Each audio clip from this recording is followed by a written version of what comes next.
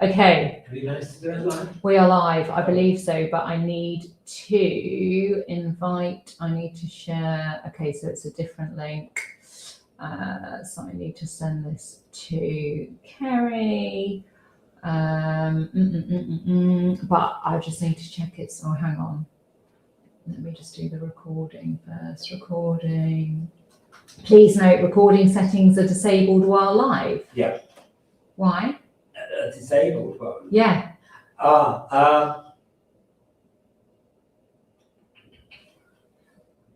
Yes, I think that's probably right, because when it's live, it automatically does the recording.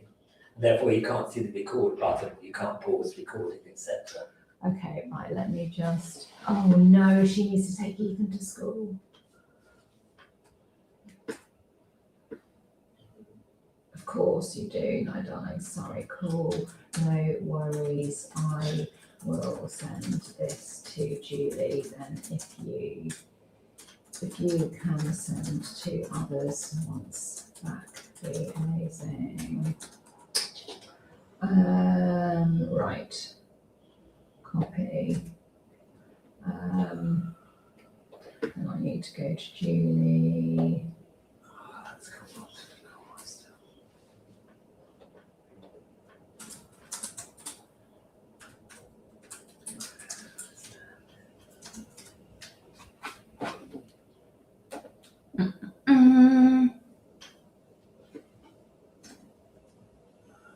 Okay, right, so now, but I need to view on YouTube.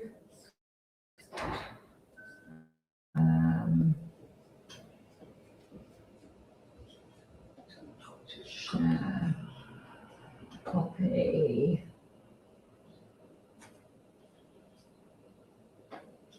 I'm just going to have to update this on my website.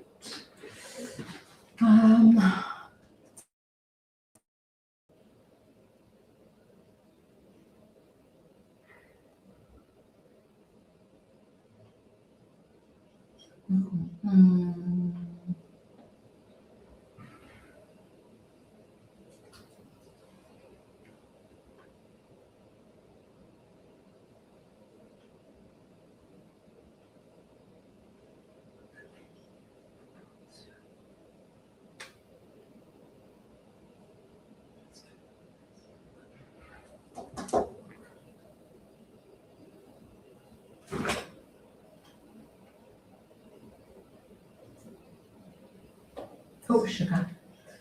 Right, don't panic. Pages. Corners. Right, let's just edit this. To schedule for today. Right, I'm updating the address on YouTube.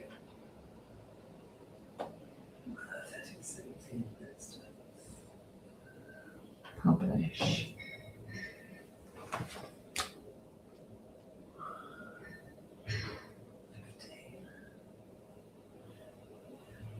Right, I'm just gonna.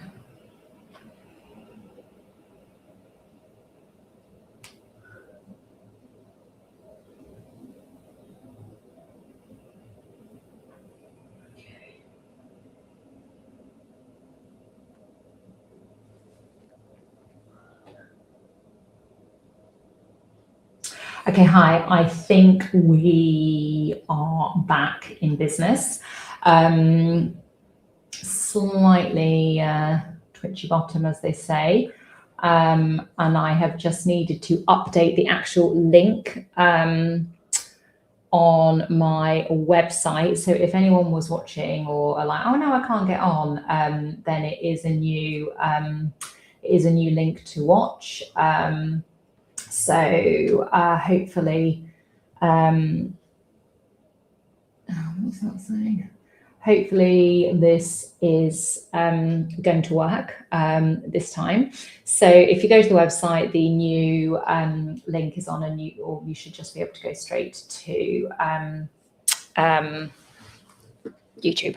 Right, wish me luck. Bye.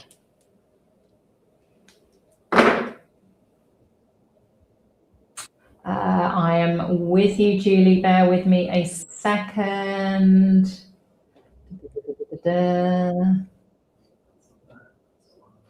Hello, Julie. Hello, how are you doing? 7 hours in. I am doing well, thank you. As you can tell, we had our first little hiccup, but we're staying calm. Oh, hang on. No, what I'm trying to play with layout so we don't get this. No, we don't just want me. Definitely not. Seen enough of my face. I might take offence if you do that. Yeah, it'd be a bit rude, wouldn't it? Okay, we might have to go with just that one for now. But that's the least of our concerns. So welcome, Julie. I am just going to check in with my friend Peter to see if we are actually back live. As they say, you know, it was sort of going a bit too smoothly, if I'm honest. So, okay, so it's still, it's not on YouTube, it's still the old hold. And I just want to make sure we've got this, Julie, so people aren't missing. Yeah, absolutely. Oh no, hang on. When I go onto YouTube, actually, I can see it. It says you are live. Can you see it as well? You can see Julie. So I think you are. So I think maybe that's just, I don't know why it's not showing. If I just have to make sure that I have, because I've had to go in and update the link on my website, you see. Well, let's, do you know what? I think let's go.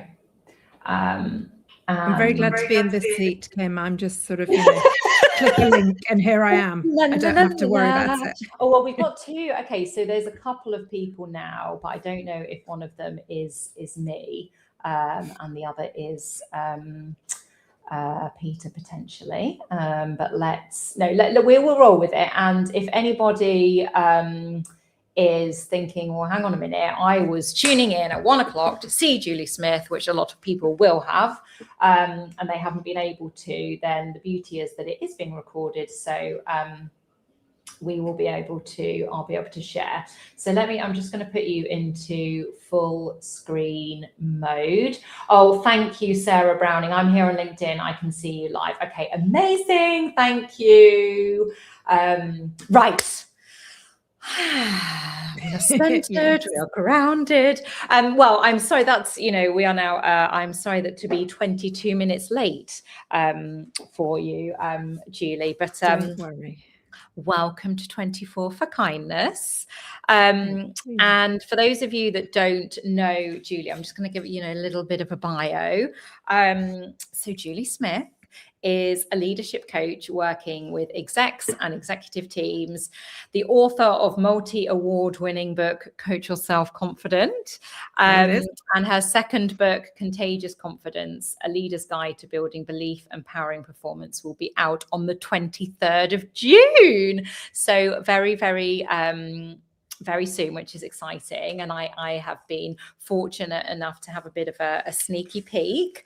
And as you know, I'm a big fan of book number one. So very excited. So I'm going to dive straight in, given that obviously we had a little bit of a hiccup start. So Julie, last time we spoke, we focused on building confidence from, I guess, the inside out. And this time you're introducing the idea of contagious confidence. So I guess what shifted and why this approach and why now? Yeah, that's a great question to start with for anyone. Why this? I'm like, okay, that's to you. Perfect start. Perfect start. Well, it's interesting when you said what's shifted. I guess in some ways, I don't think it is a shift. In some ways, I think there was always going to be a leadership book, given that what I do day in, day out, that's the territory that I'm in, as you said, with execs and with exec teams. And I think maybe similar to book one, I saw what I thought was a need. So book one, that I was seeing too many brilliant people who didn't acknowledge or own their own brilliance. And the need that I saw for this next one, book 2, was about the sense of pressure in teams. So the kind of context, meaning that so many leaders in their teams are having to deliver more, either with the same resource or with less resource, and that becomes a real challenge. Like, how do I do that without risking just kind of cracking the whip or just burning out? So risking burnout either for myself as a leader or for my team. So that's the kind of challenge I think is really current, and my answer is not to just work harder but to fuel confidence. That's the idea. Love that. And yes, it was it was actually when it was back in our we both worked at PepsiCo. That's how Julie and I first met. And I love seeing what you've done now, and with Talent Sprout, and with the book and this book, and just so much around the confidence space. So Julie, you talk about leaders being, I guess, under pressure to deliver more and more and more with the same, I guess, or fewer, let's face it, resources. And I imagine that's going to feel very real for a lot of people listening live or on the recording. So I guess where do you believe most leaders go wrong in that situation? I think it's tempting to do a number of different things that have sort of negative effects. So one is I see people kind of engage in crisis mode, but the issue is it's not actually a crisis as in a temporary situation that needs addressing and then you sort of get back to some kind of steady state. So they end up engaging crisis mode for a prolonged period of time, which is, you just imagine if you are in crisis response, adrenaline really high, extended hours, really high, really unreasonable expectations that fit in a real crisis, but not in actually just a kind of new norm. So I think that's one mistake, and it's, I guess it is a route to burnout. I think another mistake is seeing it kind of only as a productivity challenge, i.e. just need to find the answers to get more and more efficient. The team can get more and more efficient. We can cut out all of the chit chat and all of the downtime and any of that stuff, and just focus and focus on efficiency, focus on productivity. And the downside there, self-evidently, is that you kind of strip out the humanity. So might work in the short term, but in the long term, I think you're risking the sort of sense of connection, sense of loyalty that is so needed. And then I think the third thing that I see is a temptation for leaders is to take it on themselves. So to sort of protect the team, not want to be unreasonable in what you're expecting of others, but actually being incredibly unreasonable in what you expect of yourself, and just extending hours, which you can do for a period of time, but not for very long. Not for very long without a cost. I mean, actually, I coach people who think they can do it for a long time and think there's no cost, but I think I usually suspect they're just not aware of it. And I think you're right. It's that, and that word, I guess that sustainability word has come up in quite a few of the conversations, Julie. And I think you're right. And I recognise as well myself, you can, for certain periods, you can keep going, aren't you? And but actually, like you say, it's the cost either to you, to team, to the business, because you're then going to lose, people if they're not being sort of treated in that, human leadership way that you reference.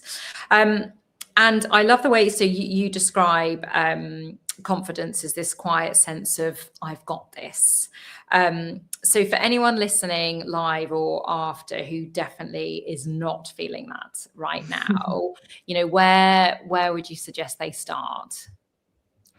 Well, I guess I'd start with self-kindness. So I do think starting with kind of just the reality that we can't expect ourselves to feel at our most confident all the time. So, you know, sort of seeing confidence as some sort of destination, and we should be there. And if we're not, there's we're kind of getting something wrong, we're not doing it right. That's unrealistic, and it's an unreasonable bar to set for yourself. So I think the first thing to say is to acknowledge that for most people, confidence ebbs and flows. There's those kind of ups and downs, and that's part of being a human being. And then I guess the second thing I'd say is that beyond acknowledging the ups and downs, maybe trying to understand some of your own ups and downs. So even as simple as kind of reflecting over the last couple of months, when have I felt at my most confident, my least confident, literally drawing a sort of a wiggly line of those ups and downs, and seeing if you can identify some themes. Because I think awareness of, well, what was it that triggered that down, or what was it that sparked a kind of an uplift in my confidence? The more that we can identify those things, more awareness that we have, we can use it purposefully, so we can kind of amplify the uplifts and maybe either minimize the downs or to come out of them quicker. Yes, and I think it's almost in that, it's sort of spotting then patterns, I guess, like you say, and actually if you can do that in a period where you're feeling okay and you're feeling quite confident, then it's something that if you're in a low ebb, you can be I was it's because I've been out 3 nights in a row and I'm knackered, or it's because I've I don't know, done a piece of work with a particular person that maybe triggers me or whatever. I really like as well what you said, Julie, about for everybody confidence ebbs and flows, and I think and as you say, because it that's just human nature, and I think it's we've shared this before, like when I was at PepsiCo and I was in my sort of early earlier career days, and you were I just was like this senior leader that oh my God, she knows everything and she was so articulate, and I 100% thought wow, A, you knew everything, and B, that you were totally confident all the time and just nailing it. And so for anyone that's watching, I think it's no matter who you are, there's and also how you appear on the outside doesn't I now know you're probably thinking, Nigel was having a field day. We'll talk about Nigel and Gertrude in a bit, and who are you to be here and no one's listening, and all of those sorts of things. So I think it's so helpful to normalize self-doubt as a human experience, and actually self-doubt's quite useful in some ways. It does kind of provide some useful function. It's not great when it gets oversized. So when we doubt ourselves without real basis, or we take a sort of small amount of self-doubt and kind of multiply it up and see it as huge. But I think kind of just really remembering that to be human means at least it's, sometimes doubting ourselves. I find that really reassuring. I mean, I remember joining it. I did a webinar. It's the biggest kind of speaking thing I've ever done, and 10,000 people signed up and 4,500 people joined. That was quite scary. But the one of the things that I really took from that was the title was something like, how to coach your self-confident, and it just showed me how many people thought that would be useful, i.e. they doubt themselves. And I think it really kind of said it is this kind of common thread for being a human, and there were people across 55 different countries. That just says it's not the fact that I doubt myself is not that that's some sort of deficit in me, or there's something wrong with me that I do that. It's what most people do. Some of us do it more often than others. Some of us have an inner critic that's a bit more vocal than others. But most people, not all, but most people have their ups and downs. Yeah, absolutely. And I think again, it talks about the human condition, as it were, doesn't it? If anyone that doesn't have some form of inner critic, maybe it's another conversation. But actually, I know it's slightly off piece, but because we talked about it, so to anyone that sort of hears or watches Nigel said about all Nigel and Gertrude, what I guess, so that came from in the book, you talk about an exercise that was really really powerful for me, and around naming your inner critic, and you talk about how yours is called Nigel, and so I named and I drew mine and Gertrude. So it would just be, tell us a little bit about that and why it helps. So I mean, the simple answer to why it helps is that it helps put some distance between what your inner critic tells you. So your inner critic is that, unhelpful little commentator in your head who kind of says, you're not being clear, Kim's glazing over, she's wondering why she invited you onto this event, etc., etc. The sorts of anti-pep talk that really doesn't help you to be at your best. And the idea of naming and potentially drawing your inner critic is just that it does put a bit of distance between their words and your sense of self. So it's kind of a reminder that you don't have to believe what they say. And just the sort of simplicity of being able to say, oh yeah, that's Nigel. Nigel's having a field day, or Gertrude's off again, can be a way to lessen, to make sure it's not painful, that you're not sort of hijacked by what your inner critic had to say. Yes, absolutely that. And people that sort of follow me or in my sort of kindness Chronicles community, I talk quite a lot about Gertrude, and whenever I've met, I've so obviously there's Nigel, but I've met Brenda, and I've met I think Claude. I met like quite a few people. I've got mine's whatever, Deirdre, and no offense to anyone that is called any of these names, and I don't even know where Gertrude really came from, but no, indeed. And embarrassingly, I know quite a few Nigels, and some of whom I hold in very, very high esteem. There's a Nigel that I think both of us are thinking it from. Indeed. You're like, oh, sorry. He's like, I mean, he's really kindly endorsed my second book, and he's brilliant. And it's slightly embarrassing that it didn't occur to me to do a sort of sense check of. I didn't realize I needed to. It was going to take off so much. I need to rebrand Nigel. So one of the ideas, and again, you talk about, in the upcoming book is sort of collective confidence, or that we've got this. So, how does a leader actually build that in a team in real life rather than in theory? Yeah, well, I mean, I love the premise of the question, in real life rather than in theory, because that's where it counts, right? That's where it matters. Exactly. Yeah. So, and I think it's, there is this distinction between individual confidence and collective confidence. So you could have a team of individuals who, each have pretty high level of self-trust, but there's something missing in the collective, that they don't have the shared sense of, we've got this, we're in it together, we trust each other, that we've got the capabilities that we need, that we've got the right intent, et cetera, et cetera. So I do think it's a particular ingredient for performance that leaders need to pay attention to. I guess, I mean, there's a lot in the book. The kind of third part of the book, probably the chunkiest bit, is about building collective confidence. So if I just pick a couple of things by way of illustration, I think there's a piece about a leader really actively cultivating the skill of collaboration within the team, and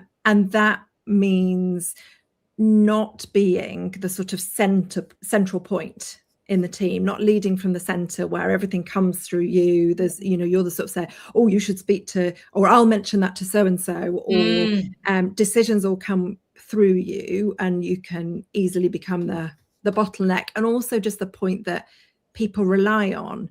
And what's what you risk is, even if the team's performing well, that might not be sustainable if you step out and go to another role, because you're so important, so central in that team. So some of the things to cultivate, really strong and confident collaboration, there's the sort of hardware bit of clear accountabilities, not clear and distinct accountabilities, clear priorities. And then there's some of the softer stuff about how are we going to work together, kind of a set of working agreements that we can then hold each other to account to. There's paying attention to relationships and paying attention to, actually, there will be ruptures, there will be disagreements, there will be friction, it's inevitable. How do you support a team how do you support team members to repair after a rupture in relationship, without either being the person who kind of sweeps in and rescues and tries to smooth it all over and make it okay, or sort of steps back completely and goes, well, stop acting like children, sort your playground antics out. But does that in a way that builds the ability within the team to get through those tough moments in relationships and come through the other side of a small rupture.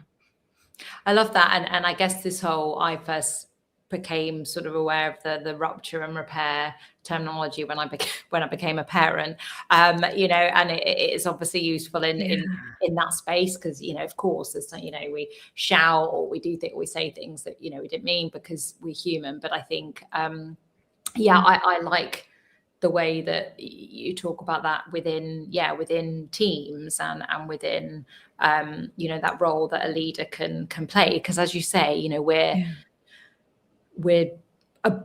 if you think particularly the workplace, you're a bunch of human beings that have been thrown together because you've got some, you work in the same function, might have some similar skills, and you all come on the same manager. In no world are you going to all just agree on everything. And actually it's then about that I guess that constructive conflict and the repair, and but also I think what you say there, Julie, about not being almost the leader, not being the central piece as what as well, that I guess back in perhaps more sort of traditional leadership tied it was where they were the oracle and everything. But as you say, that's not only not doing that leader any favors, because they haven't got any time and they're here, there and everywhere, but it's completely not empowering others. It's also, as you say, if you suddenly get struck down with a case of, I don't know, the measles or something, then how are things going to continue without you? So it's stunting the growth of the team, really, because you are they don't need to develop some of the skills of collaboration, because you're sort of doing it for them. You're being the kind of central messenger or the diplomat or the all of that, or the connector in chief. And that just means that the team members don't get the practice in building the skills, because there are real skills in collaborating well. And you've got to give people a chance to develop them. Yes, and to fail along the way and know that that's okay. And then you say it's about, okay, how do we repair that and learn from it, rather than sort of the blame. So I guess my next question, Julie, so the idea of confidence being contagious is powerful, but also, I guess, slightly scary, because it means that I guess sort of doubt and stress are contagious too. So what should leaders be paying attention to in terms of themselves?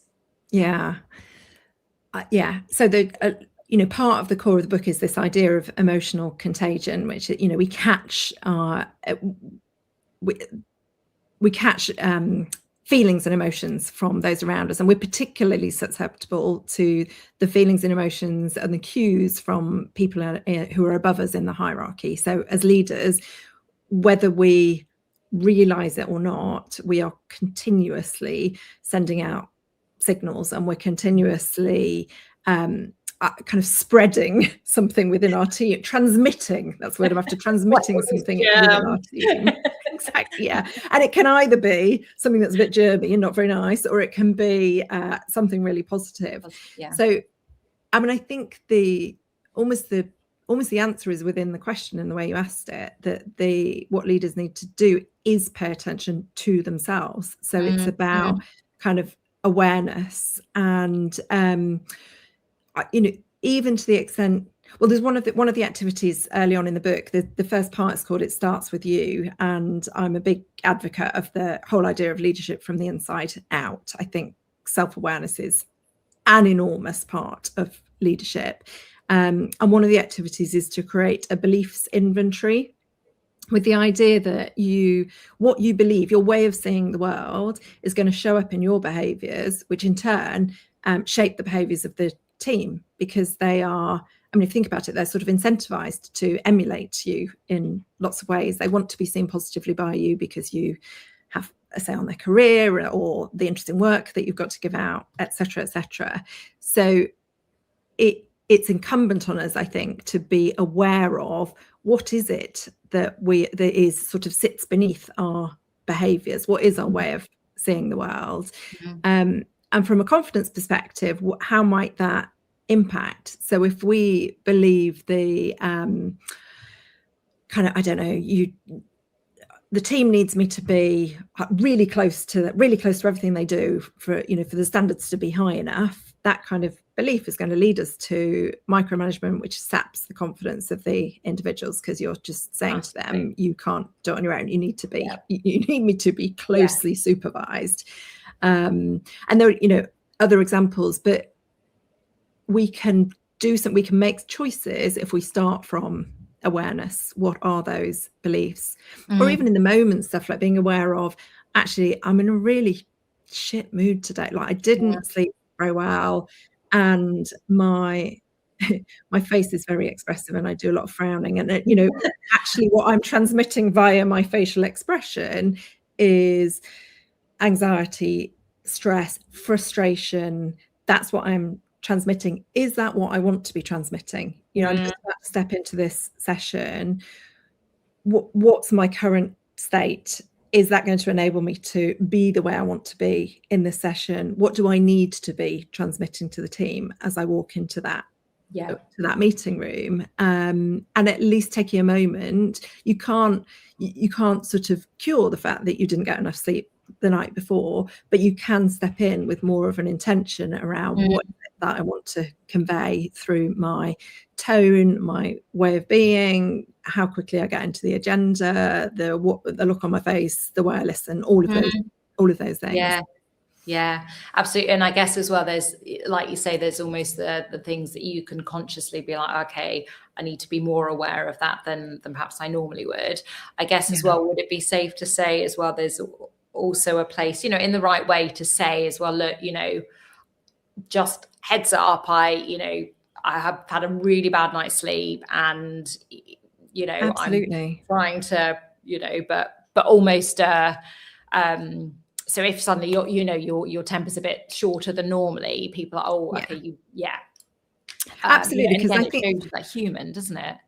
Completely. It shows you're human, and that in turn gives permission for everyone else to be human, which is kind of good job really, because we probably don't have a lot of alternative, but it gives it makes it easier to turn up as ourselves. And what you described there is very different from kind of, I didn't get much sleep, I'm in a bad mood, so you've just got to put up with it. It's kind of just, it's saying, don't read into the fact that I might be a bit grumpy today. Or I might be looking a bit glum. Like, without any kind of explanation, the risk is that team members are creating those stories in their heads about what's going on and why Julie's looking glum and acting grumpy. She must be upset with me. Yeah, which didn't like that proposal that I've sent, or exactly. It's like, I shouldn't have said that thing in our one-to-one yesterday. And we can fill that void, can't we, with our own noises. And I would love, actually, we have got time. But so you reference and you've talked about this emotional contagion and even things like, I know I'm sort of calling on like the more negative things, but like the bad apple effect. Yeah. And you've sort of, there's obviously anonymous personified individuals, and there's you talk about a Nick, in your team that maybe is one of those that I guess have all of the contagious negative sides. So whether it's being grumpy, whether it's being drainer, whether it's, all of those sorts of things. If anyone's thinking they've got anyone in their team sort of like that, and I know I probably sort of haven't given enough context there, but what can they do? So just to say a little bit about the bad apple thing. It was an experiment, a psychology experiment, and there were groups of people with a shared task, and one of the people was an actor, and that was Nick, and he was briefed to either be the downer or the slacker. And I'll leave you to imagine, what that meant him doing. But literally, the downer they'd go in, the researchers would watch, but within about 10 minutes, he got his head on the table in front of him. And the researcher, that what they expected was that people would not tolerate it, would be like call him out on his behaviour. That happened really rarely. What happened most of the time was that people emulated his behavior. So more people would end up with their head on the desk, or it was this example of the contagion. That the sort of message was, oh, okay, so what we're doing here, we don't need to work hard on this. We're slackers now, are we? All right, okay, I can do that. And as you rightly say, there might be, that's an experiment, but you might have in your team somebody who has a similar effect. And you might also have one of those amazing balls of energy and positivity and can do, who does whose attitude is contagious with a very positive best way. Yeah.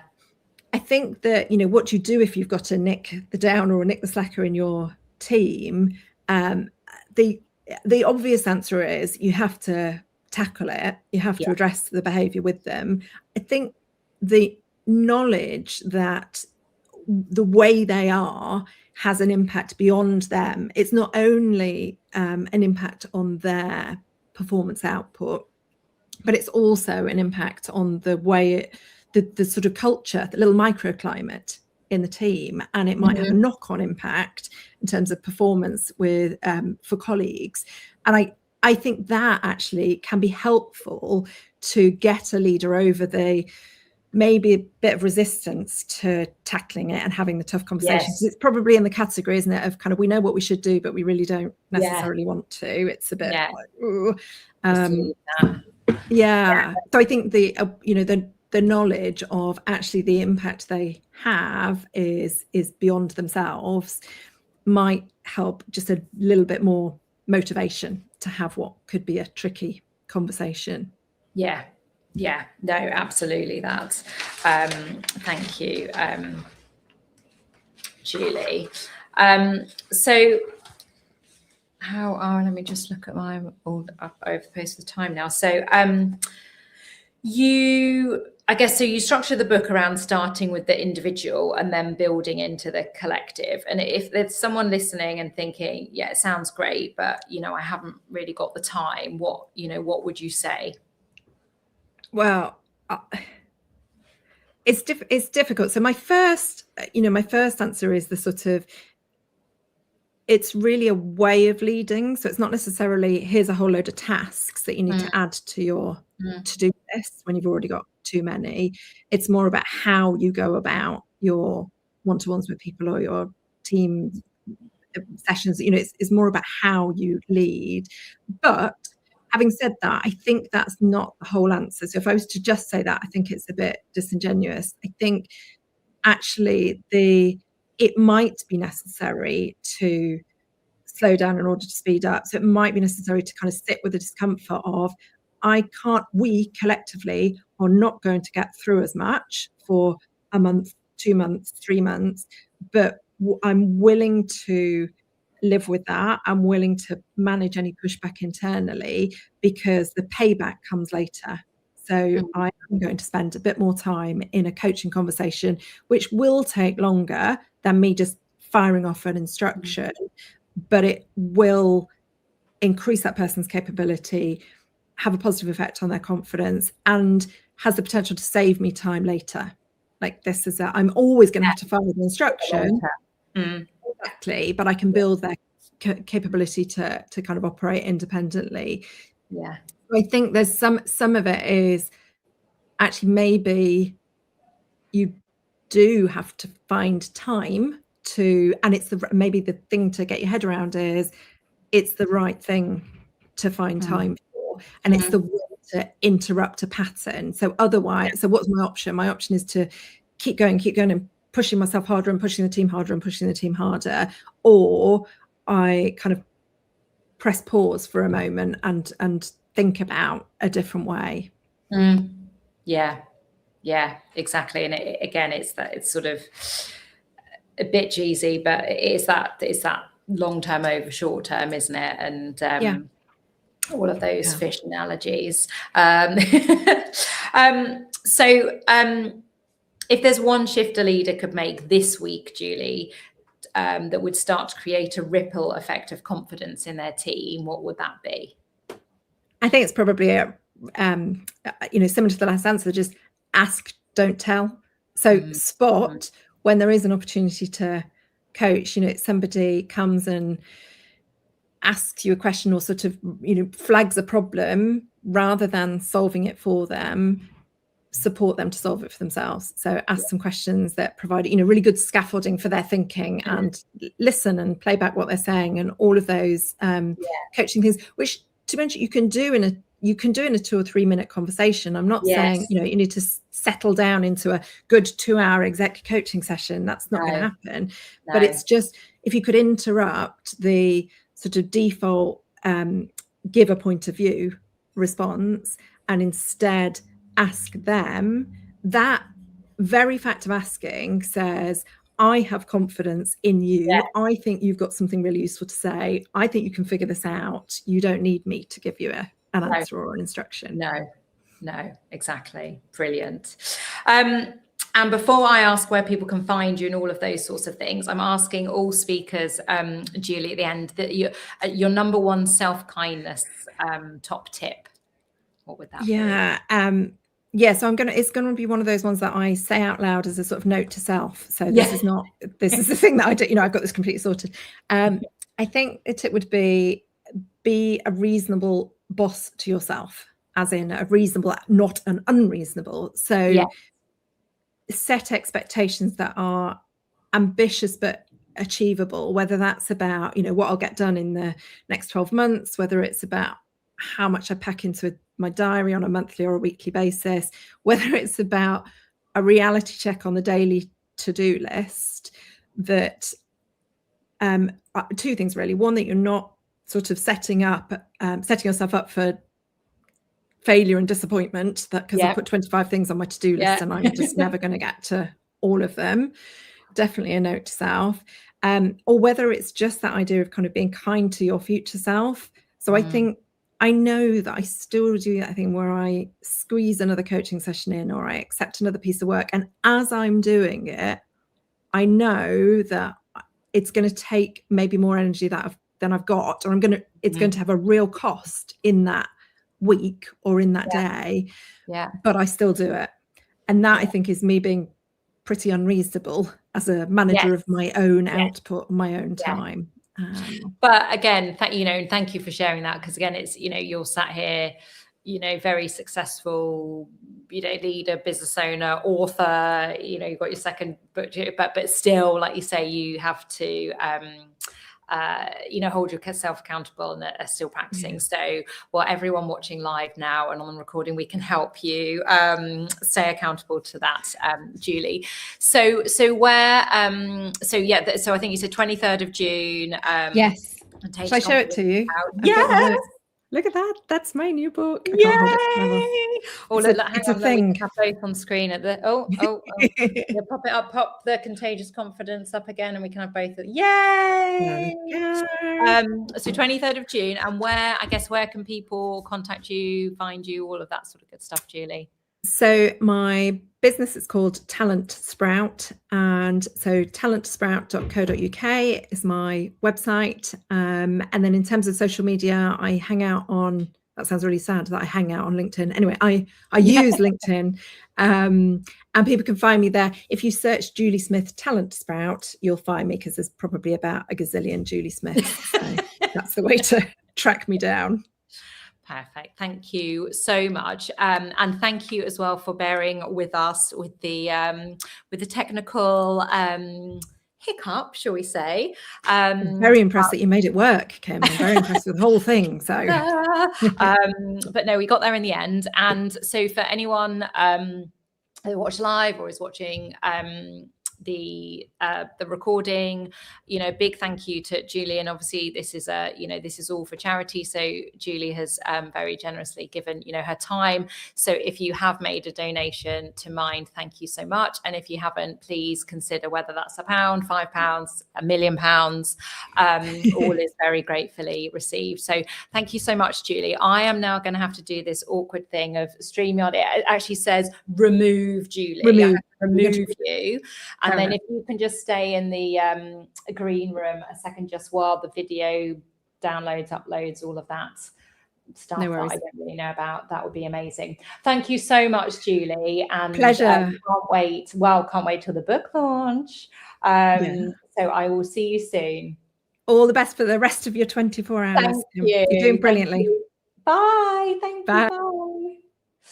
Okay, so that was the amazing Julie. Now it is 2:00 on the nose, and we're going to be having our next speaker due. But in terms of self-kindness, actually, I've just got to send her a new link. This new one, I could have put something on in the background so you don't have to look at my face doing this, but there we go. New link. Sorry, right. I'm going to send that. So we have got Gifty joining us. Gifty Enright, which I don't think there's any person I'm not excited about speaking with. Otherwise, you could be like, well, why did you ask them? So I am waiting for Gifty to come on, and I am just going to give myself a quick breather. So I will be back.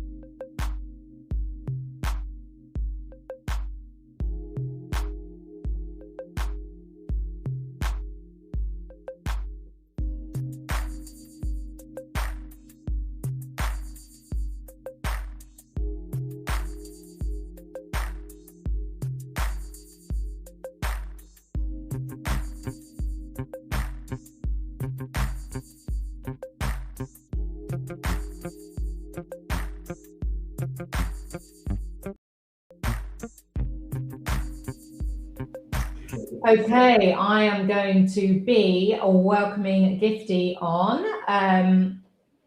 Let me just take that off. Okay, so there's me, and let's bring on Gifty to the stage. Hello, Gifty. Hello, hello, hello. How are you? Very well, thank you.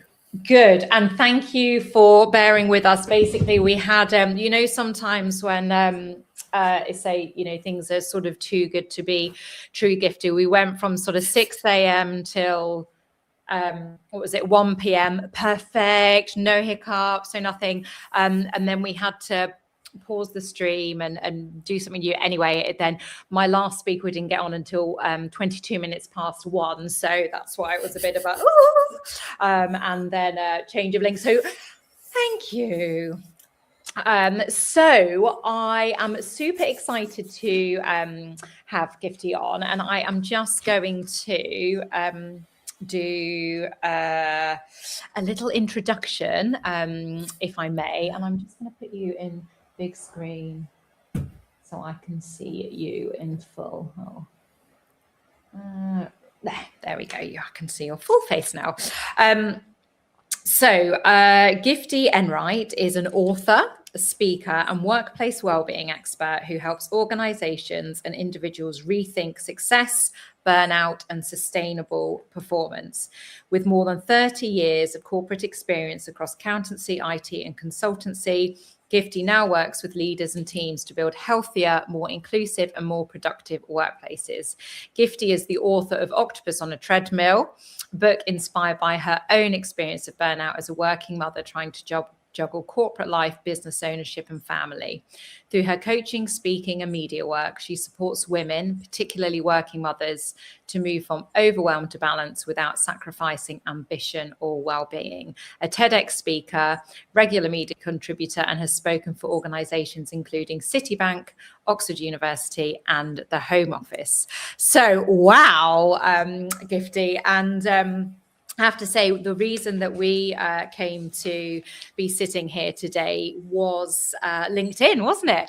We connected on the wonderful world of LinkedIn, and then I read your book. And of all the books I've got here, I don't have yours with me because I lent it to my friend Emily. So Emily, if you're listening, nice. Emily lives in Amsterdam. No, I know. Well, she'd stayed over at our house, and she was like, I hope you don't mind. I started reading this book, and I was like, yeah, it's amazing. So anyway, it's for a good reason. And I asked if you would, we had a virtual coffee, didn't we? And then I asked if you would do a LinkedIn Live with me, and we just said, well, yes. And I'm saying yes because I really like bold women. So yes. And then, we've met a couple of occasions, things at various different events. And then actually the first question is around it. You've got an event coming up this week that I am delighted to be invited to and very, very excited about. So welcome. Thank you for kindness, and particularly I know that when you're organizing your own, event and things, it's you can think like, oh, it's fine at the third, but actually, all of the things take time. And I liked your recent LinkedIn post about, even the food, and it's all got a purpose. Well, actually, we always seem to bond over food analogies. Food, yes. So Gifty, something I've noticed, really noticed about you is I guess the rooms that you're creating, and you do it so well through LinkedIn, through podcasts, speaking events, and your event upcoming, which is titled a Beyond International Women's Day event, which we are going to dive more into later. But right now, what are you seeing happens differently when you get the right people in the right room having the conversations? I think when you get the right people in the right room, you create psychological safety, which means the people can exhale. Do you know? And then those conversations that perhaps happen in the loo suddenly move from the loo into the proper place where somebody can do something about it. Do you know? Because otherwise it's just people just, whinging in the loo and then nothing ever gets done, right? But now it's like, let's move it out of there. Let's bring it here where the power players are, who are most of the time completely oblivious to those conversations.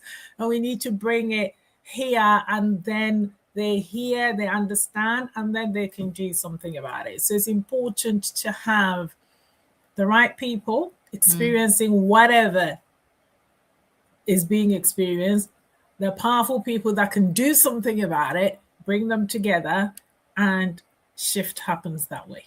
Yeah, love that. And, the less time spent in the loo, the better. Unless it's one of those fancy, like, when you go into some places and you're like, oh, it's really nice soap and hand cream, and, you're like taking selfies in the toilet. Maybe that's just me, not in the actual toilet. Anyway. So Gifty, you work with some of the most, senior leaders, as well as obviously being one yourself. Is there anything you typically see or hear in those rooms that might surprise people about women at that, really senior level? Yeah, so I think people think that, particularly for women, that, the senior women don't feel, and that they've got it all sussed and they're all, on top of everything and they don't have any issues, right? And if anything, if you haven't done the work on yourself and you get promoted, your issues get bigger, right? Because suddenly it's more visibility, and now if you mess up, more people will see you. So the pressure is more. So, and that's what I think people find surprising, in terms of senior leaders and women, that they're human and they're feeling the pressure just like everybody else. And if they've done their training very well, then they have better coping mechanisms, right? Otherwise, the pressure is higher. I was speaking to a woman last week who was surprised that, some women in leadership, she hadn't found them supportive. And obviously this is a thing, it happens, right? There's a queen bee syndrome and all that. But these women, a lot of the time, they've had to fight tooth and nail and sharp elbow their way up there. So when they get there, some of them feel they can't afford to be nice. And that they'll be seen as weak. And so they end up acting worse than the men. And also they're still up there fighting for survival. Yeah. And when other women are coming up, they're expecting this maternal thing from those women up there. They're not expected from the men. If the men can treat them any old how, and that's okay. But from the women at the top, they expect this maternal, oh, come here, I'll take you under my wing. And so when they don't get that, they don't cut these senior women any slack, because they think, oh, God, you're a woman, you're supposed to, whatever. But no, these women are just fighting for survival, And, the fact that they've gone up there doesn't necessarily mean that they're confident or whatever. So they also need to do the work and have the tools to be able to cope with bigger pressure. So that is what I think people find surprising about women in leadership, but not just women, people in leadership in general as well. But the men face different expectations. Yeah. And I guess hopefully it's that hopefully that tide is changing on, and like you say, the queen bee sort of, syndrome, and actually, the most powerful conversations really are when, and things shifting when, whether, female, male, are supporting and, each other and sort of the power of the collective. But I guess if you've come from that space of, like you say, having to elbow and cutthroat, then there can be, it's, yes. So Gifty, so from the outside, there's a lot of women are doing incredibly, well. So what do you think it's really costing women to sustain that level of success right now? Their health. That's what's costing them. Because society rewards over-functioning. And so these women have to perform out of their minds and out of their body, right? To even be considered half as good as the men at the same level. And on top of that, they have other demands on them that the men don't have. So they're doing the family thing, and the kids, the in-laws, the parents, the pet, the whole thing. And so you can't, it's just against the laws of physics. You cannot do all those things without dropping some balls somewhere along the line. And a lot of the time, the ball we choose to drop is our health, because we think, oh, it's only me and I haven't slept in 10 days and it doesn't matter. And I'm stressed out. I'm losing my hair, but it's okay. The kids are fine. They look shiny. Their shoes are polished.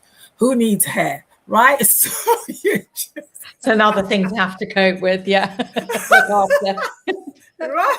So you're there with your bald patches, and the kids are just fine, and partners just fine, dogs are groomed, and you're just knocking it out of the park at work.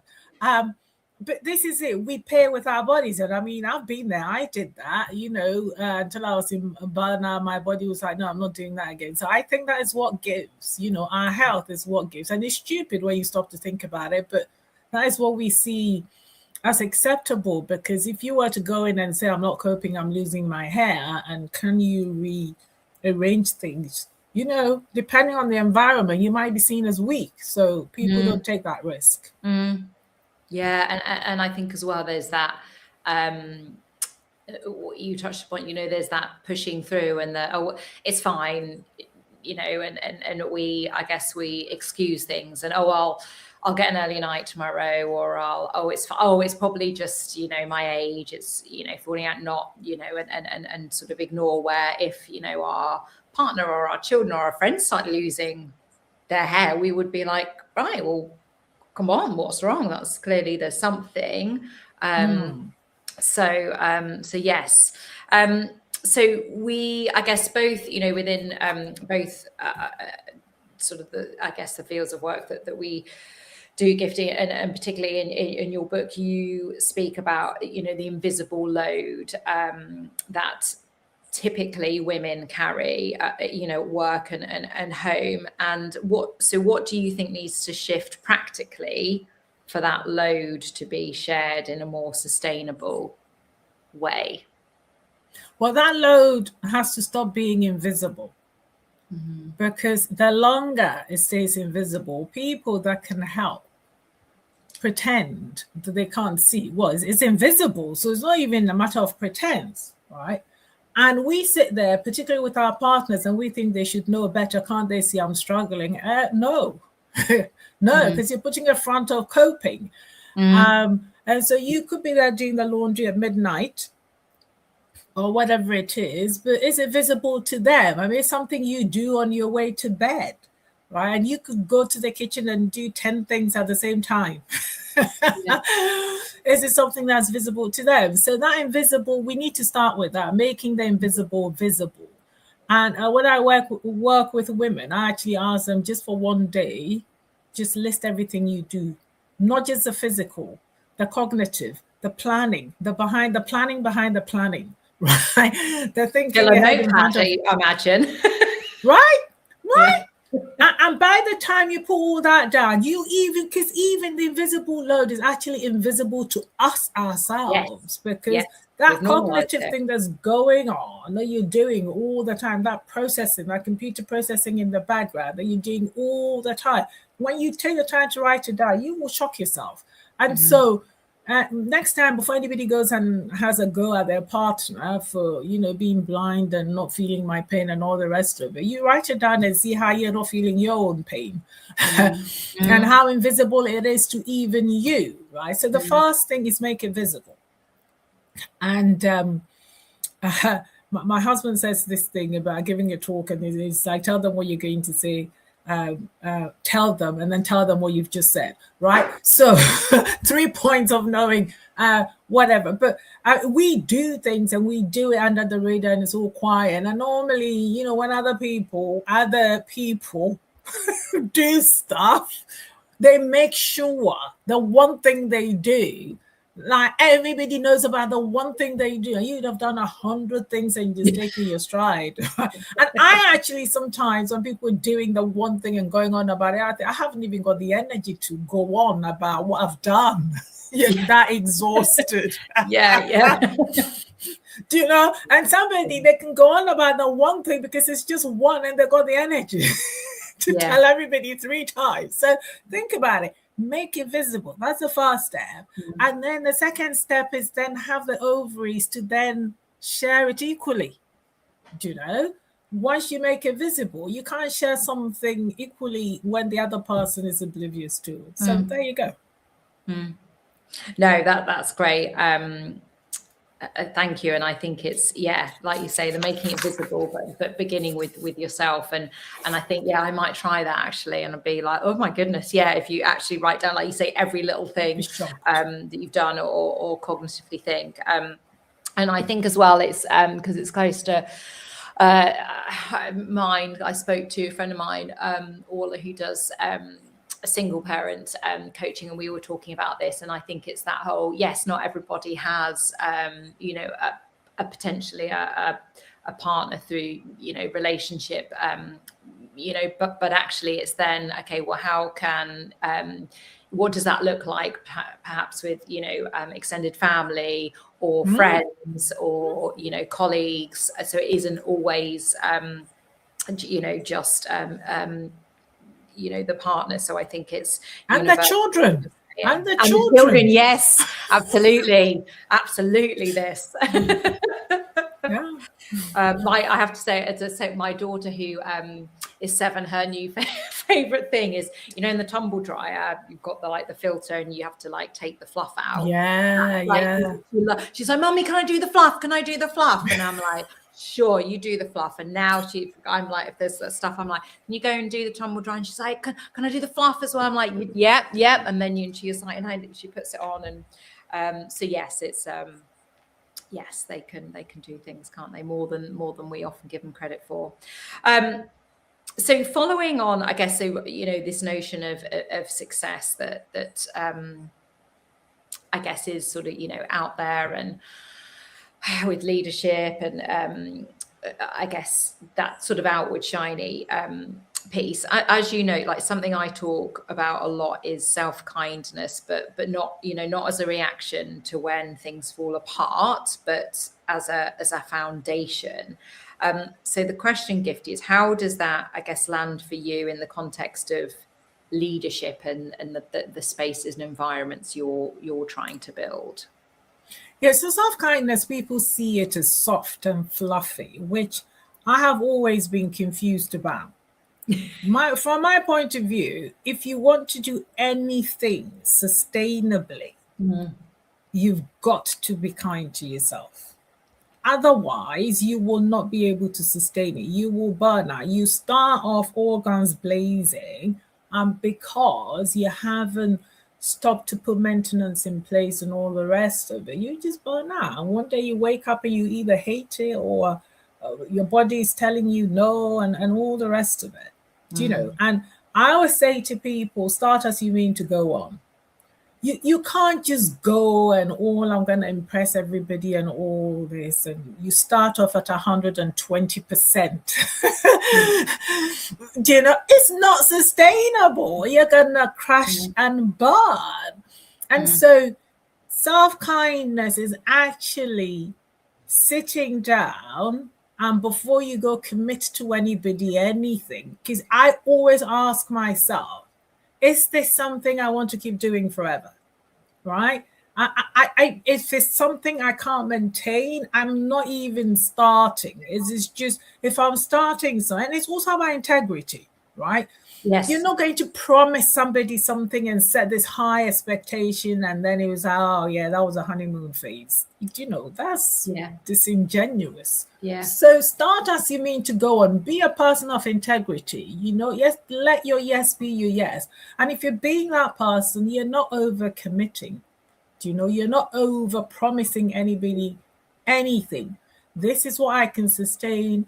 This is what I can do. You can always increase it if you want, but do not go in there and be doing 120% and then next thing you want to drop to 100, and they're looking at you like, why are you slacking off?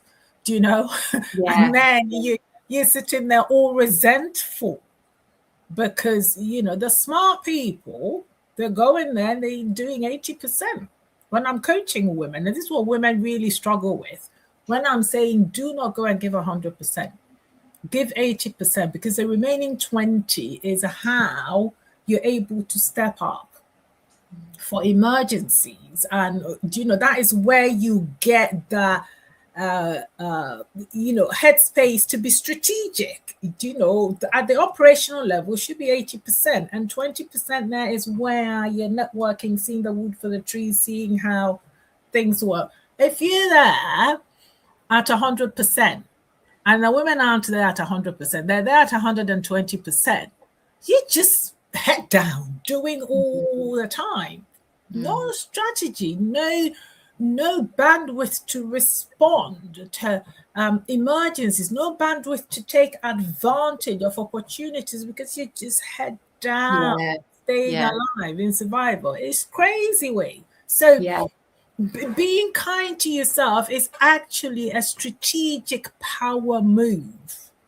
And if people saw it like that, they would see that there's nothing soft and fluffy about it.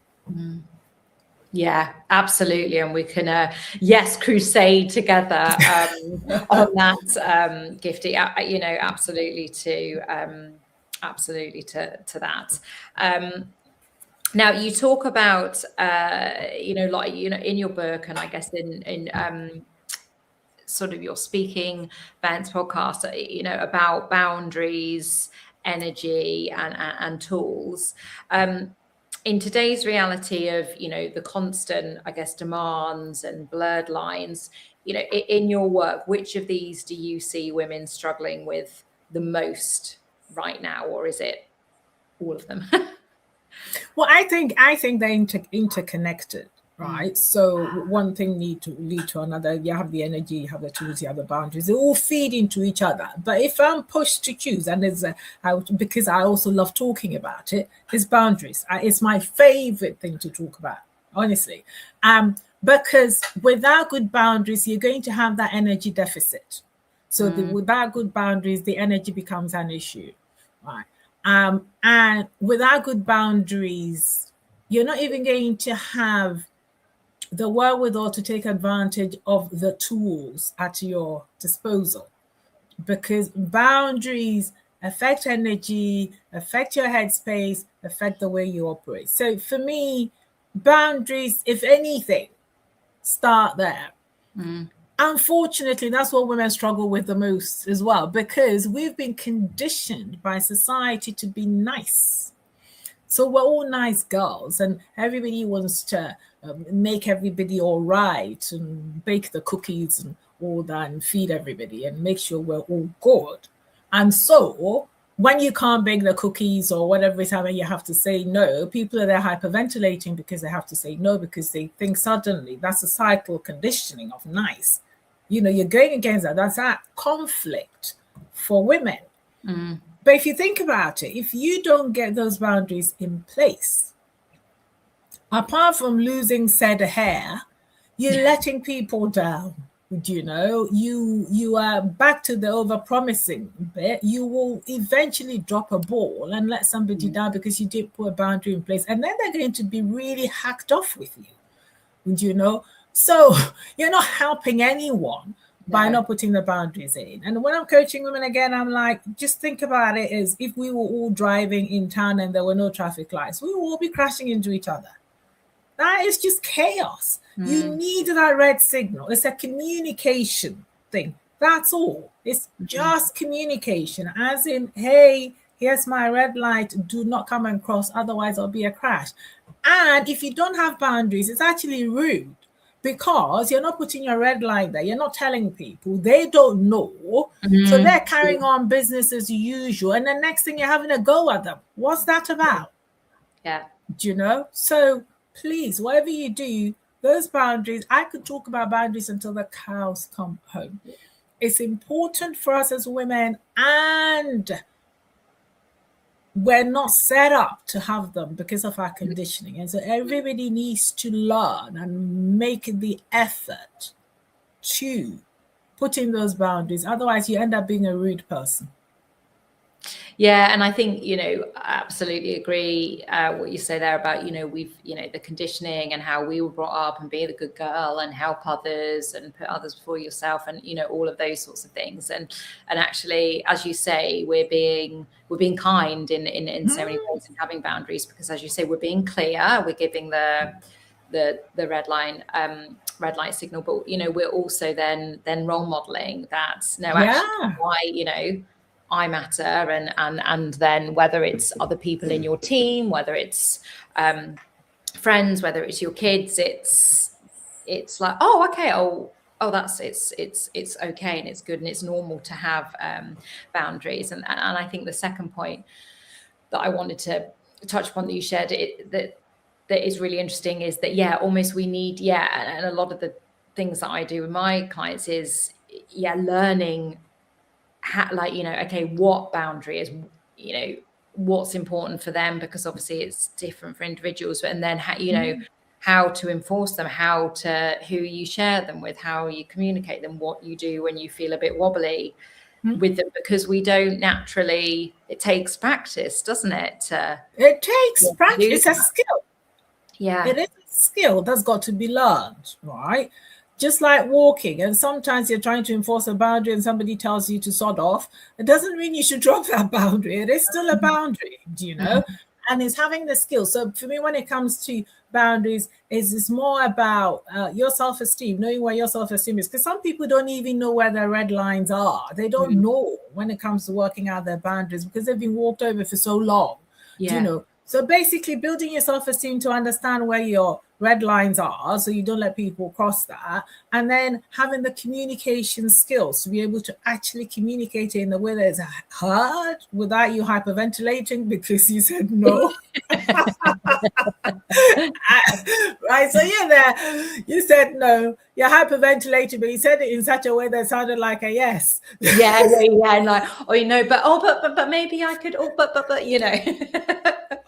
And so they don't know that it's a hard no, and then they're still pushing through, and the next thing you resent them, and it's costing you your relationship, right? Because you think that person is whatever, so and so. They're not. You just did not communicate your boundary clearly to them. So many things at stake if you don't deal with the boundary issue. Absolutely. As you said, we could probably both talk to about boundaries till the cows come home.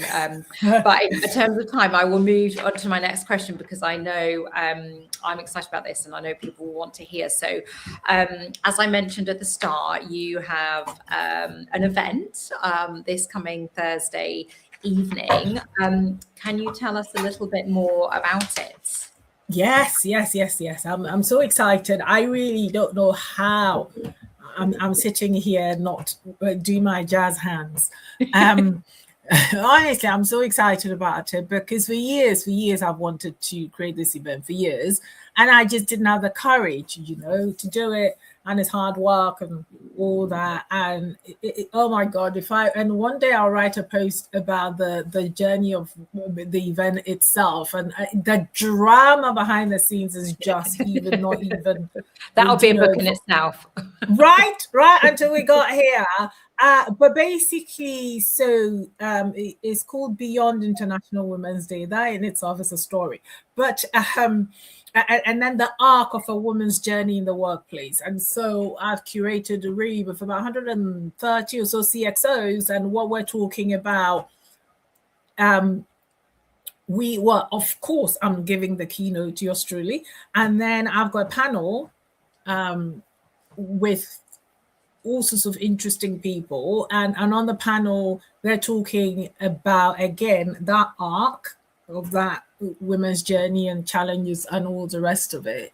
And so the panel is moderated by Sally Bundock, who's a BBC chief presenter, and I got all sorts of clever people from Oxford University and London School of Economics, and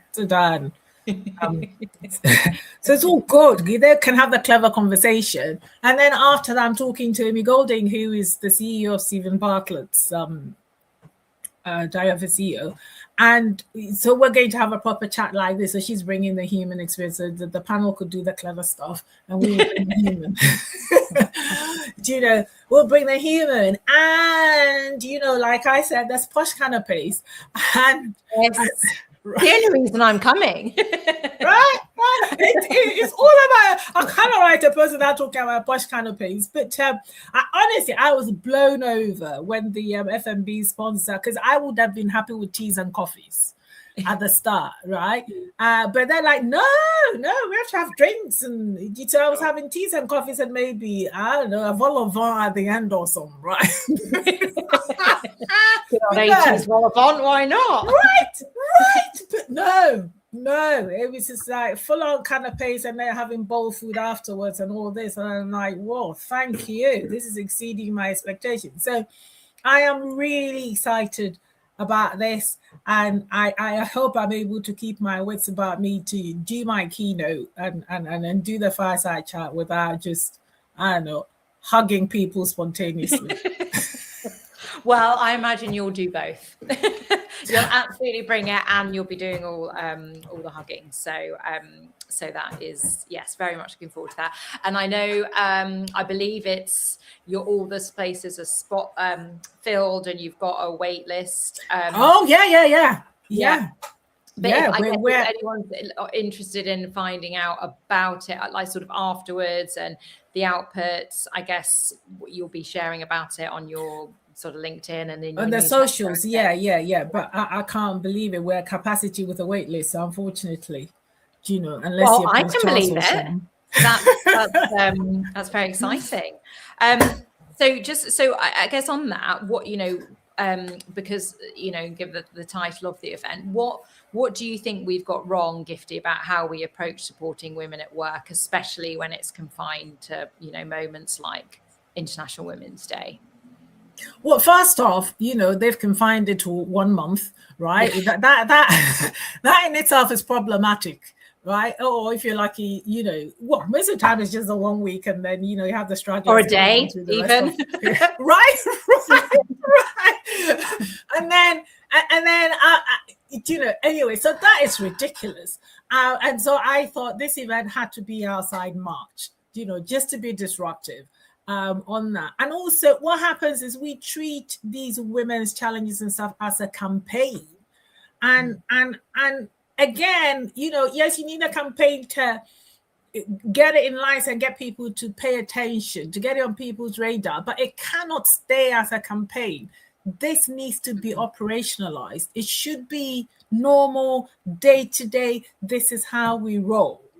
You know, and that's what we've got wrong. You know, it's been 1 day and a campaign. So let's make it all year, operationalize it.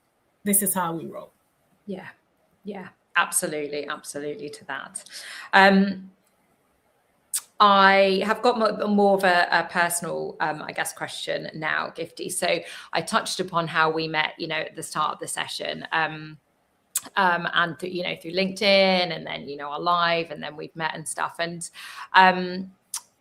I really, I guess, value how our relationship has sort of grown since then. And I want to recall a specific time about 6 months ago, after we'd seen each other at an event that we were both speaking at. You remember Tracy's Level Up Live, and you reached out after and offered to support me at a time I probably didn't even maybe know how much I really needed it. So I guess what made you compelled you to do that?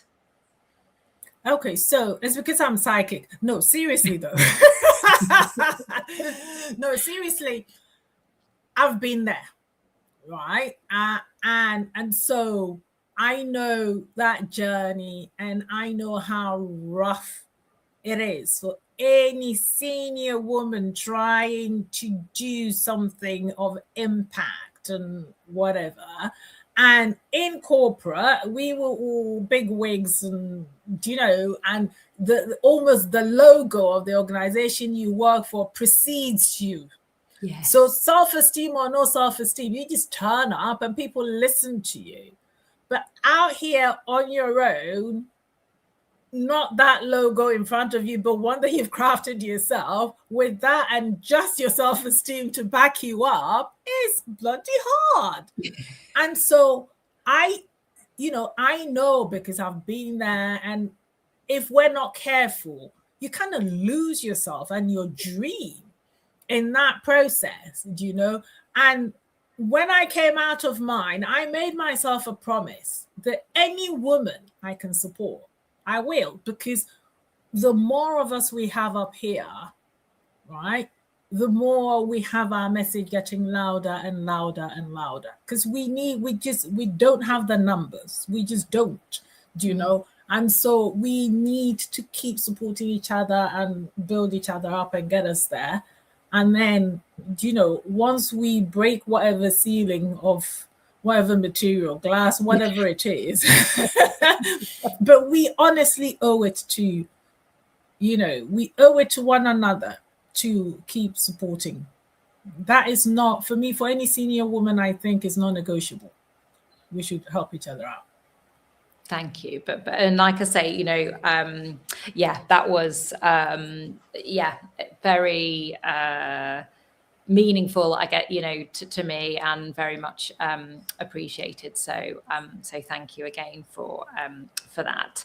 So before we begin to talk about what, where people can find you and follow up, etc., I've been asking all speakers this final question, Gifty, which would be, what is your number one self-kindness top tip? Doing more of what you love. Honestly, doing more of what you love. And people don't even know that. They don't even know what they love anymore. I remember when my kids were young, and at one point I said to my son, oh my God, I've forgotten how to play. And he's like, Mom, we'll show you how to play. Because everything was so serious. It's just so serious. And there's a survival. You're doing this, a lot on your plate, and you wake up and the next day you survive again, with your to-do list. And then the next day, more to-do list and survive again. Jesus Christ, where are you in all that? Yeah. So it's finding out what you enjoy, that playfulness, and just leaning more into the play. Yeah. Brilliant. Thank you. And you took my self-kindness matrix, didn't you? I don't know if I have your results here, but what, if anything, did that bring up for you in terms of your own relationship, Gifty, with self-kindness? That I'm slacking. Okay, good. It gave you a bit of an accountability boost then. Yes, I was slacking, and that I could do better. And for me, a lot of the things, because, when I went through my burnout crisis and everything, structurally, I got lots of things in place. That's how I operate anyway. Take the time out, walk in the woods, blah, blah, blah. I've made those structural changes, because I know who I am. I know what works for me. I have to be in nature. It regulates me, blah, blah, blah. So I've structured my life that way anyway. But apart from the structural stuff, I suppose this is the soft stuff of floating in between. And that's what I'm slacking on, as in taking a moment a day or something just to check in with yourself. And so those soft ones I need to do more of. But in terms of the hard structural things to support you, my life is built that way anyway. So you've got more of those macro things, and it's more of the sort of the micro and the MIDI. And yeah. Okay, well, we can check back in again in a few weeks' time, and I think as well you're in that sort of crunch point as well, aren't you? In as you're coming up to the event. So, well, before I thank you properly. Where can people that are watching live or on the recording after, how can they get in touch, find out more about you, Gifty? Yeah, giftyonright.com. Everything about me is there. And my social media platform where I'm most active is LinkedIn. Yeah, and brilliant stuff on LinkedIn. And you're like, yeah, very, very active, but always makes me giggle as well. Yes. So, well, thank you so much, Gifty, for joining 24 for Kindness. And as I've shared with all my speakers are, very generously giving up their time to be here to share their, experience, their tips, their stories. So you'll agree with me that this has been another powerful session. So if you have made a donation to Mind, thank you. And if you haven't yet and are able to, then I would urge you to do that. The QR code will be up in the break, but it's also all over the website or on my socials. And so a huge thank you, Gifty. Is there anything else that you want to share or comment on before we wrap up? Well, thanks for inviting me. I've had a blast. So, and well done for doing this. Well done. Very proud of you for doing that. Oh, thank you. Well, I am really I'll definitely be coming in with a big hug on Thursday. So I'm very much looking forward to it. I'll make sure I get some sleep before then. Otherwise, by then I might be a little bit delirious. Hang on, I've just changed my screen and I can't see you properly now. Thank you so much, Gifty. I am going to, I'm getting bored with saying the same phrases. So anyone that's listening to this whole thing will be as well. But StreamYard does this thing. You'll probably see I have to it says remove Gifty. So I need to remove you. You'll go back into the green room. And if Kerry will be there, if you can just stay there for a couple of moments while the videos processes and all of that sort of stuff. Thank you so much. And I will see you on Thursday. Thank you. Bye-bye. Bye. Okay, isn't she awesome? Right, what are we going to put on now? Do you know what? I'm going to play a little clip.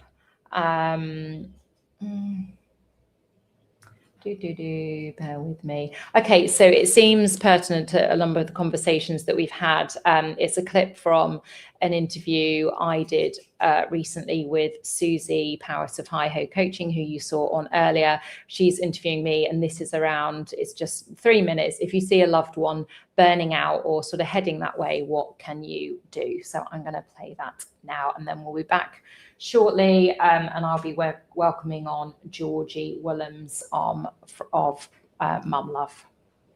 If you spot a friend, a loved one, family member who you think is burnt out or is burning out, what can you do? What can you say? How can you spot that? I know it can be tough because we don't, as humans, we don't want to upset people. We also grew up in I grew up in a generation, mind your own business. But actually, I think the number one thing that you can do is call it. Yeah. And, whether that is with the individual directly, taking them aside, asking them for a coffee, not taking no for an answer, or whether it's because in some instances I would say it may not be met with I guess much desire to do, and I'm too busy and all, mind your own business. So okay, well, does that individual, do they have a partner? Are there other friends that you can, talk to say, look, I'm worried about Susie. But I would say with ourselves, it's awareness is key. And I remember when I was in the depths, my husband saying to me, Kim, you need to resign. And I was like, no, it's fine. And I did have an exit strategy. Pardon? That'll show weakness. Well, and also but it was like, I was so in it. I'm like, well, how are we going to pay the mortgage? And, I can't not have a job and I can't just resign that. And also I was too consumed with as if I haven't even got time to resign because I've got, and so I think, you know, and again, I probably, you know, well, I wasn't giving them the time of day. I was, you know, and I was withdrawing from friends. I didn't, you know, I wasn't finding any joy, you know, in anything. It would come to the weekend and like, you know, the kids were a bit younger then and like, oh, mummy, will you play with me? Like, no, like too, you know, too tired. And so I think it's almost don't, I'm not saying that anybody would, but don't give up. So call it, try and do it with them directly. If not, okay, who else can, you know, can you maybe chat with about sort of getting it in? And also know that it isn't personal and that individual does need support. Now, it may be, you know, you point them towards some, you know, it may be that they need to perhaps talk to someone, you know, professional. You might, you know, suggest they go and see their GP, or at least check out Mind, or just, you know, invite them out for a walk. But it's, particularly if they're withdrawing, it's not because they don't want to see you. It's they're beginning to drown and aren't aware. Oh, I'm back. I was just putting a story on about this, the new link on my Instagram. Okay, so we've still got, oh, look at that, I've got a 9-minute break. Amazing. So I am just going to share the QR code. So if you haven't already, let's get those donations coming in.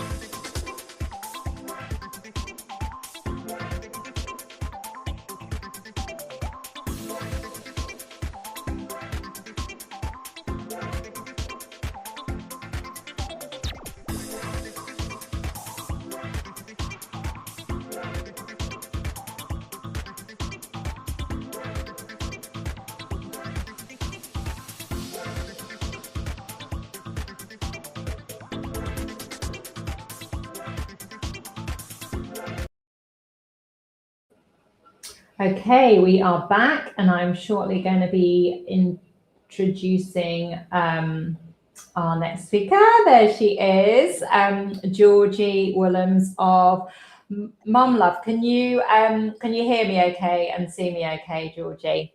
Yeah, I can. Can you hear me okay? Yes, perfect. Okay, that must just put us on full screen. Welcome to 24 for Kindness, and brilliant to have you here. I've got a little intro here, so I'm just going to read that out, and then we can kick in with sort of the questions. So Georgie is the founder of Mum Love, a foundation shining a light on the often overlooked issue of maternal identity loss. After experiencing her own sense of feeling lost in motherhood, she became passionate about helping other women navigate the emotional and professional shifts that can follow childbirth. Through Mum Love, Georgie is working to ensure no mother feels unseen, unsupported, or alone. So welcome, Georgie, and I've got a bit of a goosebumps reading that there. So tell us then. So I guess that that moment behind Mum Love, and I know from we've only had I think one conversation before, haven't we? But through reading about your story and things on your website, you've spoken really honestly about feeling lost, not depressed, but confused about who you were. So can you take us back to that time, and what did that actually sort of feel like day to day?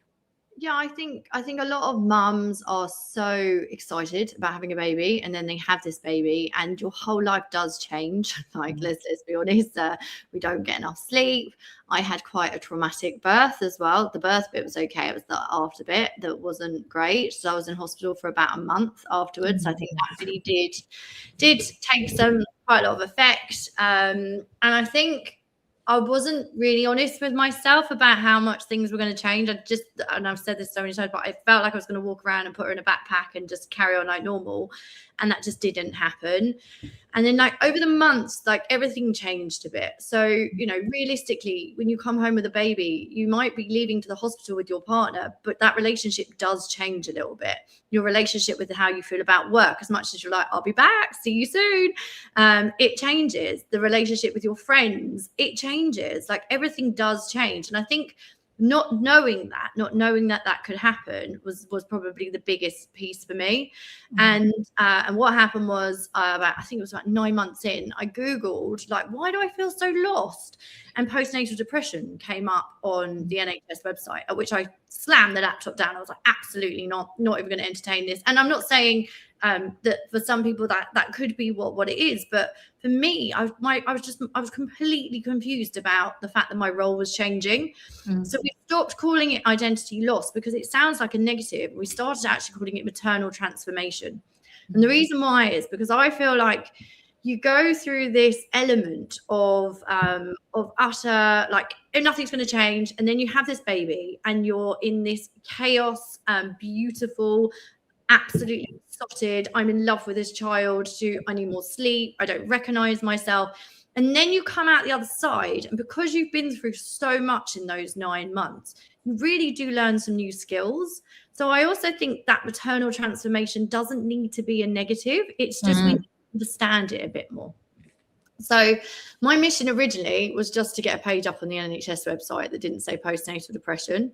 And we are working really hard on that at the moment. We're already talking to the social and health teams at the moment to understand what that could look like. We're trying to create an emotional support pack that would be hopefully available in hospitals. We're talking to community elements like libraries and mum groups to really see how can we make sure that most mums really do hear this word and understand it, and understand that it is perfectly normal. Obviously, there are, and obviously with mental health awareness, we've seen, I think they were saying 1 in 5 can go through some kind of mental health awareness in mental health in the maternal piece, and I think we need to be conscious of that. And what we've done with Mum Love is make sure that we definitely are there to wrap around if that is the case. So we work quite closely with Pandas, and on our website we do have a resource section, and in there is an emotional tracker. So if there are any mums that feel, I feel a bit more than lost, you can track how you feel, and you can take that directly to your GP and understand, is this maternal transformation, is this identity loss, or is this something more? So I think that's really important to point out. And thank you for saying that and so eloquently. And I guess it's that spectrum, isn't it, from, like you say, I really also love that term maternal transformation, because I think, and with transformation we think that's positive, isn't it, and it's all change and excitement and so I like that. But as you say, through to yes, there are instances where actually, yes, it's more than that sense of identity loss, and so great that you're able to sort of signpost and connect I guess women from both ends, I guess, of that spectrum. So you talk about a really powerful line, no one told me. Why do you think this experience of role confusion isn't talked about more openly? We've been giving birth for hundreds and hundreds and thousands of years. I think there's a massive emotional gap. I think we go into hospitals and all they want to do is get the baby out safely and get mum out and have have another family go in and have their baby. Like I'm very, very good friends with actually one of the assistant midwives from who helped me with my baby, and I think one of her speeches she gave at her birthday was, "Can you all stop having so many babies at the same time?" Because I just think they're so busy. How do you add the emotional aspect to it? And one of the things I have done is I went into the hospitals and I wanted to understand what is that journey, because my journey was almost 4 years ago now. And I said to them, where does the emotional support come? And there isn't any. If you have lost a baby, then obviously you are given emotional support. If you have suffered from postnatal depression, then obviously you are given emotional support for the second time round. But there is no emotional support part and parcel of it. There's no explanation on how you're going to feel.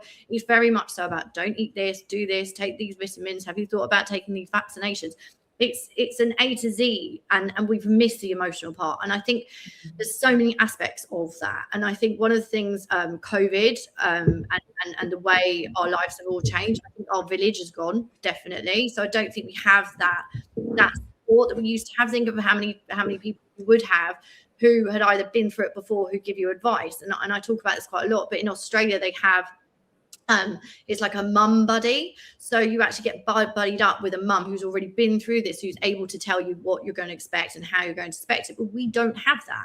The other thing, a massive issue, and I had no idea until I went down this rabbit hole of trying to create an emotional support pack, is 1 in 3 mums that give birth were not originally born in Britain. So translation is an absolute key here.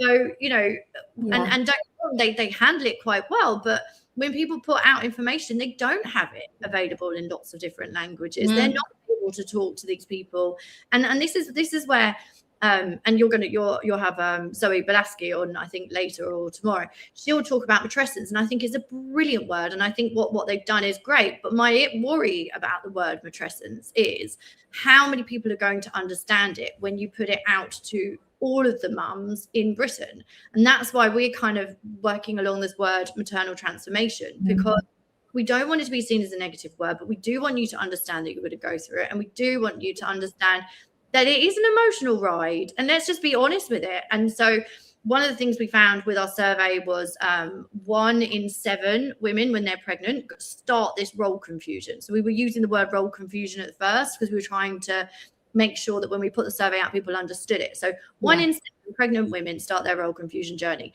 That turns into 3 out of 4 after they've had a baby. So that just speaks volumes. So at some point when they're going into hospital and they're having their scans and they're all excited, someone does need to tell them, this is how you might feel.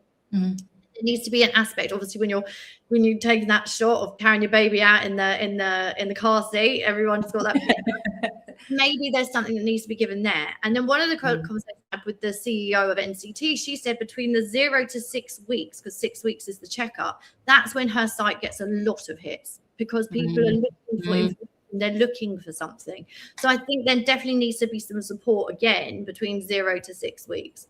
So with Mum Love, originally, as I said, it was just a blog page on a website, and it's gone a bit wild. So we have a website. You can upload your story. You can tell your story as a mum and what you experienced, and pay on the information forward. There's a resources section.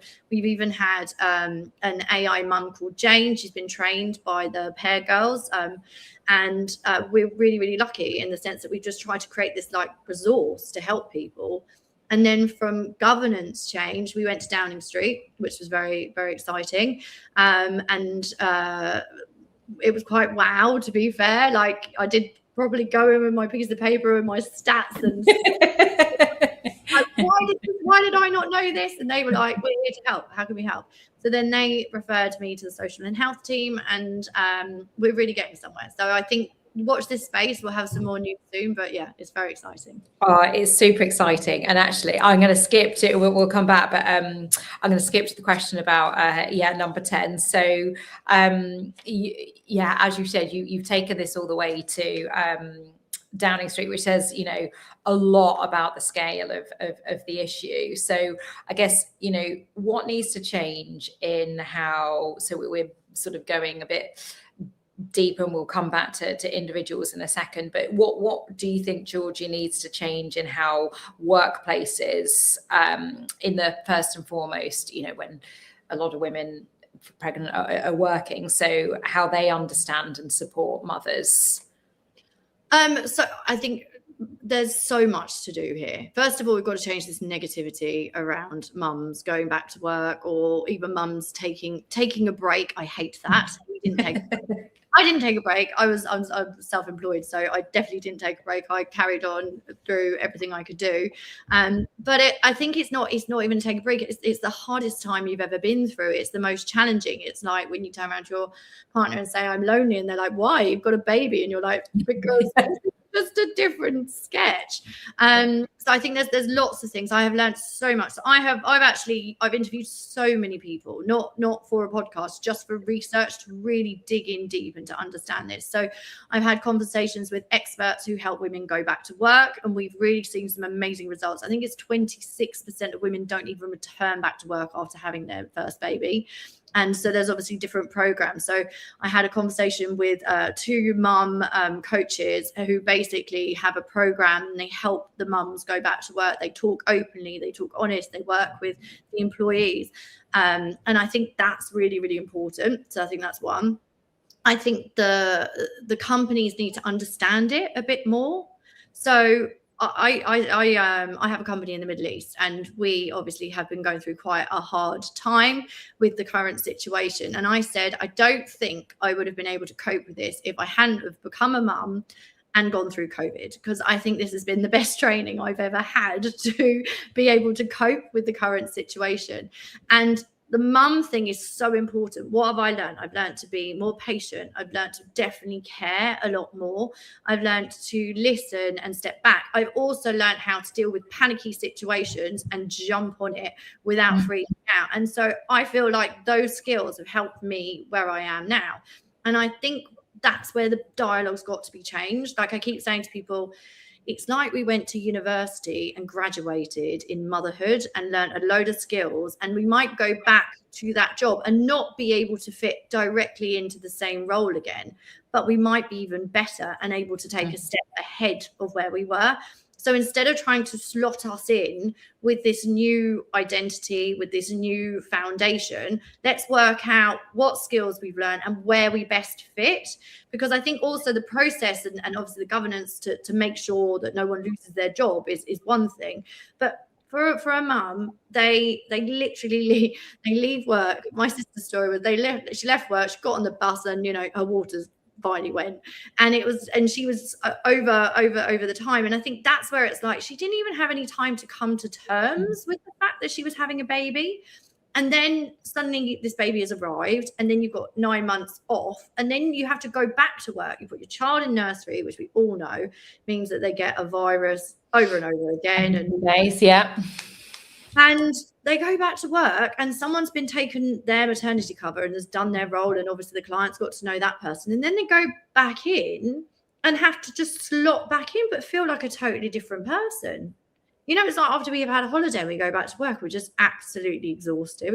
It takes a good 2-3 days to settle back in. But this is 9 months of no sleep and so much juggling. And I think this is where an honest conversation needs to happen. I had one today with one of my staff. She's coming back in 2 weeks' time.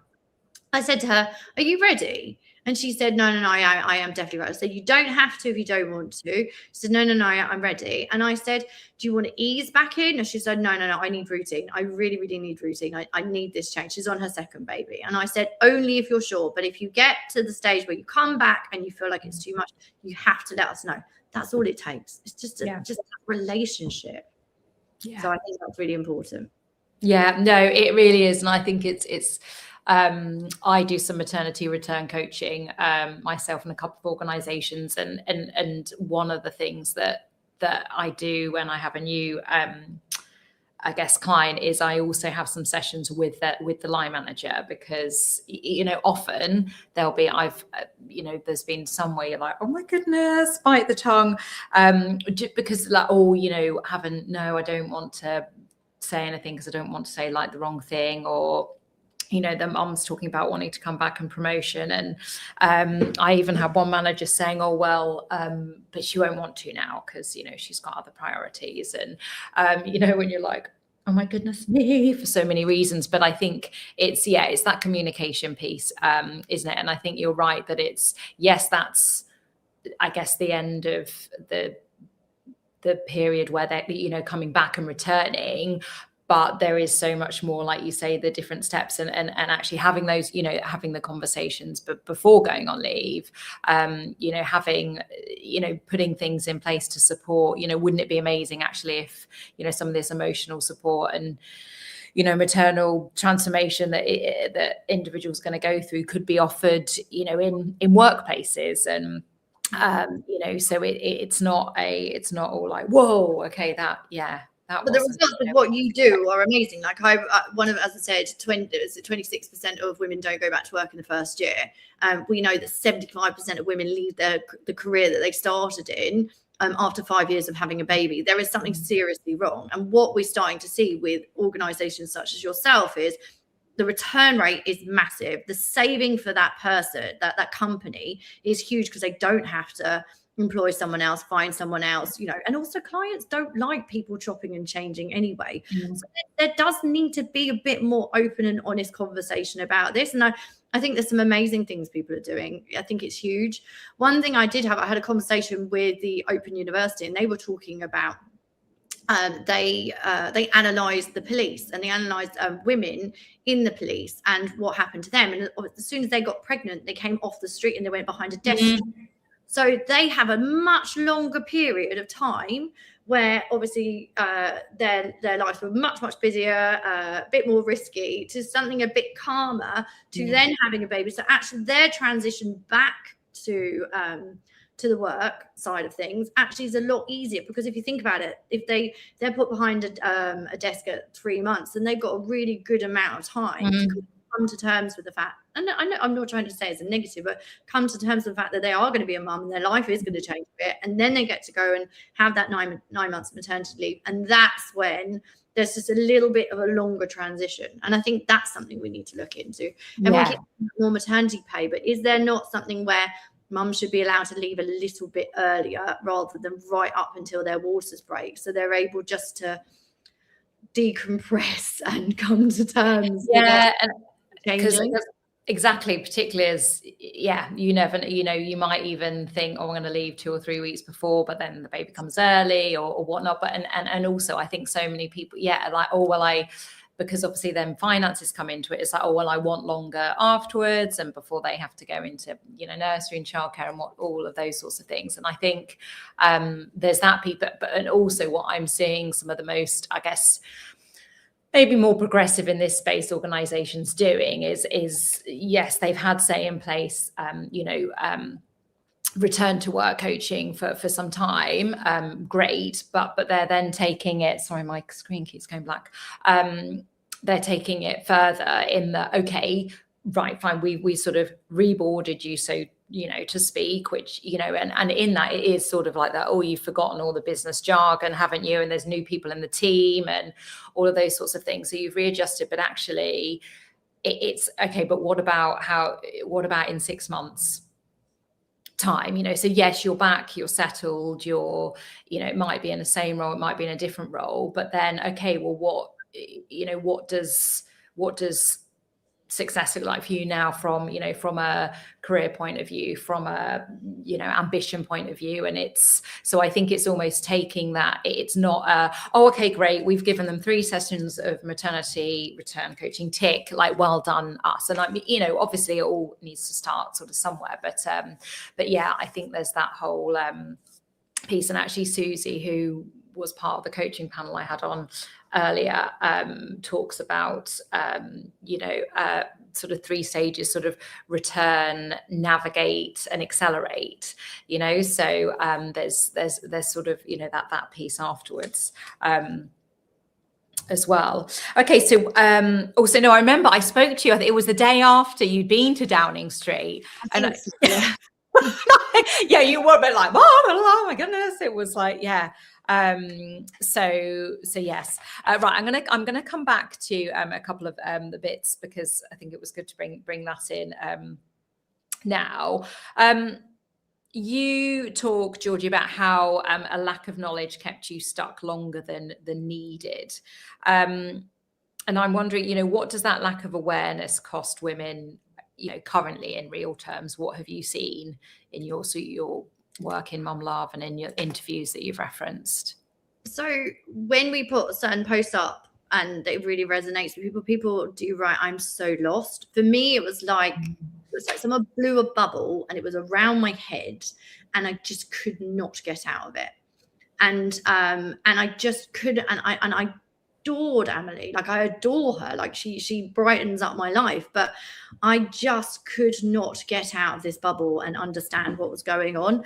And I talk about this quite openly. My Mum Love story is, I'm a stepmom, and my relationship with my stepchildren changed when I had a baby. It was like, maybe because I'd been sick and I'd been away for so long, but it was suddenly like I had a great relationship with them. I got pregnant and my stepdaughter did have a slight issue with that at the start. And then she started to be quite cross with me about things. So I felt like I was failing as a stepmom. I felt like I was failing as a wife because my husband couldn't understand why I was lonely, or why I needed something other than just going for walks and getting cups of coffee. That was one. I wanted to go out with my friends and go down to Archer Street and have a laugh with them, but I didn't want to leave my baby at all. I just didn't want to leave her. And even with work, I had to go straight back to work, and I fly around a lot. So Emily's done a lot of flights with me. Even that was really difficult. So like I remember my first meeting, like meeting the client in the restaurant and having my best friend holding my daughter outside of the restaurant in another place, and just constant, they must have thought I needed the loo the whole time, just constantly checking on her. Like, I'll be back in a minute, is that, and that's the whole thing. I think it was just really, really tough. And then I was talking to, and then I was saying like, you go out with your friend, you go to these classes, and you like want to make mum friends because you feel like, maybe if I make mum friends, like I'll feel better.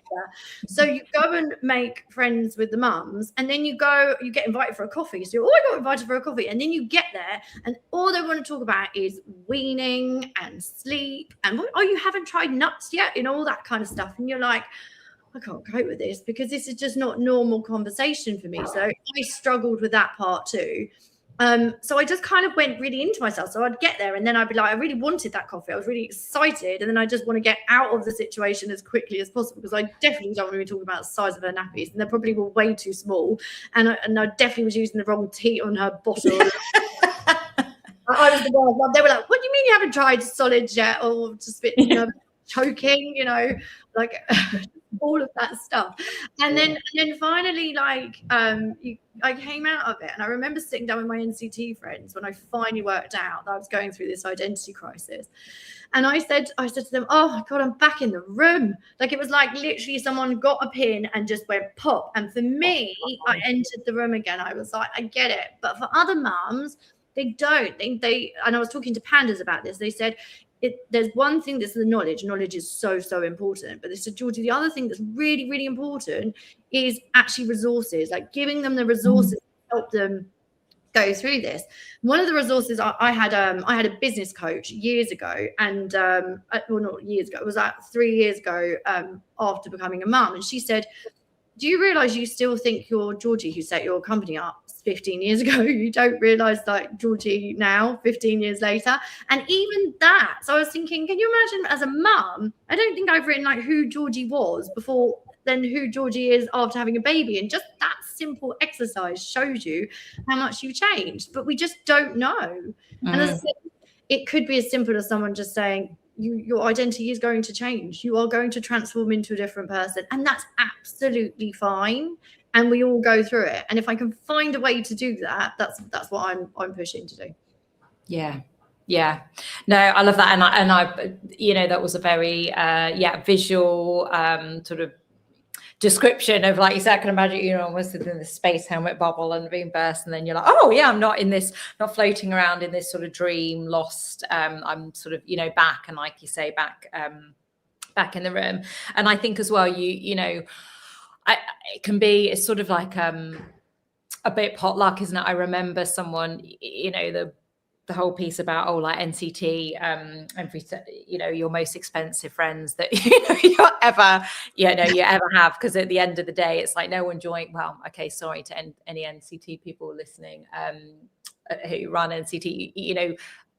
The majority of people I know don't join it to, I was like, my birth plan is like, get it out, in a way that is safe for me, safe for the baby, XYZ. But other than that, you can, it's sort of potluck. Now, I was very, very lucky, and I'm really close friends with my NCT group. But I know that, as you say, isn't always the, experience. And then, like you say, you're like, oh, hang on a minute. The only thing I maybe have in common with these people is that we both have a baby of roughly the same age. And I think it's for those people that maybe haven't found their people, then it's, okay, well, how can you look at different, places like Mum Love, or how, is there, other local groups that you can go to, or, things in the evening that, and are not with your baby. And, you will find those people that you can just be like, oh, this bit, isn't it? Or like, I feel crap, or like, and talk about something that is not related to the baby. It doesn't mean you don't love them, but we all know. And like, yes, oh, they eat banana and you get those black worms in their poo, and like, whatever, like, okay, fine. It all has a time and a place, but yes. Yeah, I think the thing is, I was dealing with lots of new mums, and I remember going to a baby massage class, so I did book that for like a 7-week jobby to like meet people, and I was the only new mum. Everyone else was 2-3 children down the line, and they were like, oh, you're a new mum, and I just didn't feel like I fit. I just really didn't. I enjoyed the baby massage class because I did actually learn some stuff because I wasn't talking too much. I didn't feel like I fit in that. I've been so lucky with my NCT friends. We're all really good friends. Actually, we have a birthday every year for all the kids, so we're hosting it this year, and everyone's coming round, and we always have such a nice time, and we still share stories, and we're really close, and I'm glad we had that. And I was saying, that's the thing. It's how do you find your tribe? Who is your tribe? I think in your head you're like, oh, I'm going to meet this person and this is what's going to happen, and it doesn't. I think I did a couple of swipes on Peanut, like a couple, and I felt really like uncomfortable. I felt like I was being so mean. No, that's not a mum for me. No, I'm like, this is like dating again. This is so and then you're like, oh, I've got enough going on my plate without adding that in as well. So you describe Mum Love as a hug, Georgie, which I love. What have you seen happen when women move beyond, I guess, feeling held, so from, you know, that hug and, you know, through the work that you're doing at Mum Love, but through to actually seeing themselves differently, so into that identity of. I think the unbelievable thing about Mum Love is when I decided to go down the whole route of identity, everybody has embraced it. That's been unbelievable. There's no one hasn't got it. When I went to Downing Street, the woman was a mum and she got it immediately. Like the letter we sent her, she got it immediately and she invited us straight to Downing Street. Like that's where there is clearly something that needs to be done and it needs to support, and this is what we want to do. I'm very realistic to the fact that with Mum Love, there might be one mum that will go on there, read the site and never go back again. This has never been about selling a brand or doing anything. It was literally to put something up to support mums and make sure that they can find us. I would like, I don't know how I'm going to do it, but I would like at some point for this to be a worldwide thing, to have it translated and to have the opportunity to help mums worldwide, not just in the UK, but I'll start with the UK because of time and resources and everything like that. But yeah.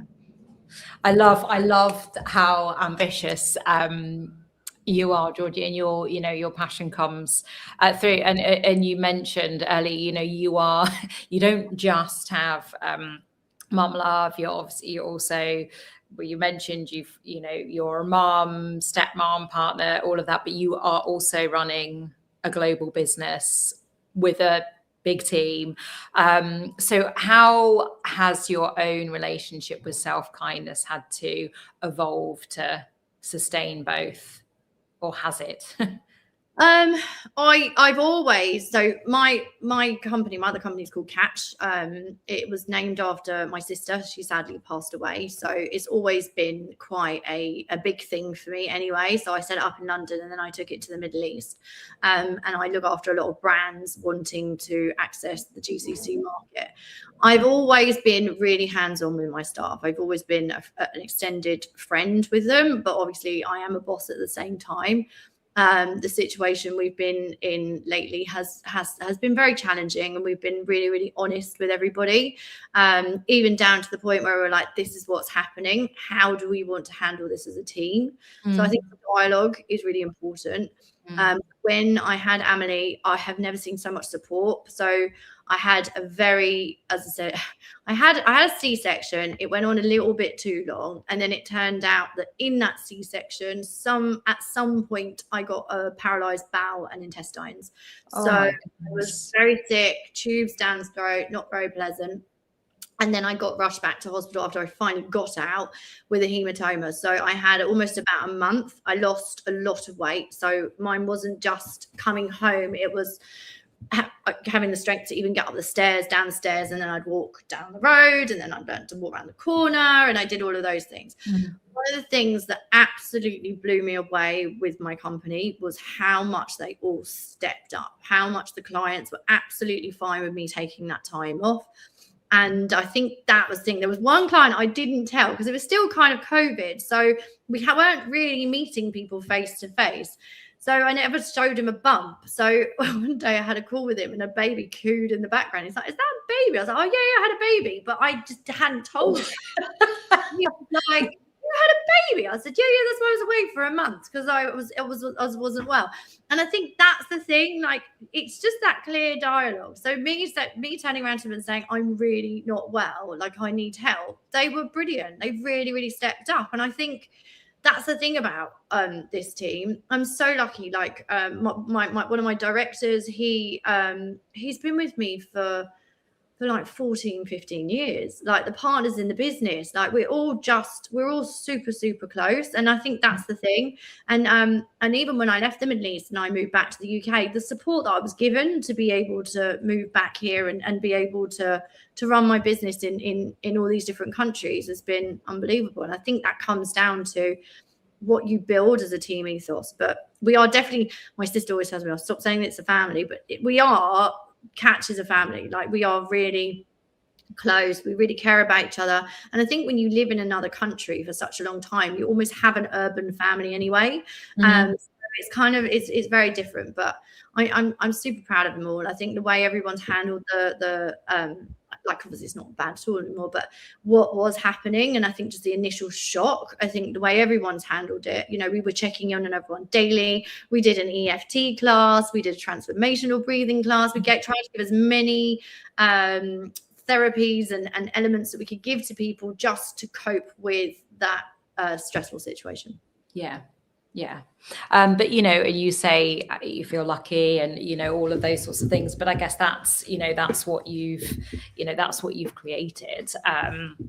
So I think, and I'll probe you a little bit on here. So you talk a lot there about, you know, the team and the support you got, and things, I guess, is from that, which is fantastic. I guess where, you know, if I'm thinking about what you personally do for, I guess, yourself in terms of showing yourself kindness, and it might be, I don't know, if you've got your report to access there from the self-kindness matrix, but I guess where do you catch yourself slipping in any areas, Jordan? I'm really good. So I'm really good at looking after myself in the sense of exercise, taking vitamins, doing things like that.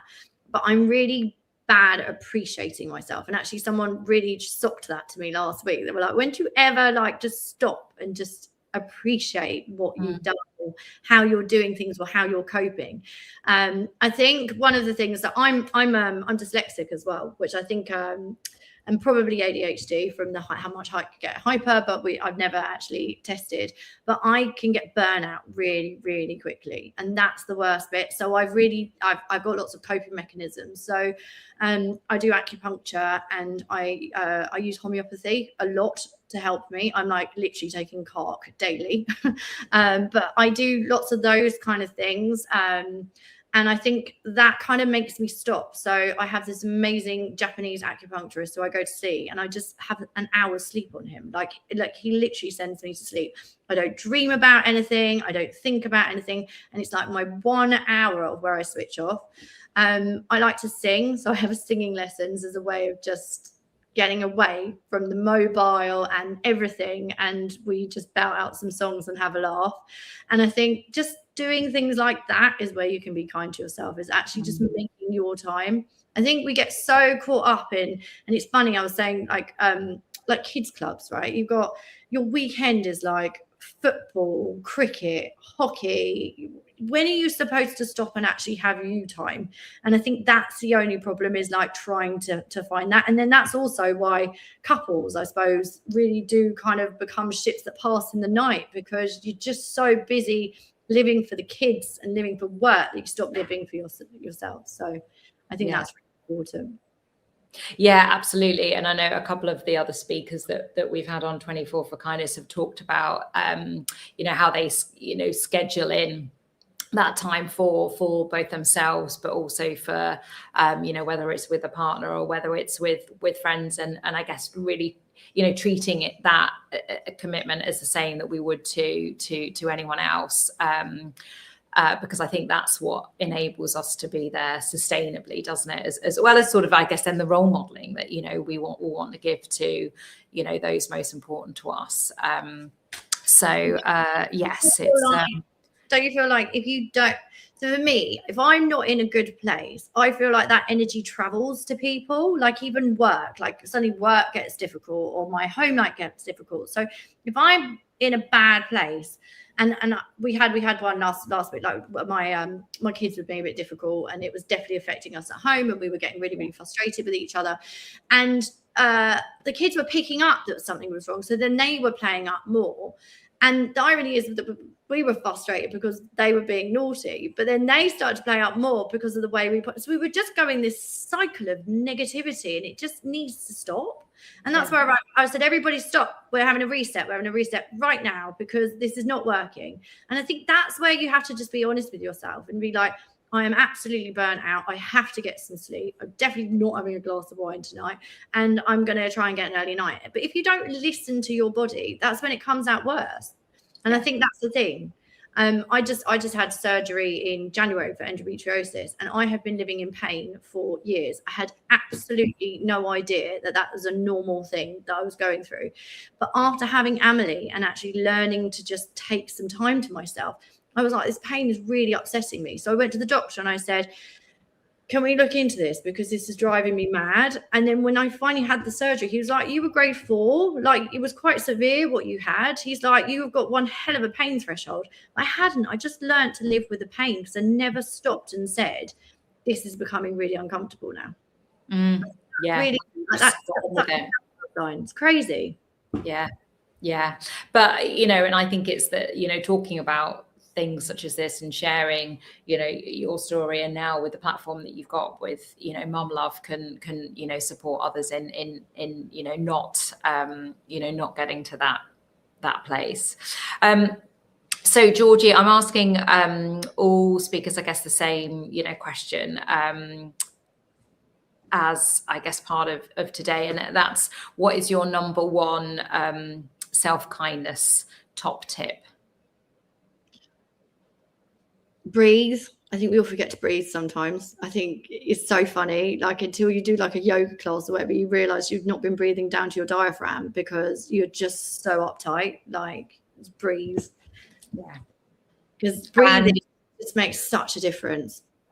And you know, and you're not the first person that has had that either as their, you know, as their top tip on this so far. And I think it's one of those, it sounds a bit silly, doesn't it? Because it like, well, we all like, we would be dead if, you know, if we weren't breathing. But actually, like you say, it's that very surface, that surface level breathing. Brilliant. So before we begin to draw to a close, I guess, where then can people connect with you? So I guess first and foremost through Mum Love, and yeah, I guess share where people can find you, Georgie. Yeah, so the site is www.mum-love.com, and on there, as I said, you can leave your story, you can talk to someone, there's resources, there's links to social media. But it's if you just feel having a day and you just feel a bit confused, go on there. There's diary accounts on there from so many different people, mums going back to work, mums who went through IVF who feel sad that they're feeling like the way they're feeling because to have their baby that they've always wanted, blended mums. There's so many different stories on there, and I think that's what we're trying to do. And if you want to share your story, please share your story, because the more stories on there, the more we're helping people. So I'm just beckoning in. A friend's come in with her baby. I don't think she can get in. Oh, she can. Which, yeah, part of the Mum Love family. And just before we go, Georgie, so how, I guess, with when you took your self-kindness quiz matrix, I need to think of something more exciting than that to call it, I guess, what, you know, did it feel like, oh yeah, actually that is like me, or oh no, actually not? Yeah, how, I guess, talk to me a little bit about. I think doing those scores is quite hard. I went for middle ones every single time. Yeah. It's so hard to be brutally honest to you and then be like, actually, I'm not giving myself enough time. I'm not doing what I should be doing for myself. Like, as much as I want to help mums and, you know, I run my company, I do need to stop sometimes. Otherwise I'll burn out and I won't be able to reach the goals of what I'm trying to achieve. And I think doing your survey was really good, because it made me go, actually, I'm burning the candle way too much at this end and I'm not spending enough time on myself. And so I do Pilates, and I made sure I booked that extra session, and I make sure I went for that walk. And my thing is to have a shower with no baby crying, and no one asking me to do anything, and putting a song on and singing along, and then actually being able to moisturize and even sometimes lie down on the bed. That's my thing. So I made sure after doing that survey that's what I did. Oh well, I'm pleased to hear it made you, sort of that awareness, and then take some intentional action. And sorry, if I'm looking slightly, I think I'm pretty sure I just saw my son trying to get in through the building, and I'm like, I thought he was going to after school club. I don't know, I'm getting my days confused already, but maybe he's just come in to say hello. Well, Georgie, thank you so much for coming on. And I guess before we say goodbye, is there anything else that you wanted to share with anyone listening sort of live or on the recording afterwards, either about what we've shared so far or anything else? Well, I think what you're doing is amazing. Like, how are you going to look after yourself after this nonsense? That's very true. Well, I've got like lots of water, lots of snacks, lots of, you know, I've got a little mini break now. And also it's, I guess, well, the key was initially I was like, I'm going to just do it the 24 hours straight. And then was like, hang on a minute. This is for Mental Health Awareness Week, so that wouldn't be a good role model. Also, my whole brand is self-kindness, so that wouldn't be very self-kind. So 18 is 18 and 6. So we go to midnight today and then break for some sleep and then back at 8 tomorrow. So and I have also blocked obviously the rest of the week, and actually I've got a long weekend away with my husband with no kids coming up. So yes, I have made sure I put that in. Nice. But yes, thank you for Well done. asking. That's a Well, lot. look, thank you. Well, but you know, I just feel so privileged to be sat having these amazing conversations with people doing such amazing stuff. So for those of you listening live, that if you've made a donation, thank you so much.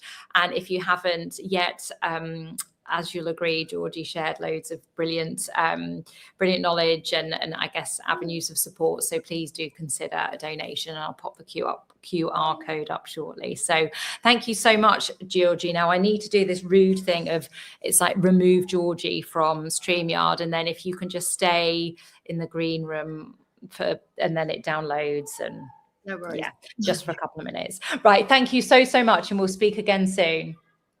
Take Thanks so care. much. See you later. Bye. Bye-bye. Bye. Right. Okay. Here we go. Remove. And then, okay, I'm just going to pop on. Right. What time are we on? I think we might actually put on a little, let's put a, what should we put on? Right. Okay, I'm going to pop on a little clip. So if people are really curious about self-kindness, what can they do for themselves? And then I'll bring back up that QR code as well. The good news is that there's lots that they can do. And I think to begin with, it's about reflecting on your own relationship with self-kindness. And to do that, I guess it's and I laugh because you'll know where I'm coming to, but it's almost getting to the point where we're no longer thinking of self-kindness as bubble baths and spa days. Now, I should caveat that I don't have an issue with either, although I'm more of a shower girl.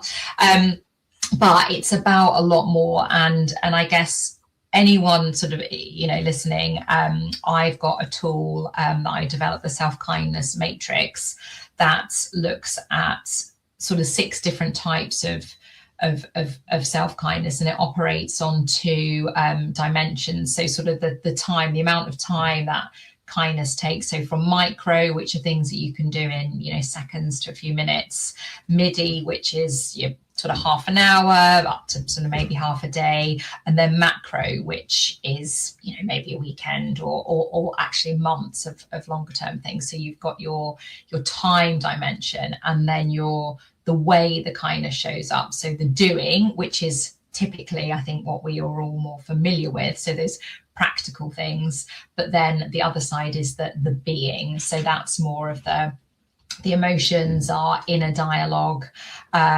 So that brings you to sort of the 6 different types. And I've developed a tool where there's 12 questions where you can go in and rate yourself, and it sort of comes out with a bit of a I guess a sense of where you're at currently with your relationship with self-kindness. So areas where you're showing yourself kindness that maybe you're like, oh, actually, okay, well, when I do that, when I, you know, sit and drink my coffee after the school run and just have a moment, that's an act of self-kindness. I'm going to keep doing that, as well as areas that are highlighting that, oh, actually, I'm not doing that. So that then gives some sort of potential next steps and actions. But the awareness piece is really key, first and foremost. Yeah, that's the first step. Now, I have been on, and actually I've done your questionnaire a couple of times.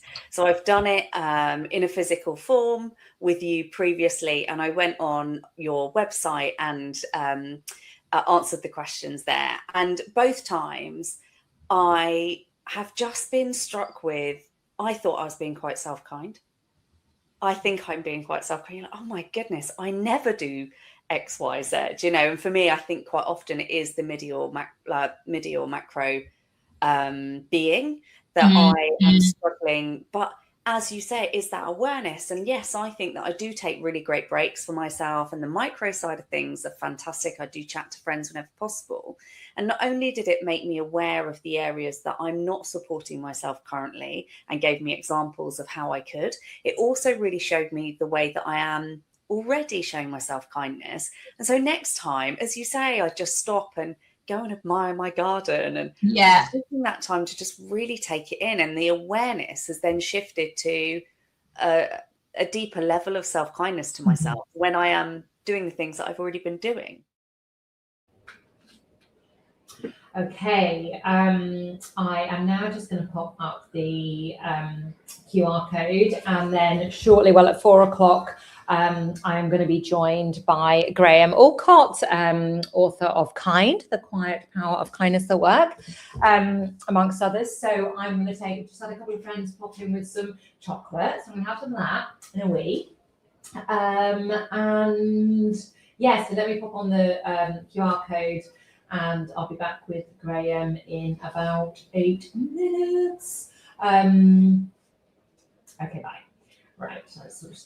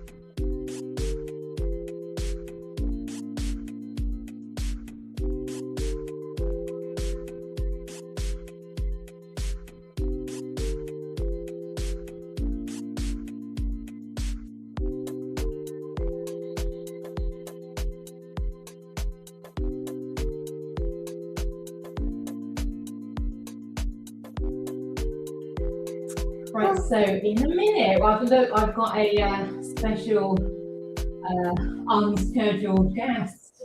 Hang on a second, let's take this off. This is you. So I have got some friends with me. So who's this? Who have I got with me? Darcy. And Darcy has come. Why have you come in? To bring some chocolate. Yeah, she's just come in to bring me some chocolate. And you got a biscuit that you painted, didn't you? So, and you've come in with your baby brother and your mum. Have you got anything to say? No. Really? Well, thank you very much for coming in to visit me. Is she watching? Yes, so this is my friend Susie in the background that she's waving because she is helping. She's doing all like the background stuff. And Peter, the infamous Peter that is now helping. Well, I will be back in a second to welcome our next guest in. So let's say bye to Darcy. And we'll put that on and we'll be back very shortly.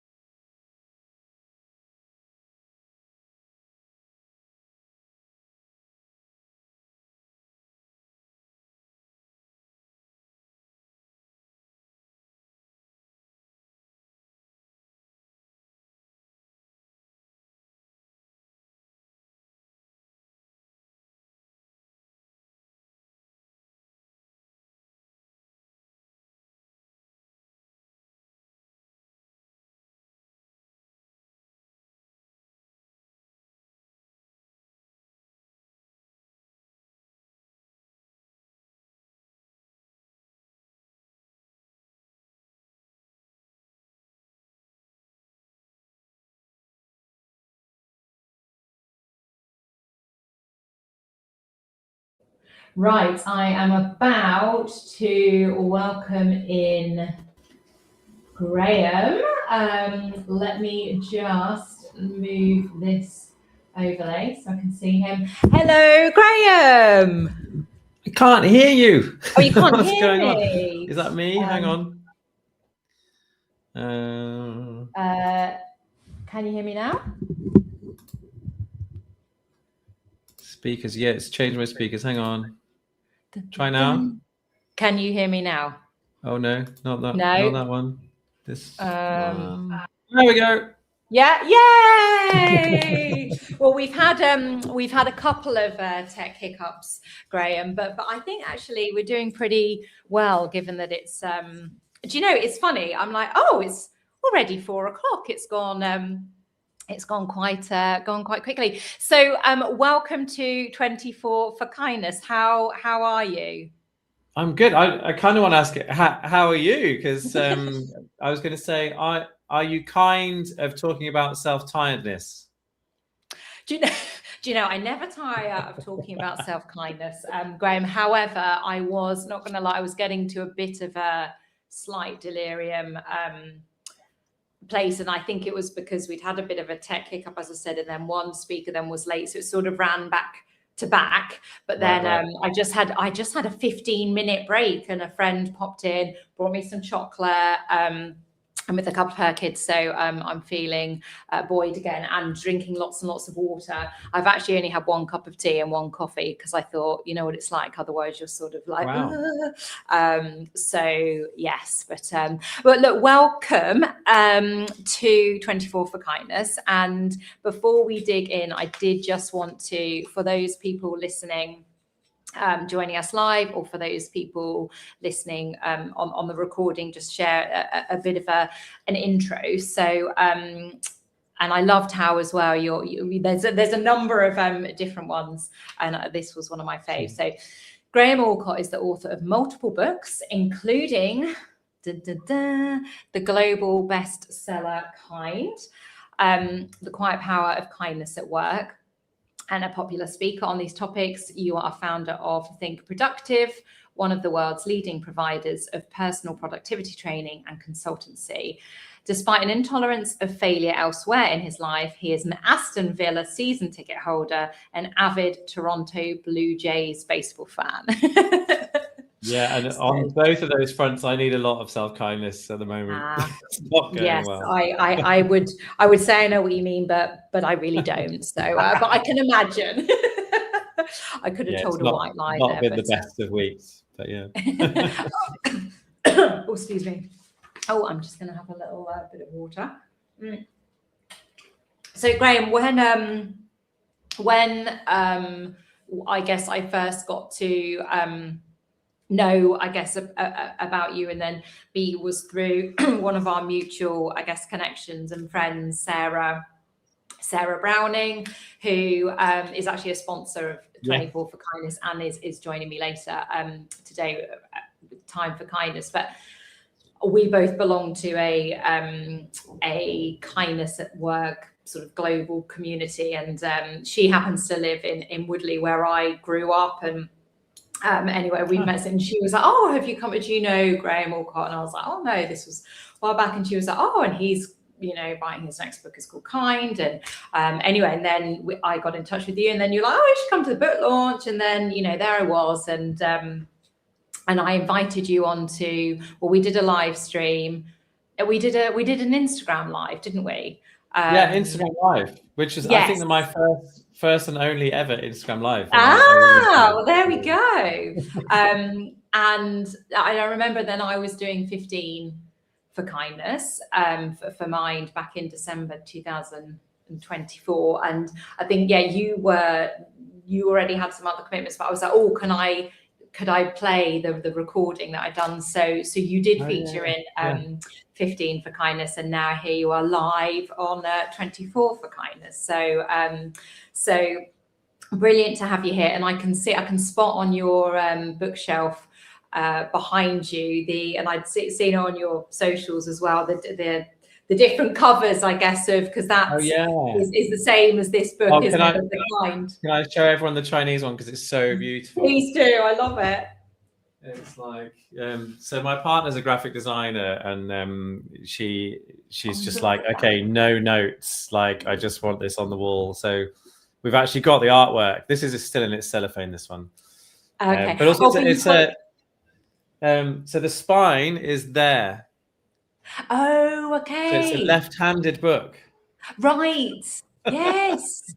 I am left-handed, so perhaps one for me, although I probably wouldn't be able to read any. Let's face it, I was going to say much, but any. So okay. Well, I was someone the other day about saying how like writing books, it feels like it's this really glamorous world, and it's really not. And in fact, one of the things I always say to authors is there's always a moment where you find yourself carrying boxes of your own book up staircases. It's just like the lore of writing books.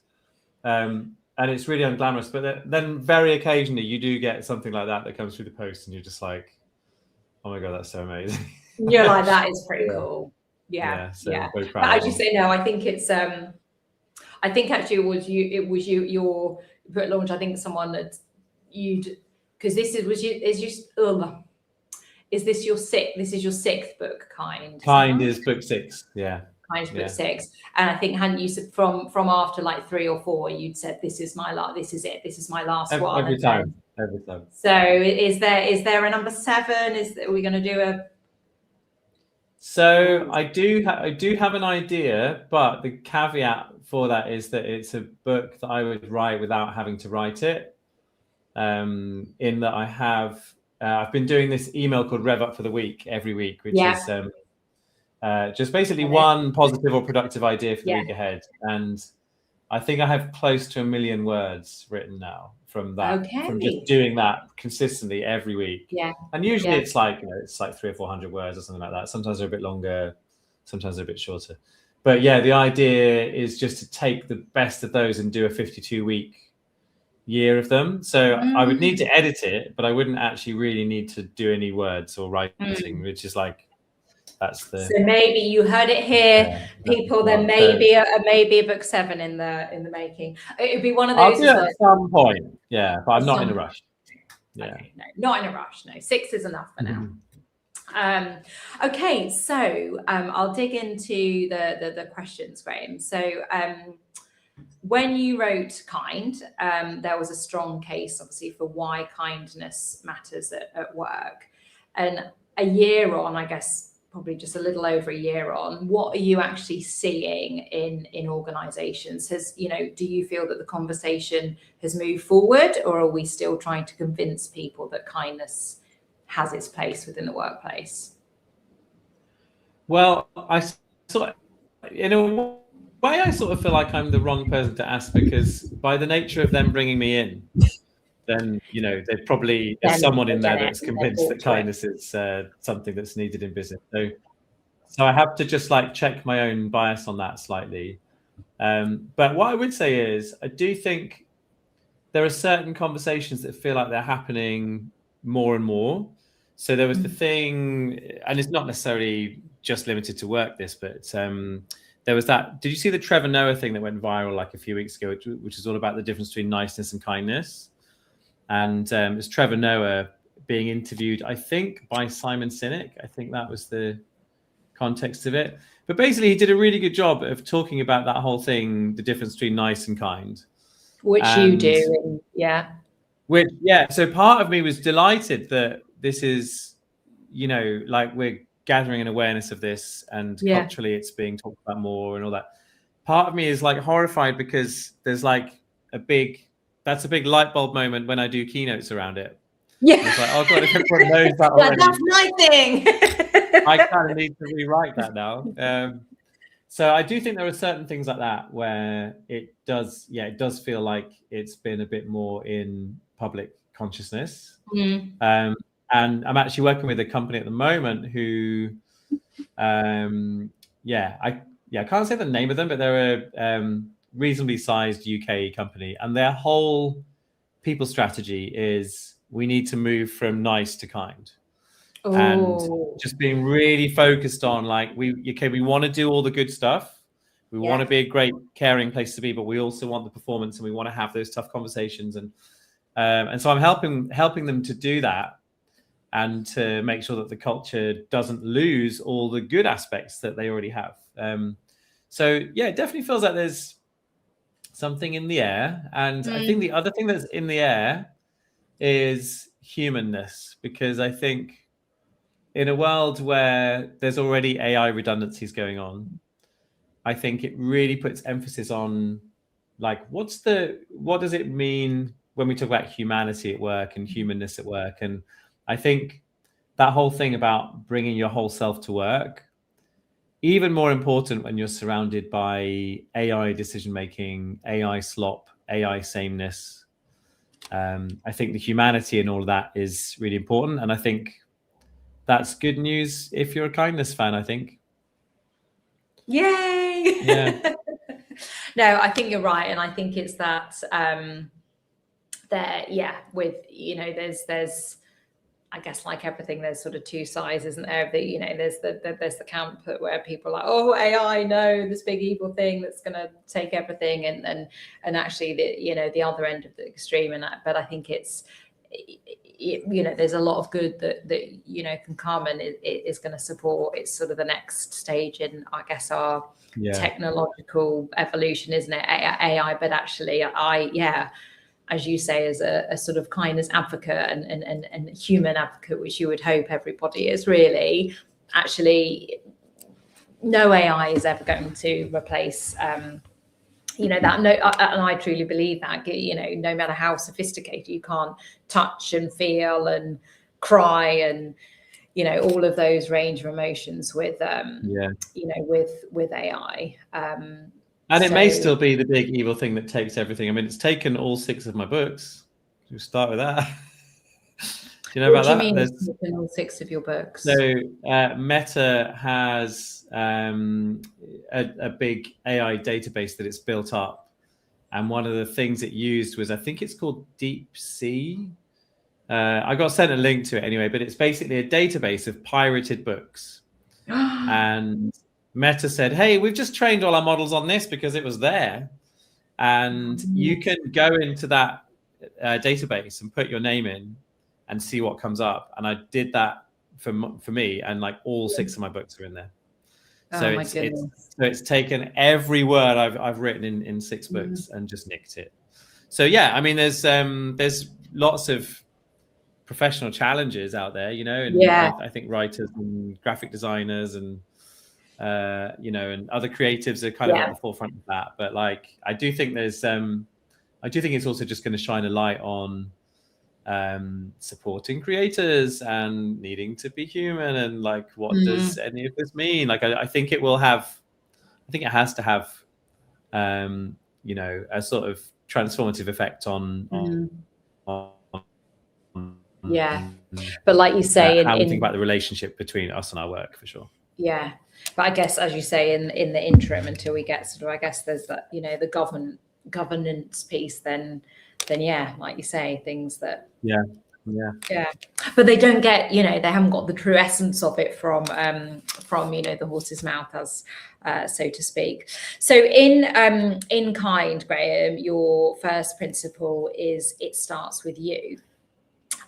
So question for any leader that is listening now or on the recording who is overwhelmed, stretched, and already feels like they're carrying a lot.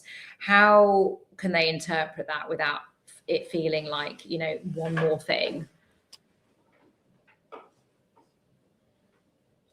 Oh, you've frozen for me. I thought you were taking a long pause. Is Graham frozen for you?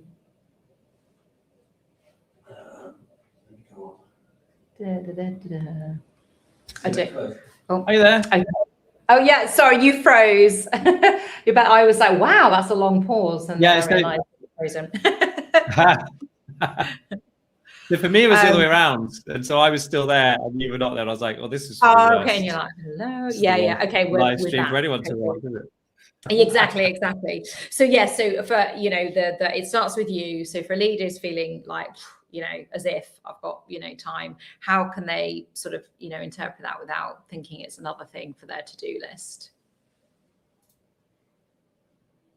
Oh, it's happened again.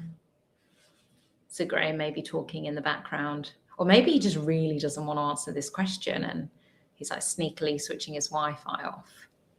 I don't think so though.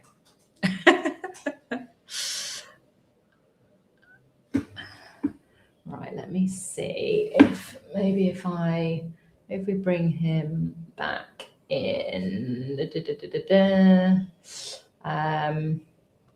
Okay. Are you there? Okay. Well, oh, you're back. Are you back? Yes. I'm not quite sure if it's an internet connection. Can you hear me now, Graham? I wonder if, oh, I can see you now.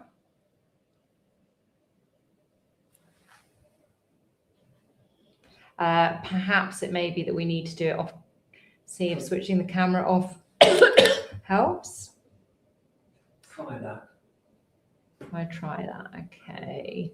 Let me come out here. Graham, I don't know if you can hear me. Can you hear me? Yeah. Oh, you're back. Okay, let's give it another go. If it goes again, I might try and pop the camera off and see if that makes a difference. Because sometimes it takes the thing. So yes, exactly. It's working now. So and thank you, Emma.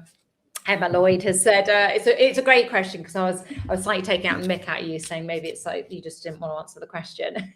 Thank you, Emma, for clarifying that. Yes, you can hear me. All with these things, you're like, oh, I don't know who can hear, who cannot. So yes, do you need a reminder of the question? I didn't hear it because it cut out. So yeah, go for it. Okay, so the first principle in Kind is that, you know, it starts with you. Yeah. So for a leader that is listening, who's, you know, really overwhelmed, stretched, and carrying, you know, everything, you know, how can they interpret that without it feeling like, well, that's just another thing to do? It's another thing to add to the sort of buckaroo of pressures that are building on you. Yeah. I think for me, it's the same as one of the other principles, which is slow down. people find that so difficult when they're in busy lives. There's loads going on. I'm sort of currently myself in this kind of sandwich generation sort of phase of life where there's like parenting responsibilities, but then there's also caring responsibility to parents as well. And I feel like there's just 100 things to do all the time. I get like, oh, now are you still there? Yeah, although you are getting Are a you still little there? bit dark I kind of lost you. Let's, I think I might need to, how can I switch the camera off? Solo layout. He's Yeah. very good. Should we both switch cameras off? Would that help? Should we try? Let's try, yeah. Yeah. So if I do that, is it just like that? Yeah. Okay. Cool. Yeah. Yeah. So, busy lives. How do you take care of yourself within that? How do you slow down within that?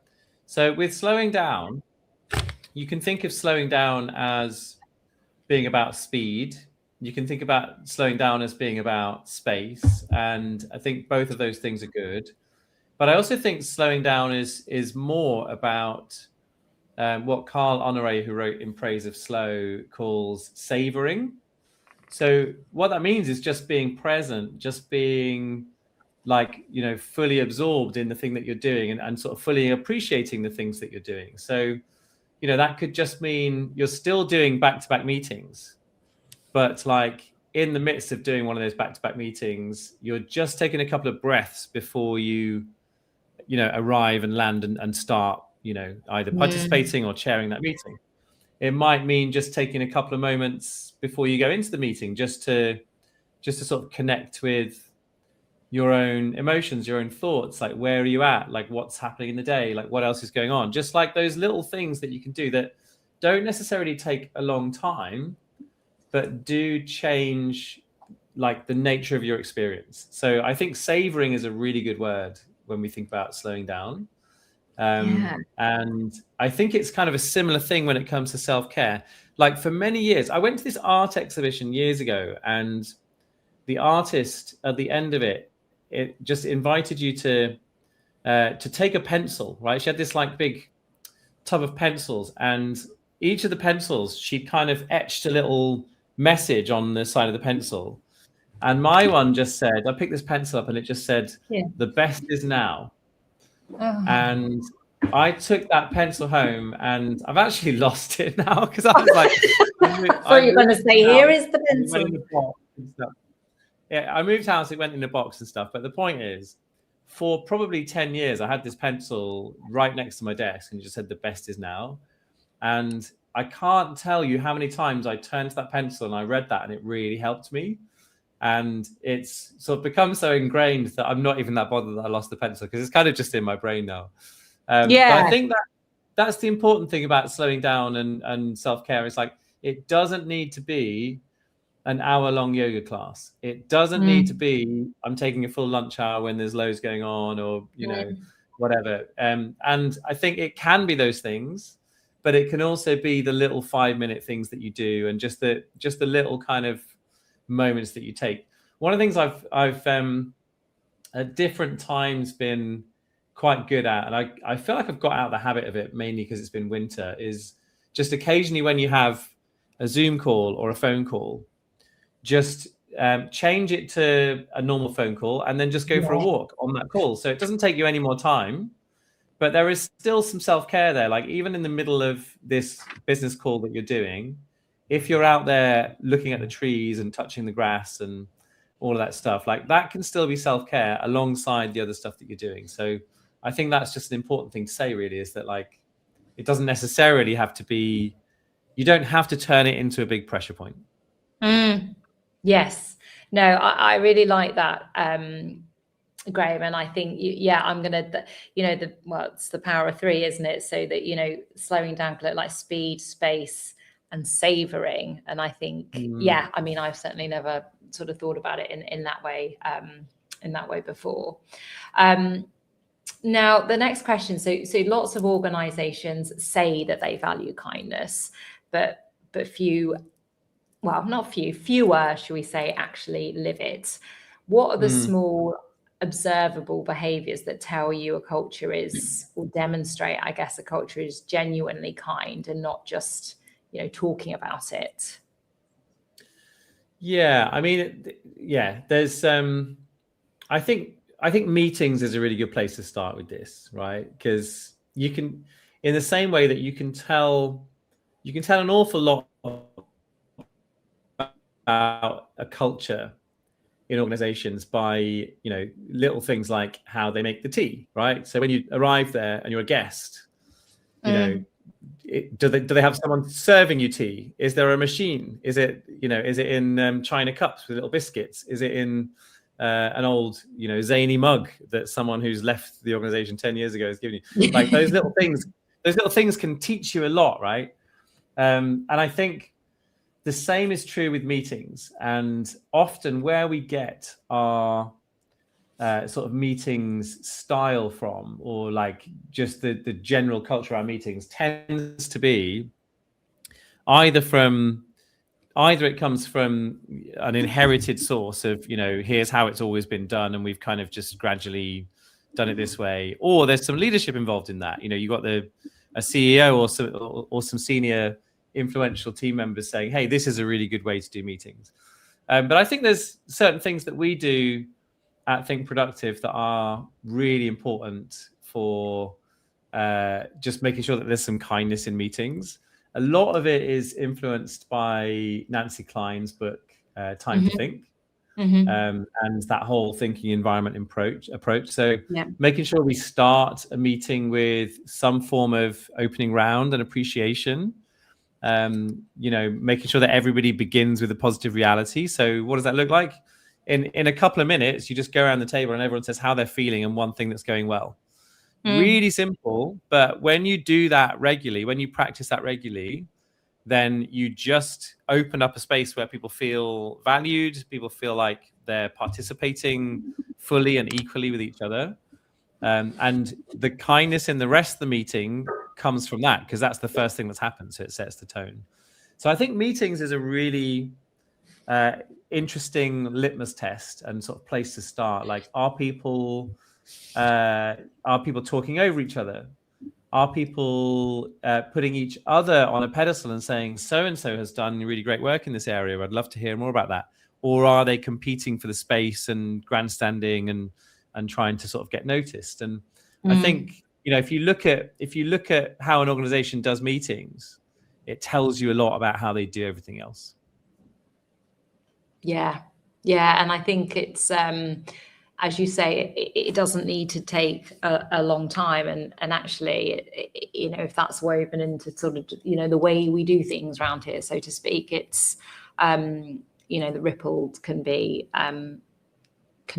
you know, pretty phenomenal. And so Time to Think, for anyone that hasn't read or listened to it, it's a brilliant one. And I know actually a guest later on that I've got is going to be talking about Nancy Klein and the thinking circles and things as well. So yes, there's quite a few trends coming through from the conversations today. So I guess, Graham, you know, arguably it's easier to be kind when things are going well. But what about when, you know, targets are high, resources are low, you know, the pressure is on, you know, perhaps resources are even being, you know, cut. How does kindness hold up then? And I wonder, before you answer, should we try and come back on screen and just see what happens?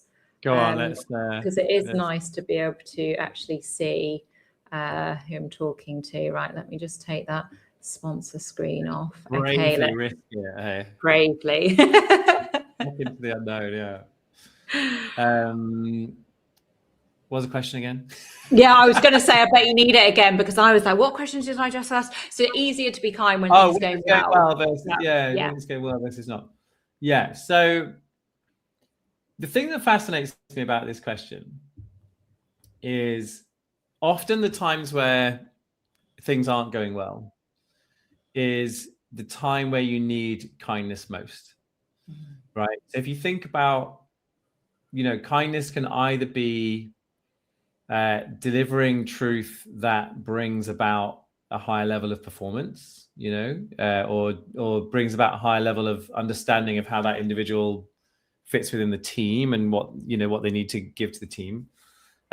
Or it can be almost like the flip side of that, which is there's a person in the team who really needs, attention and kindness and care, and maybe they might even need to step away for a period of time because there's stuff going on at home. And I think with all of that, the crunch points are actually the moments where there's the most at stake, and where if you do that well, then you deepen the relationship. So if you think about if someone is really struggling and, let's say their kid is sick, or their marriage is falling apart, or their parents really ill, or they've, something really bad has happened. Those are the points where if you meet that with like full on kindness and you just say to that person, take as long as you need, I know what the policy says, but maybe you need an extra week on top of that. Like, you tell me when you're ready to come back. We've got you. Like, go do your thing. See you in 2 weeks, 3 weeks, 4 weeks, whatever. Like, how memorable is that if you're on the receiving end of that? Because what you hear in that moment is, I matter. And the loyalty I've given this organization over 2 years, 5 years, however long it is, counts for something. That person's never leaving if you treat them well in that moment. They're just not, right? So for me, that whole thing of like, well, it's easy when it's going well. It's like, well, yeah, but there's less at stake when it's going well too. And I think if you're serious about it, what that then comes down to is if you look at that the other way. So there's a really great story actually that I got told that I included in Kind, which was about a leader who had, is a CEO, had all of his C-suite team on this offsite, and he took this guy aside and he said, I've looked at your figures over the last couple of quarters, like they're not where they need to be. I'm telling you, like human to human, that we know what needs to happen in the next quarter. And if not, you're going to really just put me in like a really uncomfortable position here. And, basically the board's going to be asking for change, and I'm not going to be able to argue with that. And I just need you to know that. And that's like, you can look at that on the one hand as being that's someone threatening somebody's job. But you can also look at it as someone really kindly giving them the truth of the situation with enough time and with enough support that they can turn it around. And, the end of the story is that they did turn it around. But again, in that circumstance, the performance improved, but also the relationship between those two people massively deepened there, right? So I just think there's something really important about, like one of the concepts in my book, Kind, is this idea that kindness is what happens in the gap. And it's the gap between thinking about making someone's day and then actually making someone's day. So we all go through our day having those moments where we think about making someone's day, but did we jump into the gap when the gap is there? And it's like if you get onto the tube in London and there are no seats, and then someone gets on and they've got a walking stick, or they're carrying a baby or whatever it is, and a lot of people will look at each other and get eye contact in that moment of like, okay, we know there's an opportunity here, we know there's a thing here, like who's going to stand up and give them your seat? But if no one does, and that person's standing up, and the tube doors close, they're still standing up, and then the tube doors, and the tube carries on and it gets to the next station, then it's sort of too late to stand up, isn't it? Because it becomes awkward and weird, right? And it's like, why didn't you do this at Tottenham Court Road? Like, why are you waiting till now? Yeah. So I think that thing of kindness is the action that happens in the gap. When the stakes are really high, it's like even more risky and difficult to jump into that gap, but the gap might not be there for that long, and the gap really matters in those moments more than any others. So for me, I think it's like, just sort of bringing it back to that question. I think like that's the time when you really measure. That's the litmus test of kindness for me. It's like, are you willing to jump into the gap really bravely when the gap feels like it's 2 miles off the ground versus the gap feels like it's a high wire act, Yeah. where if I fall, I'll land on the ground and it'll be fine, And I guess as well, where, perhaps others maybe aren't jumping into the gap, or, you're going to be the first to sort of jump into the gap in that, into that way. So I guess the next question. So as you know, through, I guess, conversations we've had and through Kindness for Success, I talk a lot about self-kindness as the foundation. From what you've seen, Graham, and in the organizations that you work in as well, how does a leader's relationship with themselves impact the culture that they create? Yeah, so I think this is about role modeling. And I talk a lot about the difference in our mindset between scarcity and abundance. And I think this is really where self-kindness is most evident. So if you are constantly in a mindset of scarcity, and then that gap opens up, that opportunity to be kind opens up, then you're much more likely to say, within your own self-talk, within your own brain, that little voice will be saying, well, there isn't enough time. There isn't enough. So I'll just get on with my day, right? Like, I'll just leave that person behind. Whereas I think if you're able to challenge that narrative that's in your head, and we all have that narrative, by the way. And if you if you scroll Instagram for 5 minutes, every single advert is scarcity. Scarcity is what sells stuff, because it's constantly telling you are not enough. There isn't enough. Get a better body, eat better stuff. All that stuff is like, it's constant, like creating the scarcity and then selling you the products that they think stops you feeling scarce. But actually, the opposite of that is to be in a mindset of saying there is enough, and there is enough time, and I am enough, and like that's the mindset of abundance. And I think if you can get into that mindset with yourself, you're just in a much better place. That when you then notice the opportunity to be kind to someone else, you're already in that abundance mindset. So like, it's a double role modeling thing. Like, you're role modeling that kindness to yourself, but you're also role modeling it to everyone else around you. When they see you leaving on time, when they see you, really like looking after yourself, or like making time for your hobbies or other things, or, even just like little things like, and we might get onto the questionnaire thing that you got me to fill in. One of the things I quite often try and do quite consciously with my team is I won't just say, oh, I can't make that meeting at Tuesday at 12 o'clock. I'll say, I've got therapy then. Right. And like, that feels like a really important thing, because it normalizes the idea that like your leader can have therapy, and, like, if it's all right for them, it should be all right for you. And like, I just think we've got to normalize some of those things. Right. So yeah, I think, just thinking about it as like a role modeling thing is really important. And what I see a lot in companies is the sense that people feel really guilty about self-care, right? Because it feels like it's a disloyalty to the collective, and it's a disloyalty to everyone around you, and therefore self-care is selfish. And I think it's actually the opposite, because when you think about it in the sense of it being this role modeling tool, what you're doing, the ripple effect of you taking self-care and self-kindness for yourself, is that it inspires. What we know about kindness and the science of kindness is that it creates a ripple effect where there are lots more acts of kindness. So when we take care of ourselves, we are literally doing the most generous thing possible for everybody else, because what we're doing is creating the ripple effect, creating the permission for them to be kind.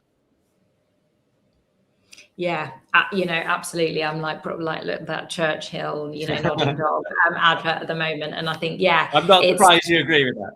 yeah, exactly. Like, wow, shock, breaking news. But I think, yeah, like you say that, the permission, the role modeling. I love what you shared as well about, yeah, you could easily say, well, either you could just say, I can't make that appointment at 12 on Tuesday, full stop, or can't make it, I've got an appointment. But I love that you're like, no, I've got therapy at that, that time. And like you say, normalizing that you're, taking sort of that care of yourself. And I think along with the role modeling, it also, another word that has come up quite a lot, Graham, in our conversations throughout 24 for Kindness so far is this notion of sustainability. And I think it's that whole, when I'm with clients that it's still just, I haven't got time for me, the kids, the, parents, the, all of the house, like whatever. But if you want to show up for those who are most important to you for the long term, then you need to show yourself kindness in the various formats. And yes, thank you. We will come to the questionnaire before we finish. So what would you say to someone, Graham, who feels like kindness just isn't realistic in their workplace? Is someone, listening in now or on the recording thinking, yeah, I get it, and in theory it's lovely, but that's just not realistic where I am? What would you say? Where could they even start? Well, I thought about this a lot when I was writing Kind, because I was expecting that there would be two audiences of people who would buy that book, right? There would be people who would buy that book who were already on Team Kind, and they were already people who thought that kindness at work was a good thing. And they would buy the book just to reinforce those principles and to, how can I improve this? And maybe it's, how can I invest in self-kindness and so on. The other group of people were other people who were on Team Kind, but who were going to buy the book to give to their boss or give to their colleague and be like, can't we do it a bit more like this? Yeah. Right? In the same way that the people who bought Susan Cain's book Quiet, which is a book about introverts and how do we gear work to be more introvert friendly. The people who bought that book were not extroverts trying to become introverted. It was bought by introverts to give to their extrovert bosses and say, hey, like, see me, like, here's how I like to work. And so I really had that in mind, that whole Susan Cain Quiet thing, when I was writing this book. And as a result, the first third of the book is loads of data, because I think if people, and it was data to address the cynics, right? So it was like, you're going to get this book from someone who, in a way, is kind of calling you not kind by giving you the book. That's already awkward. If anyone that's been gifted it, look inwards. Right. So that's already awkward for me as the author, because that person's got their hackles up a bit already before I've even before they've even read a word. So that's a fun place to start. And so I wanted to address the first third of the book directly towards those cynics. And I think how you address the cynics and how you make a case for kindness amongst people who feel so far removed from that, or just feel like it just, and there are people who still will say kindness has no place at work, kindness and business are not compatible. I've heard it all. I think the way you address those people is through talking their language. And the language is, do you want your people to be more productive? Do you want them to get more done? Engagement. Do you want people to stay? Do you want your good people to stay and not leave? It's creativity, it's innovation, it's engagement. It's all of these topics that, if you're running a high-performing organization, you want to keep it that way. And if you're running a mediocre organization, you want it to become a high-performing organization. And so if you can give people tools to get from here to there, then that will really help. And so there's loads of stats in the book. The one that I would come back to is there's a study that was done at Google called Project Aristotle. And it's basically, it comes from the point where Google was massively expanding. They had all these different things they could build teams around. And they had a little pause and they thought, right, if we're going to build loads of teams, how do you build the optimum team? What's the optimal looking team at Google? And what they found was the biggest single success point for a new team at Google was not how many people. It was not how much resource do you give them. It was not how long are the deadlines or short are the deadlines. It was whether the team felt a sense of psychological safety. And kindness is one of, if you look at the ways that you build psychological safety, it's basically a list of kind acts, right? So like kindness is one of the most fundamental tools to build psychological safety amongst groups of people. And so when you put it like that and you say, well, through that, you can then have all of this high performance and you can have all of these sort of metrics that will really help drive growth in your organization. It makes a lot more sense. And I think when people can start to piece that together, so there's a whole piece that I put in the book around, kindness and empathy are a virtuous circle, and that builds trust, and trust builds psychological safety. And I've put lots of data in there to paint that picture and help to kind of, add some weight and credibility to that argument. But I think when people get that argument, then it's just a different conversation.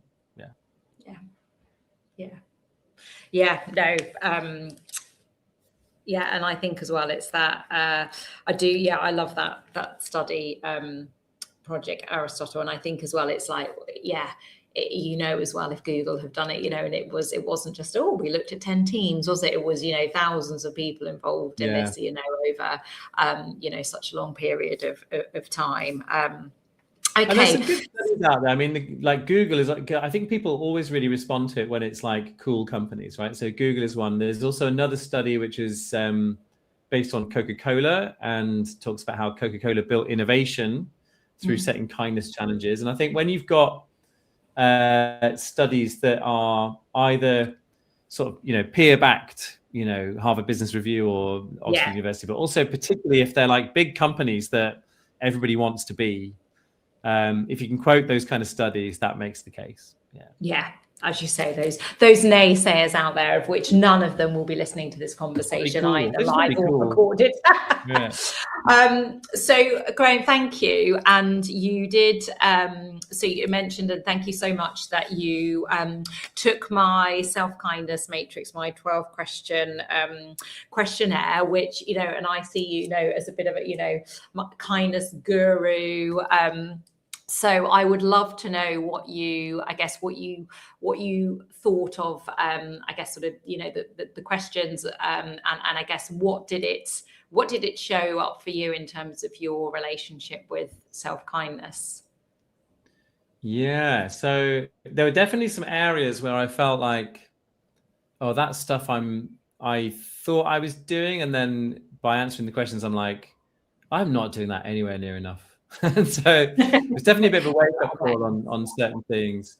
So like, I definitely felt like, I talked earlier about therapy. Like I'm a big fan of, and I'm quite introverted as well. So like, therapy, self-reflection, self-understanding. Like I think I do a lot of that stuff. I live in Brighton. And like everyone in Brighton is going through like deep inner work, right? It's just like, it's just around us everywhere. And it's really not unusual to talk about it with each other. And so like, and I'm lucky I have some good friends who understand that kind of stuff as well. So I feel like that side of things was the good side for me, where I was like, oh yeah, I feel like I've got this, that's good. And then the less good stuff was actually more about the sort of taking time out and really like creating the space for it, which is a kind of weird thing to say when, I do work a 4-day week, and I basically never work at weekends. Probably you can count on one hand the number of times I've done a work day on a Saturday or Sunday over 10 or 15 years.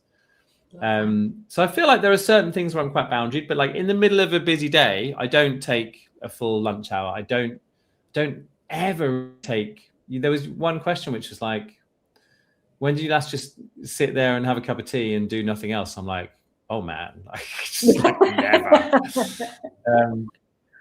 So there's definitely a few things in there which just were just a real pause for thought, actually, and yeah, just maybe think, oh man, like there's, and it's, I think we should all always think this is that like there's always more that we can do, and you know, it's a work in progress. And then I suppose part of it then is also like, well, not doing all that, but also for where I'm at in life right now, like that's okay. You know, I'm not going to, I was also trying really hard as I was going through it to not beat myself up about the ones where I was, when my answer was like sometimes or never rather than regularly.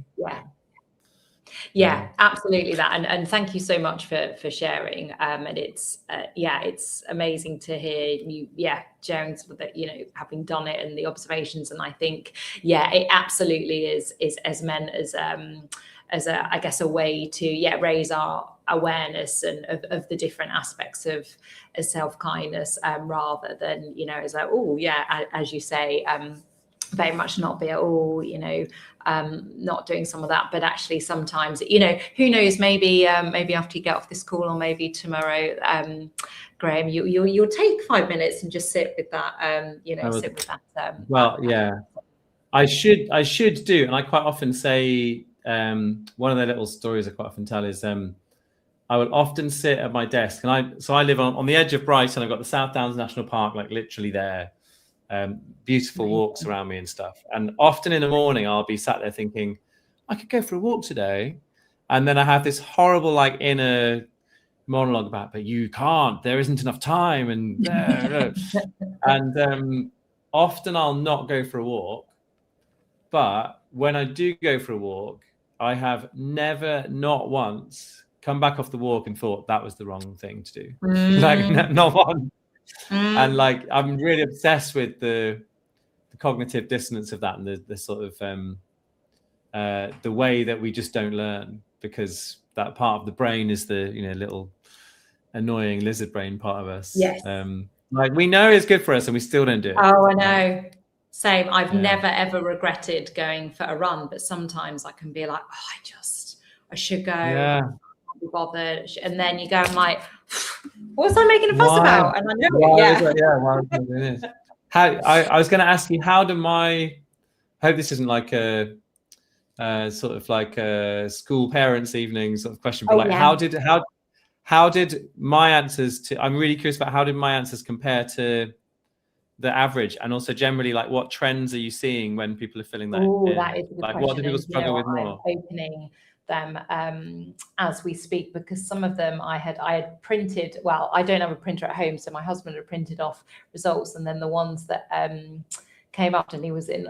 Okay, so you let's see, you let's have a look. I'm just going to open yours. I just want to know if I'm weird or not. So you're currently leaning into macro doing to support yourself, while MIDI doing is an area for growth. So for people that less, you know, familiar with it, that MIDI doing is exactly as you said. So those, you know, sort of 15, 20 minute, half an hour, or maybe a couple of hours, where sort of on the doing side is, like you say, it might be taking a lunch break, going for a walk, you know, in the South Downs. On the being side would be maybe more, you know, spending time checking in with, you know, your emotions, sitting with them, journaling, you know, all of those sorts of things. And actually, in terms of how, so that's exactly sort of how you described it. It's interesting. I guess perhaps because of the people that I have been invited on to 24 Kindness, there's a fair few that have come up with a sort of what we call a strong foundations profile. But I can see that I've had a fair few more answered today over the course of today. So I'll come back to you on that one, Graham, because part of why I'm doing this is inform sort of data for the book that I am writing, the self-kindness conundrum. So getting all these data and seeing, first off, is it useful? Is there any trends and patterns? What's almost the so what? So I will be coming back to you again, Graham. Yeah. But no, I really appreciate you taking the time to do that. So where then can people, connect with you, find you, anything you want to flag that you've got coming up? I want to ask you a question before I say all that. Go on then. Where are all the blokes? Do you know what? I actually, that's really remiss of me, because in my head, as I was like, do you know what? Graham is the only male on the whole of 24 for Kindness. Actually, I tell a lie, because in the special guest slot later, there may be someone. But no, and I was like, do you know what? I need to call that. Otherwise, it's just a bit odd that I don't. And I have to say that, was it deliberate? No. Was it, I guess, in part because of it threw up a lot of questions for me, actually, Graham. And in I guess I've got sort of a, working mess. No, not mess, but sort of the book at the moment. I've got, lots of notes and in different places, but sort of, thoughts on chapters and stuff. And one is actually around the gender, is there a, when we think about kindness, specifically self-kindness, is there a difference in how that shows up, and the relationship with it, between whether you're female or whether you're male. And it did, what was I listening? It sort of made, I actually went on,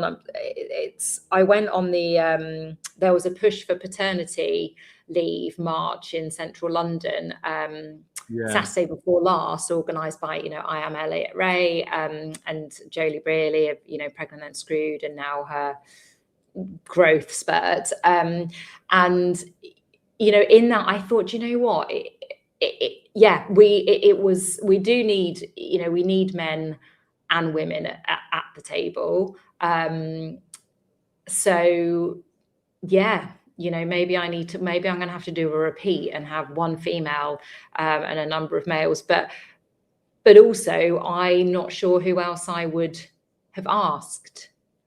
But perhaps that's short-sighted of me. So I'm pleased you asked that question, because I would have been annoyed if I'd sort of not paused on the gender piece. I can think of like one or two, but I can also think of way more women you could have asked, right? So there is definitely an imbalance in terms of in the sort of kindness space, or the self-kindness space, I suppose. I think women need messaging around self-kindness more, because society puts more emotional labor onto women than it does onto men.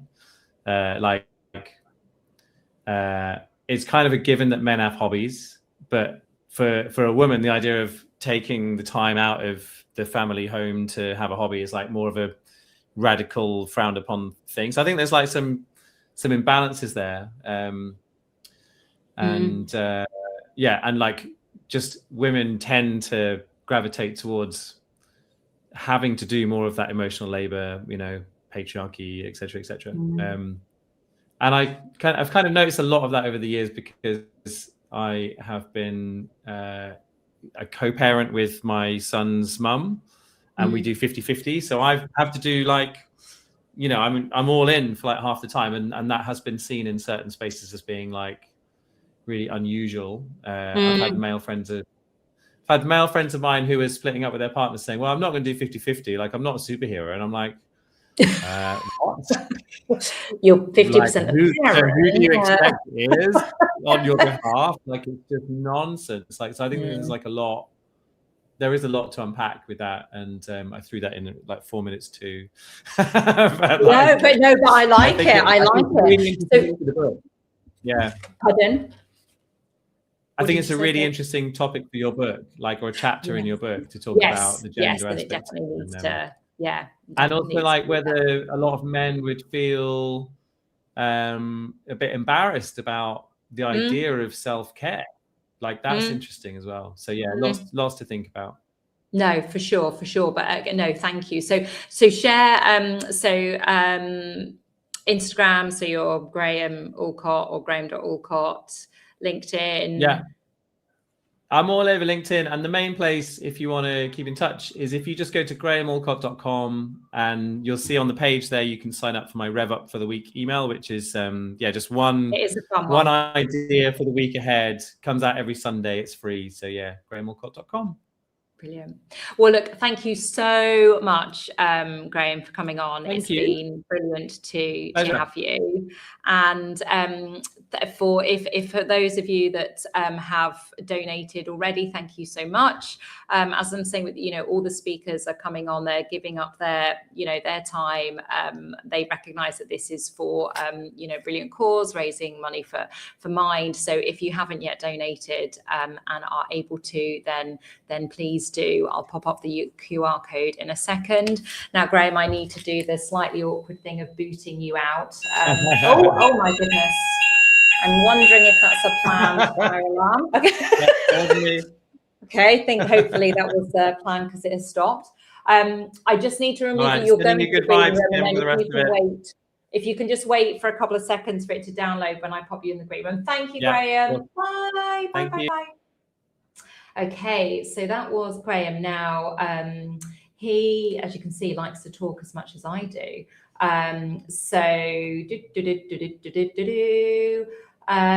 We have got Victoria, and I think she is probably waiting.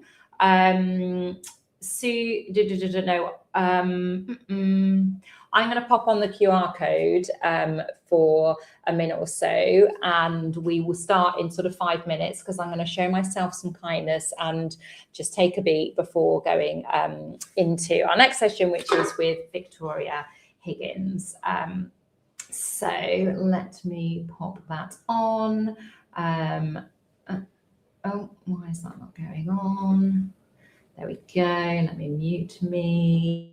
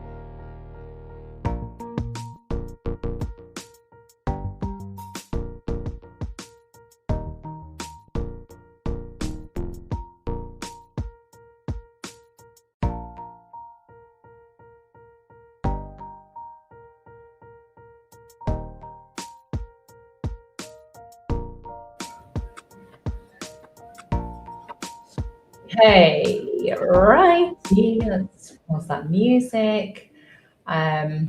Take that off, and I am going to welcome in. Oh, I've gone too far. Oh, hang on, I'm in the wrong place. Goodness me. Victoria. So let's just bring her Hello, on. Kim. How are you doing? Victoria. Can you hear Can you me? hear me okay? Can you hear me? Yes, I can. Yay! We are here. Right, let me just put you in big screen. There we go. Oh, lovely to see you. How are you doing? I'm okay, thank you. Been hanging around in Cambridge a bit today and just come back. Yeah, how have you been doing? How's it been going? Good. You know, I've just put a bit of lip gloss on.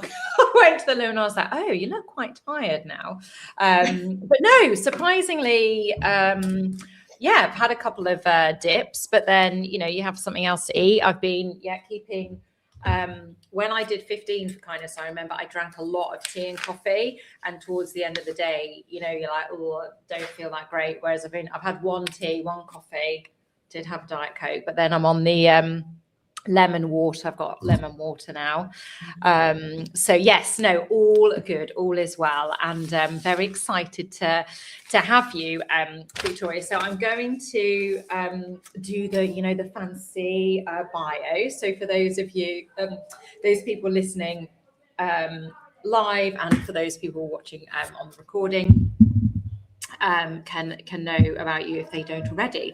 So Victoria, I'm being attacked by the microphone here.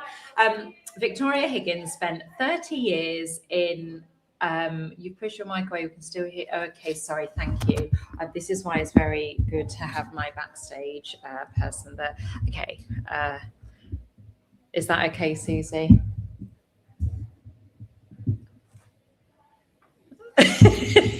I'll just hold it here for now, it's fine. So Victoria spent 30 years in Big Pharma, rising from the lab bench to senior leadership. Sorry, you can, right, okay, so I think we're in business now. Okay, right, it's gonna come towards me now. It's a bit comical. So raising from lab bench to senior leadership and boardrooms while navigating motherhood, leadership pressure, and systems not built with women in mind. Now founder of Beyond the Noise, Victoria coaches scientists and STEM professionals to lead and succeed without losing themselves in the process.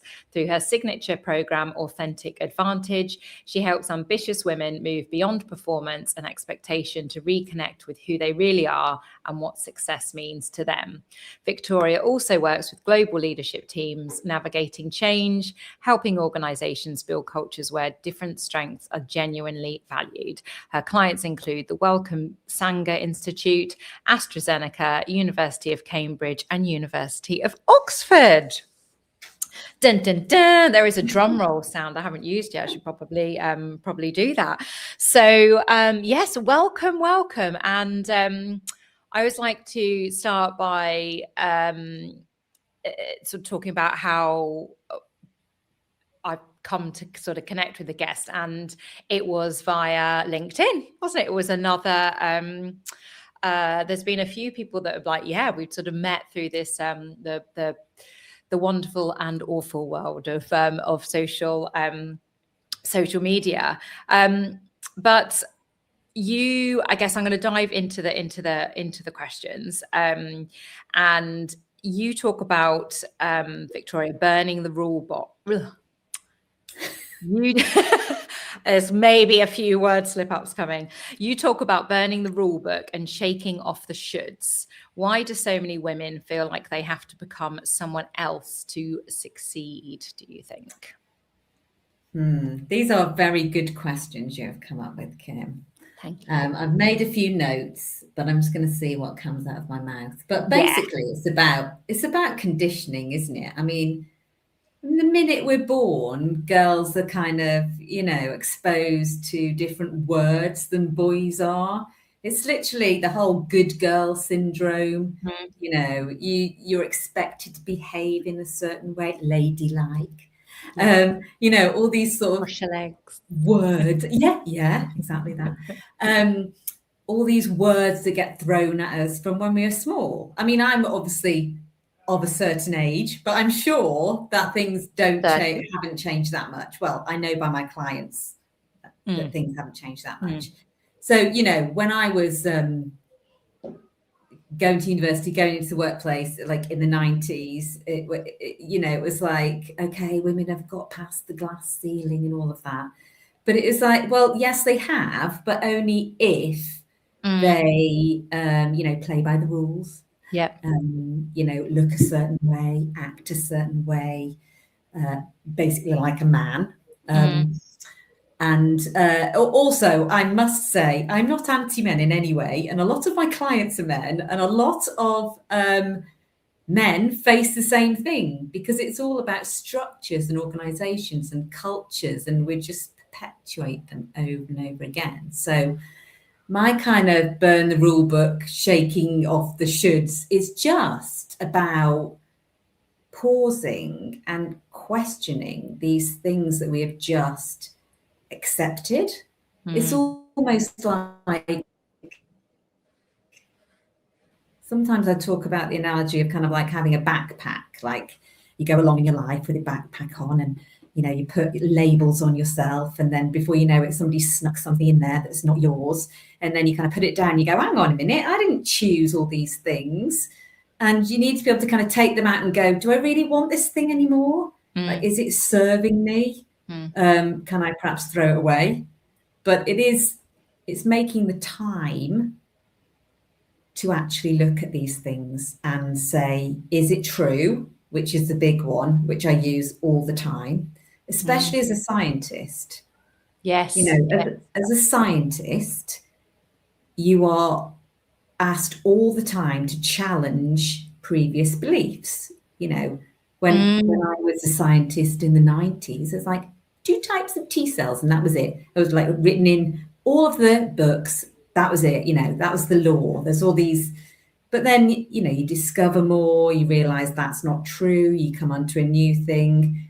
And yet so many scientists I know, men, women, kind of don't take the same approach to their own lives or way of thinking. So I try and bring that in quite a lot. I like that. Yeah. Gather the data. Gather the data. Yes. Yeah. And do I need this? Is a great question to, I guess, have, isn't it? In so many aspects of particularly, if we've got even a problem that we're trying to solve, even if it's sort of a personal, with friendships, and we can carry this baggage, isn't there, that and to use that rucksack. Well, we tell ourselves stories all the time. I'm a terrible person. What are this person going to think about me? It's like, you've got no idea. No idea. So why? And you can't control what they think of you. And you can't control it. So why waste that energy on that? Yeah. I know, and it's all it's like yes, agree with all of that, and then it can but we know that's where a lot of these things we're talking about today is a practice, because it's not that practice, you or I would never think that, because of course and again, that's part of being human, isn't it? So so next question. So you say being yourself, Victoria, isn't a risk, it's the strategy. But for a lot of women that feels like a massive risk. So, and actually, let's say for women or men, and I just had Graham Alcott on before, and he asked a brilliant question, which I was super pleased he did, because I had forgotten. It was when I didn't consciously do it, but bringing 24 for Kindness, all my speakers are women, bar Graham, and and he has got his book called Kind, so there was sort of a very clear reason why he was on. But anyway, that's sort of another bigger topic. But so back to the being yourself isn't a risk, it's a strategy. So if it feels, whatever gender you are, if that is feeling like a massive risk, what does that actually look like?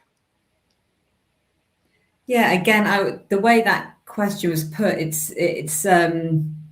this feeling again. What are that again? It's about pausing and kind of thinking, what are the thoughts that are going through my head?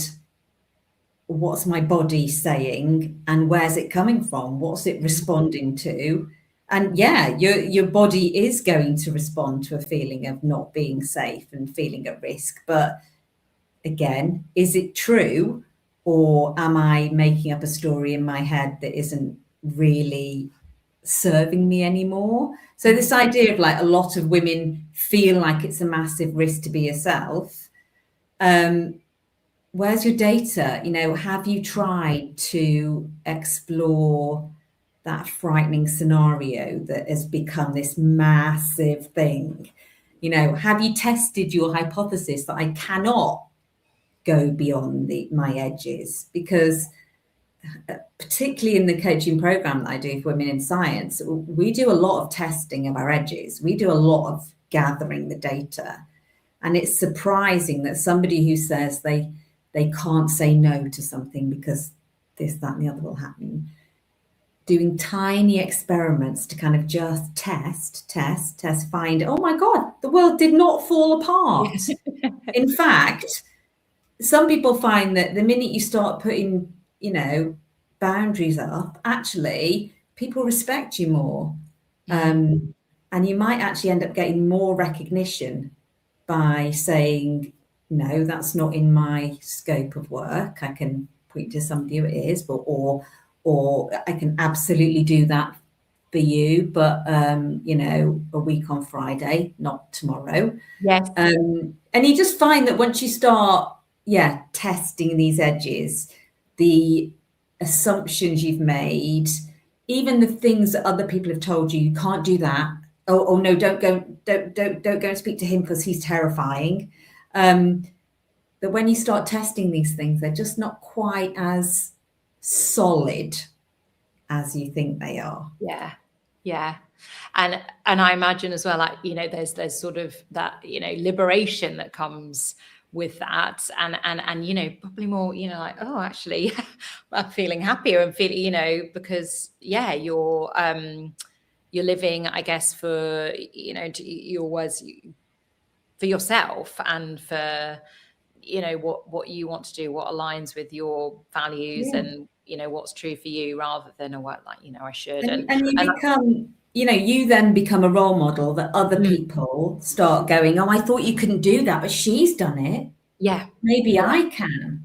Yeah. And like, I'm a mum of 2 girls, and what I always want them to think, you know, oh, mum's been naughty again, but you know, she's done that or whatever. Well, if she can, I can. And I'm like, yeah, you absolutely can. Yeah. And I get that from my mum, who was, you know, one of the first things I can remember was choosing my A-levels, and I really loved art and I really loved science, and I didn't want to give up art, but I was told by my 6th form teachers that if I wanted to go into science, I needed to drop the art and do all sciences. Lovely. And so I picked all sciences. And then I think it was something a couple of days before 6th form was starting, I think I just burst out into tears and just like, I don't want to do all the sciences, I want to do art.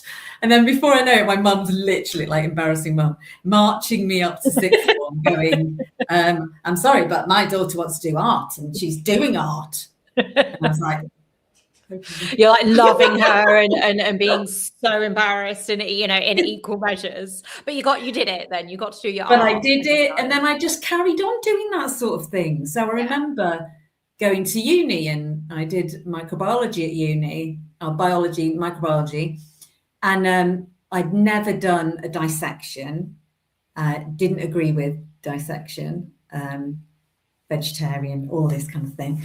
And I remember this really scary professor like standing in front of me and going, you realise if you refuse to do dissection, that's going to affect your, you know, your degree result.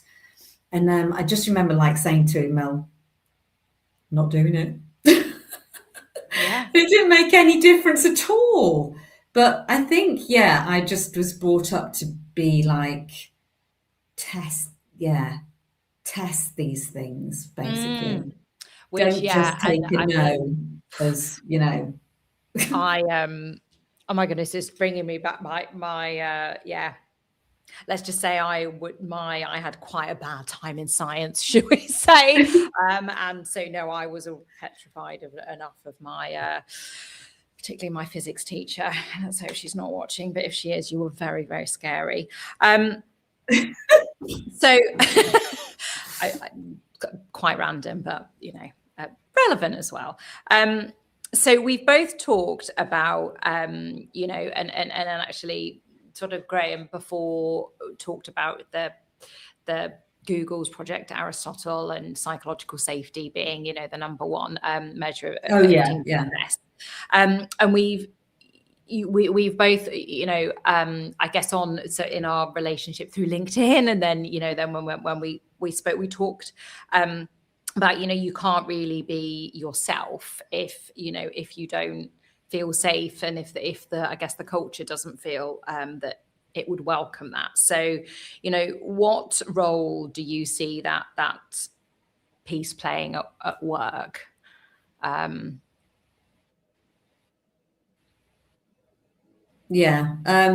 is the number one. I mean, when I go into work with organizations, you know, you are limited by the culture of the organization, and unless you kind of got buy-in from the very top. You know, you do have to have that psychological safety there for people to be able to, again, test their edges. You know, you go in and you find people who are absolutely brilliant, and yet the culture is such that you know, they're micromanaged. If anything's wrong, then they're kind of shamed, called out in meetings, that kind of thing. I mean, I don't really see that extreme like that, but I do hear of people who are in, you know, what are quite often called sort of toxic work environments, and it's a physiological thing. It goes back to, you know, times, prehistoric times, whatever. Our major need is to feel safe, so we're not going to go anywhere. We're going to stay in our little cave, and we're going to limit ourselves to the very little, you know, the smallest amount we can do to get away with it, basically. If we don't feel safe. So the only way of getting the most out of everybody, and it like win-win situation for everybody, is to create this kind of culture where where it's safe to test, where it's safe to fail and grow and learn. And what's kind of paradoxical in science, especially in the kind of field I'm in, you know, innovation only happens through doing an experiment, getting it wrong, changing conditions, doing an experiment, getting it wrong, changing the conditions. If you're too afraid to do small experiments, then, you know, nobody's going to win. You're not going to win. You're not going to win, grow, be satisfied, feel like you've made an impact, feel like your job matters. And the organization isn't going to win either. So it's very short-sighted. But then we are people, and there are egos involved. And it's a delicate balance sometimes. But the organizations that create a culture where people can feel safe enough to try and to share opinions and to work together, they're the ones that win in the end. And I think I'm sort of smiling as I love the I guess the correlation that you bring in your work between the and maybe it is your you know, where you talked about your, you know, love of art and love of science, and how, you know, with your clients it's within the day-to-day, they're very much about, you know, what is the data saying? And as you say, testing new thing, not working, let's change the variable, test again. And actually then, you know, almost thinking, you know, almost like, okay, well, if I turn that inwards on myself, like, yes, that can, it's a lot harder because, as you say, it's not sort of the cut and dry of science, but yeah, Yeah, I think that's really interesting and quite unique, angle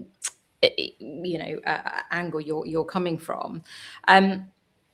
And another actually topic, I don't know if you know Graham Alcott, who I spoke with just previously, but he also mentioned psychological safety, but also talked about Nancy Kline's Time to Think. And I'd said, one of my speakers is, also big fan. And we sort of did a bit of fangirling, didn't we, when we spoke on Yeah. time before. So you do a lot of work around Nancy Kline's Time to Think, and specifically that thinking space, which sounds simple but is actually quite radical at work. So the question is, why do you think it's so powerful? But I guess before that, I'm conscious that people may be listening now on the recording who maybe aren't in the coaching space or are like, what are you talking about? So perhaps you could give a very headline, she's probably not listening, overview of what Nancy Kline's Time to Think is, and then why you think it's so powerful in the work that you do. If she is listening, yes, Nancy, hi. I am just finishing off my Time to Think facilitator qualification. I've been doing various different things, but right from when I read her first books, I was like, I'm going to have to start experimenting with this in my work, because it spoke to me like no other kind of, it's not a coaching approach. You can apply to anything in life. That, the underpinning thing is that the quality of everything we do depends on the quality of the thinking we do first. So if we don't create the conditions for people to have high quality independent thinking, then you are never going to, not only as an individual, be your best, but you think in an organization, you've hired these people, you pay them a lot of money, and yet you create the conditions where they don't feel safe enough to think fully, independently, share their thinking. We are constantly in all organizations being told to do more with less. So why on earth would you create the conditions where in your less, you're getting even less because people don't feel free enough to share all their thinking? So yeah, Nancy Kline's work is she defined 10 thinking components which support independent thinking, basically. It seems really simple, like you say, Kim, but actually when you experience it, you realize like the main 3 components are attention, equality, and ease. Attention is when you're in a thinking pair with somebody, is giving the thinker absolute attention. You're fascinated where they're going. You're not thinking about what you're having for your tea. You're managing that stream of attention, your eternal stream of attention, but you're literally fascinated where they're going with their thinking. You have a positive philosophical choice that everybody has amazing thinking, no matter whether you're, this level, that level. So that's the equality piece, assuming that everybody has some brilliant thinking that they can do and add to any discussion. You are promising not to interrupt. So how often are we given time to speak and we are not going to be interrupted? Until we say we're finished, we are not going to be interrupted. And that includes silence. So we know that we think in waves and pauses. So we will think in a wave and we might talk, and then we might stop and we might just stare around or doodle on a piece of paper. But often that's when the best thinking's happening. And so if somebody interrupts, that's it, it's gone. So in a Nancy Kline thinking environment, when you're invited to think, you have to say when you've finished. So the thinking partner isn't allowed to interrupt you until you say, I'm done. So you can sit there for however long in silence, but it feels so special and Until you kind of experience it, you don't realize how little you get that. Mhm. You know, people are waiting to come, waiting to finish a sentence. Wait, when am I going to get my opinion in? And when you do it in a team environment, it's incredible, because you can literally put one question on the table and you get everybody's thinking about it. And it doesn't matter whether the CEO's there and the apprentice, you know, it's like everybody agrees everyone has equal time and everyone is fascinated what somebody's going to come out with. And it's magical. I was really thinking, don't interrupt Kim, don't interrupt Kim. And he was like, are you finished? You need to tell me if you're finished. But no, like I said, I actually listened to it. I listened to it rather than and read it when I was doing sort of quite long journeys on the M4. And it, like you say, it's sort of, it's a very simplistic idea, or maybe the other way around, a simple idea, and okay, well, anyone can understand that, but actually it's not simplistic in terms of what it does and the power that it brings. And I think, as you say, we're so used to that, I guess, notion of like needing to, I need to give my opinion, either because we've got an ego or because we think that's going to validate, oh no, I should be here as well, I'm worthy, and those interruptions can, as you say, it just, that thought bubble, or is burst, and it's sort of gone. So and again, on another, I could talk to you for 24 hours probably about the certification, so we'll have to have another conversation on that. And you talk as well about I guess individuals exhausting themselves trying to prove that they belong, and I guess that sort of touches upon what I just shared then, in terms of that. Why I have to say something, otherwise people be like, why is she here? How do you support people shifting out of that? Well, I was thinking about this, and in relation to the self-kindness piece, and I was thinking it does all come back to actually knowing yourself, like really getting to know yourself. What, who am I? Believing that you're here, like it blows my mind sometimes, thinking like there's never been one of me ever in the history of the universe, and there will never be another one of me or you. So almost how selfish is it to limit the thing that I'm here to do and the kind of gifts I've been given? We've all been given. And we kind of seek permission to be ourselves.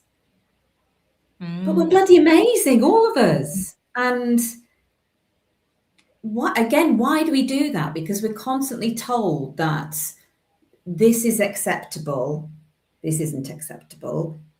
I'm fascinated with the word normal. I could say fascinated, I could say I hate it. But there's a few books I've read, like Am I Normal is an amazing book. And one I've just read by Gabor Mate, which is about the myth of normal. Mm-hmm. And again, just this idea that everything in life, like you can't be not good enough unless you're comparing against, well, what's good enough? And who decided that? Yes. Who decided? Even when you read this book, Am I Normal? It's just even things like, so from the second you have a baby, there you go, there's your baby. Mm-hmm. They're the 12th percentile. And you're like, what is that bad? Does that make me a bad mom? Does that mean I've done something?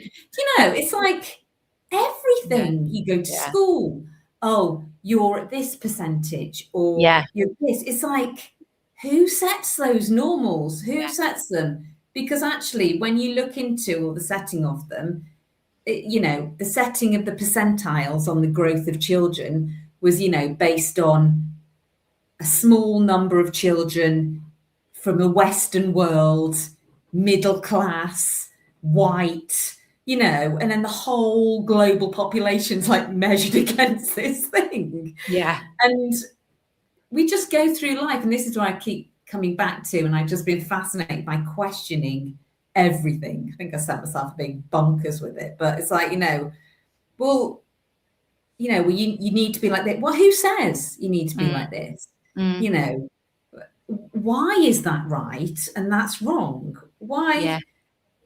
Yeah. You know, once you kind of spend a lot of time thinking about, well, what's my unique gift? What am I here to give? If somebody's told me that I need to be more like this or more like that, why? That's much more likely to be a reflection on them and their own feelings of lack of self-worth. Yeah. It's not about you. So if you can come back to you and working out what matters to you, you know, what hills are you going to die on, what, you know, all this kind of thing, you start just realizing that actually you as yourself with your own opinions, like I used to think somebody else of this job title, whatever, well, their opinion must be more important than mine. Why? Yeah, so true. It's not, is it? It's just an opinion. So, yeah, just this. I just encourage this constant questioning, like, why have you said that? Why did you choose that word? Why, you know? And when you start thinking about it, you're like, hang on a minute. My opinion's just as valid as anybody else's. Yeah. If I want to look like this, I will. If I want to, you know, try that thing, I will. As long as it's not hurting anybody else. Yeah. But just, yeah, it becomes so freeing when you start just questioning all this stuff you've just kind of sucked up over the years. Yes. And then it's quite fun to be like, no. I'm not. No. And I've written the Am I Normal on my list. I've collected quite a few other books that are going to be on my reading list over the course of the day so far, Victoria. So there's a lot of we did a well-being thing, almost performative in organizations, and no disrespect for the ones, all the ones that I work with and you work with do it brilliantly, but for those that are a bit more of that performative, we did that well-being thing. What does it actually look like when a workplace properly supports people to think clearly and lead well? Well, I think again we tend to have moved away from this kind of innate knowing of things, don't we? But we innately know when something isn't authentic. When there's I can't remember the exact reference, but there's been research done on it that you can tell, we can innately tell if somebody's being inauthentic within like 100 milliseconds or something ridiculous. So things like, well-being initiatives at work and things like that. Some people will think they're tick box exercises. Some people will get things from it. But I think you can tell in the way it's delivered. It's a bit like the thinking environment components as well. There are components like place. You can tell if a wellbeing initiative has been done like just an add-on. We've got to tick a box. We can tell these things. And even if like wellbeing initiatives, and I love wellbeing initiatives, obviously I do. It's a bit like when you go and do a kind of training course or something. If you go and do it and you have the most amazing time and you take loads of notes and you have the best intentions, then you go back to the day job, and if nothing's changed around, if the culture doesn't support that thing to be embedded, it'll just be a nice thing you did. Yeah. And that'll be it. There has to be support, again, from a cultural perspective to actually carry that on. Be that talking about it, checking in with you, making actual time to do these things. It's like when you think about development conversations you have at work. It's usually tacked onto the end of like a one-to-one. You've talked about your work and that, and then it's like, oh, what do you want to do this year? Maybe a course, you know, that kind of thing. But then it's like, and you think, I don't know about you, but I used to do this thing like Friday afternoon. I'm going to keep Friday afternoon. I'm going to read a load of papers. I'm going to like do a thing, do some development stuff. And it always got squeezed and disappeared, always. But yeah, you've got to be supported to make time for these things. Yeah. And to embed anything. It's like going to the gym or running or whatever. It's like you can't go, oh, I've done a weight training thing, and that's it. I'm going to leave it there. I might do it again next month. Yeah. But it's not going to, you've got to get the reps in, whether it's gym or whether it's coaching or whether it's, you know, mindset work or anything. You've got to, again, from a science perspective, shift your neural pathways from your one that goes, from your pathway that is just laying down there and hard as nails and it's always going to go that way. You've got to like start laying down a different one. And that's physical, that's mindset, the whole shebang. Practice. Yeah. And cultures that want people to shift in what they're doing have to support that in an ongoing basis.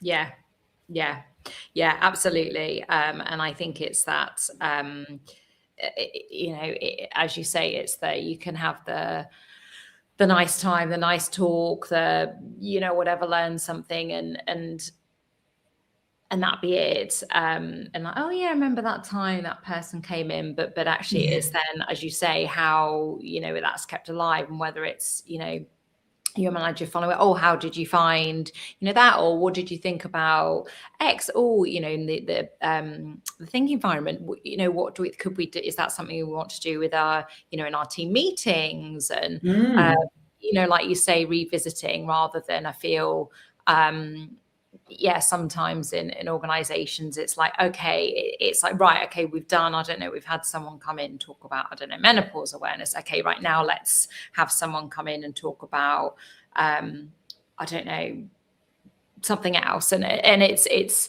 you know, there's different pieces, isn't there? And of course knowledge is part of it, but it is then, okay, but how can you sort of continue, like you say, those reps and weaving it through. And things, you know, policy change or things like that. It's like you can't do something in Mental Health Awareness Week and then you look at your policies and there's nothing to support you if you're going through a mental health difficulty. I mean, I'm very open on LinkedIn about the fact that I had loads of miscarriages. And one of the things when I was at work and I talked to people and, you know, you mentioned you've had a miscarriage. And I've had a miscarriage. And you started talking about it and then realizing that there's literally, in our case, we realized that like the miscarriage support stuff was buried in the pregnancy and birth policy, which is the last page you're going to want to go and look at. Pictures of nice babies to find the bit on miscarriage. And it's like, oh, well, that's not right, is it? So, you know, we'd had somebody come in, a midwife from Tommy's, to come in and talk about how we can support people who have miscarriages in the workplace. But then you had to, like, you know, support a policy change around that. So anything, I mean, we're talking, you know, we're supporting Mind here, but the whole kind of mental health piece as well. It can't just be, oh yeah, mental health, say the words, you know, it's got to be, how does that play out? When somebody is struggling, how do we support our managers to have these conversations so somebody doesn't come in and say, I'm having difficulty, and the manager, even though they want to do the right thing, just sits there going, I've no idea. Exactly. Or doesn't want to say anything. Sorry, my son and daughter have just waved through the window. Awesome. I was expecting one of mine to appear at the door and haven't yet. So. It's towards that time, isn't it? But no, you're right. It's that. And I think as well, we need to give managers the tools and the confidence as well to, you know, even if it's, you know, to be like, oh, wow, okay, thank you so much for sharing that with me. And I'm I'm not quite sure how, best to support, but, it's that communication and and I guess, but back to, we need the psychological safety in the first place to, for people to be able to come and feel that they can share that. So as we come towards sort of, I guess, the latter part of the hour, Victoria, thank you. You took my answer, my self-kindness, sort of the 12 question sort of survey piece, and I talk about self-kindness being a foundation to sort of positive mental well-being. And I've been I guess I try and always be clear that am I saying that if we're all a bit kinder to ourselves, there won't be mental ill health? Of course not. And mental health is extremely complex and looks very, very different across different avenues, but I do think it is such an important foundation, and I know something that we sort of have some alignment on in the conversations that we've had. So I'm just looking now and smiling. So you came up, you came as a strong foundations profile. So for you, self-kindness is showing up in multiple ways. You're taking action and giving yourself space, creating a solid foundation to build from. So I guess, just, how did you find the questions, and your results, as it were, were you like, I'm, that feels, that resonates, or was there any sort of surprises? Just be good to get your thoughts. Yeah, I think like most of these things, it depends what day you catch you on. Like, I know myself really well. I know, like, when certain things come into my head, when I feel a certain way, that maybe I haven't been for the run I needed, or I haven't done something that I absolutely know makes a difference to me in the way I feel. I try and think a lot. Both of my girls are neurodiverse, and they've had a real struggle through. Well, both of them came out of school actually because of all the trouble with school. But I try and think a lot about, when you think about self-kindness, it's like that whole thing. Would you say that to your best friend kind of thing? But I think about my girls, and it's like, if I'm beating myself up about something, I just think, well, would I want my girls to do that? It's like, well, no. And equally, people say, there's that phrase, isn't there, about when you think about self-care and self-kindness, about, put your own oxygen mask on first, all of that stuff. But it's like, you put your oxygen mask on in an emergency. Like, you don't want to get to an emergency with this stuff. It has to be there all the time. Like you say, the foundations. Like, I could feel guilty sometimes about, on a Saturday morning, I always go for a really long run on a Saturday morning. I could think, oh, well, I should really be doing this, that, and the other. But actually, it's like, no, because I know I'm a bit horrible if I don't go for a run. Yeah, my family. In fact, my husband has on occasion been known to look at me and go, you need to go for a run. Yeah. I've been told to go for a run before. Yeah, no, absolutely. Well, thank you. Thank you, Victoria. I've really enjoyed the, this conversation. And I guess, a couple of things. One is before you go, I've asked all speakers your number one self-kindness top tip. And then also where people can, find you, connect with you, anything that you want to talk about that you've got going on would be great to hear. Yeah. Again, I think self-kindness starts with knowing yourself. So spending time working out what's unique about you. What we don't do that enough. We always beating ourselves up about, that teeny tiny thing we did wrong.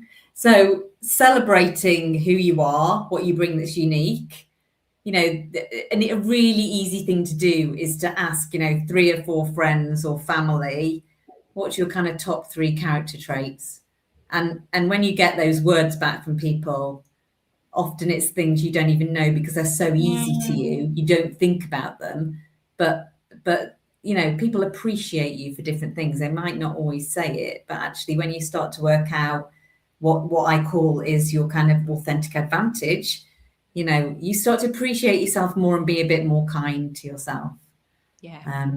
But just again, getting to know yourself really well, being really aware when you start beating yourself up, you know, self-talk, really being aware of self-talk, because the minute you start talking to yourself badly,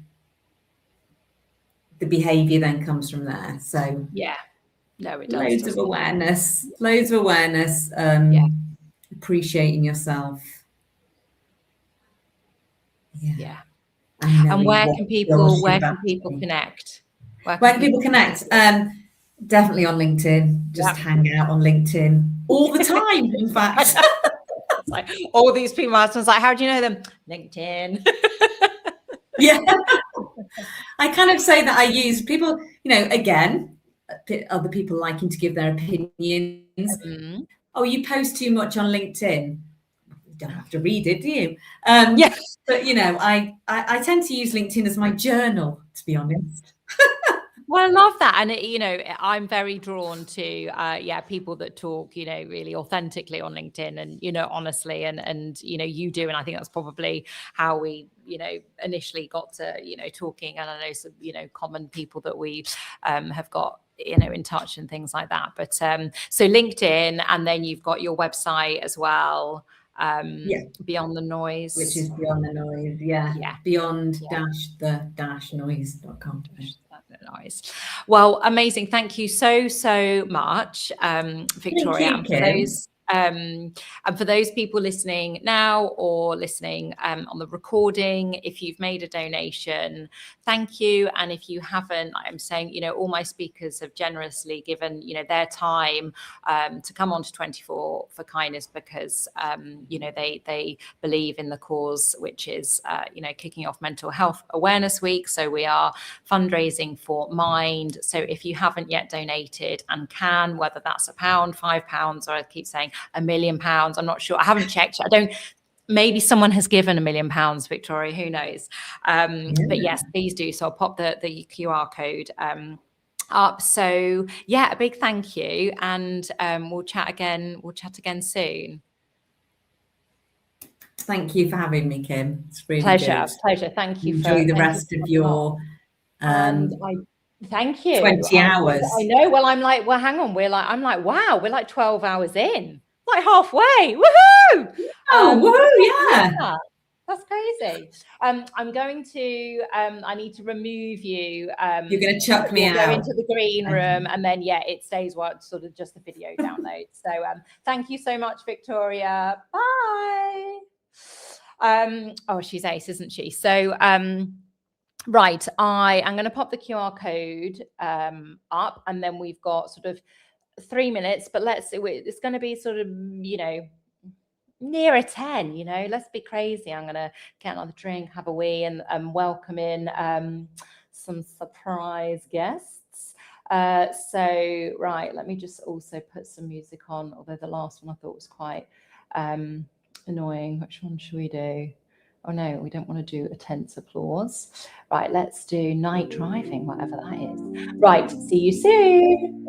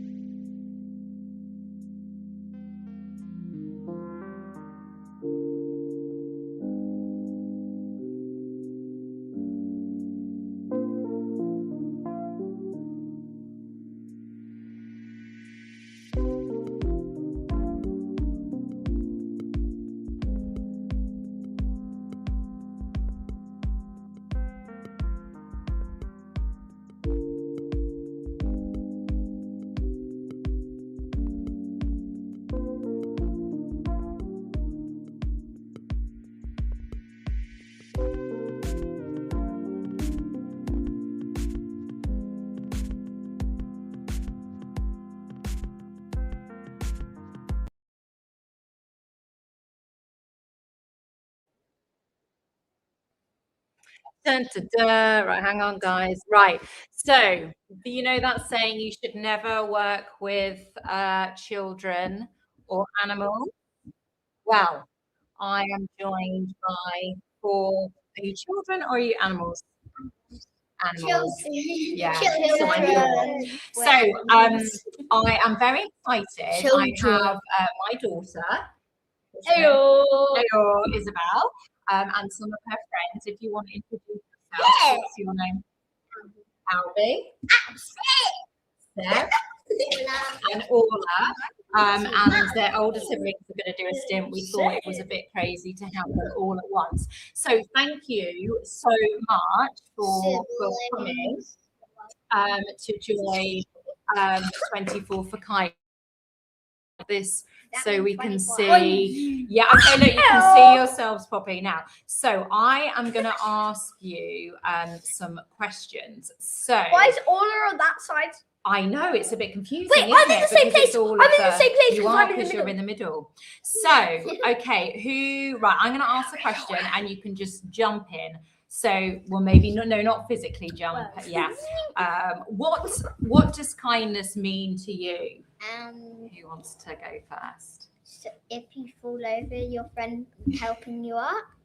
Nice, I like that. Yeah.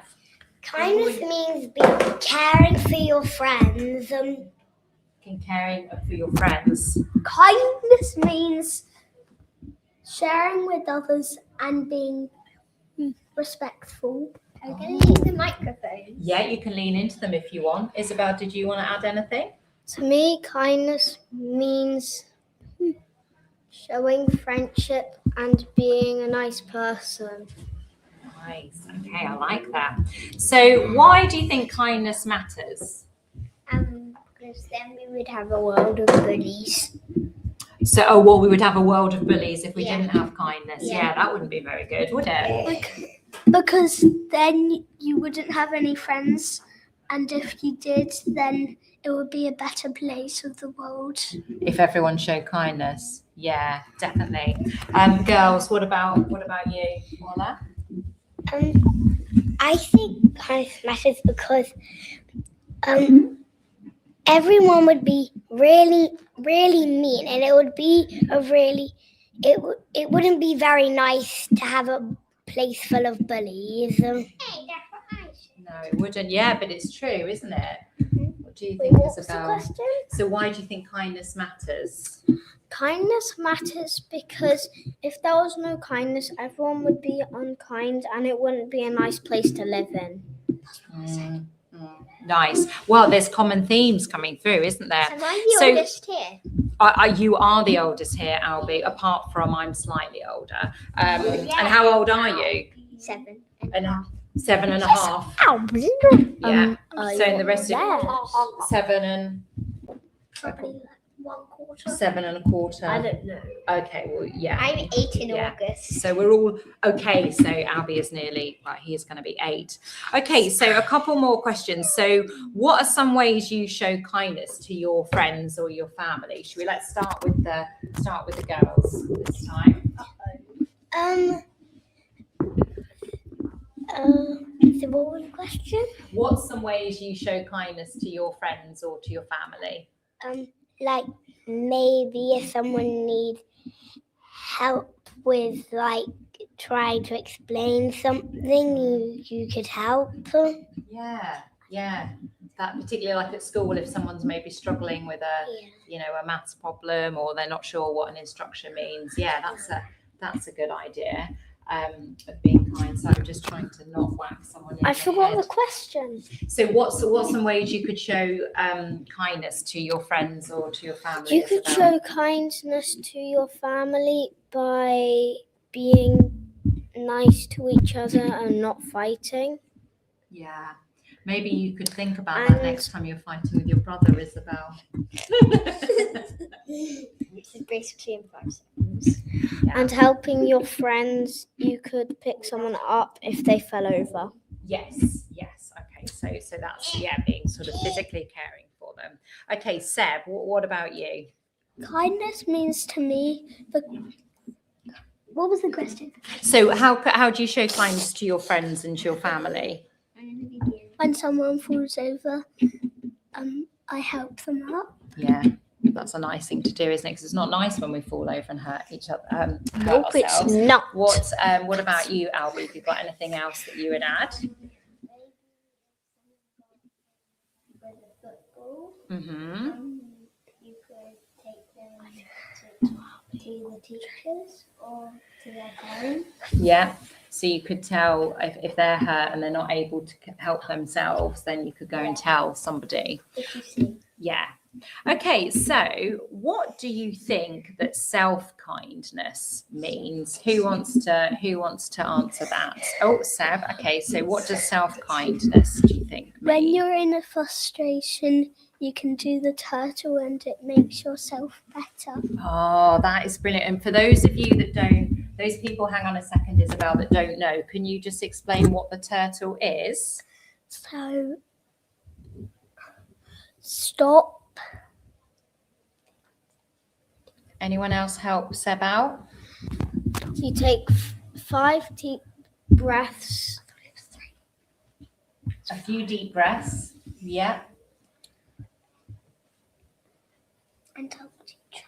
And tell the teacher. And tell a teacher. So yeah, it's something you learn at school, isn't it? Where you stop, you take something, you sort of go up into a turtle, and other people know that you just need a bit of time, and then you go and speak to an adult. Yeah, that's nice, and particularly so that's a really good. Self-kindness means to me is being kind to yourself, and if you struggle to do something, you could just stop and think for a sec. Yeah, I like that. So rather than giving yourself a hard time, just have a... I think self-kindness means that if you're stuck in something that feels really frustrating, you could maybe what I do is I make a square. So I draw a square in the air, and for one line I do one breath in, and then for the next line I do one breath out. That is amazing. That's so box breathing. That is a brilliant tip, Orla. Thank you so much. And Albie, so for you, and then we'll maybe get your brothers and sisters in. What if we don't hit Albie in the head with the microphone? What does self-kindness mean to you? I'm not sure. You're not sure. Well, what things, if you feel a bit maybe sad or angry or cross with yourself, is there anything you do that makes you feel a bit better? Play on the Nintendo. Play on the Nintendo, exactly. We all need a bit of downtime, don't we? Okay, well, thank you. I don't know why they're laughing. Well, that can be very calming, and it can, bring us back into our zone. Well, particularly in some games, that can be very frustrating, can't it? Okay, well, thank you. And anybody that is listening now, and I know you all wanted to say, what was the phrase that you wanted to all say? Wasn't it you kept saying? Like and subscribe. Anyway, maybe that was more your brother saying that. So thank you. And the people watching live, didn't they do amazingly? And anyone watching on the recording, Like and subscribe. Please consider a donation. And thank you for being so awesome. And Isabel, would you mind going in and getting your brother and his friends now? Thank you so much. Let's say goodbye. Have you? Oh, thank you so much. Oh, that's it. Yeah, big wave to the camera. Oh, that's a bit sad, isn't it? Well, hopefully it's because people have been too intense watching. Thank you. Bye, Orla. Bye. And mind though, and there's some cakes and biscuits and things that you can help yourselves to. Okay, so we've got round 2 coming up. Or look, there's a box of, you can help yourself to some goodies. Okay, so right, we can have, and now the big ones are here. So I said they can have a cake or a biscuit or something. This is live. This is live. So you come and sit here, Ollie.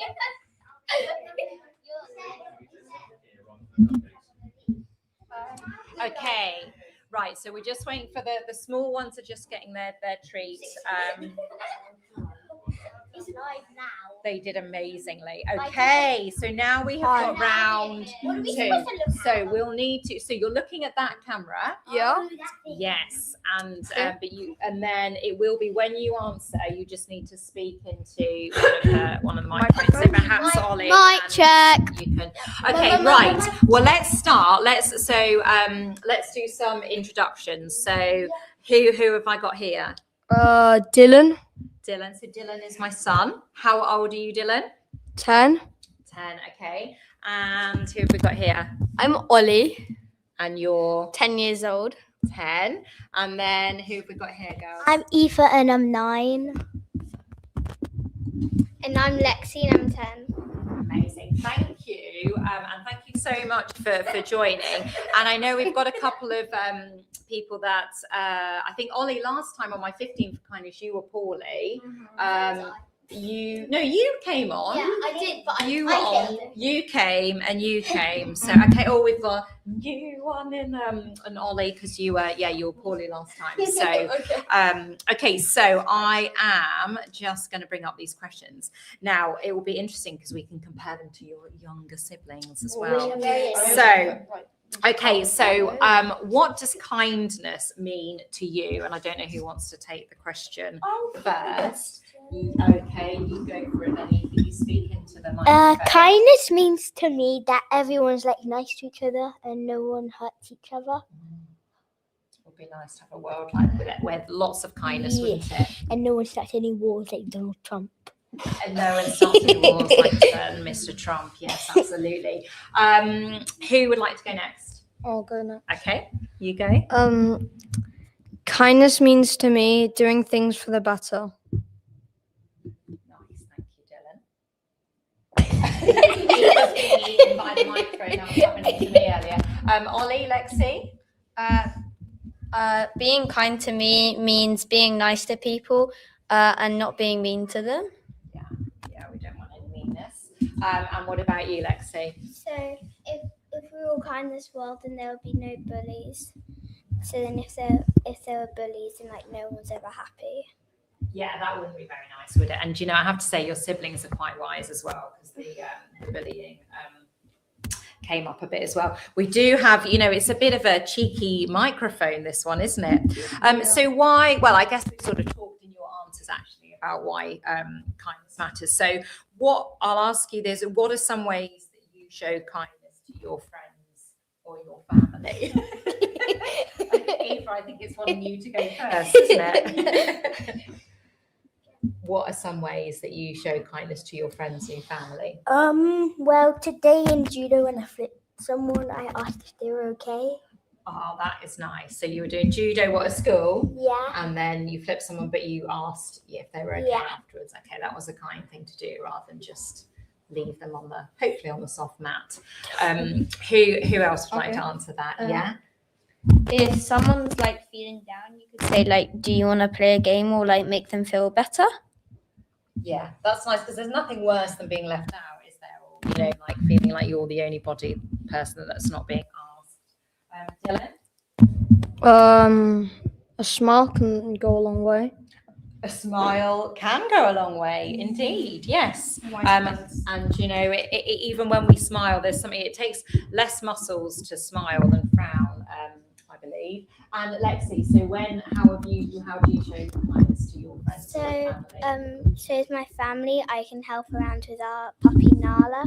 So even if it's like a very miserable day, we can like take her outside to play and like go like on walks with her, and maybe even make her like her like dinner or like lunch or something. Yeah, so you can be helpful around the house and helpful with Nala, your new puppy. Mm-hmm.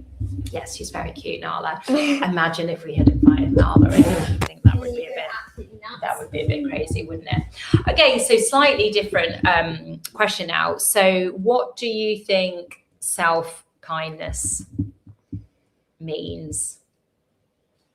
Who wants to answer that? Okay, Ollie, let's go here. You don't treat yourself too hard. Like if you get something wrong, you shouldn't get really upset about it. And like treat yourself how you want to be treated. Nice. And I think, yeah, that's sometimes we can be, really, we can talk quite meanly to ourselves and be like, oh, a bit cross with ourselves. So actually, that's a really great thing to remember about how you're talking to yourself. Dylan? Self-kindness doesn't have to be really big things. An example of a small self-kindness could be brushing your teeth. So we want to make sure that we are showing ourselves care, looking after our bodies, including our teeth. So those small things as well as the big things. Absolutely. What about you girls? What do you think self-kindness means? And have you got any examples of your own? Like, if you can't do something, you can just tell yourself that you can do it instead of saying give up. Yeah, absolutely. That perseverance and it's okay. I'll keep going and I'll try again. That's a great one. So sometimes you can have like a hard day at like school or work, and then you don't tell anyone, and then it keeps happening. Then your feelings keep building up, and then you let it out all in one. But when actually it's better to just let it out a little bit every day. So and do you mean actually almost like sharing how you're feeling? Yeah. And otherwise you get like super sad and angry with everyone even if they didn't do anything. Yeah, it can all get sort of bottled up, can't it? These are very insightful questions, I must say. I am just opening back up my questions. Oh, I know it is, isn't it? Okay, so what would you say to someone who might be being really hard on themselves, so isn't showing themselves kindness? It's a bit of a trickier question. Anyone got any ideas? So you could like give them a hug and tell them, you could ask them what's wrong, and you could give them like tips for what to do. Yeah. Nice. And just like you said, just actually asking if they're okay and maybe giving them a hug. We've got technician, superstar tech helper Peter, just with our microphones there. I think he's just checking that we can hear you okay. Did you have a thought, Lexi? And maybe just hold it closer to your mouth. You can say to someone that they can do this if they're struggling with something. Yeah, that's really nice. Give them that positive, come on, yeah, you can do it, and that encouragement. Yeah, I really like that. Ollie, did you have any thoughts? You could try to make them feel better, and like the more you are like angry with yourself, like you kind of get more angry, and like you can't. It's kind of annoying, and you just want to make yourself happy again. Yeah, so there's lots of being sort of okay with all our emotions coming out in this, and also talking, whether it's to ourselves or to others. And Dylan, what have you got to share? You could tell them to not give up. Yeah, so again, sort of that endurance piece. Okay, I have got 2 more questions. So, what always cheers you up?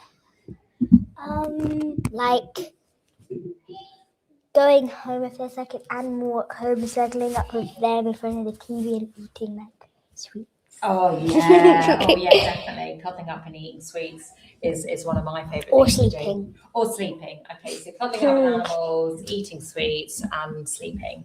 I love that. What always cheers you up, Lexi? Sometimes, like if I have time and I'm feeling a bit down, I may go into space and like just practice a little gymnastics. And you are a fantastic gymnast. I have seen some of your work. So yes, and so something that you love to do, you can go and do it, and that cheers you up. Brilliant. Ollie? I like it when my friends say "Come on, you saints" to me. Come on, you say. Saints. I just find it encouraging, and I find it quite funny, so I like that. Yeah, that is your favourite. Come on, friend. saints. When you say. So Dylan and Ollie played for a team called Saints. Come on, saints. Okay, and Cygnets, who Lexi plays for, are awesome. Okay, so Dylan, apart from Come On You Saints, what cheers you up? Snickers. Oh, Snickers. Yeah, Snickers is our cat. And obviously hugs from Mummy. Peanut butter. Yeah. Peanut butter. Snickers has got peanut butter in it. Oh, yes. Okay, right. Final question. If kindness had a superpower, what would it be? Flying. Okay, so kindness can fly. Ollie? The power to make anyone happy. Oh, the power to make Power to everyone happy. hunger. World end end world hunger. I was going to say hunger world end. Lexi? Me and my mum were talking about this one in the car, and then our idea was like to just like make people happy. Oh, yeah, well, it's a brilliant one, isn't it, Dylan? It's superpower. World peace accomplishment. World, so we've got world peace. Say better than that, can't we? No. No. Okay, is there anything that you guys would like to finish your kindness section? Be kind. Be kind. Anyone. Be kind to everybody. I don't know what you're pointing at. Yeah, you can pick that up if you like. Dylan's just doing a bit of showing off my. Oh, okay. There was a £5 note on the floor that he's kindly picked up because that was a donation to Mind. Okay, well, thank you very, very, very much for coming in after busy days at school. We've got Ollie is off to Cubs now. Scouts. Sorry. Dylan's just doing a bit of promo of myself. Tricks there. And thank you. And there was a phrase that you kept saying that you were going to say, or Dylan did at least. So what was it? Like and subscribe. That's what you kept saying today. I thought the phrase was 6-7. Do you realise that the 6-7. Yeah, because outside we were all saying we were gonna come in and then shout 6-7. Okay, well, you've done it now. 6-7. 6-7. Okay, thank you so much for coming in. 6-7. So I think you'll all agree that Dylan, Ollie, Aoife, Lexi, Orla, Albie, Isabel, and Seb were amazing. So if you have already donated, thank you so much. And if you haven't, I think the brilliant answers and the courage and all of that deserves a donation. So I'm going to say goodbye Bye-bye. now, and then we're back on in half an hour with Sarah Browning, if I have got my timings correct. Yes, so I'm going to pop up the QR code for a couple of minutes, and then I will share. I'll be sharing some clips before we welcome Sarah. So thank you so much for coming in, and you can wave goodbye if you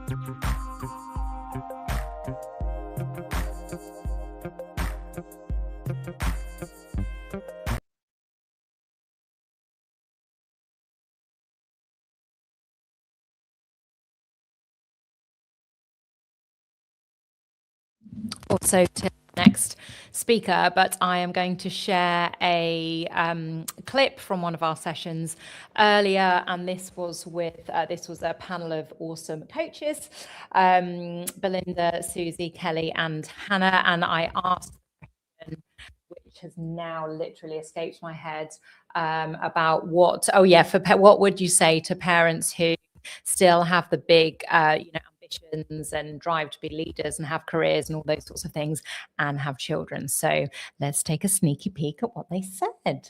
Most mothers that I know, work with, myself included, like are more ambitious since having children.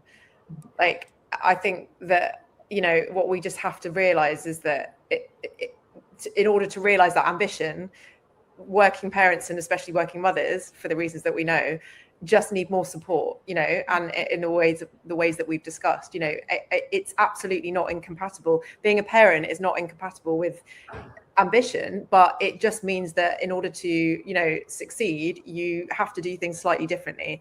And I think that's where we're just not catching up in societally or in the workplace, or, you know, in terms of how we value caregiving. We're just not catching up fast enough to enable women to realize that ambition when they have children. Yeah, I totally agree. I was going to say exactly that. It's like the most people I work with, they absolutely haven't lost any ambition. But I think what they do lose, and I think what one does lose generally, I think we can say this is a general term as a parent, is you kind of lose your tolerance for like wasted time. And I'm not going to sit in pointless meetings, and I'm not going to work in a way that kind of doesn't make sense to me. Because, you know, if they say you want something doing, give it to a busy person, right? And if you want something doing, give it to a parent, because they will get stuff done. I know that when I had my previous team, I employed parents. I'm not sure I'm allowed legally to say I only employed parents, but that's how it happened, right? Because they got stuff done. They had really, really super clear boundaries, which took me some time to kind of, you know, get used to. But it was all about like outcomes, you know, rather than output. They worked really efficiently. They did really well. And they were still trying to, you know, like progress in their career. But I think that's the thing. It's like you just want to adapt and change. And, you know, if an organization thinks that like that for you, like the way that you work, it makes you somehow less committed, well, that's when that you're going to lose like really, really good people, because that's not what it's about at all. It's actually, I think parents it's the other way around. It's like we become much more focused, much clearer on where we add value, and try and like focus our efforts on that basically. And again, I think it's based on, like you were saying, Belinda, I think it's that based on a system. The system's not caught up to that. You know, this whole presenteeism, you know, just all of it. I think the system hasn't worked up. But, you know, I don't know any parents really that I work with that have lost any kind of ambition since having children. Not at all. No, I find a lot of women come to me because they're still full of ambition, but it just isn't the same ambition that they had prior to having children. So they still have this drive of wanting to succeed and do something for themselves and potentially build something. But you often find that their priority changes to kind of reaching the top and being really important, or being in a boardroom, to like, how is my time going to make a difference to the world? I find so many more mothers come to me just like, I need to find something for my energy and my skills and expertise that actually means that I'm making a positive impact in the world. And I find that is a really big shift in mothers, but they've still got that energy of like, I know I can do great things, just let me at them. But it's maybe not just wanting to continue up the manager, you know, hierarchy. So more that sort of purpose-led, absolutely, yeah. How about you, Belinda, Kelly? I think, you know, if I take a step back, and I love what everyone said, when we become parents, and particularly for the birth carrying parent as well, you go into a period of maternity or parental leave, and often you are rushing into it and you haven't thought about your career or what that looks like. You're just thinking about, how do I hand everything over and step out the door? And often with corporate, sometimes the handover person is starting a week before you leave. So it's busy, right? Exactly. Sometimes it's not even at all. And let's not talk about that. But then you come back to work and you haven't given yourself that time, that breathing space. And we know a lot more now about matrescence and the journey that we go through. But so often we see parents stepping back into the workplace. They haven't thought about what that reintegration plan looks like, and they're expected to work in the same way that they worked before they had a child, where in reality, everything changes. So if we're thinking about ambition, and, you know, and talking about that, for me, it's some of the points everyone's already said. It's like, what does this look like now? What would good look like showing up at work? How do you be really intentional with your time? So what am I delivering? Are there things that I've been doing that actually there's either no point, or we could move, or what does that actually look like? But then also for yourself, a really important question. Everyone always talks about being a present parent, and I want to be a present parent and a good parent. But there's this really important question about, what does that even look like for you? Because that is something different to every single person, and there's no right or wrong answer. And so I think if you're ambitious in whatever that looks like for you, and that can look so different to different people, But first work out what does it look like? What feels good from a home perspective, and potentially with your children or your family as well. What looks good from a work perspective? And to your point, what is that something different? Is that more purposeful? Is it the boardroom? Because it's absolutely different for every single person. And it's about being intentional with our time, having those brilliant boundaries in place, but also looking after ourselves, because we're never going to be able to achieve all of that if we're not doing the thing that we're here to talk about today, which is about being kind to ourselves and looking after ourselves as well. I'm just, again, very passionate about that. Wow, what a great segue or thread to pull on, Kelly.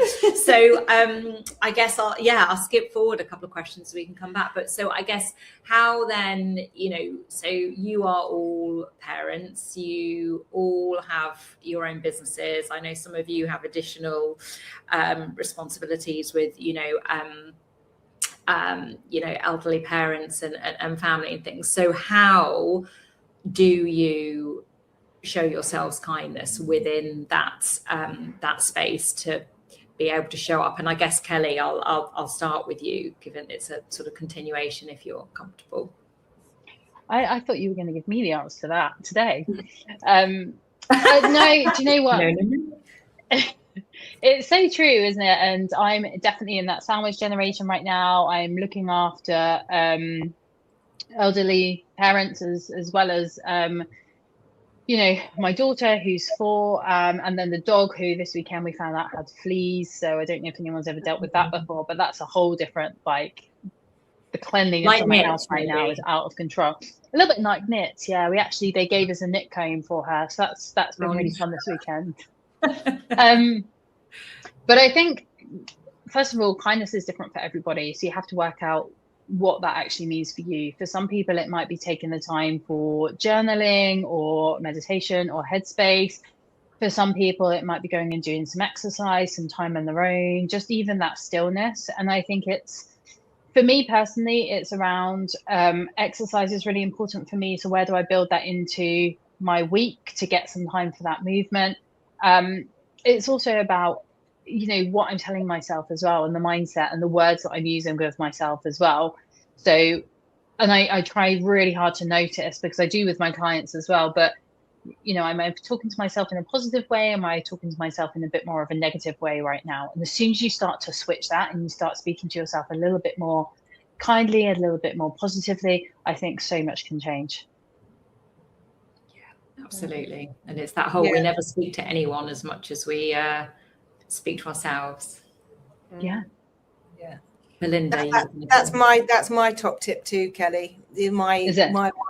My one for top tip for myself that I remind myself, it's how I talk to myself. And it comes up all the time, also with clients as well. You never get that thing where you're coaching and you're like, oh, I think, they always say they say you teach what you need to learn. And I find all of my coaching sessions at the moment are really just a reflection of me. And it comes out a lot of the time when, my clients using all what we call smog words. So the should, must, ought, got. Should, must, ought, got, have to, need to. And actually it's like, who is saying those words really? Who is this judgy person that's saying all of that? Let's try and reframe that. And that's exactly it. It's like talking to yourself really kindly. And just try and reframe and just be a bit gentler on myself, basically, rather than being so harsh, and trying to just be aware of that and just big myself up a little bit sometimes as well. And I always think about that. There's a Bruce Lee quote that I'm really into Bruce Lee at the moment. Also watching his videos on their bingo card. What does that mean? You're really into Bruce Lee at the moment. So amazing. This guy, he's got so much mental strength. He's amazing. I'm quite into watching anything I can about him. Boundaries and Bruce Lee, everybody. Yeah, Google's Bruce Lee. But he's amazing. He says, don't ever, I'm going to get the quote wrong, obviously, but it says, don't ever kind of talk to yourself badly, even in jest, because your body doesn't know the difference.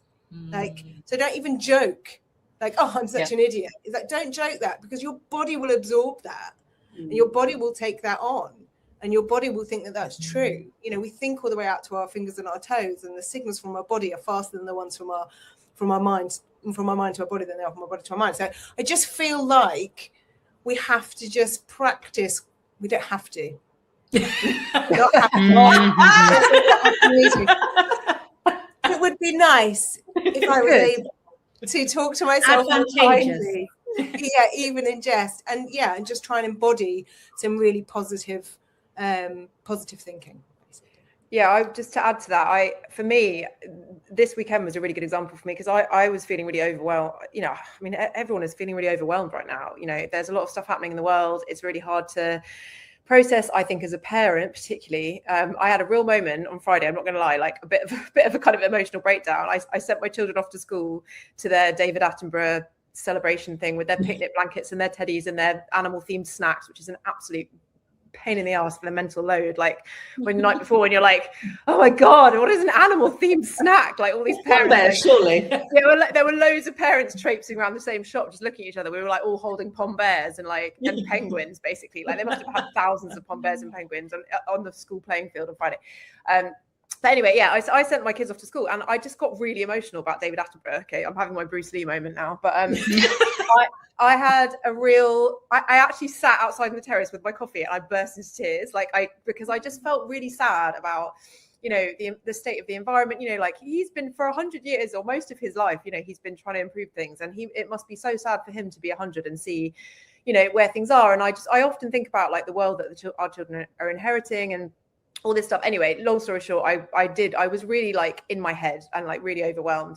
And for me, having to live it, you know, like having done all the training and all the positive psychology, you know, master's degree and all the rest of it, like I have to remind myself of the things that really do actually help. And for me, like number one thing at the moment is like nature, getting out in nature, but even more specifically, seeking awe. So like I will go for if I'm feeling overwhelmed, I'll just go for a walk, and I will intentionally like seek things out which look interesting, like the way that the light is coming through the leaves, or, you know, like take photos of things, or and getting to the beach is a massive one for me. Like we don't live too far from the sea, which is amazing. So on Friday I just went to the sea and just walked like along the seafront, and just you know, it makes such a difference. So I think definitely like the movement, you know, like Kelly was saying, it's not always, I wish it was a run, but you know, it's not always a run. It might just be like a 20-minute walk around the block or whatever. But connecting to something bigger, you know, like the awe thing is really important, and that is, you know, a positive psychology kind of intervention, if you will.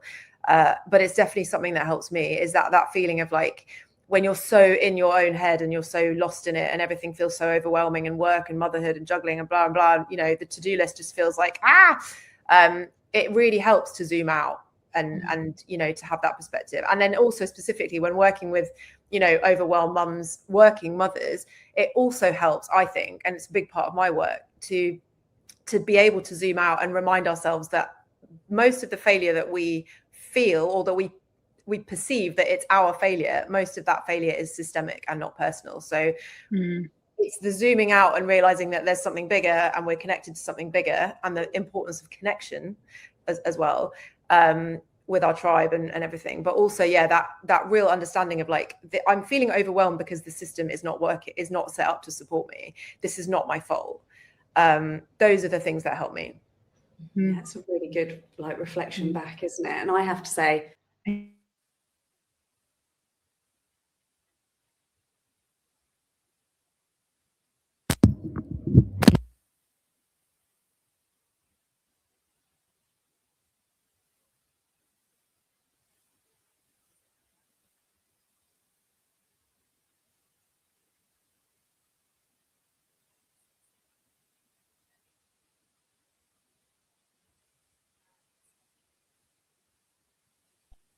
how about that? I can hear you now, Sarah. Sorry, can you hear me?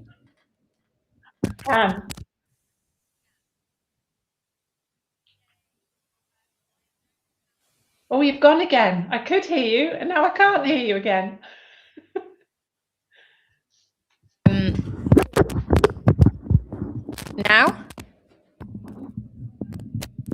Now? Yes. Yeah. Okay. Now, for some reason, this is Peter and I, Peter, my amazing tech support, we have just realized that again, for some reason, StreamYard has changed the link again. So I need to, I just need to make a quick update to the website with the link, because otherwise people won't be able to join live. Although it says there's 8 people on live. Yeah, I've just checked you, she's still going on With Sarah. Okay. And it's Pez people, so let's go. I think, I don't know if your internet is glitching a little bit, Sarah. Does it seem okay to you? You're a bit fuzzy. Maybe I'm just fuzzy at the end of a long day.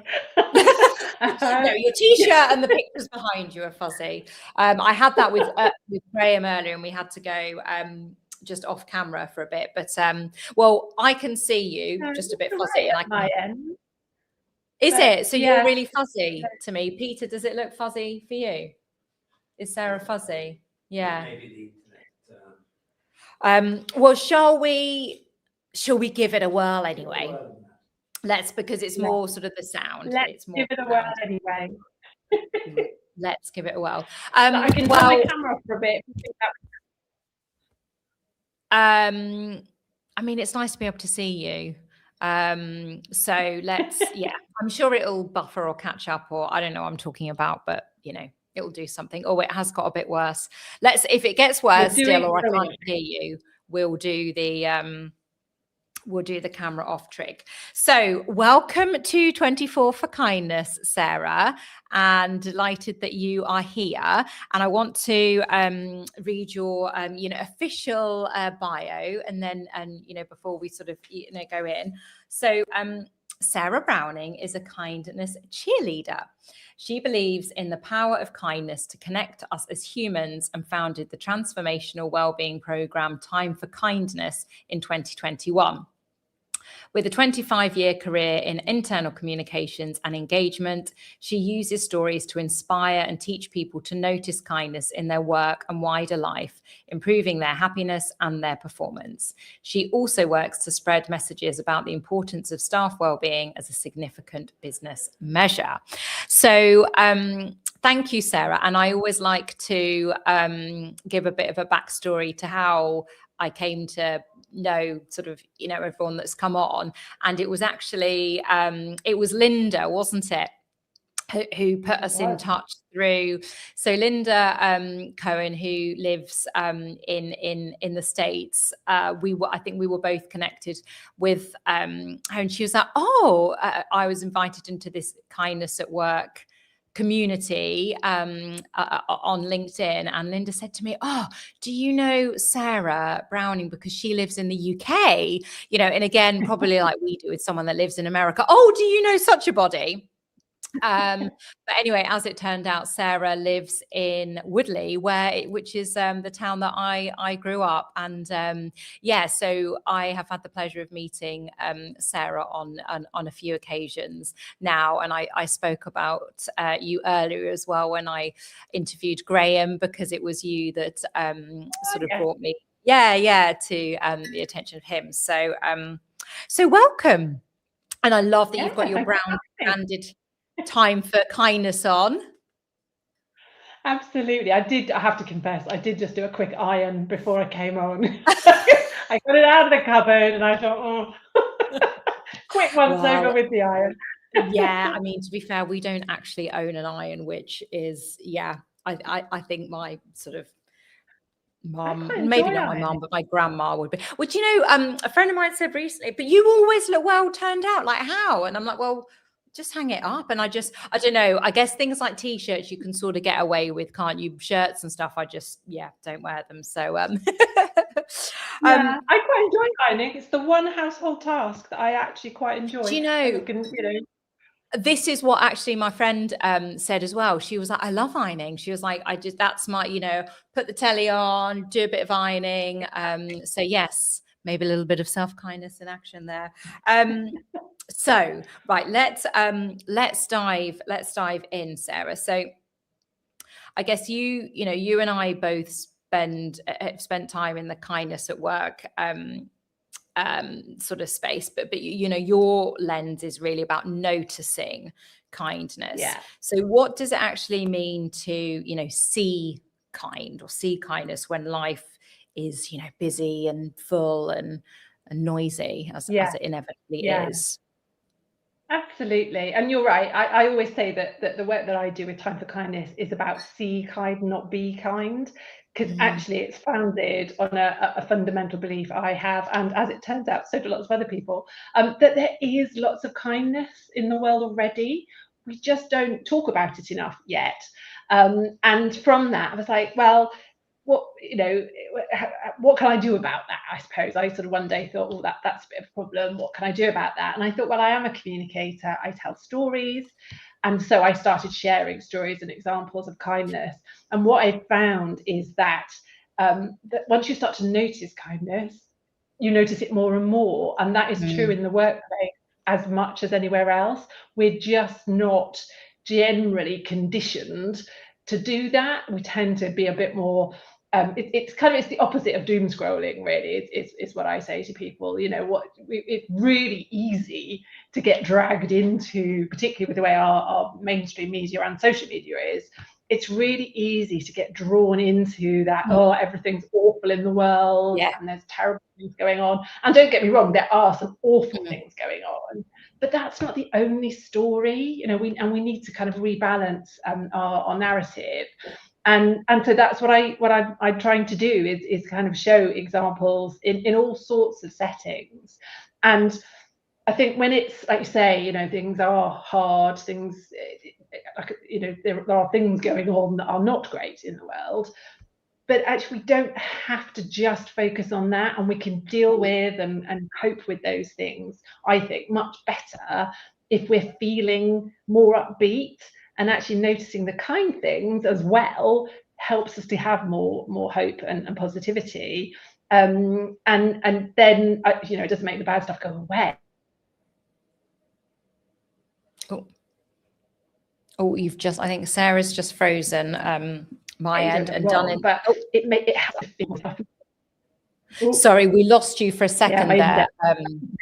Sarah, but I think you were saying exactly like you notice it and it doesn't make the bad stuff in the world obviously go away, but actually I guess it sort of balances it, gives a different perspective, doesn't it? And I guess as well, as you say, when you notice kind things, you feel better, you're likely to pass that on, and actually it's that ripple effect. And if everybody was doing that, then ultimately it would lessen some of the bad stuff. Absolutely. When I run my workshops to teach people habits, I talk about the research in this area now, and I'm sure unfortunately I haven't listened to all your speakers yet today, but I'm sure several of them have talked about it. But one of the studies that I talk about is there's a lady called Dr. Catherine Buchanan, who was at the University of Essex. And she did a study where she had two groups of people. She showed one group the footage of, I think it was a terrorist attack. And the other group, they saw that news footage of the attack, but they also saw footage of the helpers and the people who looked after those who were injured, and so on and so on. And then she looked at kind of the difference in how they then felt and so on. And I mean, it's not surprising, but it's nice that there's an academic backup to this. Yeah. That the group that had seen the helpers as well, they reported fewer negative emotions, and they were more positive about the world generally. So it just shows that having that kind of balance, it doesn't mean that we have to kind of get rid of all the bad stuff and never look at it, but actually having that balance does make us feel better and more positive, and that's got to be a good thing, hasn't it? Yeah, no, absolutely that. And I think, as you say, it's, as you say, it's not about ignoring or dismissing any of that. It's actually, the both. And I think as well, it is all, you watch sometimes, to tragic events, or think you maybe see a documentary about it, but and you see sort of those the personal human stories behind it, don't you, that of all the people clubbing in together to help those that needed it, and all of those sorts of things. And Yes. So I guess what I'm, really would love to talk to you about. So you've recently, I guess, brought this very thing, this, sort of seeing kindness to life in your Kind Leader series. So when you speak to leaders, I guess, what would you say, what's the difference between those who talk about kindness and those who genuinely lead with it? Yeah, it's interesting, isn't it? Because I think you and I have probably both noticed over the last few years, in particular while we've been doing this work, that more and more people are talking about kindness and are using the word kindness. And now it's about, okay, so where is that most authentic? And actually, with my Leader series, that came about because I got sick and tired of all we hear about in the news are what I call the kind of big scary monster leaders. And yes, they are there, but there are lots of other leaders, they make the news because they're the exception. And there are lots of other leaders that are leading with kindness and are genuinely leading with kindness. And that was kind of where the idea for my series came from. And I ended up speaking to, I think it was 4, possibly 5 kind leaders. And it was an absolute joy, Kim. Those conversations were just brilliant. And what really struck me was, so they were from a whole variety of organizations that they were leading. And in fact, one of them said, I'm not really a leader. In fact, a couple of them were a little bit, oh, am I a leader?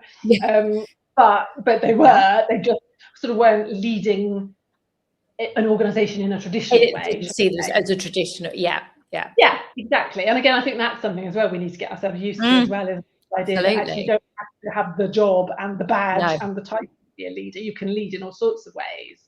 But what really struck me was that across all the conversations, the thing that kept coming through was listening, and how what they were doing was listening to their people and genuinely listening to their people and getting to know them and understand what was really important to people that work for them. And that made such a difference in terms of, their teams felt heard, they felt listened to, they were, it built kind of psychological safety in terms of they then had a stronger relationship with the leader or with the other person, and therefore could have more sort of deeper conversation, really. And perhaps if things weren't going quite so well, they could say, well, actually, I bring forward their opinion or their suggestions and so on. And it very much came from the kind of listening to understand rather than listening to reply approach to listening. And like I say, I was really struck by how obviously there were other bits and pieces that they all did, but the one that was fundamentally at the heart of their practice was that kind of getting to know people as human beings, not as the person on the desk or the person doing this job or the person doing that job, but as an actual person. So it was interesting conversations to have. And I think it is, as you say, so often we, even when we're listening, we're sort of surface listening, and we're already thinking about, well, what's my reply going to be? What's my next question going to be? And actually, so one of the guests I had on, Victoria Higgins, earlier spoke at length about Nancy Klein's time for kindness, and about sort of the thinking space, and part of that is how to thinking pair, and actually you can't, once it's that person's turn, you can't, until they've said, okay, I'm done, you can't reply. And she said it is quite fascinating, isn't it, when I guess we don't always realize how much we interrupt, so that that's insightful that was something that really came out as from that series. So Sarah, your message, I guess, links kindness, hope, which you've talked about, and performance, which isn't always how people necessarily think about it. So can you share, I guess, a little bit more about that connection with us? Yeah, absolutely. I think kindness has a bit of a reputation problem, I think, doesn't it? In that quite often, and I didn't catch your conversation with Graham, but I'm fairly sure he is likely to have said something about this as well. You know, this idea that kindness gets mistaken for niceness, and it can feel a bit sort of weak and a bit fluffy. And even myself, I came up with the idea of time of kindness about 5.5 years ago. And at first I was a little bit sort of shy about mentioning, I sort of almost whispered, I'm going to talk about kindness. Absolutely. I'm a communications person out of kindness, Jim. And at the time I've got much exactly. I've got much bolder about it and much stronger about it. Partly because of conviction myself and trusting myself and connected to that. But also because I saw how people reacted as well, and there was sort of more and more positive response to that and so on. And yet I think that then kind of going beyond, as you said, kind of the positivity and hope to the fact that actually it is good for us as individuals because it makes us feel better, but actually it's also better for performance in organizations, for example, because what I say is when you see kind, you feel better, and when you feel better, you perform better. And it very much has that kind of connection. This is the point where I have to refer to my notes though, because there are a couple of studies. It's funny because I'm not. I love the fact, like I said, that there is the academic research that backs a lot of this up, but I am not myself a scientist. I'm not a researcher in that sense, and I always kind of have my I think she'll come back. We've dropped again. Notes of different things. You're back. We lost you. Yeah, you've got your notes for your stats. Yes, because they're the things that you want to get right, aren't they? I start talking about research and the internet cuts me off. Yeah, it's like data. Yeah, sorry, you're not very good. Absolutely. But we've got to refer back to my notes, for there's a couple of studies that I think are particularly useful to mention here. So one is that there was a study done by the Harvard Business Review, and they looked at leaders who expressed kindness, and that was things like, exactly like I said, listening to their people, having conversations with their people, those sorts of things. And what they found was that those leaders that expressed kindness, when it came to having difficult conversations, they found that much easier to do. And it was because, or it appeared to be because, they had taken the time to build up relationships first. So they did have more of that kind of trust in place. And I always think, and as a leader, you are gonna have to have some difficult conversations at some point. I mean, it's just part and parcel of the job. So actually, kindness can help you to be able to do that part of your job in a much better way and to feel more confident doing it. So it's worth investing some time in building those kind relationships prior to that. The other one that I liked was that a study was carried out with the University of Warwick, and that one found that kindness increases happiness, and happier people are 12% more productive than less happy people. Like 12%. I mean, that's not bad, is it? No, absolutely. And I think there was another one done in Canada along those sorts of lines where it was even higher. I want to say it was something like 20% or something. But yeah, there is a definite link and correlation between kindness, happiness, positivity, and increased productivity. And I mean, there's a whole other conversation to have about whether we ought to be obsessed with productivity, if that really is a measure of success. But if for your business that's something you're looking at, then I would respectfully suggest that you look into having more kindness in your business, because it will help in those kind of harder measures of business success. So it's one of those things I think, well, yeah, it kind of seems fairly obvious to me, but again, it isn't to everybody, and I understand that, and it's good to have those studies to back it up. Yeah, and I think as well, Eva, I think as well, there's people that are get kindness and advocate for it, but actually maybe don't see it having, or aren't really clear on its place outside of being polite to colleagues in the workplace, and I guess part of that is because that's how you know, a lot of you know, us sort of grew up, as it were, in terms of the you know, where it was like that career wise, and where you know, it was top down and you listened to what you were told, and you know, and all of that sort of, you know, autocratic type leadership compared with what it is now.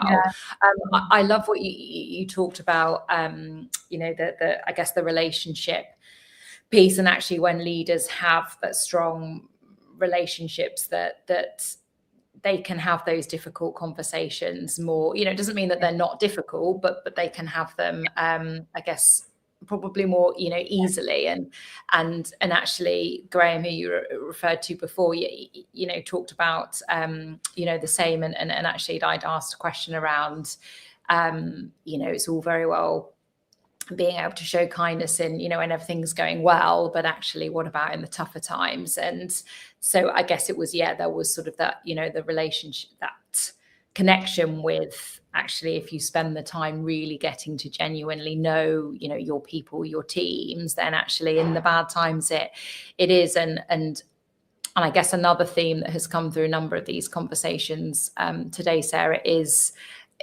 psychological safety. And I, you know, and I think you know, that there's sort of, well, there's a reason why it, you know, it was the number one reason that Google found, you know, that, you know, for high performing teams. And at the end of the day, we all we need to feel that we can share our opinions, get things wrong, not be blamed, and all of those things. Absolutely.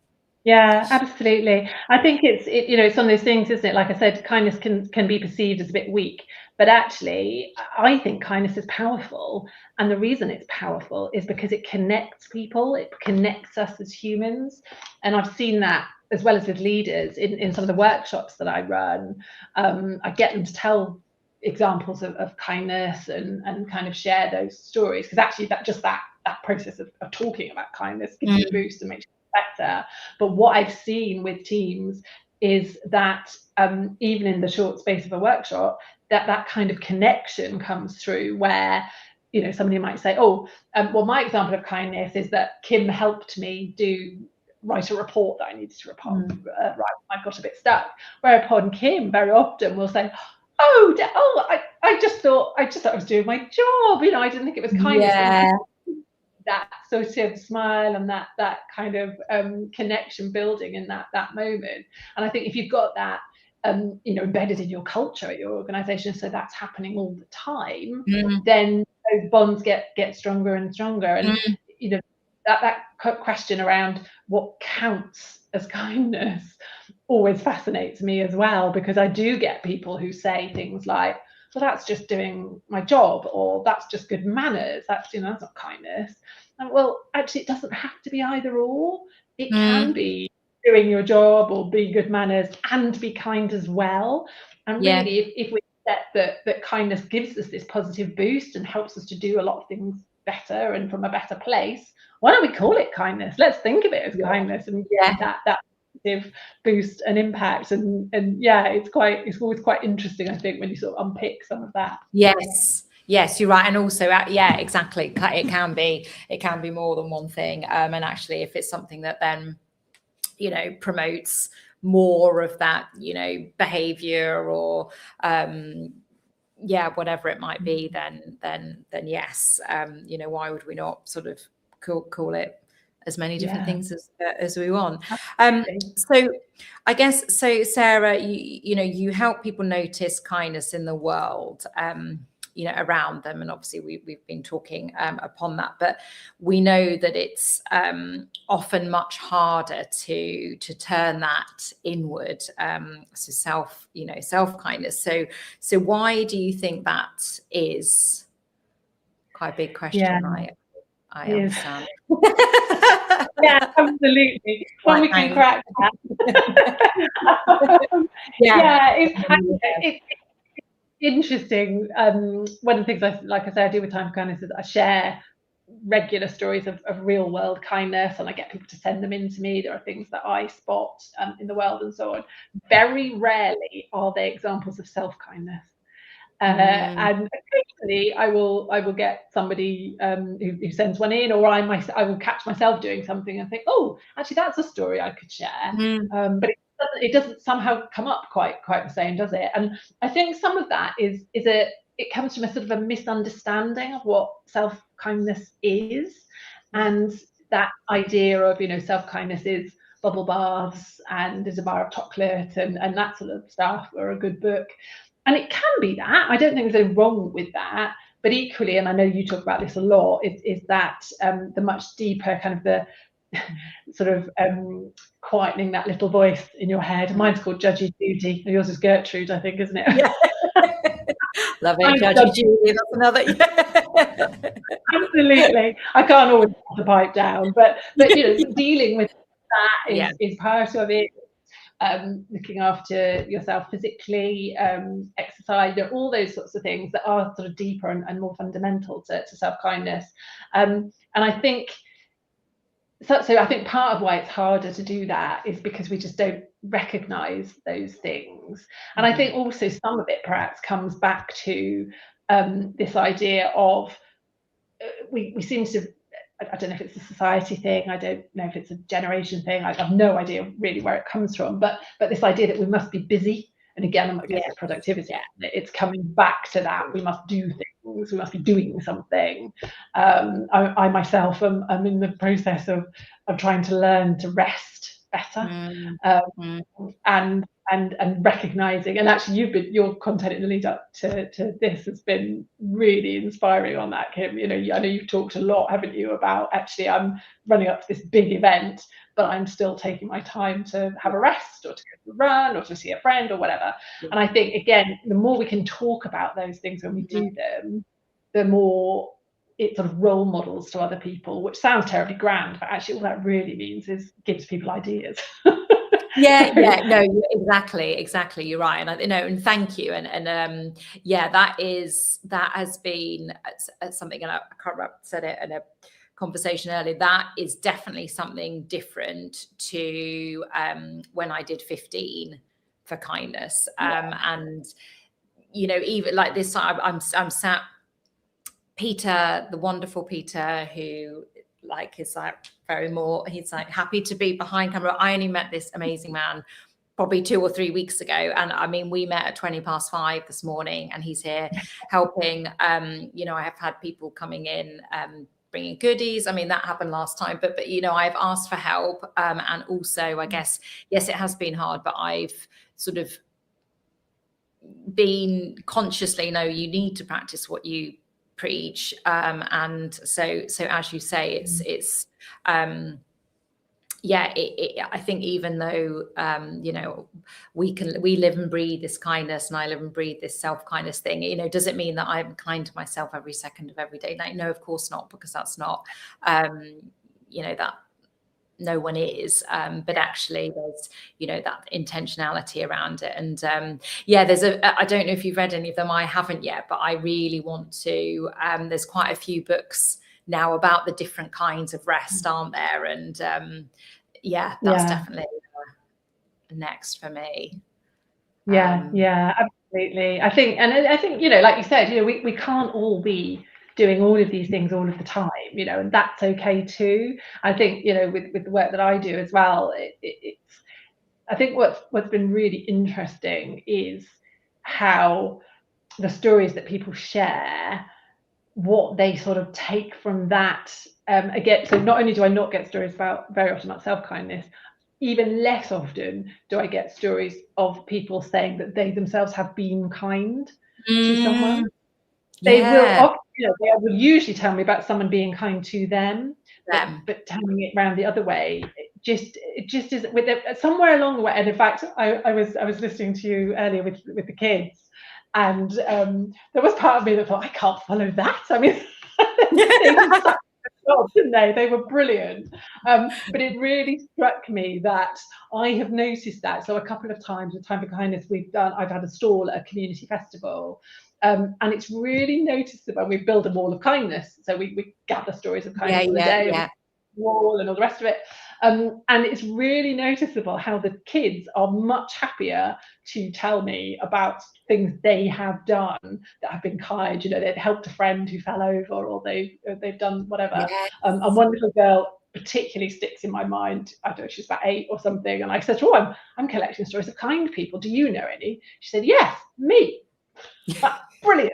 Why shouldn't she? And yet somewhere along the way we lose that, don't we? We become a bit embarrassed, like we're somehow showing off. Absolutely. But It's no one likes to show off.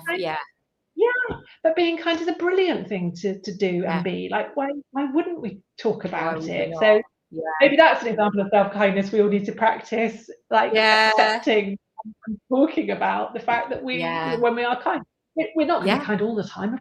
We're not. No. And that's okay.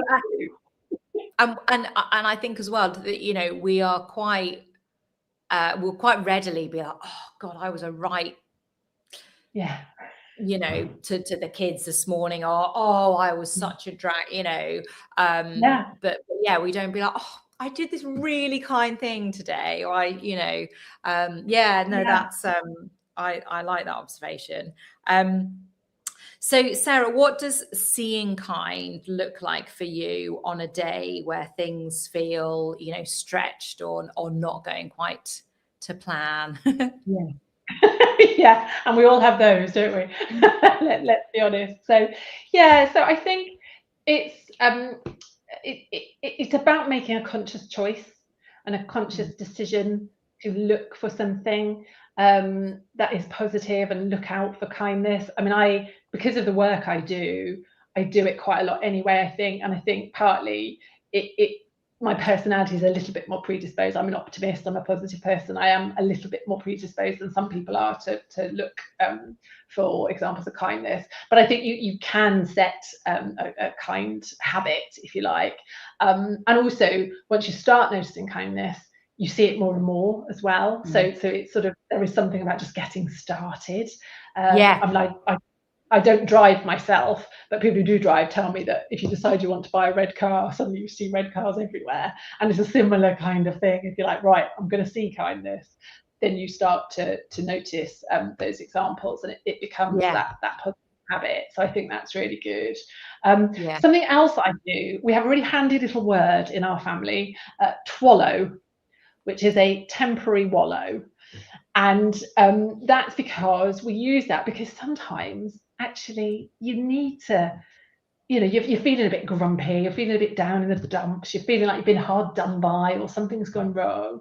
And actually sometimes there's almost a sort of pleasure in sort of reveling in that. And you know, we can't be positive and upbeat all the time, but we do, as I say, in my family, we use this word twallow, which is as a temporary wallow, because actually it's okay if you're doing that for a little while. If it becomes something you can't get yourself back out of, then it's a bit more of a problem. But we will actively say to each other, is this a twallow or do you need some help here? And actually that is what you need, just to have a little bit of a moan and a whinge and a kind of get it off your chest. And then to move forward. So, you know, that's another little tip.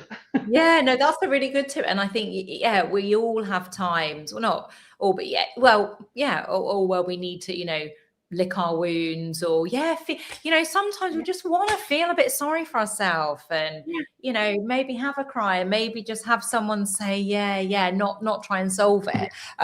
Twallow, I may have to introduce that in my household.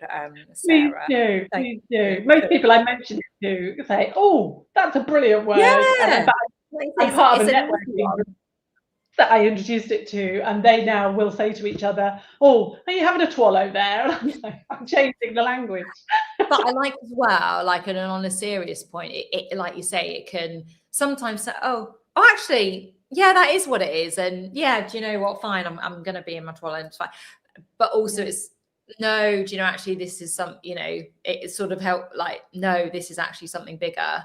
And you know, and then you can have those sort of, you know, conversations. So Sarah, you are also supporting 24 for Kindness as a sponsor, so not only as a speaker, which I am so grateful for.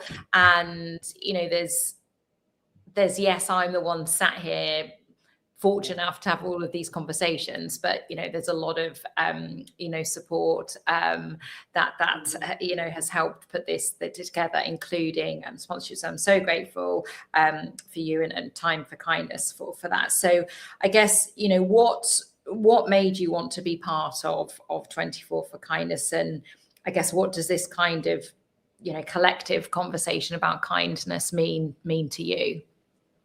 Yeah, well, thank you very much for having me as a sponsor. It's really exciting to be able to be involved and to help you in that way, because as you say, it's something that you did amazingly when you did it for 15 hours or whatever it was last time, but to be able to sort of have others help you and sort of amplify it even more, I think is fantastic. So yeah, really, really pleased to be able to do that. And I guess why is a lot of that is to do with conversation, because like I said, my whole thing with Time for Kindness is that there is lots of kindness. We don't talk about it enough yet. One of the things, one of the strands of the work I do is I'm building a community of voluntary kindness ambassadors. And what that is about is I ask them to sign up and make a pledge to notice at least every week, to notice at least one kind story, and for every one that they notice, to tell at least one other person about it. And the reason for doing that was to spread the conversation, because I think it's not just about seeing the kindness and noticing it. I think we need to talk about it more.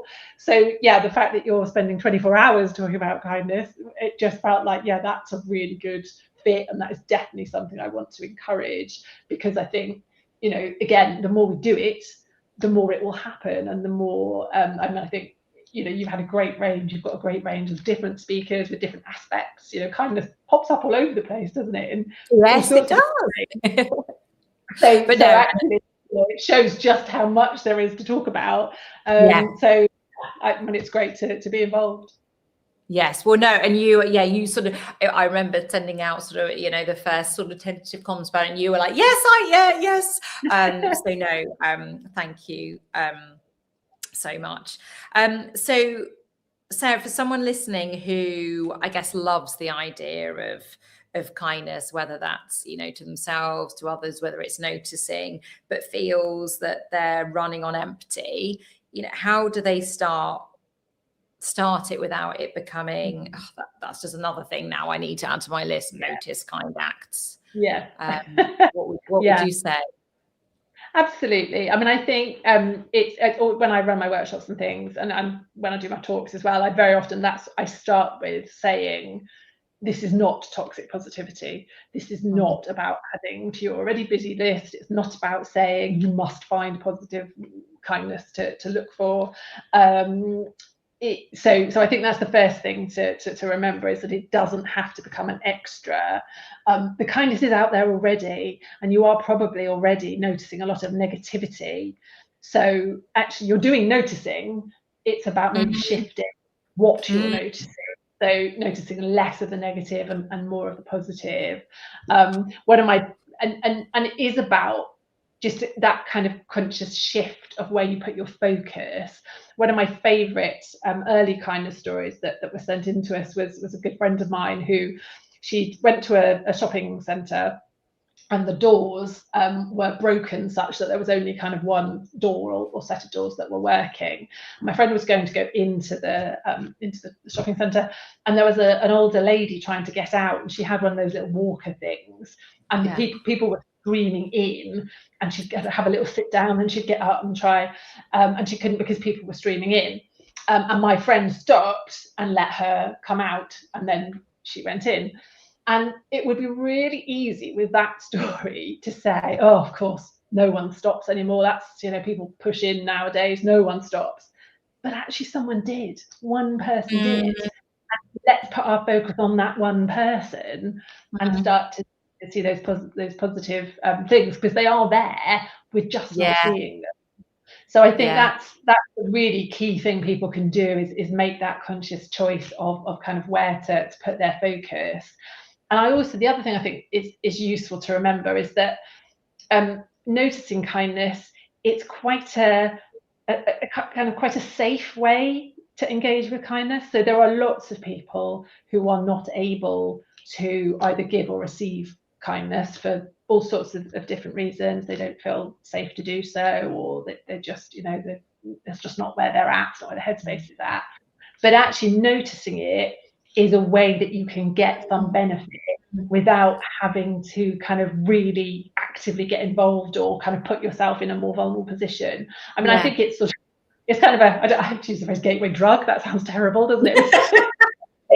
Entry point. Entry point. That's it. I've used that. That sounds much better. Yeah, so, it can be a good entry point for this kind of thing. But equally, you're a bit more in control as well, of course, because you're again at slight distance. Yeah. So I think, if you're really running on empty and you just not got anything left to give, then that again can just be a way to start small steps to kind of bring that positivity and hope back into your life. Yeah. No, that's great. And I've never thought about it like that before. And for people, like you say, for some people that it can feel like a really huge leap, or suddenly you're asking me to show myself kindness, and it's like, oh, well, actually, as you say, you're starting in sort of a smaller, a safer spot. So Sarah, before we go, I'm going to ask, because I know you completed the self-kindness matrix, but I've asked all my speakers this. So what would be your, and I know you're probably like, oh no, I can't do it to one, but what would be your number one self-kindness top tip? So my top tip is find what works for you, because I think there are lots of different options. There are lots of people who will try to say to you, oh, this is the way, or this is the thing to do. And actually, it's different for all of us, and actually your thing might be a bubble bath. That's okay. Yes, I was going to say it might be a bath. Everyone's going to be like, Kim, she's anti-bubble baths. Absolutely. I had a lovely bubble bath yesterday. It was brilliant. It was very relaxing. So yeah, definitely, that might be, but all joking aside, find what works for you, and what are the things that you love doing. I mean, for me, it's creating art. So there's on the wall behind me are some of my pieces that I really enjoyed. In fact, the one, oh hang on, there we go, the one this end, the one that I did. It's also a different way around, isn't it? It doesn't really work. Yes, the green one. The green one. I did that during COVID. I think it was during first COVID lockdown. So it's but so that's something that I find really relaxing. For some people, that'll be incredibly stressful because they don't like the paint and it gets messy and all. It's not going how they want it to go, and yeah, exactly. So it is. I think it is about finding the things. I mean, I also the other one that I really enjoy is going out for a walk, and I know a lot of people say kind of getting out in nature and getting fresh air is a big one. But again, for various reasons that might not be your thing. So it is about finding what you love doing, and have that, confidence in yourself that if it makes you feel better, then it's your self-kindness. That's the right one. Yeah, that's the right one for you. Amazing.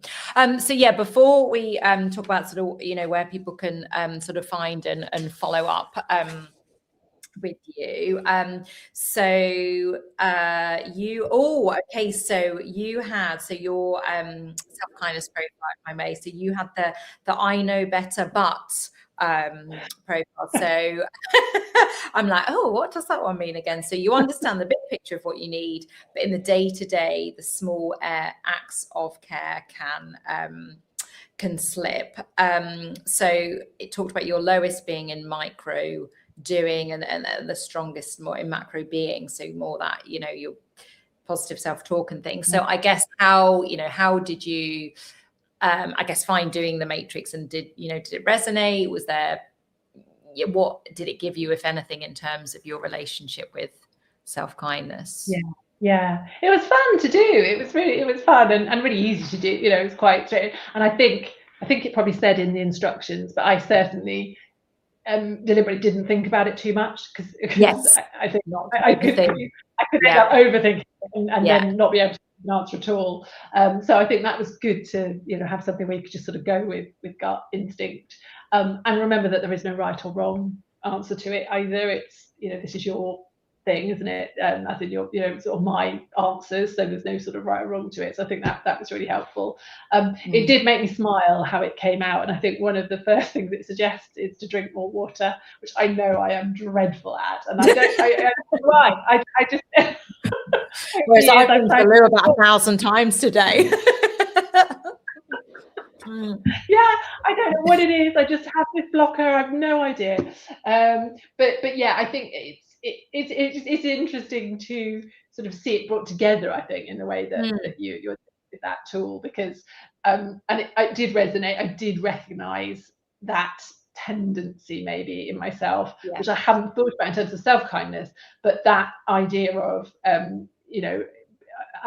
being able to advise other people on how they can go about things and have great ideas and sort of think about their self-kindness and make suggestions and so on, but then applying that advice to myself, it becomes like the worst. Absolutely. I used to have a boss when I worked in-house for internal comms who used to say it's shoes for cobbler's children, because we were great at giving everyone else internal comms advice, but within our team it didn't necessarily always go quite. It was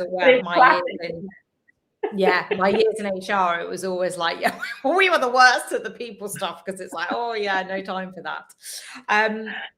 Thank you so much, Sarah, for coming on, for telling us about Time for Kindness, for being a sponsor.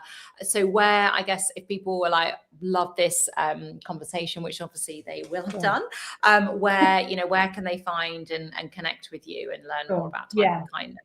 Absolutely. So I am on LinkedIn, so you can find me, Sarah Browning, on LinkedIn. I also have Time for Kindness page on LinkedIn where we share stories of kindness, so come and find us there. If you're on Instagram, we're also on there at time_for_kindness.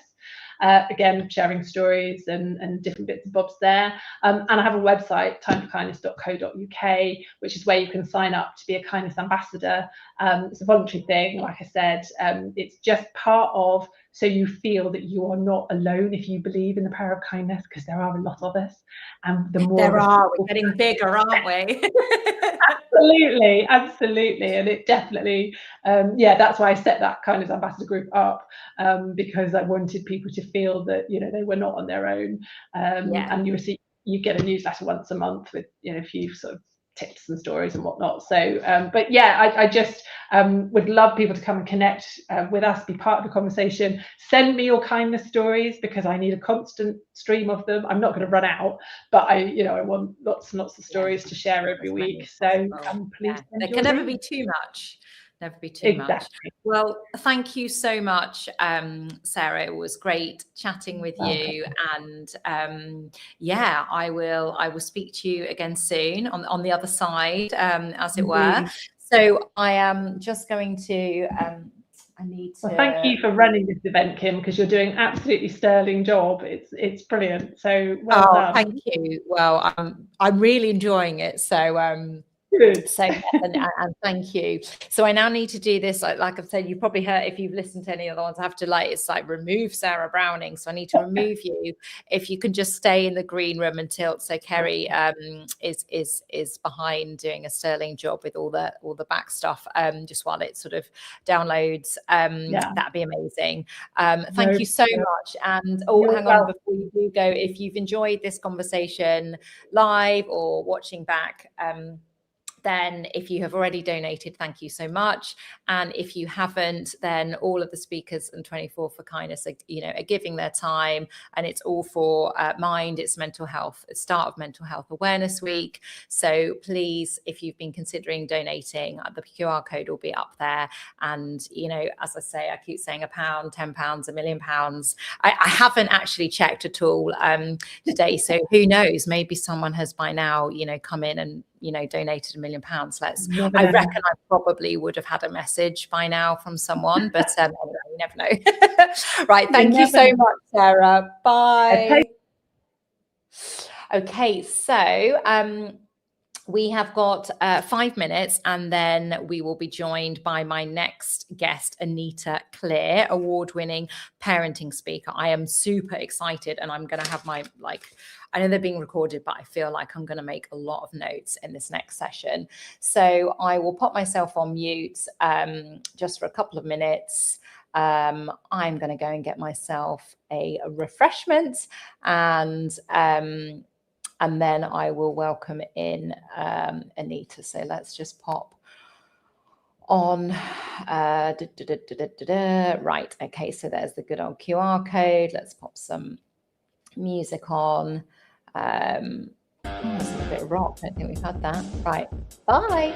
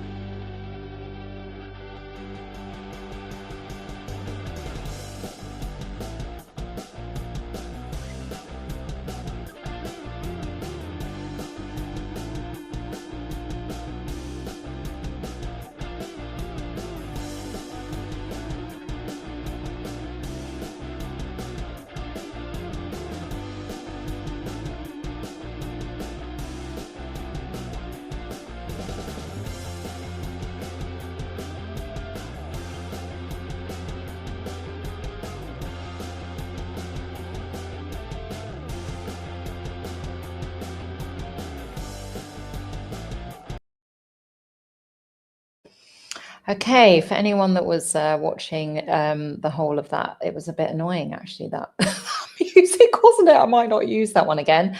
I am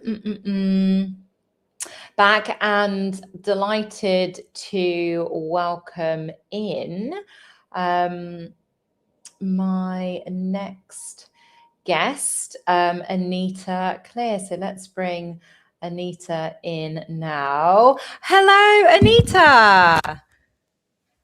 Hello, Kim. How are you doing? Do you know,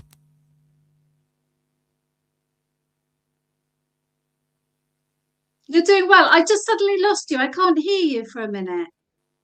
Can you hear me now? Yes, we've got a bit of a loose. You got overexcited and knocked your mic. Exactly that. Yes. No, is that hysteria or? Yeah, it may be. But do you know what? I actually have purposely. Hang on, I'm just trying to put you on big screen so I can see better. There we go. When I did my 15 for Kindness event December before last, first of all, I did everything on my own. I didn't have a wonder that is Peter here helping me with the tech and other people doing bits. I've got Kerry, who you probably just met backstage, but I also drank loads of tea and coffee all through the day. And when it came to the end, I felt quite rough, shall we say. So I've had 2 cups of tea now and a cup of coffee, which since, I was up at 4:30. So pretty good. And loads. I have been to the toilet so many times. But if you're talking a lot, it's amazing how dehydrated you get. I find that after I've done a webinar, I'm always kind of like, I desperately need a drink now. Yeah, no, I have been. And actually, I've had some friends as well texting me being like, drink water. So yes, I have been doing that. So before we get stuck in, Anita, I just want to, give the full bio for anyone that is watching live. And also I would say we're now live on YouTube and LinkedIn and Instagram. Who knew? All this tech. So for anyone that's watching live or on the recording after, so Anita Clear is an award-winning parenting speaker, coach, and author who helps working parents navigate the realities of balancing career and family life. Named by The Times as one of the UK's top parenting coaches, Anita has worked with parents for over 20 years and regularly delivers talks and webinars for organisations around the world. Anita is the author of several best-selling parenting books, including The Work Parent Switch and How to Get Your Teenager Out of Their Bedroom, and is best known for her practical, compassionate approach to children's behaviour, well-being, and modern family life. So, and I'm just looking, I've got all my, I moved them when the children came in. Bear with me a second. I have one of your books here. I have the How to Get Your Teenager Out of Your Bedroom, and I sort of nodded to it before, but I as you know, I don't have a teenager yet, but I have my 10 and a half, as I think he said earlier, year-old son and 7-year-old daughter. So I am here going to be making, lots and lots of notes. So welcome. It's a real pleasure to have you. Thank you, Kim. Thank you for having me. It's really nice to be participating and to be supporting you in this. Thank you. No, and you were, like I said, it was from the get-go. I was like, I really want to have Anita, and you were, very sort of positive about wanting to come. So that was brilliant. So so we're going to talk. Your work obviously spans children, across the ages, and how self-kindness evolves as our children grow, particularly sort of through. We'll focus on today the teenage years and how parents can adapt to stay sort of connected without losing themselves. So the intent that we would love to put across is to, I guess, normalize the emotional shift that comes with parenting teens, challenge the stories that perhaps we tell ourselves about what it means, and offer practical ways to show up with both connection and self-kindness in this I guess new phase. So So in your most recent book that I just shared, so How to Get Your Teenager Out of Their Room, you talk about being needed constantly to suddenly feeling shut out. So as I said, I'm not there yet, but I know it's coming ever closer. So what's actually going on for teenagers at this stage, and I guess why does it feel so personal for us as parents? I think a lot more gets talked about in terms of what's going on for teenagers. You know, the developmental phase that they're in is all about independence. And independence is a lovely word, isn't it? It feels like, well, of course, we all agree with independence. Who wouldn't agree with independence? But when we unpick it, underneath independence, there's power. So the teenage years are really about a handover of power from adults to children. Now, sometimes it's a bit like geopolitics. You know, sometimes when countries declare themselves independent, it all goes very smoothly and it's nice, easy, peaceful transition. Sometimes there's a lot of bloodshed and conflict for a very long time. And sometimes that's about just the nature of the teenager. Sometimes it's about us, how willing we are to hand over that power. Some teens really don't know what to do with the power and very reckless with it. And it can be just hair raising and full of conflict. And, you know, we know that these things are going on for teenagers. We know, and I can talk as much as you want about the teenage brain and everything that's going on for them, their hormones.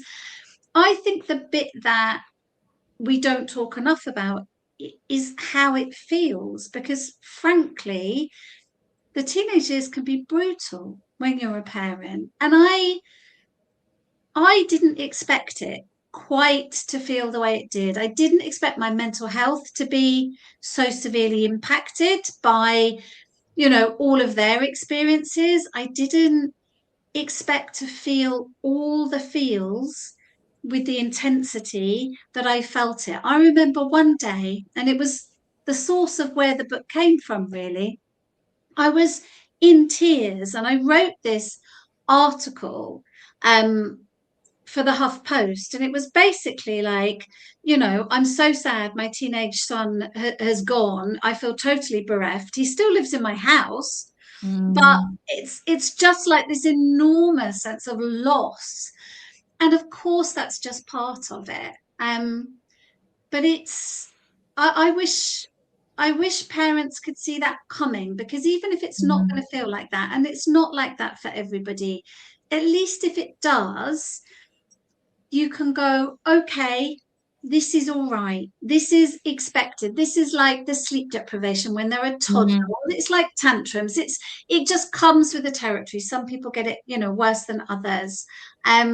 But for parents, you really are desperately trying to know this new person, because they change. And I'm really conscious here, Kim. I don't want to frighten you. No.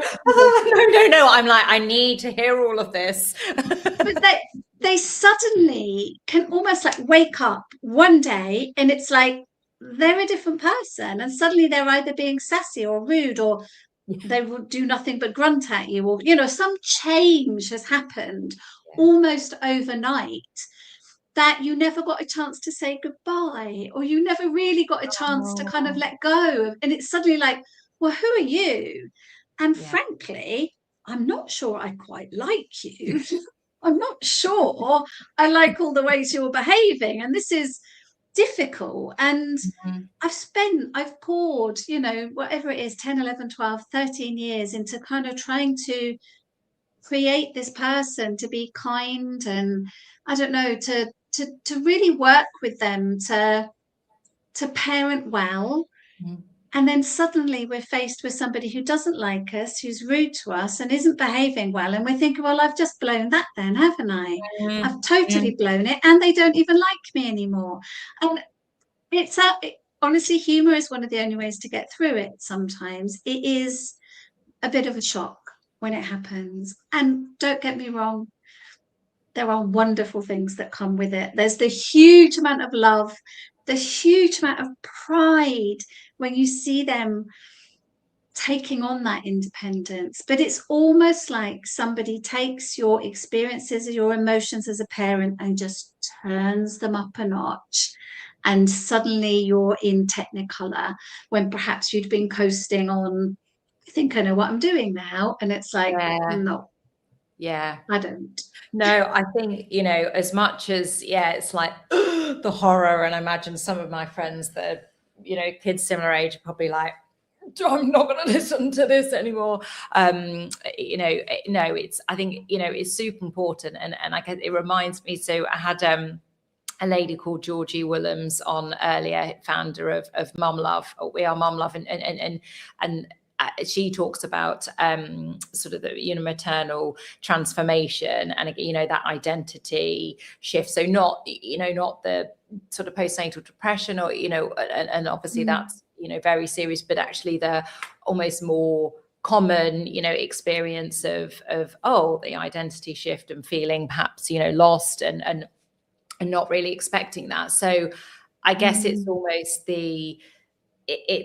it's that, but further on, isn't it? And you know, as you were saying that, I thought, yeah, you know, we talk a lot, you know, there's a lot there about, oh, you know, when you're pregnant, what you should eat, what you shouldn't eat, you know, myriad of things about, you know, how you're going to have, you know, what's your birth plan? Well, get it out basically safely, and then through to, you know, or weaning and that, you know, all of those. But actually, as you say, and I guess teenagers, you know, there's books and like things, you know, all around puberty and how your body's going to change, but I think yeah, it's I think as well, hearing from someone with, you know, as much sort of, you know, experience, you know, and within the field of parenting, getting to that stage with your own where you were like, oh my goodness, like what's happened is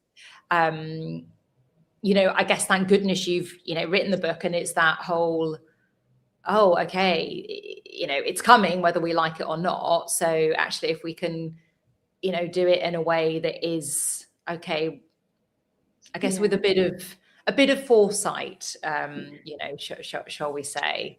Yeah, I think the foresight does help. It is a little bit like before you have a baby, people try and tell you what it's going to be like, and it's different for everyone, and you can't really understand it till you get there.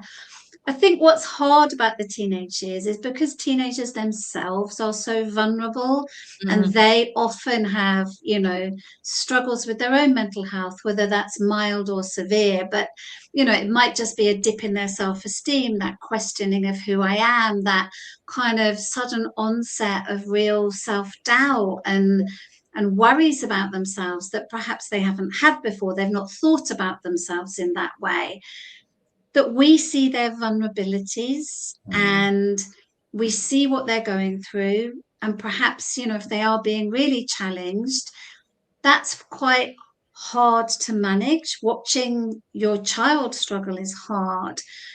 But this extra thing happens that you also revisit your own teenage years as a parent. So I had quite a turbulent time as a teenager. It wasn't an easy time for me. And I would have told you, yes, I've dealt with that. That's fine. That's all sorted.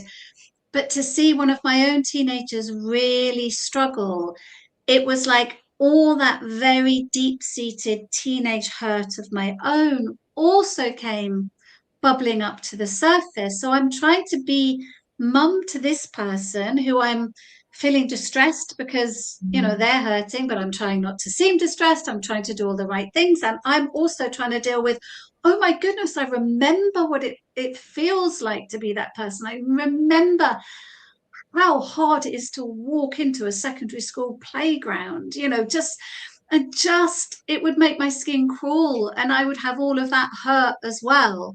So I think you've got this double identification that goes on, that perhaps because we don't, you know, when we're younger, when they're struggling, we don't quite remember it always ourselves. I don't know, but I was surprised by that, by how it surfaced my own kind of past hurt as well as the present hurt. They don't tell us this, do they, Anita, before when we're like, oh, yeah, I want to have a baby. Like, my goodness. Well, we say we want to have a baby, don't we? Yes. It's like they're going to We don't stay say, a well, baby. I mean, who says they want to have a teenager? I guess it's that. And it reminds me, definitely showing sort of, age now, but I still remember, I guess, when I was growing up in the teenage years, you probably know what I'm going to say. It was the whole, Harry Enfield and, Kevin, teenage Kevin sketch. And I can remember like going on family holidays and with friends, and they'd all, call me Kevin, and I absolutely hated it. And but I guess, and it bring, you talk about, it probably came from actually experience, because you talk about actually humor is the only way to to get through it. So I guess, how can parents navigate I guess this next shift then, into those teenage years, Anita, without making it mean that they aren't important any longer? Yeah. So one of the things I really recommend as a parent is that you take ownership of your own transition and your own process, because this is a transition. It's a transition for the whole family, not just for the teenager, but also for you. And I think, as a woman, it can often collide with perimenopause and menopause and all the other things that might be going on in terms of identity shifts, that kind of later period identity shifts. But if you can take ownership of that and say, okay, so I've done my graft and I've done my shift of parenting a younger child. I'm now moving into this different stage that requires something different of me, that is going to challenge me in different ways, that's going to stretch me in different ways, and that's going to bring different joys to me. How am I going to redesign my life for that? So actually by embracing that and saying, okay, they don't want to hang out with me anymore in the same way. You know what? Maybe I've let some friendships go. Maybe I need to think about my own social life, or maybe I've got an opportunity to now go and take up that hobby, that sport, whatever it was that I couldn't do before because I was so always on and constantly in demand. So by being able to say, this is my transition too, then I think you can start to explore what the change might mean for you in a positive way. Because the danger is, otherwise it's just a very reactive process. Everything depends what mood our teenagers in that day. It's sort of, and you're often being let down as a parent of a teen. They'll say, oh yeah, I'll do this with you, and then something way more important comes up with their friends and they're not going to do it, or they suddenly want you without any warning. So there's a lack of control and an unpredictability that can happen.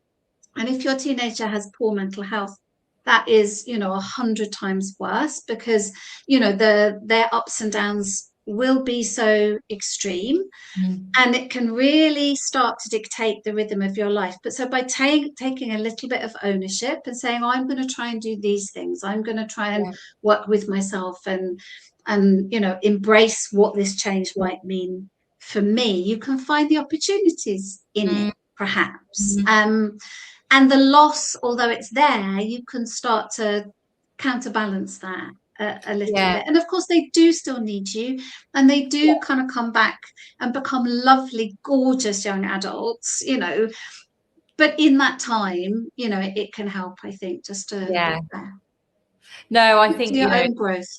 So much brilliant stuff there, Anita. And I think I really like what you talk about in terms of embracing the transition for the whole family, and also almost acknowledging that yes, there is a loss, because actually you've lost that child where a hug from mum or dad and a kiss of the knee could solve everything, or a snack, and that's okay to acknowledge that is a loss. But I think I really like what you're sharing in terms of actually, what's the counterbalance? What does it mean actually? Oh, now I have got some more time, for me, or and actually in these few years, I may see physically less of my, child, but but actually it's just, it's going to be a bit different for, for a while. And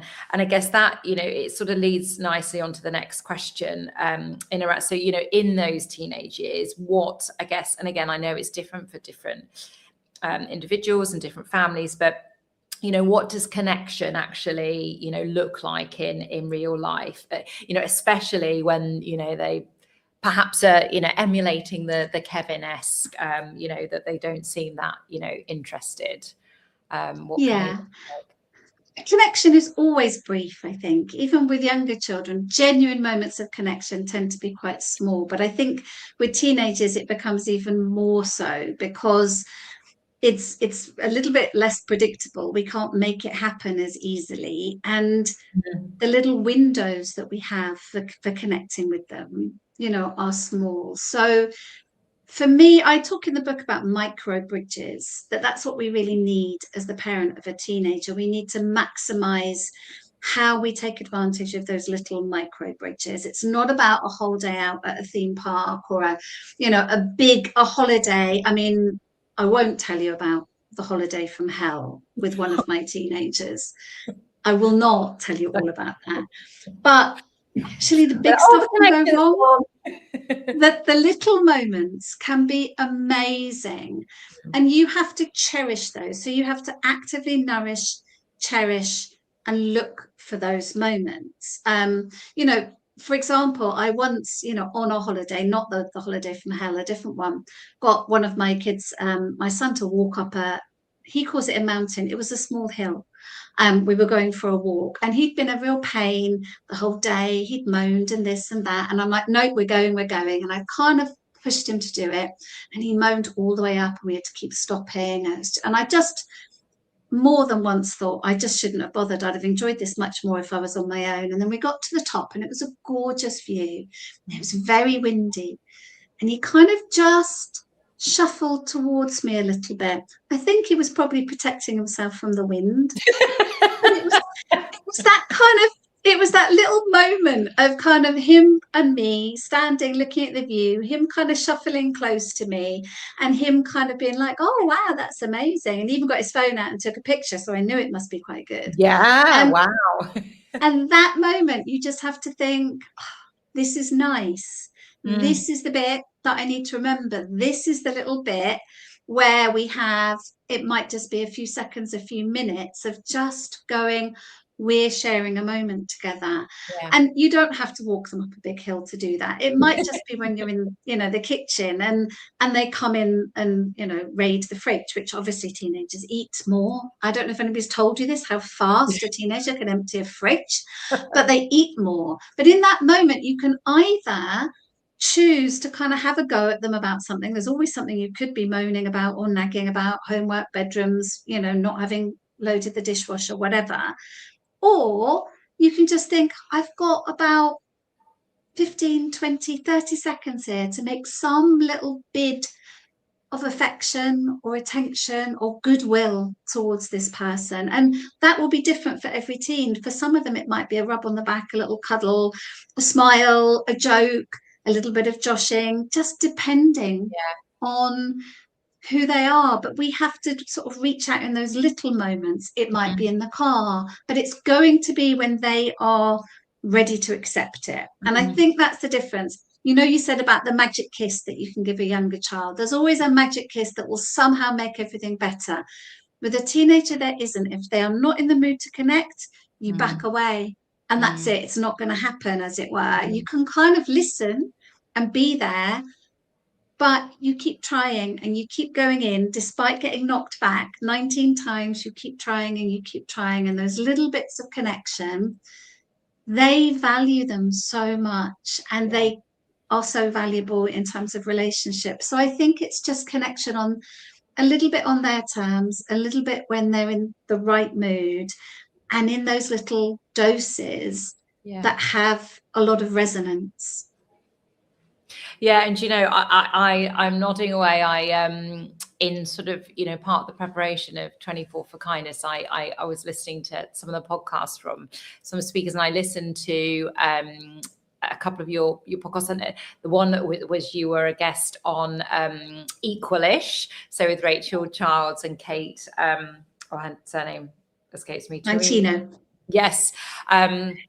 And you talked about the actual the fridge bits, and like you say, I think it's that, yeah, in the moment you have probably what would be the natural, like, oh, have you put the bins out yet, or whatever it might be, and actually you can choose the connection, and then what you also shared was that, if I'd gone in with you didn't put the bins out, you didn't tidy your room, then actually next time they're going to go to the fridge, they'll wait till you go out. Whereas if it's that joke, or if it's that, I think you shared as well, like, oh, I've had a bit of a day, and they may then, then okay, then they're not then saying, oh, great, every time I come out my room, I'm just, getting a demand thrown at me, or nag, or something like that. So yeah, like I said, I'm logging all of these tips, and who knows, maybe I'll be like, the best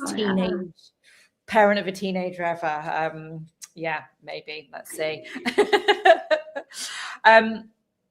So I love how on your, I guess, so on your website and on the homepage, front and center, Anita, you state there is no such thing as a perfect parent. Agree. And as part of that, how it's about being present for the moments that matter, which obviously we have touched upon just there with sort of, I guess, the fridge, piece, but of the mountain. And I guess, how does that show up in the reality of, working parent life, whatever age sort of the children are, when, time and energy already feel really stretched? And this idea that there's no such thing as a perfect parent, I think sometimes we interpret that as meaning, oh, that's okay, I have permission not to be perfect. And yes, of course we do. But my background's developmental psychology, and I come at this from a slightly different angle, which is that children need us not to be perfect. It's actually better for children if we're not perfect. They need us. The idea of a good enough parent is that they need us to fail them. Because how would they grow otherwise? If we met their every need, if we were always kind of able to do everything for them, children need us to fail them. They need us to fail them in ways they can handle, not the big catastrophic ways, but the small ways that they can handle, so that they can be challenged, so that they can grow, to fill that space and develop their own skills so that they become competent young adults. So this isn't just about reassuring parents, it's okay, you don't have to be perfect. This is something fundamental to what children need from us. And I think we're living through this period where the expectations and the demands that we place upon ourselves as parents are just so unreasonable. And we're trying to parent more alongside working more and having less energy. And it's like we're in this arms race, a nuclear arms race of parenting, that you must do all these things, and this list gets bigger and bigger if you're going to be judged as a good parent. And nobody has the energy for that. Nobody can show up and keep doing that, especially not at the end of the day when you've been, working hard all day. But I guess my message really is not only can't you do it, and not only do I give you permission not to try, it would be so much better for our children if we didn't try and optimize them all the time, or see our job as, trying to kind of, produce children. This isn't Project Child. This is a relationship. Yes. And yeah, that sort of sense of not being perfect in a relationship, people make mistakes. They have good days, bad days. They have grumpy days. They have days where they don't like you much, and other days where they think you're brilliant. And they do make mistakes, but we do this wonderful thing to sustain relationships, which is that we repair that we reach out to people when we've done something perhaps not perfect, that we detect their mood or where they're at, and we make allowances for them. And that's the rhythm, the pattern of being in a relationship. And by not being perfect with our children, by being people who do have good days and bad days, who are tired sometimes, but who are good enough, we still, make that effort to connect. We still, go wholeheartedly into that relationship. We teach our children how to be in relationships and how to have love and be, with people in a really precious way. So for me, not being perfect is not about giving, people permission not to be perfect. It's about understanding what children need. Yeah, and I think, as you say, it's that developing them, and as you say, yes, not in the big sort of catastrophic ways, but it's, I think sometimes I can't remember the guy's name, but I went to a talk at my child's school, and it was particularly around boys. It wasn't the guy who wrote Raising Boys, but it was someone that had worked sort of in that space, and actually saying how you every time you're say late in the morning and everything, and you're still like putting your, not when they're like 2 or something, but when they're a bit older, and you're putting their socks on, just putting their shoes on because it's just it's quicker, and you're packing their school bag for them, and because you don't want them to forget their homework and all of those sorts of things, that yes, and you can think, and I've been guilty of it before, you're like, oh well, I'm that's good because I don't want them to get in trouble and forget their homework, but actually all I'm doing is teaching them, well, you can't do that for yourself. And actually they are more than capable. And I think as well, on the other piece that struck me when you were talking about the not being perfect is, and the repair, I guess the rupture and repair came up in an earlier conversation, and actually for our children as well, to see that we are not superhumans, we are humans, and we of course make mistakes, but actually how we can sort of step in and own that, and all of these things are important lessons. If we genuinely were to reframe parenting a little bit, then we could perhaps take some of that load off our shoulders that we have as parents, because most parents are exhausted. We genuinely feel like this is a mammoth task and there's so much to do. And yet, as you've just said, we're often doing things that aren't really for our children. They're to make us feel better because we don't want our child to get into trouble, or, by forgetting their homework or whatever. And if we're rigorously honest with ourselves, we're putting things on our parenting plate that's making us feel really overwhelmed, that we could get rid of. It's hard, because then we feel judged. We don't like being judged as parents. We're very risk averse about somebody judging us or something going wrong, and that we will feel it's our fault.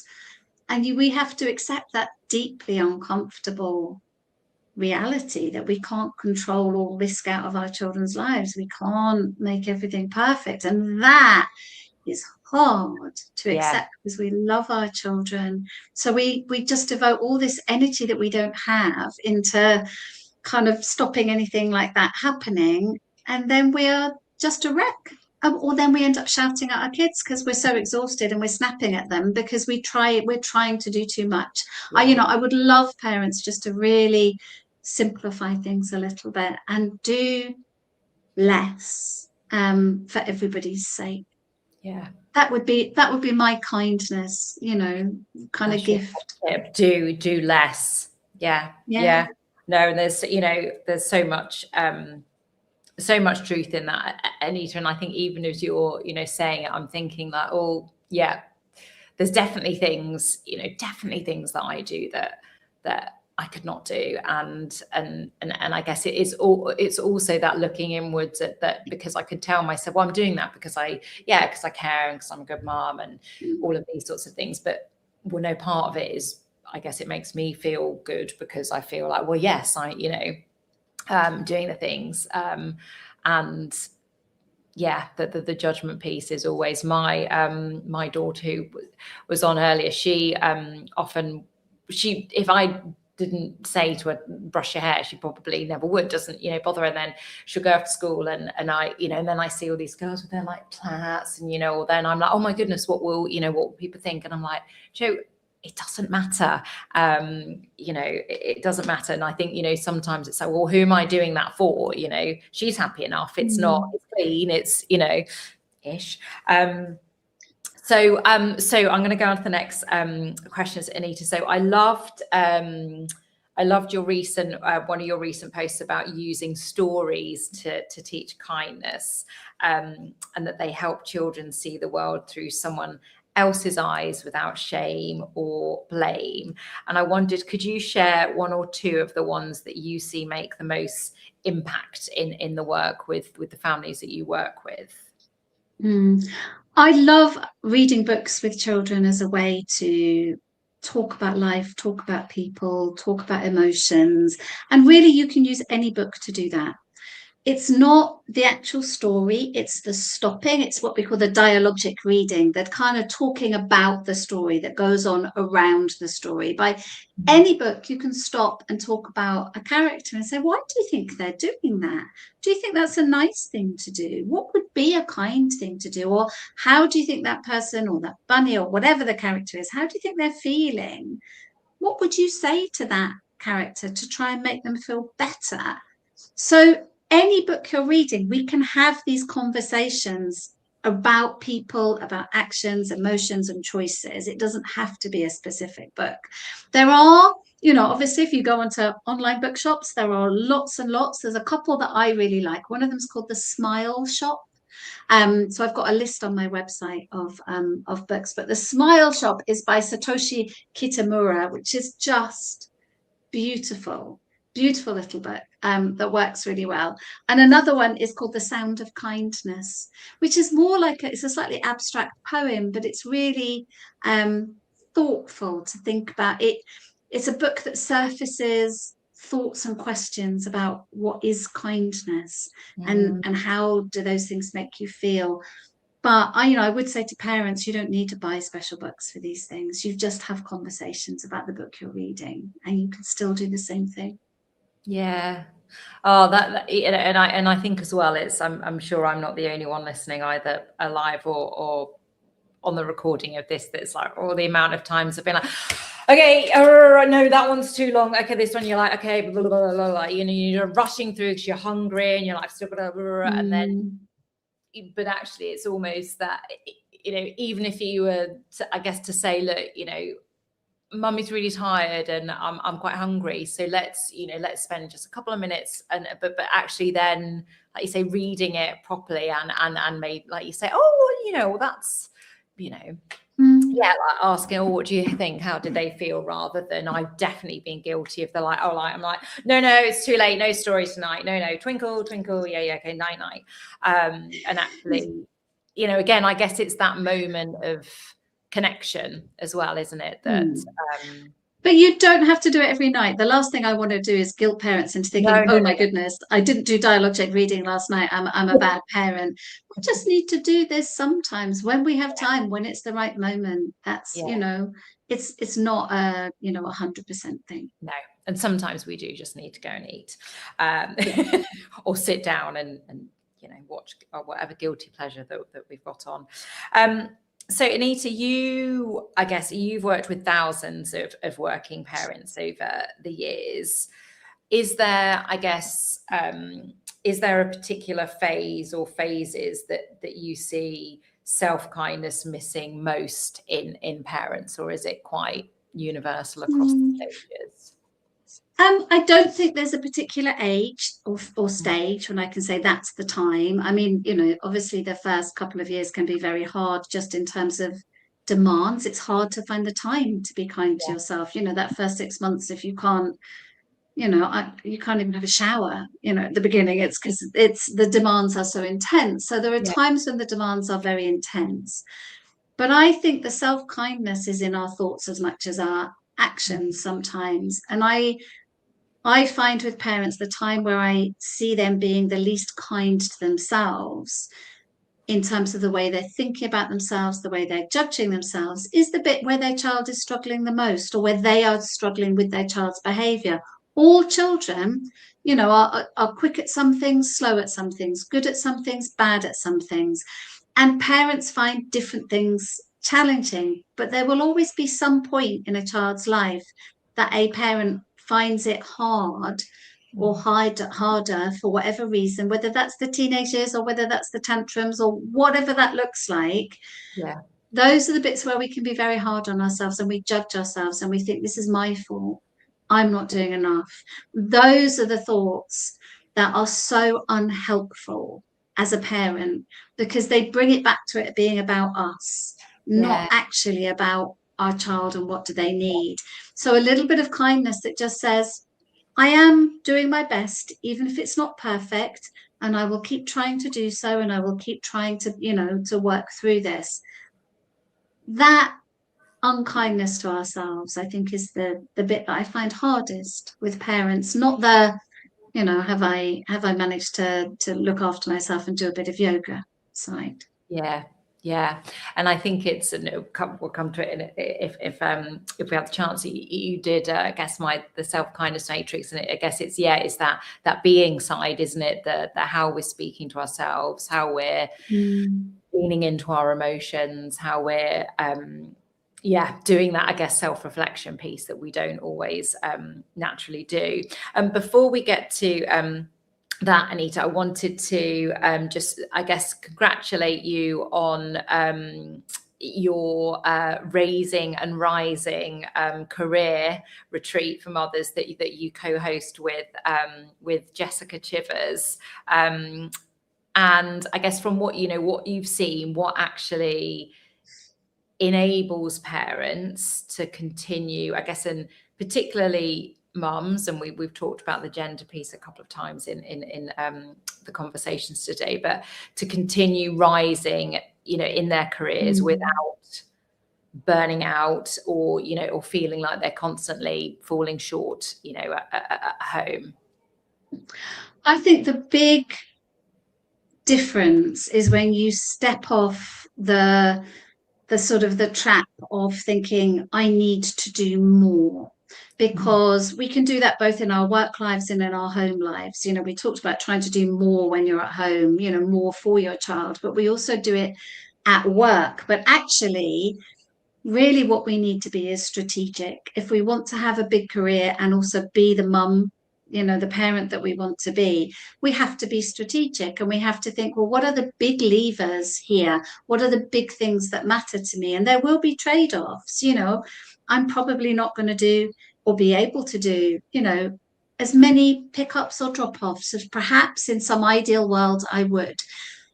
What's my benefit for that? How am I comfortable with that? So taking a bit of time out to genuinely think about how that might fit together, and that you can still be a great mum and have a big career. It's not about quantity of time. It's not about number of drop-offs. It's not about never, ever missing some school event or volunteering for the Parent-Teacher Association. If you want to do those things, great. But if you want to have a big career, you're going to have to think about being a good mum in a different way. So reframing, what does that look like to me? And how can I be strategic in my career and have a really... And if you listen to the Equalish podcast, you'll know, having a really good communication with your partner and really rigorous kind of understanding of how to divide that mental load in a different way, it definitely can be done.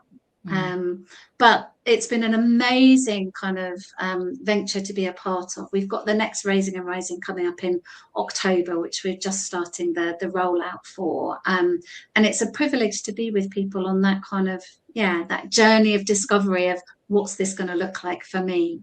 Yeah.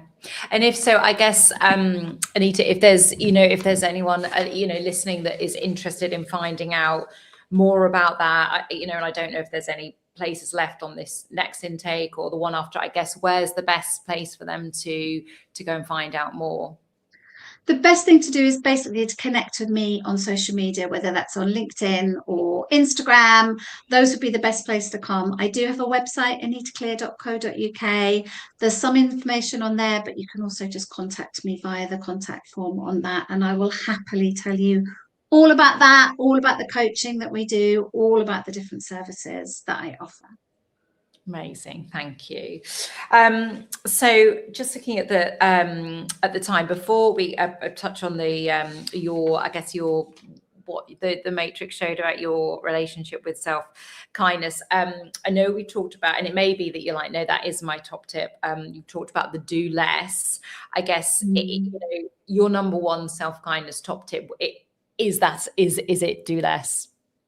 I think it would be, but it's not just do less. I think it's expect less perfection, or don't think of parenting as an inputs in, outputs out kind of endeavor.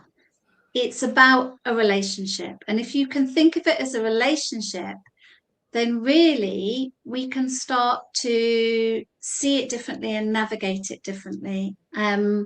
Rather than it being what I do, the tasks that I perform, the stuff that I do is the measure of my success. Actually, it's about the relationship I have. And if that means your children do more, you do less, but you enjoy them a bit more, there's lots of ways that we can kind of, reorganize things if we just shift that priority.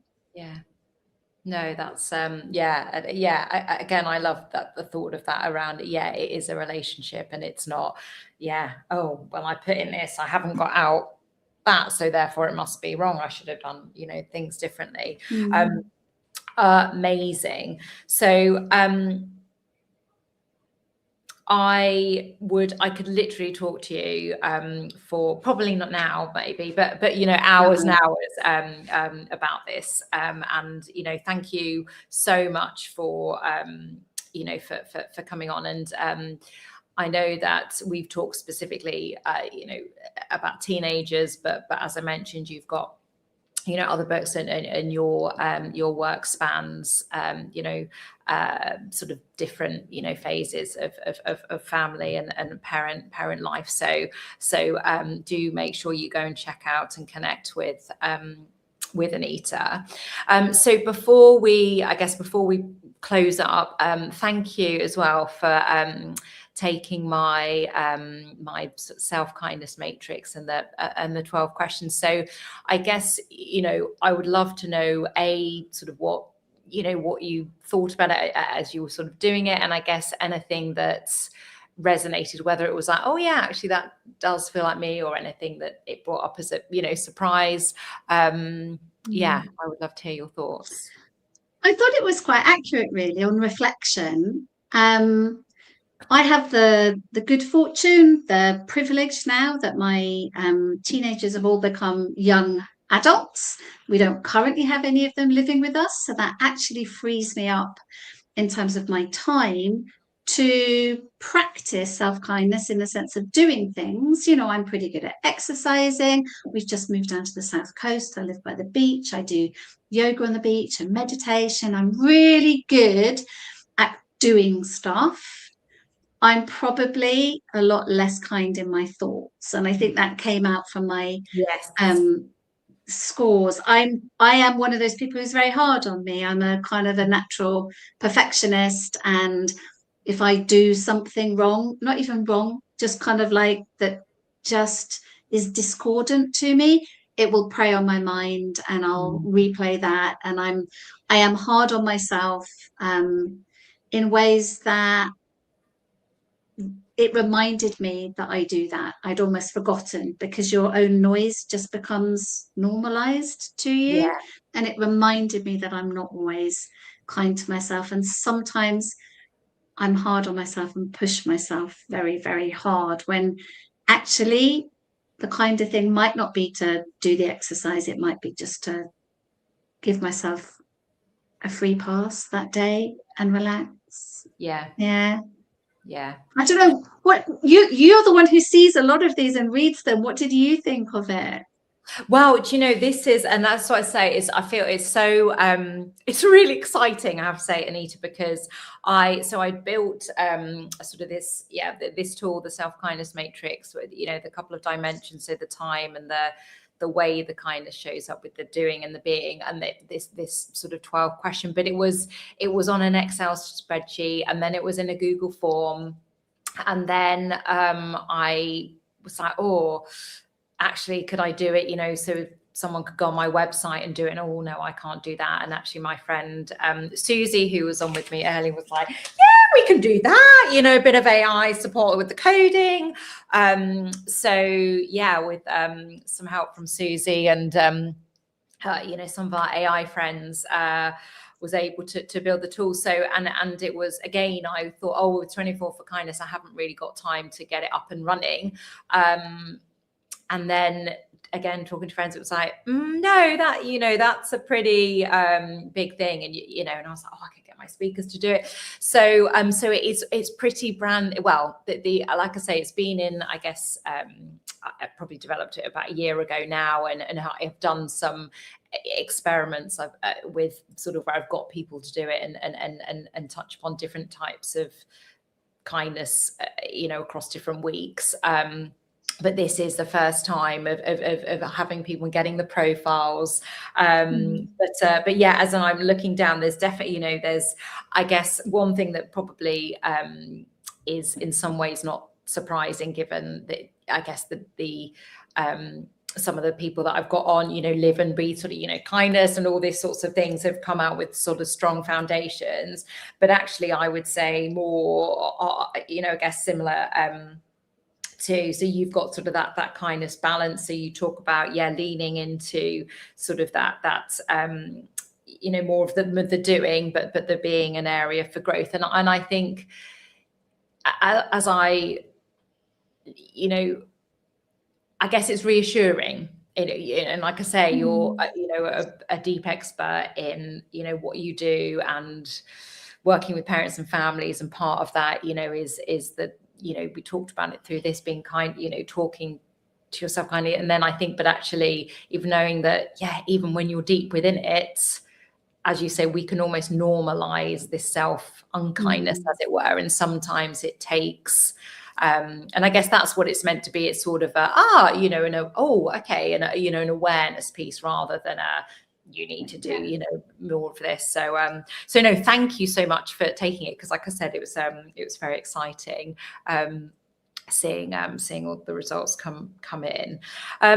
So I have loved this conversation. So thank you again so much for taking the time. I guess, is there anything, before we close, is there anything else that you would like to share or comment upon that we've spoken about or not before we sort of wrap up? No, just to check in on you and how you're doing, really. A bit of a welfare check. Oh, thanks. How are you doing? No, honestly, I am doing better than I must have been about 4 hours ago. I thought, actually, this is going to be tougher than I thought. But now when I'm like, oh, actually, you know, it's 9 o'clock. So there's 3 hours. So my maths was never my strongest, but we've done 15 hours. And I think it's little things like, you know, I've been making sure that even if we've been running to time, message the next guest and say, you know, we're starting about 5 minutes just to get, you know, a bit of a stretch, have a walk, little nibble of something to eat. And I think as well, when I got past that 4 hours, about an hour or so ago, I thought, do you know what? Could have just done the 24 all in one go. But I don't. That would have been the right thing for so many reasons. So yes, but no, thank you for the welfare check.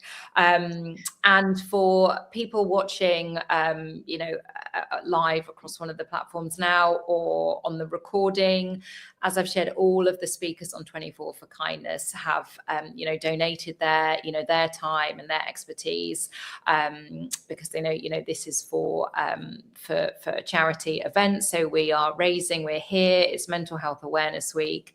We're raising money for Mind. So if you have donated, thank you so much. And if you haven't, and you are in a position to be able to donate, and it doesn't matter, you know, this how small or how large the event is.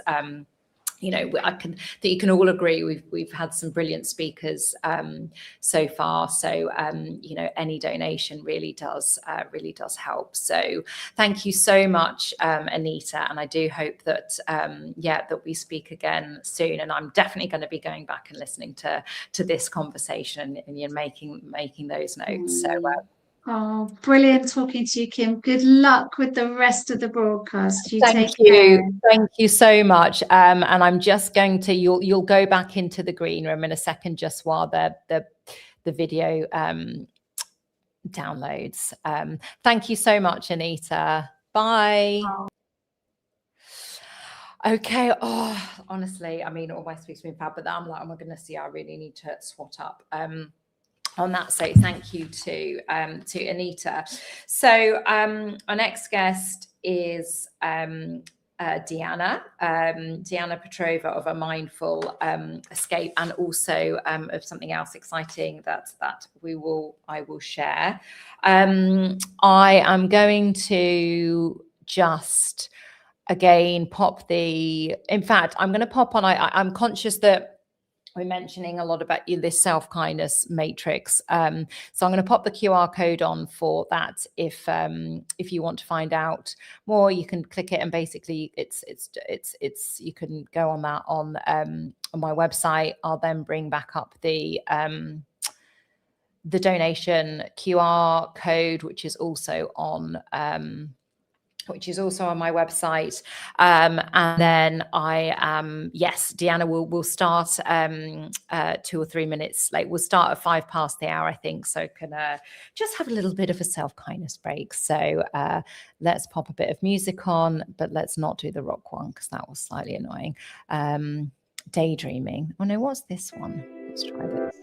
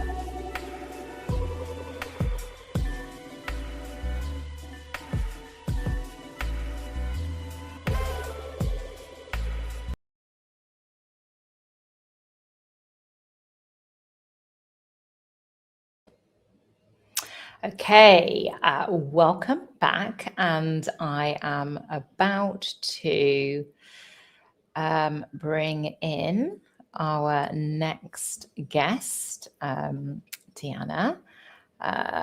Okay. Hello, Deanna. Can you hear me? Yes, first time. Hear you, see you, everything is. Yay! I know, it's such a new platform for me, and I was like, ooh, am I going to make this? But Oh, I know. did. You did. Well done. Well done. And I think it's that, yeah, no, a few people were like, oh, I haven't used that before. I'm like, me neither. But I've got a tech champion in with me. So welcome to 24 for Kindness. Thank you for coming on. And before we dive in, I did just want to read your bio. Yeah, I know it's a bit everyone's like, ooh. So Deanna is an award-winning leader with over 15 years of experience leading global teams. For the past 3 years, she has focused on developing well-being programs that support stress management, anxiety reduction, and positivity in the workplace.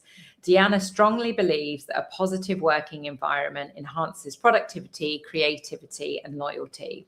She focuses on ensuring team members feel seen, heard, and understood. And then very excitingly, and which Deanna will be sharing more of, Deanna is co-founder of a new business called, am I saying it right? Varia Life? Indeed. Varia Life. So Varia is a personal AI-driven digital healthcare assistant. It is created to hold the memory of your health journey in a way that medical systems have never been able to do.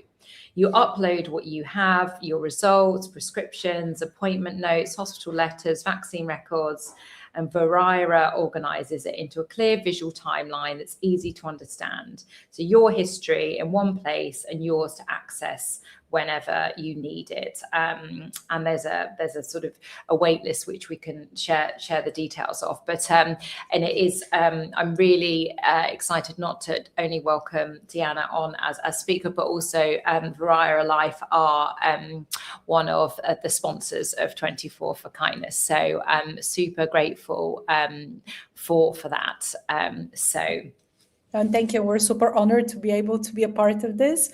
And it's actually our first official kind of engagement as a company that's just coming out of its little cocoon phase of product development. So it's very exciting that we are starting with such a great cause. So yeah, thank you also for having us as a sponsor and having me as a speaker. It's really, really kind of you.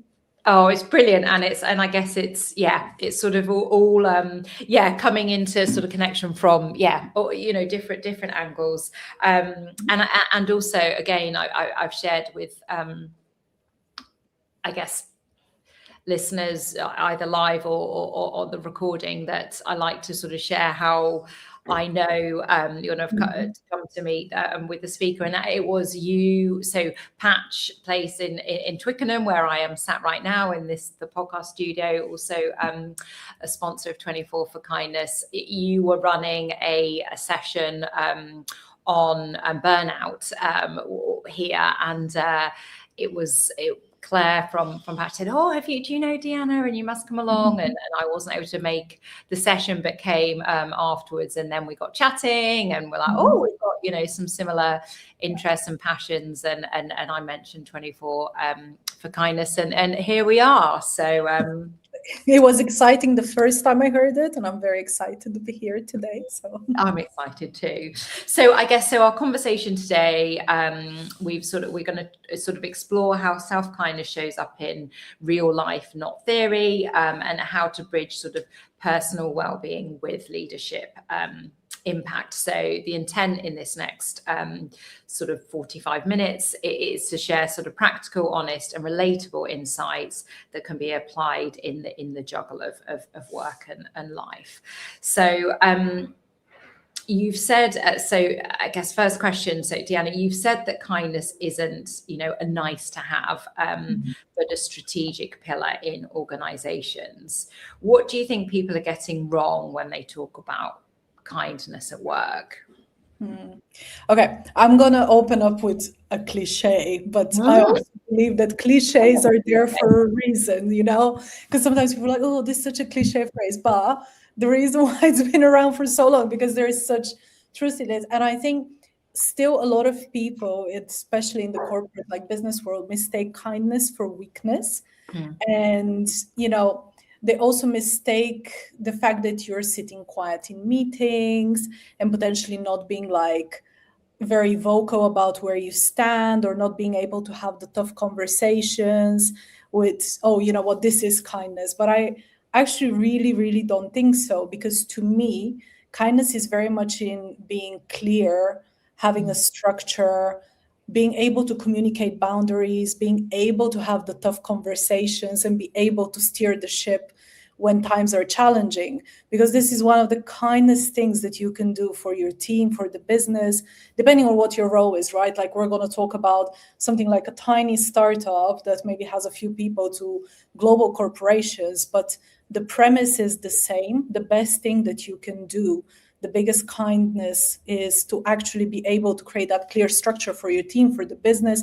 Where are you going and how are you doing it? Because if you're always kind of wishy-washy and on the fence and trying to people please everybody, a lot of people sometimes think, oh, you know what, this is like being kind, but this is actually not a great quality for a leader. And this is really one of the least kind things, to trying to people please everybody along the way, because that also means you stand for nothing, meaning the boundaries are not there.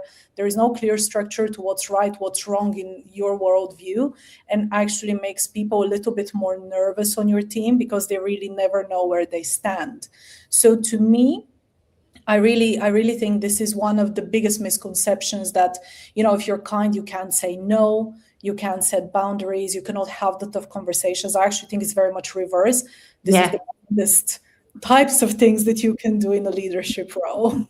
Absolutely. Yeah, absolutely. And I think actually we spoke to Graham Alcott, author of Kind, earlier today. And you know, yeah, he talked about an example where a leader was, you know, sort of, it was around, you know, challenging conversation and actually someone that wasn't, you know, performing, and you know, stepping in and saying, look, you know, this is where we need things to be at. This is where they're at now.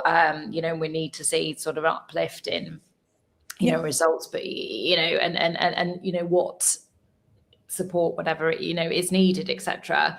And he said, you know, and it talks about the example in the book, like, it could say like, oh, well, that, you know, that wasn't very kind, but actually, no, that was kind, because it was clear, it was setting the expectations. Yeah, you know, it was, yeah, if you were being nice, you wouldn't have said that, because you're like, oh, I don't want them to make, you know, to feel bad. And so I think, yeah, I really like as well how you, bring in about that distinction about kindness in leadership. So I guess when you look at your own relationship, Deanna, with self-kindness, what stands out to you? Oh, this is the one relationship, it's a constant work in progress. Yeah, so I do think that I try to practice what I preach, and it's always a bit of a conscious effort, because as a person and also as a leader, and I think I'm very work and I guess, work, project focused, however you want to call it. But I'm also my toughest critic. So I would always scrutinize whenever, like, I make a decision. If something went right, if something went wrong, I'm just going to go into the details and just be like, why, what? It's like post-mortem, like straight away. And especially if something went wrong. You know, I don't need somebody else to tell me, oh, like this and that. I've already done it for myself. And I think that inner voice, I've had to learn through time to really tame it in and just be like, you know what, it's okay, take a step back, you've done the best you could. So it's having that kind inner dialogue with myself, because it's always very easy to, you know, berate yourself about what you've done wrong or how you could have done it better, and so on and so forth. But I think what I've learned throughout my career is that self-kindness means taking a step back, allowing myself to, you know, take a pause, take a walk, breathe in, breathe out, you know, and just kind of give myself the time to assess. Because a lot of the times especially when you're in some high pressure situations, you react. And I think it's learning not to do that, understanding it's not the end of the world, and just letting myself kind of go through that without being my toughest critic, and just understanding I'm human, and that's it. Yeah, no, exactly that. And I think it's you know, for me actually, I guess learning and sorry, I'm just adjusting the don't worry, you've had a long day, like I appreciate it. Only now I'm like, oh, my back's fine. I also have my coffee with me here. Nice. Well, I've just kindly bought some nice elderflower water, a bit of a change. Yes, so self-kindness. No, I've totally forgotten what I was going to say. Sorry. Something about self-kindness. Because I'm my own toughest critic. Oh, yes, thank you. It was when I sort of realized that, oh, hang on a minute, how I, you know, talk to myself can be an act of, often, you know, like you say, with the self, you know, the inner critic and all that. And talked earlier on, mine is called Gertrude. I don't know if yours has a name, but it has. Need to hear it in a minute. But but yeah, you're gonna. But actually, yeah, if we reframe that, then actually yes. So I can then control the way I talk about, or the way I talk to myself, rather, is an act of kindness. And even, you know, I use a sort of a really small example, but sometimes, you know, you might have set your alarm to get up early to, I don't know, do a bit of work or go for a run or, you know, whatever, and then you snooze or you sleep through or whatever, and it can be so easy to be like, oh God, you're so stupid, you know, and then you're like, oh, I'm going to be late for this, and oh, I'm going to be late for, and it sort of just sets the tone for the day, doesn't it? Whereas if you're like, oh, okay, I obviously needed the sleep, or oh, it's fine, I'll run tomorrow, or, you know, whatnot, it actually, again, whilst it's small, it does have an impact, doesn't it? Yeah, because you're allowing yourself to do some of these things instead of criticizing yourself. So definitely. Jumping to the criticism. So sorry. So has your inner critic got a name? No.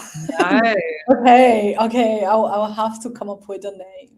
Yeah, I'm not going to put you on the spot now, because I think, you know, you've got a relationship with this individual for I'll message you later when I decide what I'm gonna name. Yes, we've had a Nigel on, we've had Judgy Judy, Gertrude, there's a few out there. I've had there's a Deirdre. Anyway, I promise I will share, and I'm happy for you to share it after. But right now, I'm feeling like I cannot name it. No. It would be a big thing to do, and then I feel like you'd be stuck with it, and then be like, exactly. I really have to commit to this. No, you need to feel invested in this name. So, Deanna, you talk about psychological safety driving better performance, and that has come up a lot in the course of 24 for Kindness so far. So I guess what's the connection you see in the work that you do that leaders are still underestimating? I think this is a big one, and I think it's also very layered as a question. But I want to give you one personal example from my early career, and then how I built my kind of leadership style based on that. So one of my first roles, I'm not going to say when because it was a long time ago, once upon a time, let's call it that. I started my career with eBay Enterprise. And back then I remember, you had those lanyards that you used to kind of beep in and out of the buildings. And they used to have their 5 pillars printed on that card. And one of them was being open, honest, and direct. And imagine it's been many, many years, but that kind of little phrase, like sequence of words, stayed with me. And I think it was a very interesting environment because it truly also embodied kind of these values. I don't remember the other ones, but this one really stayed with me because it was a very performance-driven environment. I mean, you can imagine that was back in the early 2010, 11 type of part of the year, the 21st century to call it. And it was the early days of some of these more complex like digital and techie projects. And I remember we used to work really hard. There was quite a lot of pressure to deliver, but we had quite a lot of enjoyment going through that process. And we did some really, really great work because we really felt the environment was very open about discussion, about ideas. We could give feedback. There wasn't necessarily fear, oh, can I speak out? And I just remember that my mind was never really taken with other thoughts than performance and how to do a great job at what I was doing, because there wasn't like anything else that was in the background. Like I knew exactly where my manager and leader was and kind of how she worked, and she had very clear structured feedback sessions and support sessions. She's been a great mentor to me through the years. And I just feel like in that role, that set the level for how I see psychological safety, was the fact that my brain was never engaged in anything else than thinking about the outcome of what I was doing, instead of just thinking, oh, you know what, is somebody in a bad mood? How are they going to react? Can I say this? Can I not say this? You know, and all of these things, which I do think that teams do undergo if there isn't that, you know, clarity, there isn't the structure and the boundaries for them to really know what they're coming into on the day. And then your mind is actually too busy speculating. Am I getting told off? Have I done something wrong? You know, it's very similar in our personal lives, like how our anxiety gets triggered, right? Like we're not a different person when we go to work. So it works in the same way. It's just not in our personal, it's in our professional lives. But we spend more times with like our peers and our bosses and so on. Like we spend so much time at work, sometimes more time than we spend with our loved ones, and sometimes sad, but you know, let's just acknowledge it. It's a lot of hours at work.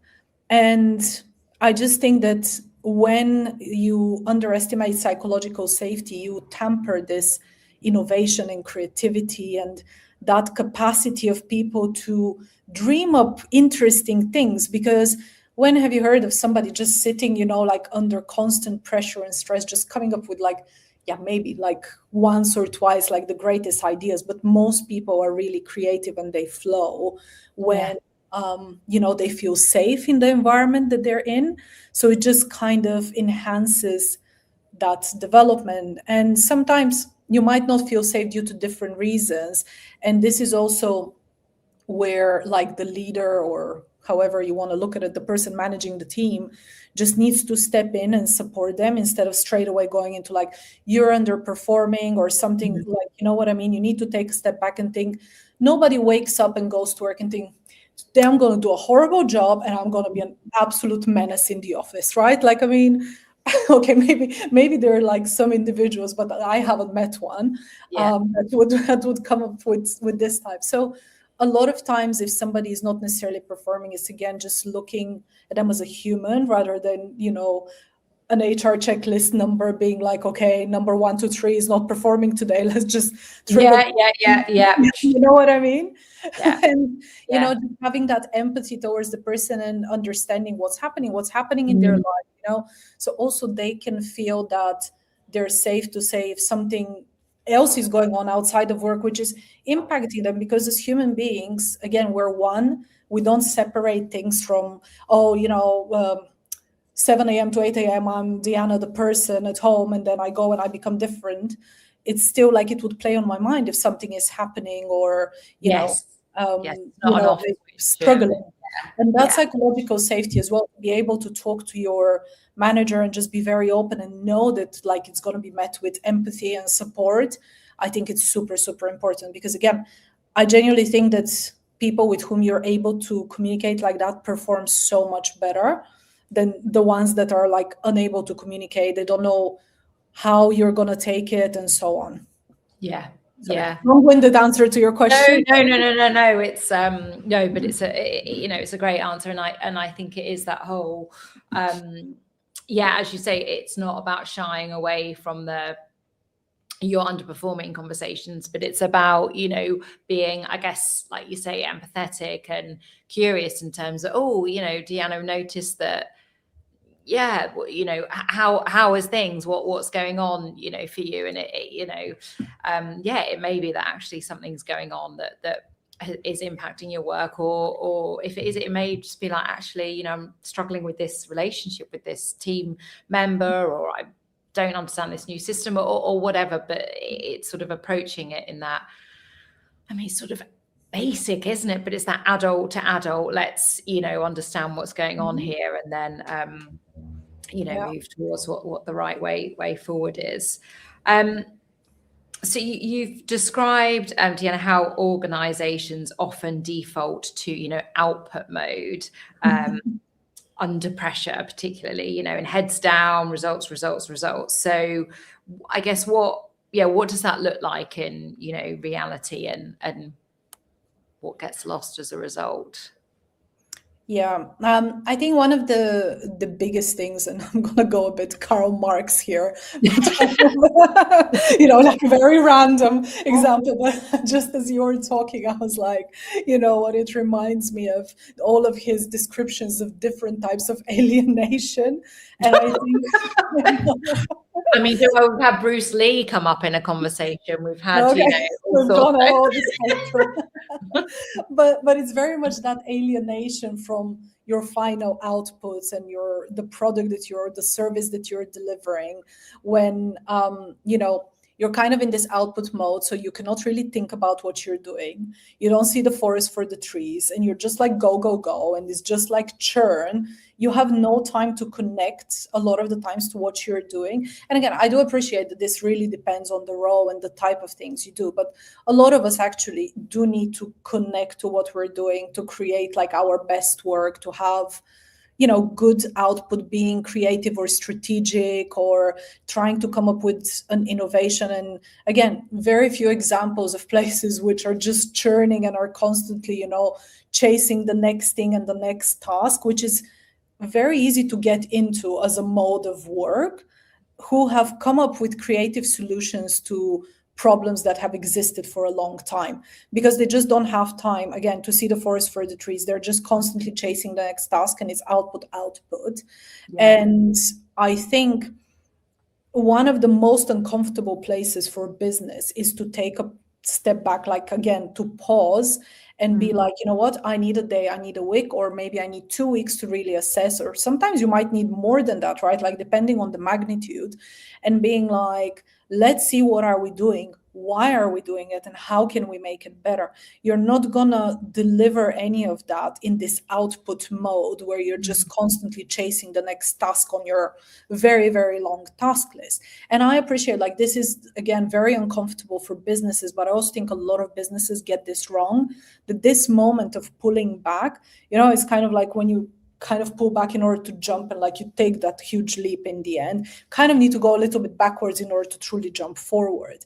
And I always think about that, because it's, again, just giving a number of metaphorical examples, but, you know, even steering a ship, right? Like, if it's this huge ship, like, you can't just turn 180 or just keep on going. Like, you kind of need to do it a little bit slowly until you can kind of change course and, you know, do all of these things. And you kind of need to take the environment in and understand the currents and all of these things. So I just feel that in business, this is one of those misunderstood concepts, that productivity, just having like an output, is productive and innovative.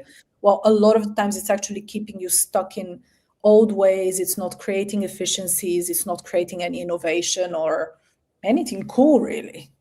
No, and I guess often leading with, you know, or people performing through, you know, because of fear, or or as you say, I guess at best they're, you know, operating as they've always done, which fine, and, you know, you might get some results, and also let's be fair, you know, you can get if you're you know, really driving, you know, hard on sort of the output mode, then actually in the short term probably your productivity and things are going to increase, but actually what's that going to do in the long term for the business, for the individuals in it, for the, you know, retention, which is, you know, going to be non-existent. So so yes, a bit of a false economy.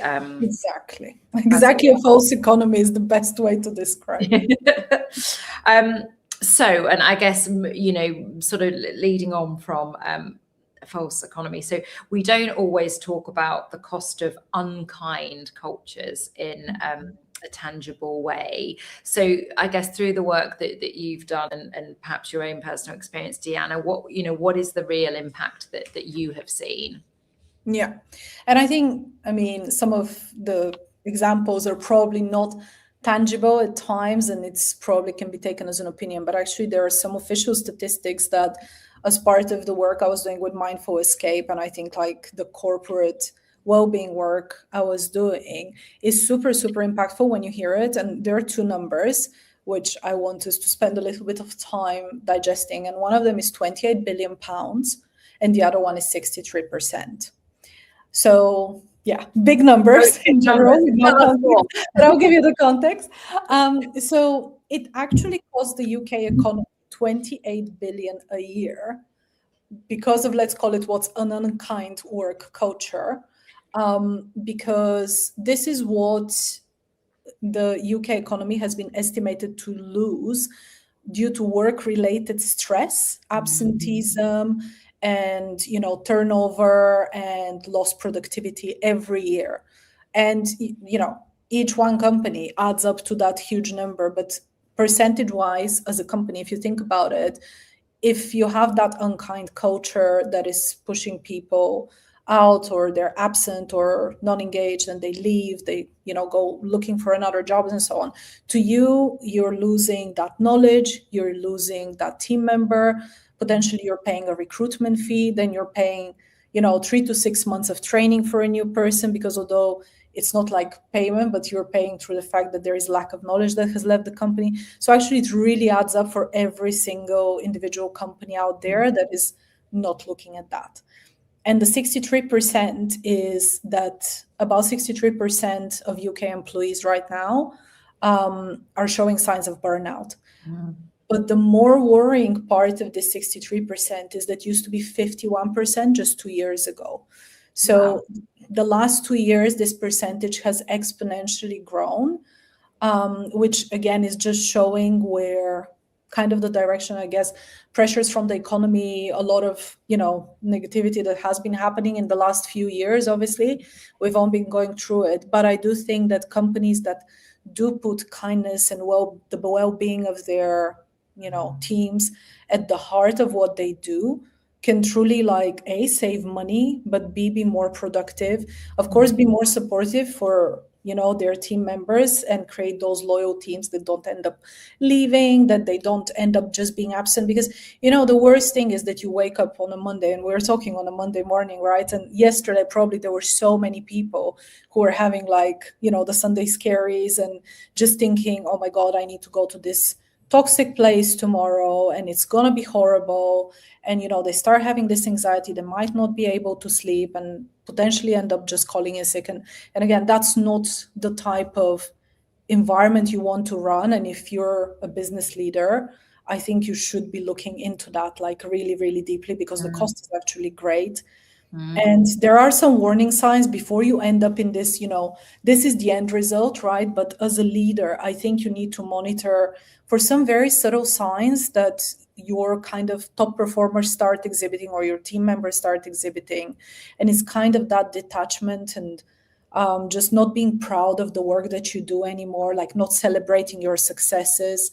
And this is one of the first warning signs that something is going on in terms of exhaustion or burnout, because you can't even relate to the joy anymore of, producing something that's out in the market, and also just kind of becoming a little bit cynical towards any change or anything that's kind of new and so on. So these two are very, very big telltale signs if something is going on the team or some of your team members, which I think as well, in order to kind of put these two numbers in perspective, is really important to monitor, so you don't end up being part of that statistics.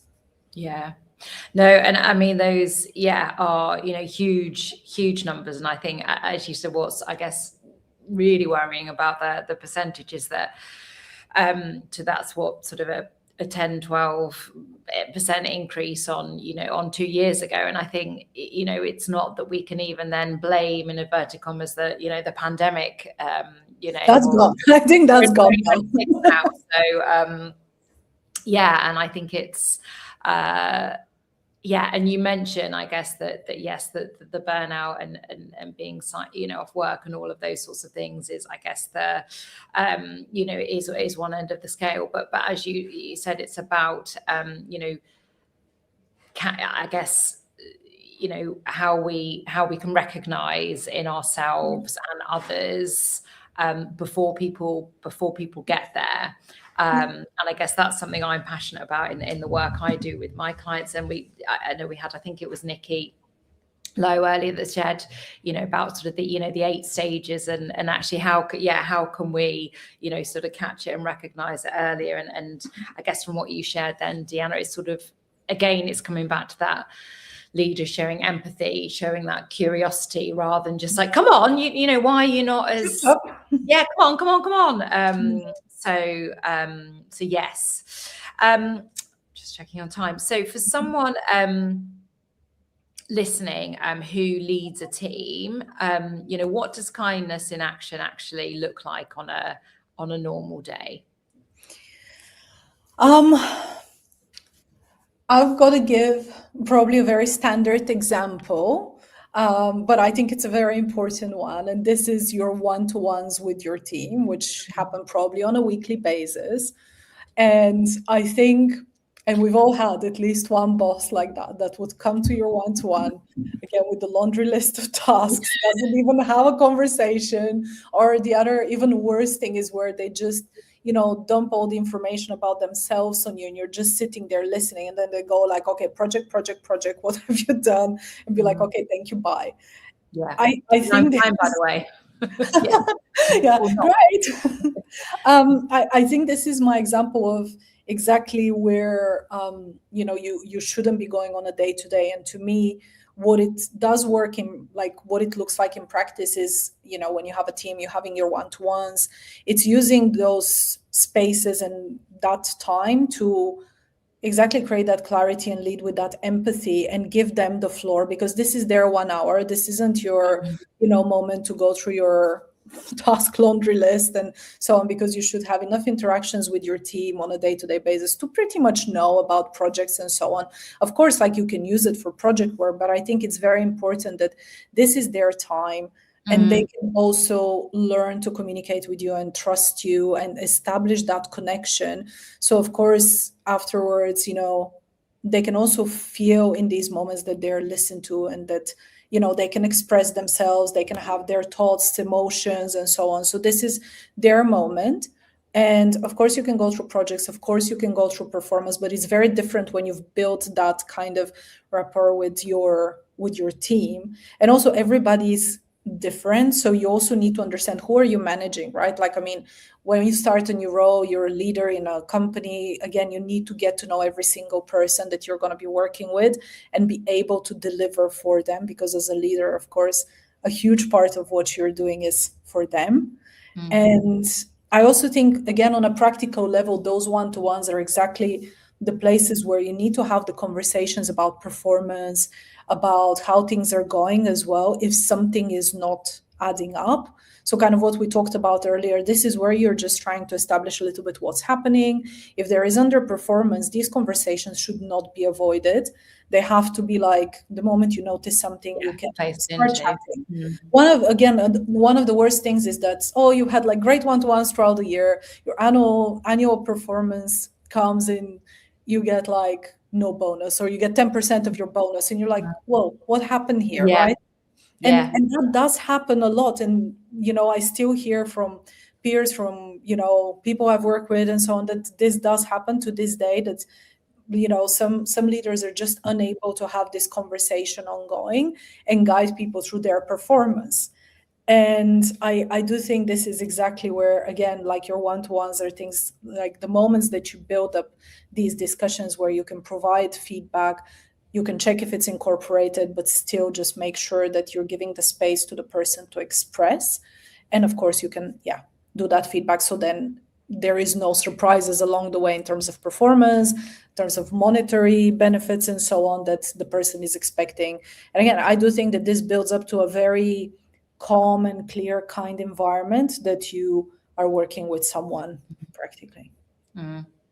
Yeah, no, yeah, exactly that. And I think it's, yeah, we've all, well, no, we haven't all, but I imagine a number of us have experienced, managers where the one-on-ones do work in that sort of positive way, in that it's sort of you, as you say, it's that individual's one-on-one, they own the agenda, and it's not to say that you're going to spend the whole time talking about things unrelated to work, and often you'll come with, actually I need to bring you up to speed on this, or I'm struggling with that, but also it is the time to be like, actually think, and it doesn't always need to be some major thing that's happened outside of work. Sometimes it is, but it might be I'm struggling, my anxiety is sort of flared up at the moment, or my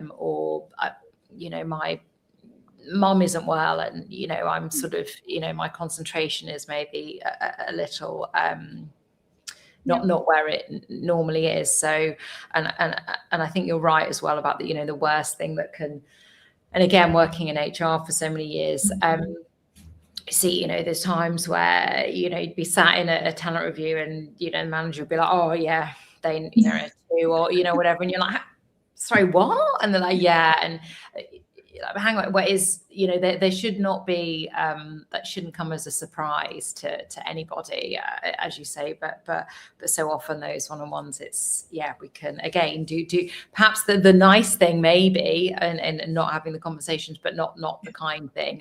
Exactly. And also I would say it's probably not even being nice, it's actually, the leader not wanting to have that conversation. It's being avoidant, right? And as a leader, I don't think you can afford to be that. Yes, no, exactly. Okay, so you, so we mentioned you're building Varia Life, and doing your work with a mindful escape. So I guess what's the thread, Deanna, that sort of connects it all for you? It's an interesting question. Actually, nobody has asked me that before about the connection between the two.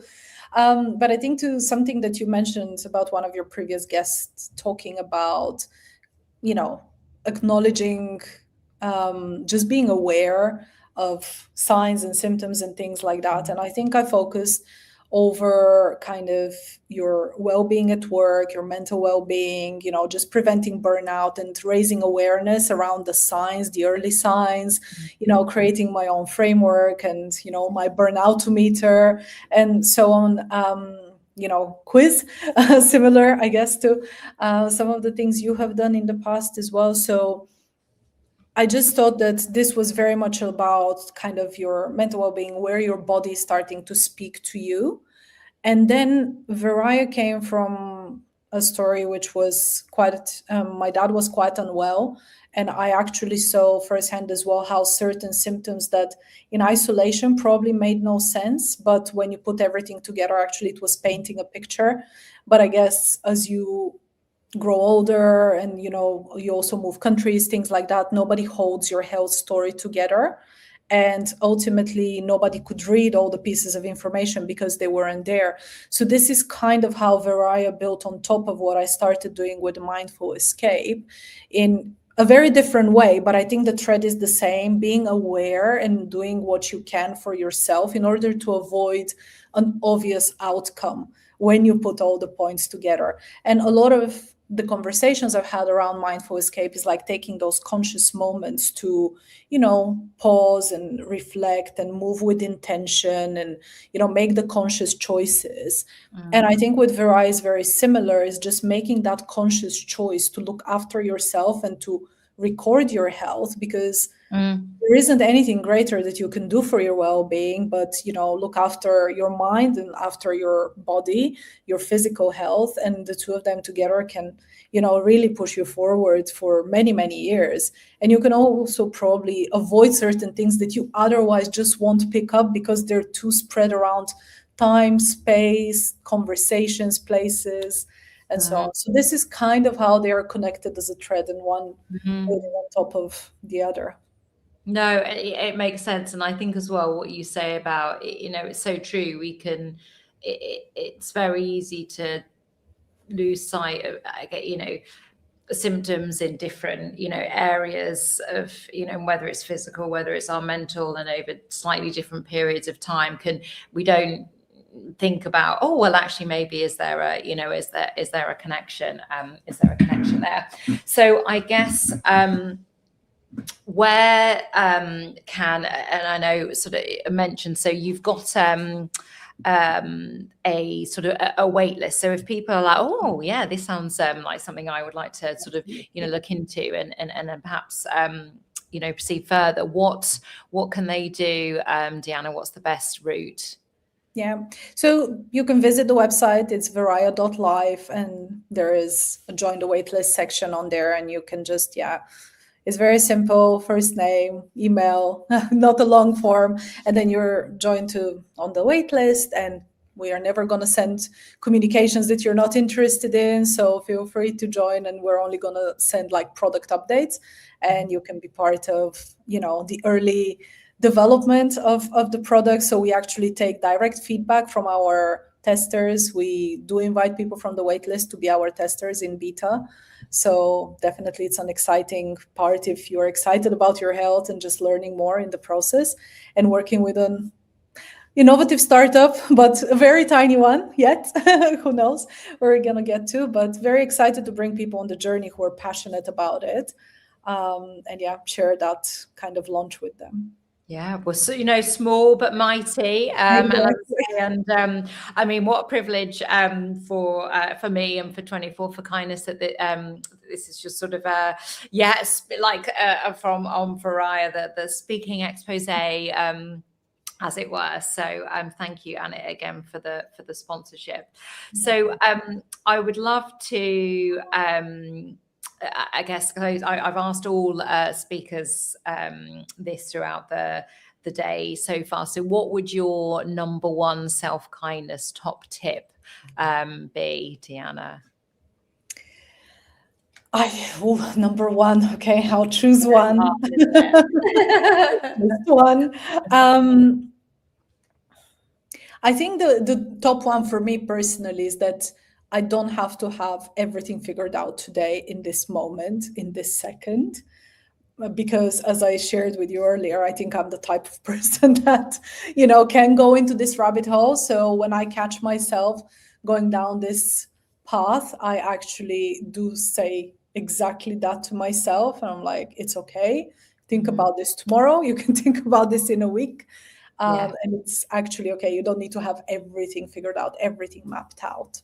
Yeah. And I think this gives a little bit of, our mental health, a little bit of a break to, just stop being demanding this, and this, because our brains love to come up with little tasks for us, little puzzles to solve all the time. And I think when we consciously just tell ourselves, it's okay, like you can take that break and you can figure this out tomorrow. That's, I think as well, and that's a really simple but impactful one, isn't it? And it's quite sort of reassuring that actually, do you know what, I can deal with that tomorrow. Well, I thank you for completing the self-kindness matrix. If you don't mind, I'm not going to ask you about that now, because I am going to show my self-kindness, Deanna, and take 10 minutes before the next guest joining me to go and have a bit of a stretch, but I will follow up with you on that. So so you talked about Viraya Life, but also if people want to connect with you personally, so obviously you're on LinkedIn, you've got your website, Mindful Escape. Absolutely. You can find me on LinkedIn, it's Deanna Petrova. You can find me on @mindfulescape_official on Instagram, or @viraya.life on Instagram. I do respond, so if you want to reach out, if you want to connect, please feel free, email me, message me. I respond to all kinds of mediums. Thank you. Yeah, thank you so much for joining. And again, I'm saying at sort of the end of every guest that if you have already made a donation to Mind, thank you so much. And if you haven't, all of the speakers coming on are, donated generously their time. And as you can see, we're talking about really, I guess, practical and impactful things. So I would love you to show your support for our speakers through making a donation. So the QR code will be up shortly. Thank you so much, Deanna. Thank you for having me. No, it's been a pleasure. And if you don't mind staying in the weight room, I just need to remove you from the live stream, the video download. And I know I feel like I keep saying this over and over now. Right, thank you so much. And yeah, I'll speak to you soon. Thank you so much, Kim. Take care. Bye. Okay, right. I can see that the LinkedIn stream has gone down. So let's see if we can do something with that in a moment. Although 10 o'clock at night, maybe there's not many people on LinkedIn anymore anyway. Okay, so that was Deanna, and it was another great conversation. I am sure you will agree, whether you're watching now or on a recording. I'm going to pop up the QR code, and then in a few minutes' time, I will be joined by my penultimate guest of the day, not penultimate guest of 24 Kindness for Kindness, but Nisha Mystery will be joining me. So I shall see you shortly.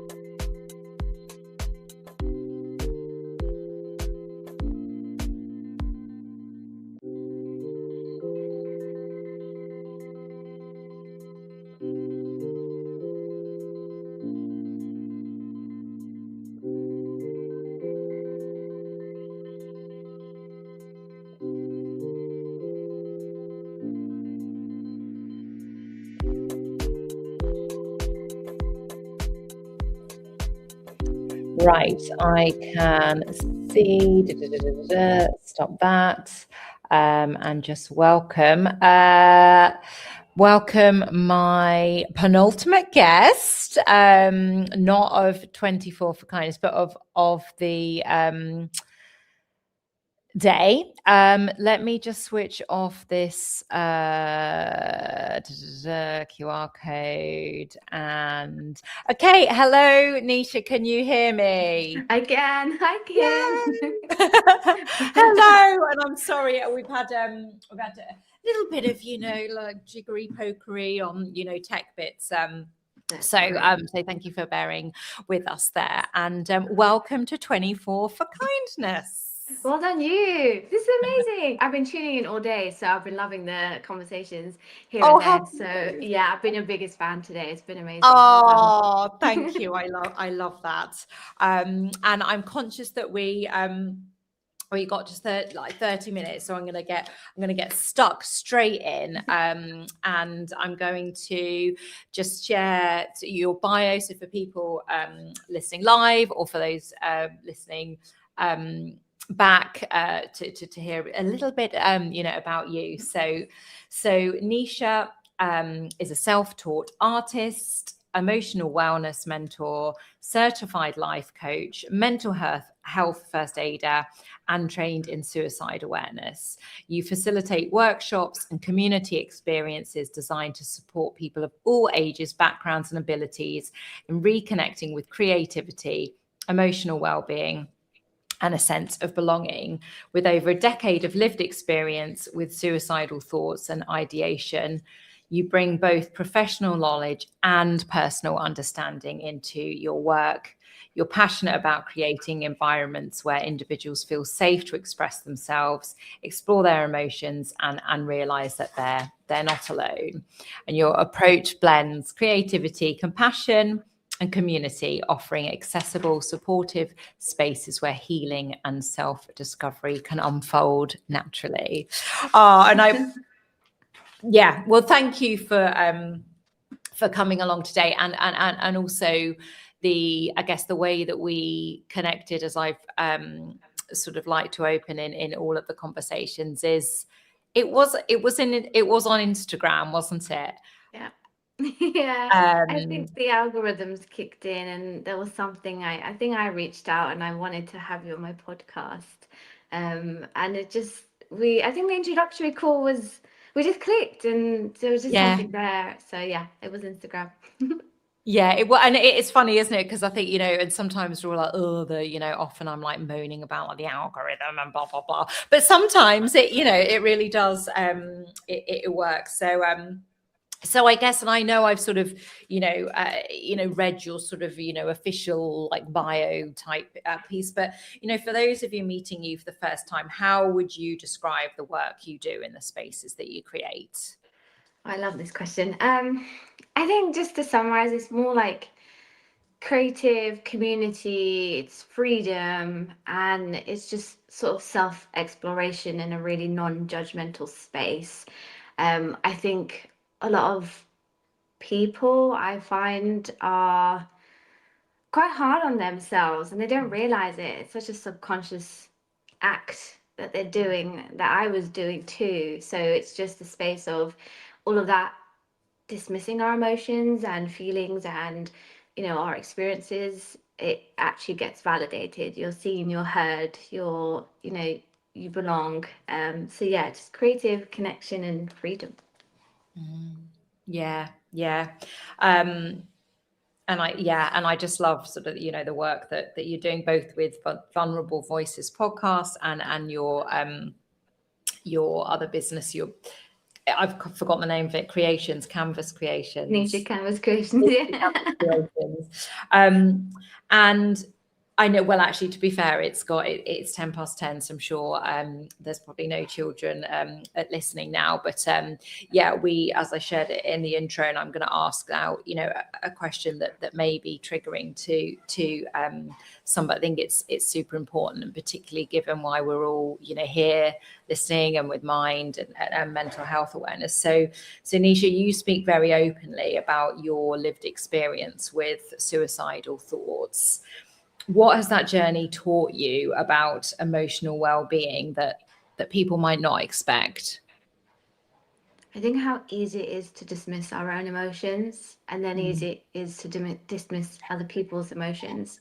And so when those two go hand in hand, you kind of feel completely empty in terms of who's hearing you, who's seeing you, who's actually there to support you. And I think loneliness is one of the biggest factors in terms of depression, anxiety, and actually suicide. It's one of the reasons that I didn't want to be here. There wasn't a space I felt I could be me, I could share, I could be understood. So I think what I've learned is how easy it is to dismiss that we have these emotions, that when we're feeling them, it's okay to feel them and share them, and that there is no set amount of time to feel them, to release them, how you release them. But what we often do is suppress them too quickly, and that's where the build-up comes, that's where the mental health struggle comes, and that's where I find reach crisis point when you don't need to. So I think it's the dismissal and invalidation of how we're feeling. Are we allowed to have these emotions, big, small, whatever nuance they are? I think that's the biggest thing I've learned on this journey. But there are spaces where you can feel validated, you can feel like there are people you can reach out to. It's just finding the right connections, finding the right people. So yeah, that's how I sort of and thank you as well for for being honest and vulnerable, and I guess it's the name of the podcast is Vulnerable Voices, and you talk to people and have them open up in a very vulnerable way, but and I really I guess I really appreciate that.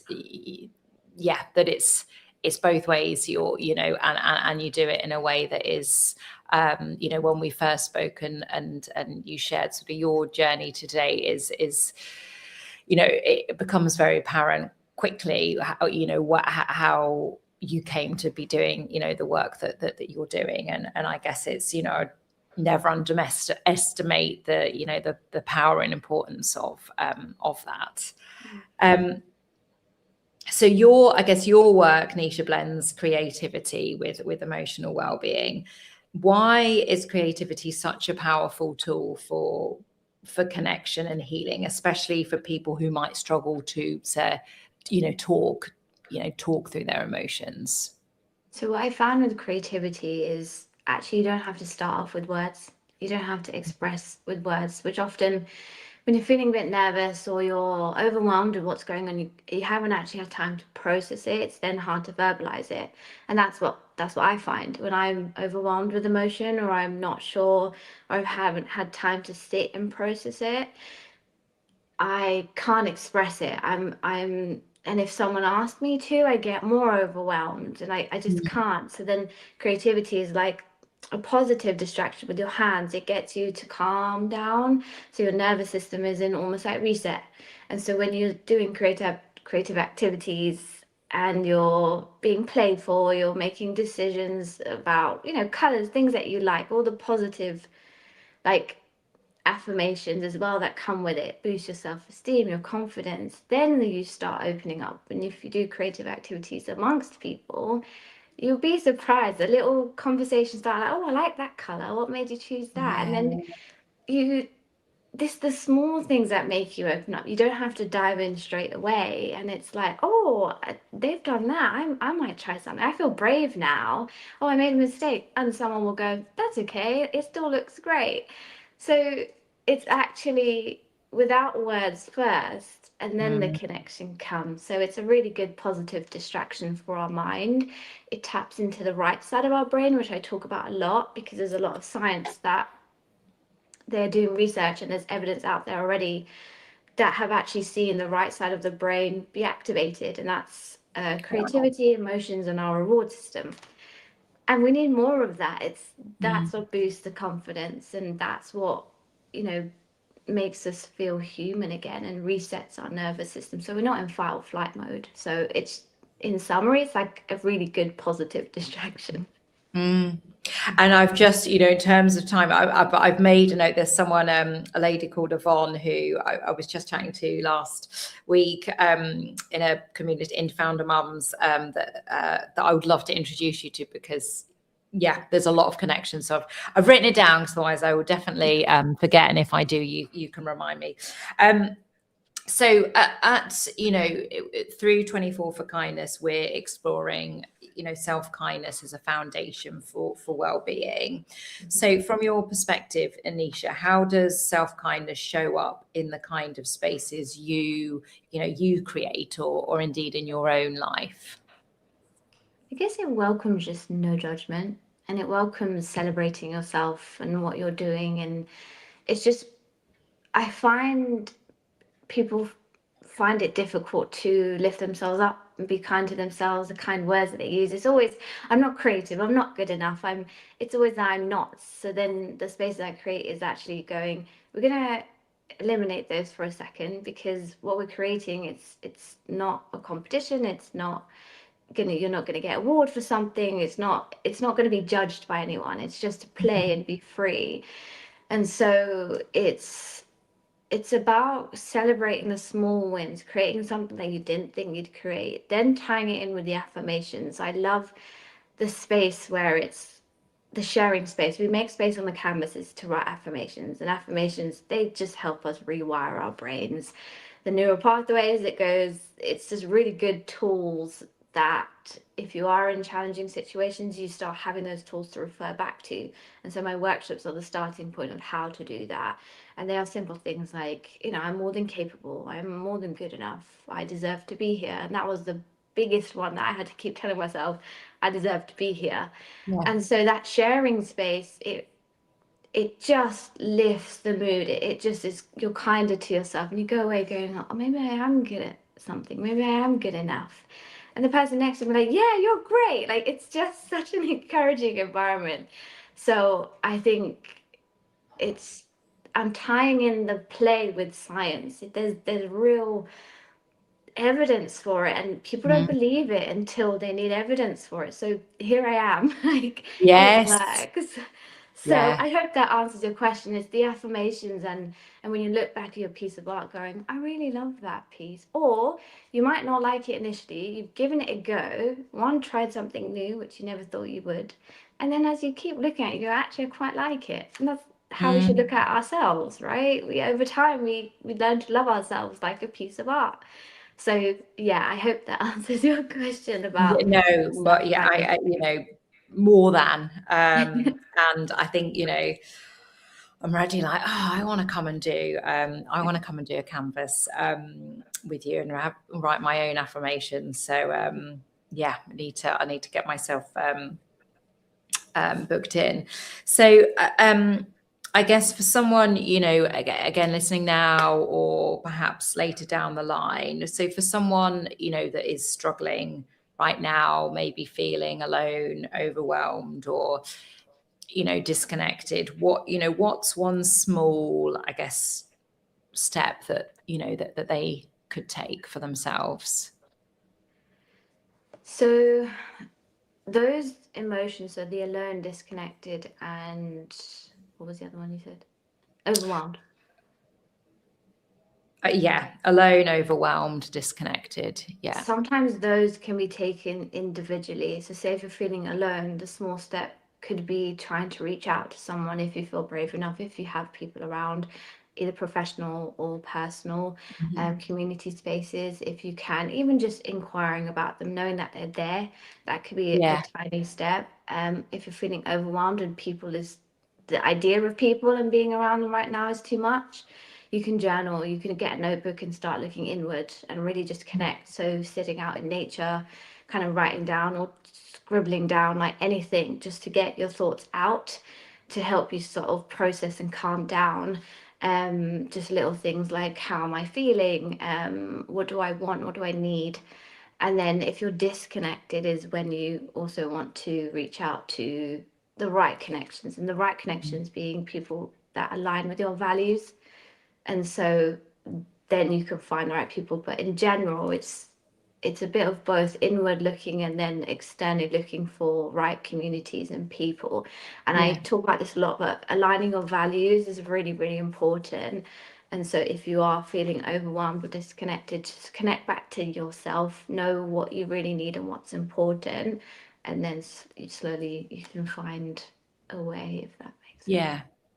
No, and I really appreciate there, Nisha, how you talked about, actually the small step for alone, small step for overwhelmed, or small step disconnect can actually, might be different things.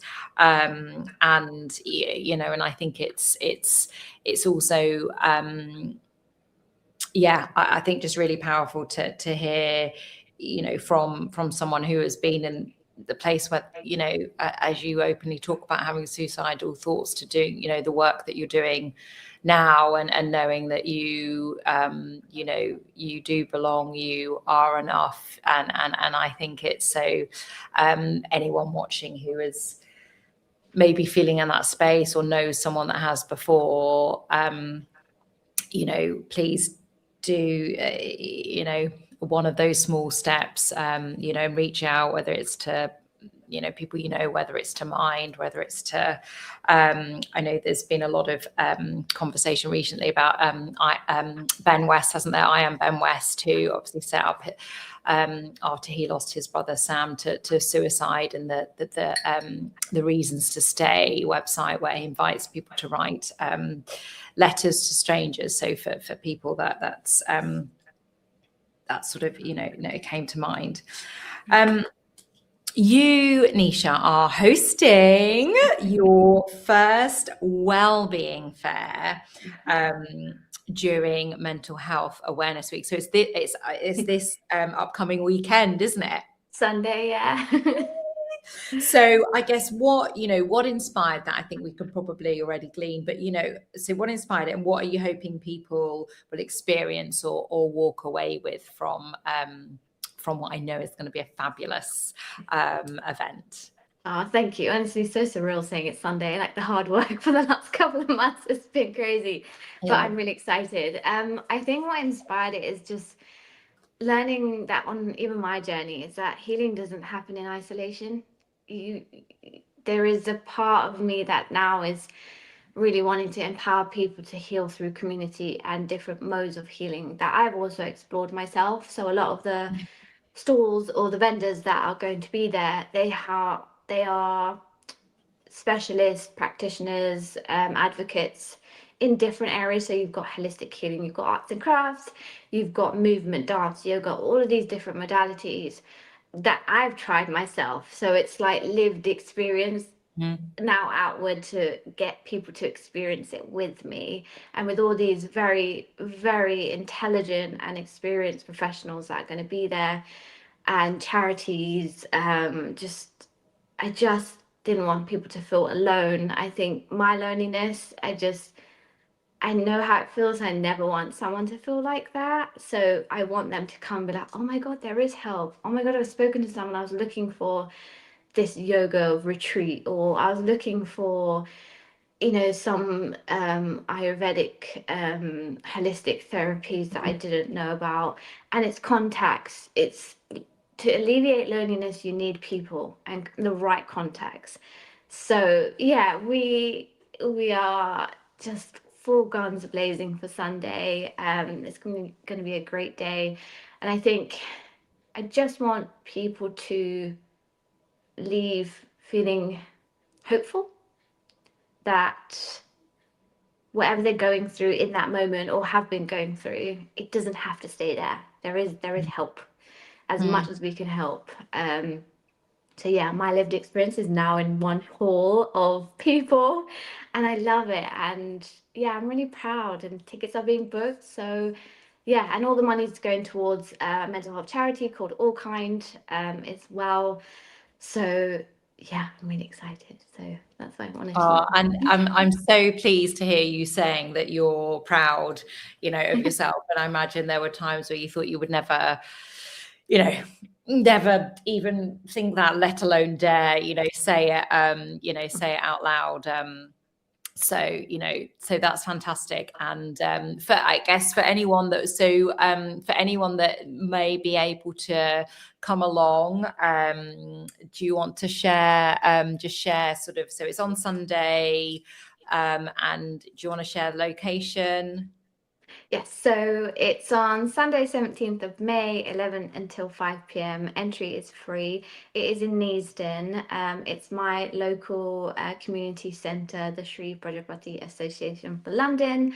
And yeah, we have got 12 amazing vendors. We've got a pledge wall, interactive stations, lots of nutritious food as well, some talks.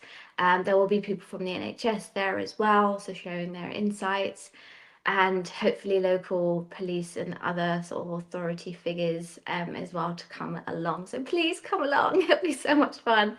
And yeah, we're fundraising because similar to you, Kim, you got to give back to the people that are doing support.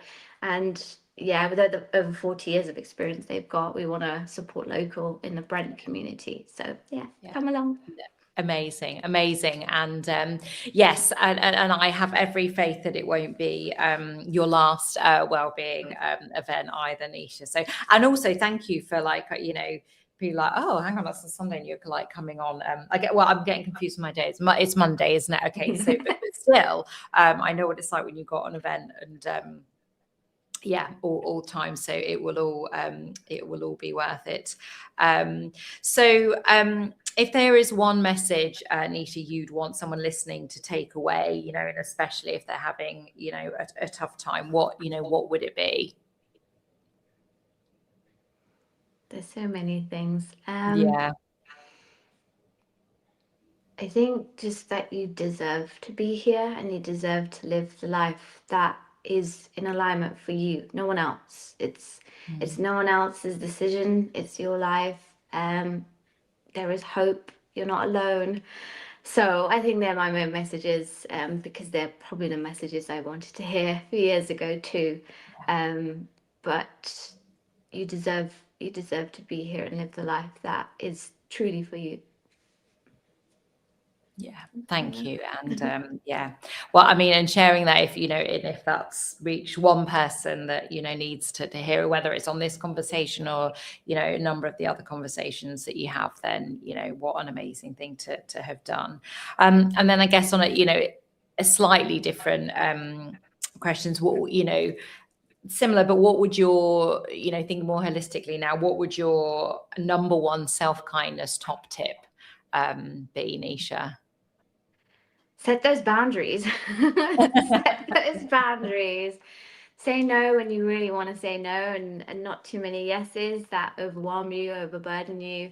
No's don't have to be harsh, but I think boundaries definitely, in terms of your time, your energy, your money, your just how you want to spend your whole self, and what you want to invest in. So boundaries is definitely my form of self-kindness, which it makes you stronger, it makes you more resilient in terms of not having to put up with things that you maybe normally would. So yeah, boundaries. And I know, I don't know if you caught, I know you listened to a number of them, but if you didn't catch, when I was on with Gifty Enright earlier, she's like, you know, she's a massive fan of boundaries, so one to listen back to if you have not already. Well, I am going to thank you again, Nisha, so much for joining. So people can find you. Do you want to just share because you've got sort of a couple of businesses, haven't you? Share your where people can find you and connect. Thank you. So my Instagram is Nisha_Canvas Creations, and that's Nisha with one E. And that is my artist and emotional wellness mentor page. I'm now also a personal development coach, so you can find all that on that page. And then my podcast is Vulnerable Voices_podcast. And if you do want to be a guest, just like Kim, and please watch her episode, please, and you can contact me there, and you can see all the other guests as well. It's on YouTube and now Spotify. So thank you. Amazing. And yeah, and I have to say, and I know I owe you an email on feedback on you know, honestly though, the way you sort of approach you know, when people want to be involved, and then the sharing of the questions and the recording and the sharing back and the clips, it's very yeah. And I guess as well, particularly as you're asking people to be you know, vulnerable, it's you know, a really very thoughtful experience. So so thank you. So thank you again for being part of 24 for Kindness. Again, to those people listening now on recording, if you have donated, thank you so much. And if not, then Nisha's obviously come in and her own time, and if you can consider making a donation, then that would mean a lot. So I will bid you a good night, Nisha, and we will speak soon. If you can just hang on in the green room for a second, just to make sure your video completes downloading. You'd think by this point in the day I'd know exactly what to say on that, but I'm still sort of just not really sure. So thank you so much, and we will speak soon. Thank you so much, Kim. Take care. Bye. Bye. Oh, wow. What another amazing speaker. Now, I cannot actually believe that it is 10:30. So there is an hour and a half left of, I guess, the first part of 24 for Kindness. So we are 16 and a half hours in, and I will shortly be welcoming my last guest of the day, not of 24 for Kindness, but of the day, Anna Shepherd. So she'll be on with me for the full hour, and then there's half an hour left of this part of 24 for Kindness, where I will reshare the brilliant speakers that we have got coming tomorrow. So still lots of great stuff to come. And also I'll share some sort of, you know, highlights and bits and pieces from the day before I practice what I preach and show myself some kindness and go to bed. So let me just check if Anna's in the waiting room. But you know what? If you are, Anna, I'm just going to switch. I'm just going to have a couple of minutes before our chat, and I'll pop that QR code back up for anyone that hasn't seen.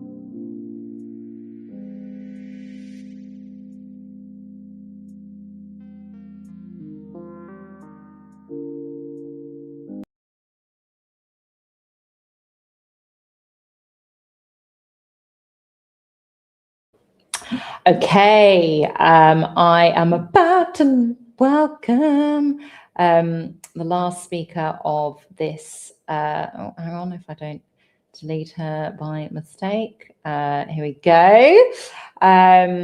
Let's bring Anna onto stage. Hello, Anna. Hello, Kim. How you doing? I'm good. I am very good, thank you. How are you? I'm very good. Oh, I've got a bit of jealousy over that jumper. Where did you find that? Dun, dun, dun. Well, this was a special custom-made jumper by a fabulous lady called Alicia of Single Swan Clothing. She is coming on tomorrow. There was a competition to win another, but I'm afraid it's closed. But you know, maybe I'll see what I can do.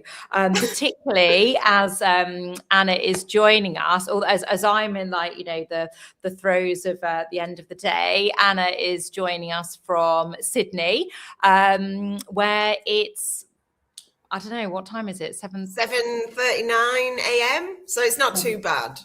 Not too bad, but still, Yeah. you know, you had to But get still up pretty and be on brutal. and all those. And again, sorry, we had I mean, it's brilliant, all this like green room stuff, but there was different. Oh, anyway, you're here now. So thank you for bearing with us. And welcome to 24 for Kindness. And whilst you're not my last speaker of 24 for Kindness, you are the last of this first 18-hour piece. So yeah, it's a big one. But I knew as well that this one had to be someone that, you know, I was going to get energy and stuff. So yes, you were a natural choice. So thank you for joining. And do you know, I said this and I was like, oh, looking through all my bios and I can't find yours. So Anna, please, for people listening live or on the recording afterwards, can you know, give us an overview about, you know, who you are, where you're from, what you do, and then we can dive in. Lovely, thanks, Kim. So I'm Anna Shepherd, and I'm originally from Yorkshire in the UK, from Scarborough, sunny Scarborough. Not as sunny as here, but you know, it has its moments 3 or 4 times a year. I've been working in the kindness space, predominantly in leadership development, training, and advisory for quite a number of years. 10 years with my own consulting firm, and I also own and run a media studio, which works to help give platforms for people to be able to use their sphere of influence in a positive and a kind way. And above and beyond that, I've worked as a speaker and an MC and a producer for a number of years. So yeah, I'm a little bit, if people say, what am I? I'm an entrepreneur, social entrepreneur. But I've tried and tested and worked around the kindness agenda for quite a number of years, working with some amazing thought leaders and specialists in that field, and have really tried and tested a lot of different approaches with organizations, leaders over the years to see what does and doesn't work, what does and doesn't resonate, not just here, but across the globe. So apart from that, I'm a neurospicy, queer legend that generally operates in my own speed and pace and time, and work very, very hard to try and leave things a little bit better than when I arrived. So well, and you definitely do. And yeah, it was a previous company that I was at that it was part of a EDI week or something, wasn't it? And you came in and you did it was online. You did something that, and I was like, wow, she's awesome. And then, you know, we connected, and then yeah, you've helped me through, you know, various things in the past, and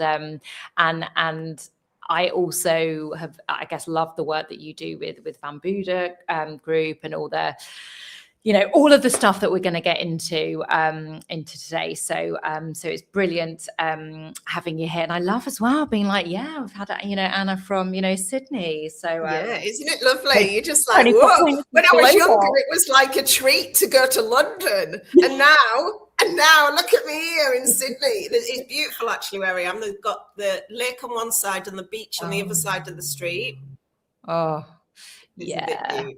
Sorry, yeah. I'm everyone, like if it's not looking very out like sunshine there. rainy, dark, high street. But anyway, so you, I guess, work closely, Anna, with organizations on culture and people experience. So where do you see self-kindness showing up in workplaces right now, and where is it missing?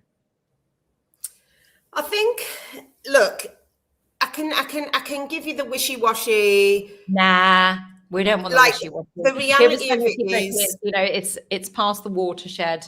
So yeah, yeah, good. Okay. Well, self-kindness, the current systems and workplaces don't create a lot of space for self-kindness.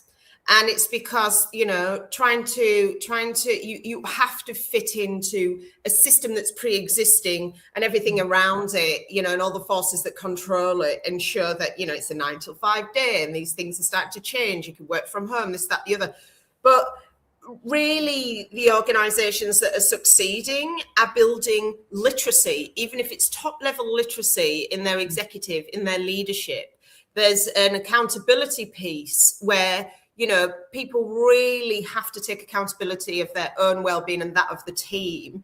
And then the psychosocial safety piece, which is, become more and more predominant over the last few years. And thank goodness, because it's one of the main cards we can play now to try and get shifts happening. But certainly here in Australia, New South Wales, the state that I'm in, if you are a director of a business and you're not taking actions to reduce risks associated to psychosocial safety, which isn't just psychological safety, it's actually something completely different. It's about the built environment, it's about the systems, the processes, the communication, everything that needs to be in place to create a foundation of trust and safety. You can actually be imprisoned and fined a lot of money now. So I'm really grateful for that, because that's started to shift the dial on a few things, along with other risk metrics associated to ESG, sustainability, workplace well-being, retention, client engagement, so on and so forth. So I think there's a lot of change happening in unprecedented ways that really we've never experienced before. And I think those that are leading are being responsive rather than reactive to the dynamic, the environment that we're currently in. But self-kindness really shows up as an environment that enables people to lean into their own well-being, to understand, to communicate, to build the literacy, to be educated on what this actually is, what it means, and what the benefits of it are for showing up. So we're really in this strange transitional place. And, actually we've got the luxury now. Some communities in the world might have better psychosocial safety, and they're operating in completely different systems because they're still operating from a sense of community. And I think that's where we're getting a bit more fragmented, which is concerning. And, creates more evidence for why we need to put more resources, time, effort, and energy into this. And I'd say that's as I went on a wishy-washy way, but that's kind of, I think, where workplaces are at right now, and what we're dealing with. Yeah. And what, I guess, and would you say, I guess, because you mentioned that in New South Wales and the state in Australia that you're in, there's, like people can actually go to prison, as you say, for not, I guess, meeting up to where they need to be with the psychosocial safety. So, would you say is New South Wales and I guess or Australia ahead of sort of the curve, as you look across other places in the world, or is that sort of a norm? What, I guess, what's your... It's interesting. I think some things are really ahead of the curve in Australia, and they're quite a progressive company, a country, but other things we're behind on. So often you'll see in Europe legislation changing, like modern slavery, and so on and so forth, and we'll kind of watch what's going on and then follow suit, the same as Canada and a lot of these other countries. But I think it depends on the factors affecting the country and when that legislation's come into play, how it's being rolled out in a meaningful way. And obviously we have, Australia is different in the sense that each state can create local governance and laws, which bring organisations, businesses into more of an accountability framework. So it depends on the country and the systems they're operating within. But I think, we do have the recession kind of vibes have hit us a bit later in Australia. I always think just because we're literally further away, but we are further away, but we are a bit more self-contained with resource and so on and so forth. So there is a little less dependency than if we're in the midst of the chaos in Europe or this, that, the other going on. So I think it's varied, but by the by, wherever you are in the world, if you're trying to get ahead of the game, you must pay attention to what's going on in the different areas of the world. You must pay attention to what's working and not what's not working, and don't hold on to we're going back to, because we're not. The next generation are challenging, we're always going to have intergenerational communication issues, but I think they're more predominant than ever with regards to the expectations of how they show up, how they see the world, and that comes with its own problems in itself. But I think, we have to start, and I think it's a beautiful opportunity to start to look at how can we turn things around, right? If we've got to redesign it, let's redesign it so it's beneficial for everyone.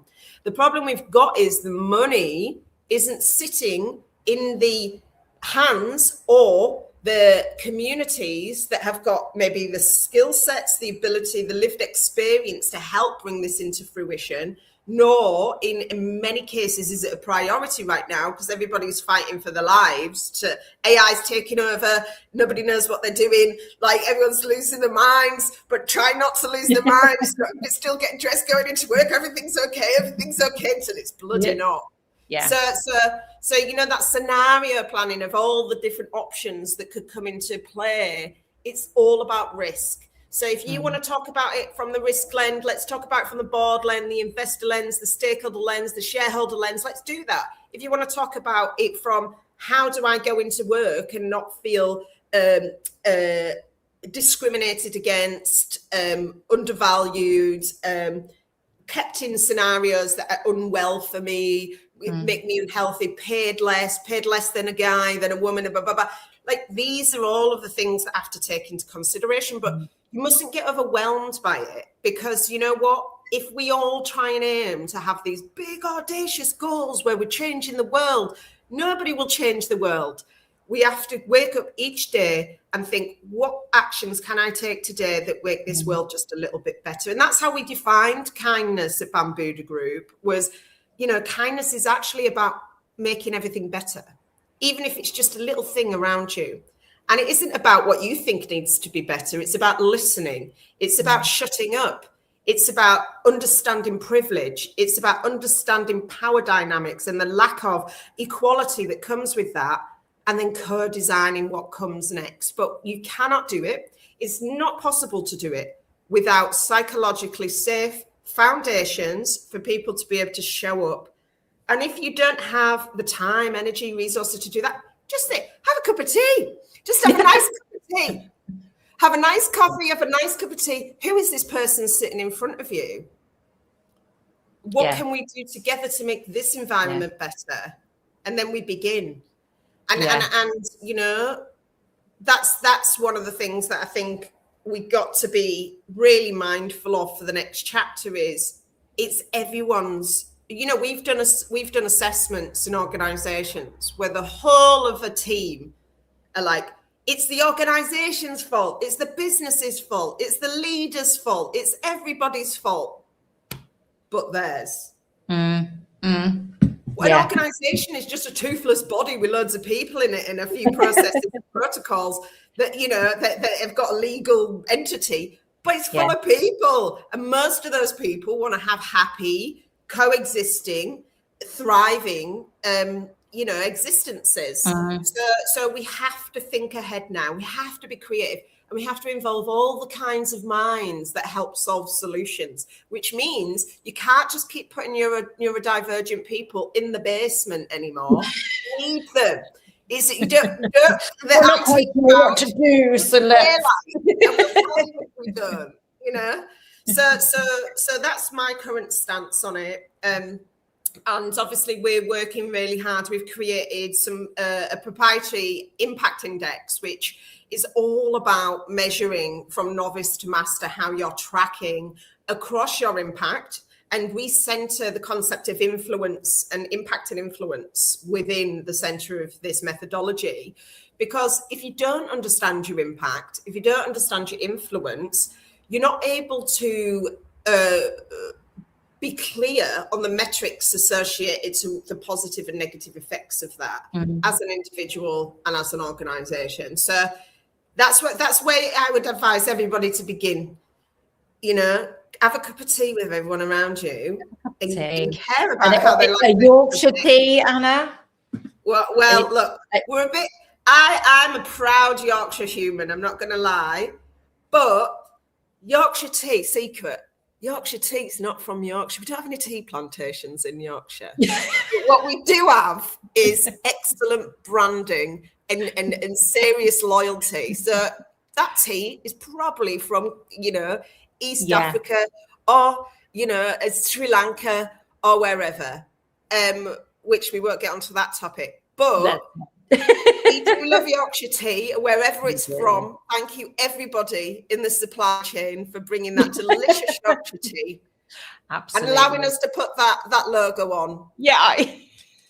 It's probably the one that, that's it's like, what's your a whole different podcast episode for that one. Yeah, absolutely. Oh, definitely. And also I was introduced to have you heard of Spill tea? Spill, S-P-I-L-L. Maybe I would like to, because I'm always spilling mine. I've got but and also there it's a you know, sort of tea farm to, you know, it's all very sustainably no big supply chains, no massive, exactly. So I could probably explain it better. Love in it. But yes, pardon. Can you taste the love in that? Yes, you can taste the love. And in fact, I think there's even maybe a bit of a heart in the logo. Anyway, my neighbour and friend Laura, I'd run out of tea bags the other day and I was like, I need a cup of tea. And then, I know you're interviewing me right now, but how are you doing? This has been a long slog, hasn't it? I thought you were just going to be like, Kim, you're like going on a way tangent, which I slightly am. And I have peppermint tea now. Do you know what? Thank you. And no, I'm not going to lie, I am quite tired now. But no, I'm doing really well. And I have, you know, I like talking and I like conversation. And, you know, yes, it's been long, but I've just had such amazing conversations with so many different people through the day. I've been looked after with, you know, various goodies. I have got Peter here in the studio with me, who I met Anna 2.5-3 weeks ago, he was with me at 5:20 this morning, and it's now what a legend, Peter. So such a legend. Big shout out to Peter. Oh, big shout out to Peter. He's like stop behind the scenes. So yes, no, but I'm doing well, thank you. And also I but you know, again, with this being all about, you know, mental health, you know, awareness week and here in the UK, and raising funds for mine, and also so not contradicting that message, but also this whole self-kindness message. You know, after you've got sort of a half-hour wrap-up, and then, you know, I will be going home, and then we'll be back for part 2 8 o'clock tomorrow morning. So it was an important piece to be, let's practice what I preach, rather than like, no, I can do it. Let's just, have another interview at 4 a.m. And also, well, I'd have had to be like, okay, Anna, I need some of your mates on, because no one in the UK wants to join me, funnily enough, at 3 a.m. In the morning. You could actually start like Kind Radio, where you're you got a whole cohort of people. That'd be amazing. And it could be, at one point I did, I thought about having a bit of around the world doing it, having sort of some of the kindness connections from, different parts of America and then Europe and Australia. And then I think it was more of and the lack of control and I was like, oh no, so maybe that's next time. Anyway, back to you and back to Bambuda. But I guess actually I'm probably gonna jump a little bit here. So you talk about sort of the impact index, and I know I've heard you talk recently on podcast, and we've had conversations before about the language and I guess how for some organizations, for some leaders, like or let's roll in people to talk about kindness, and it's like, they switch off instantly.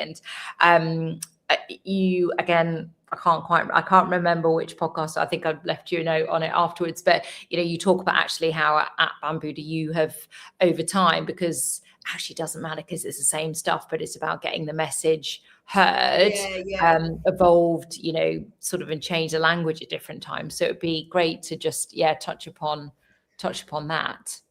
Yeah, well, we've been working with a number of businesses. So, I mean, let me start at the beginning. So 10 years ago, when I founded Bambuda Group, I'd go in, we always had the same products and services. It was all around that consulting, advisory, leadership training, development, and predominantly coaching. We're coaching, very hard to say in a Yorkshire accent, coaching has become a key pillar with regards to bringing people on a journey with regards to engagement in kindness. But we were laughed out of boardrooms like 10 years ago. And what brings me a lot of joy now is to see so many people around the world actually really leaning into this agenda, albeit predominantly female or women that have, maybe felt some kind of exclusion, felt some kind of lacking in the workplace. But this is a difficult agenda, by the by, and I'm not making whopping general statements, for traditional commercial perspectives to get on board with. How do we join the dots between the definitions of kindness and impact, and then the metrics and the measurables? But kindness isn't a language that sits comfortably in boardrooms. But by the time those leaders have done the work, I remember I worked with one organization and we started the journey. We came in on a brand piece, like how do we look at the purpose? Everyone's the purpose and the values and the vision. How do we embed this? Because people, culture, brands, customers, stakeholders, how do we make sure this ESG agenda is managed well and resourced properly? Because the challenge is, if you can't prove the proof in the pudding, how you expect organizations to resource this in a way where they can prioritize it? So luckily over the years, more and more, risk metrics have come around, which have enabled us to align to that. But, kindness is a difficult agenda for people to get on board with. And really, if we're being real, we've always kind of sat in that ESG, environmental social governance field, where people and culture comes out of it. You go on a metrics, get the exec team on the journey, then we bring the tools, build the literacy, take the team on the journey, leave the champions in the organization, train up the in-house coaches, whatnot.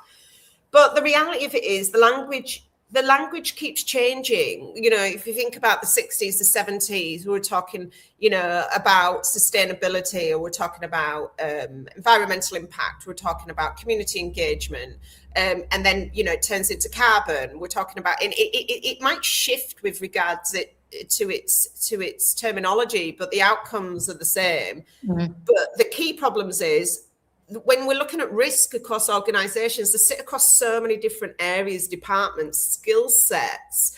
And it's as much as a strategic plan, an operational plan, bring things in, you need champions that understand how things join within the executive, because you can try and do it bottom up. But if the CEO isn't on the journey, they don't understand how to communicate this, how it fits in with what they're trying to achieve, and then build the literacy across the executive team, you might as well just throw the agenda in the bin.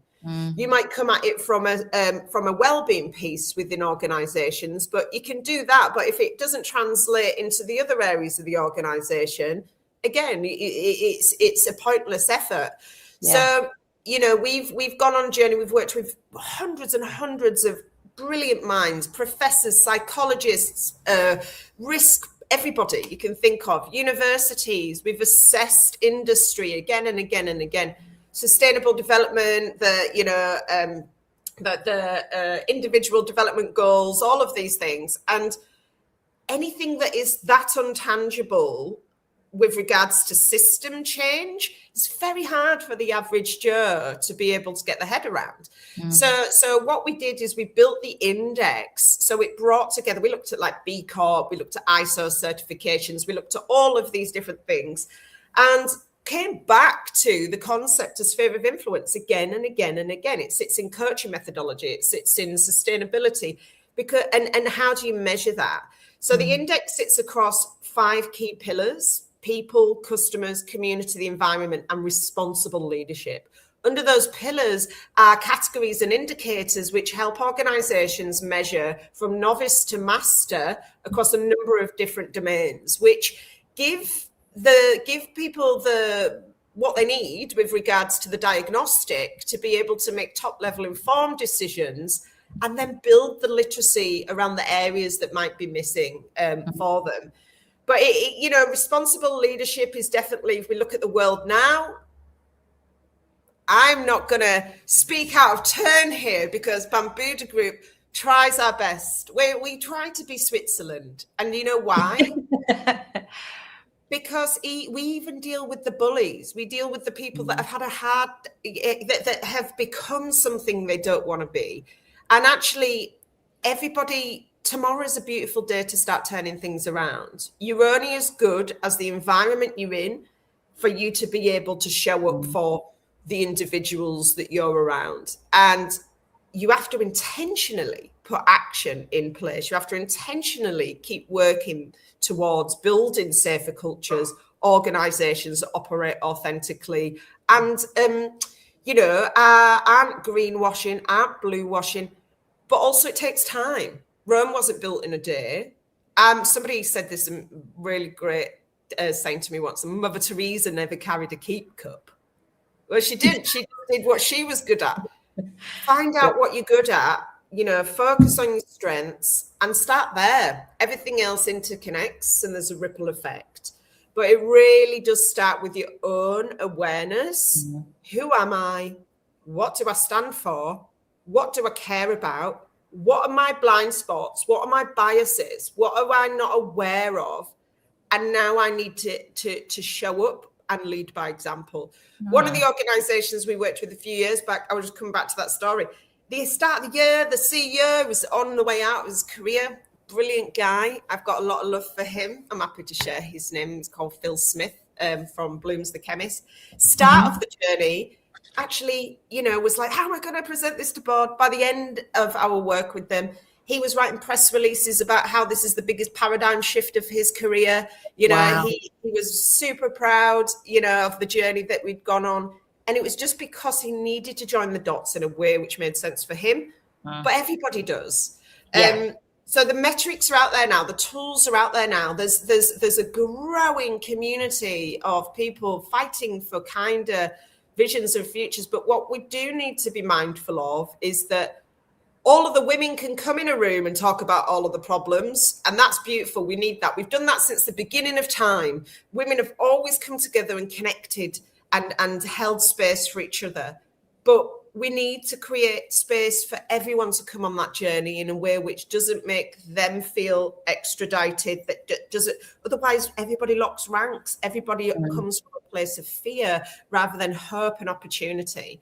And the easiest way to do that is to join the dots between the results and what it is you're trying to achieve, and ensure everybody can speak the same language comfortably in a way where they can line themselves. My influence, that of the organization, wider societal, social impact. It has to start here. It can't really start here, because, you know, that's revert, you know, a bit tail wagging the dog. We've got to start here, and that's where self-kindness begins. Yeah. Yeah. No, I love that, and also I like, Anna, how you said a few times that, you know, this literacy, and I love that, because it's sort of, again, and the language you use from, you know, novice to master, it's not, you know, who's the most experienced in the room, you know, and I think as well that literacy piece is, I think. I guess it, you know, it's different to even, I don't know, maybe I'm sort of honing in on the word too much, but, you know, it's even different to education, you know, literacy, you know, it feels more, you're not trying to patronize me. Are you literate? Do you have the capability? So we're talking language of leadership capability building.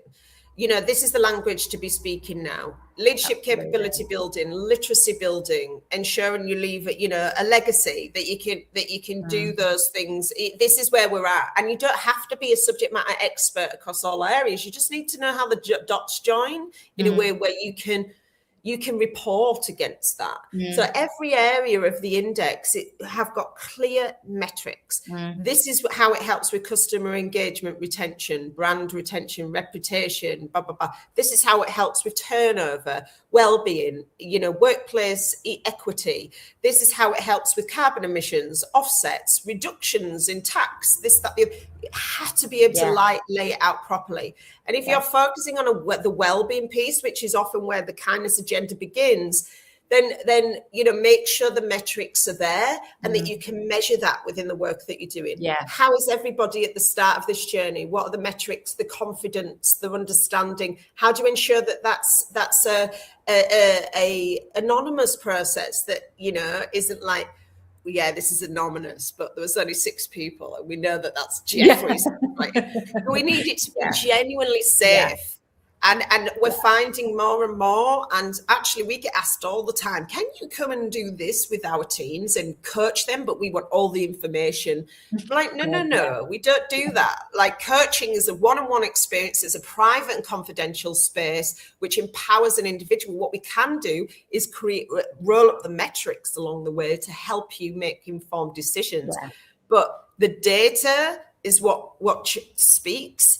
And then giving people the tools to amplify that impact and influence in a way where they're comfortable, they're confident, and they understand how everything joins together. That is real responsible leadership. And that is kind leadership. Exactly. You just rebranded it, and I love that. And it got inroads. That's what kindness looks like. Exactly. We just won't tell the naysayers. So and you mentioned again, and I love, you know, it's got to be here before out here. So which, you know, obviously I'm a big believer in as well. So what's I guess the connection, Anna, you've seen between how leaders treat themselves and how they treat others? Direct, like if you don't have and again, it's about building your literacy and awareness. So within our responsible leadership pillar, we've got actually 4 key domains, which is engaged, inspirational, transformational, and conscious. And all of that might sound a bit wishy-washy, but actually it's pretty solid with it underneath. Like, how are you engaged within the things that you're doing? How do you engage the people around you? How do you inspire yourself and the people around you? How do you create intentional, transformational, change, both for yourself, organization, and societal environmental impact? And how conscious are you? And when we talk about consciousness, It's not about sitting in deep meditative contemplation about kindness. It's about self-love. Literally, the metta bhavana translates to the cultivation of love and kindness. And, one of the reasons Bambuda is called Bambuda, there's a bigger story behind it, but is Bam is about working hard. Buddha is about working kind. Too much Bam and the lid falls off. Too much Buddha, you can't get anything done. And what we've learned more than anything on this journey is kindness without structure fails. Structure without kindness fails. You need both. And actually, if you don't have a gauge on yourself or benchmarks to measure yourself against how you're tracking to build that literacy, you don't know how you're doing. You're not able to consciously observe. And some of the biggest mistakes we make, and even I fall in this. I was having a chat with my best friend yesterday. I was talking about this, that, the other, and she was like, "Remember, you're not you right now. You're just observing you. Your feelings, all of this. You, when you can step out and think, oh, I did that because of this, and I felt that because of this, and I'm aiming to do that." That's when you consciously starting to become more aware. And when we are more responsive rather than reactive. We can make kinder decisions. And I don't know why this is the case. Neuroscience proves it. Everything proves it. I'm just the messenger. The reality of it is, if we're more conscious, if we take more action to understand ourselves, our decisions, our motivations, our actions, our body, our mind, our intentions, our tiredness, what makes us well, what doesn't make us well, what food we eat, how much water we drink, all of that adds up to you being well.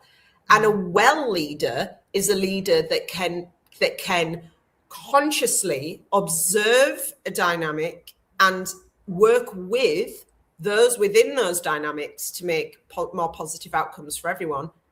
And leads by example. It's not easy. No one's perfect. No one is perfect. Like you can, I love the Conscious Leadership Group actually, and I have followed them for a long time. The above and the line, below the line methodology. We're all built to kind of survive. We're very, very small lifespan as human species in the bigger perspective of the world.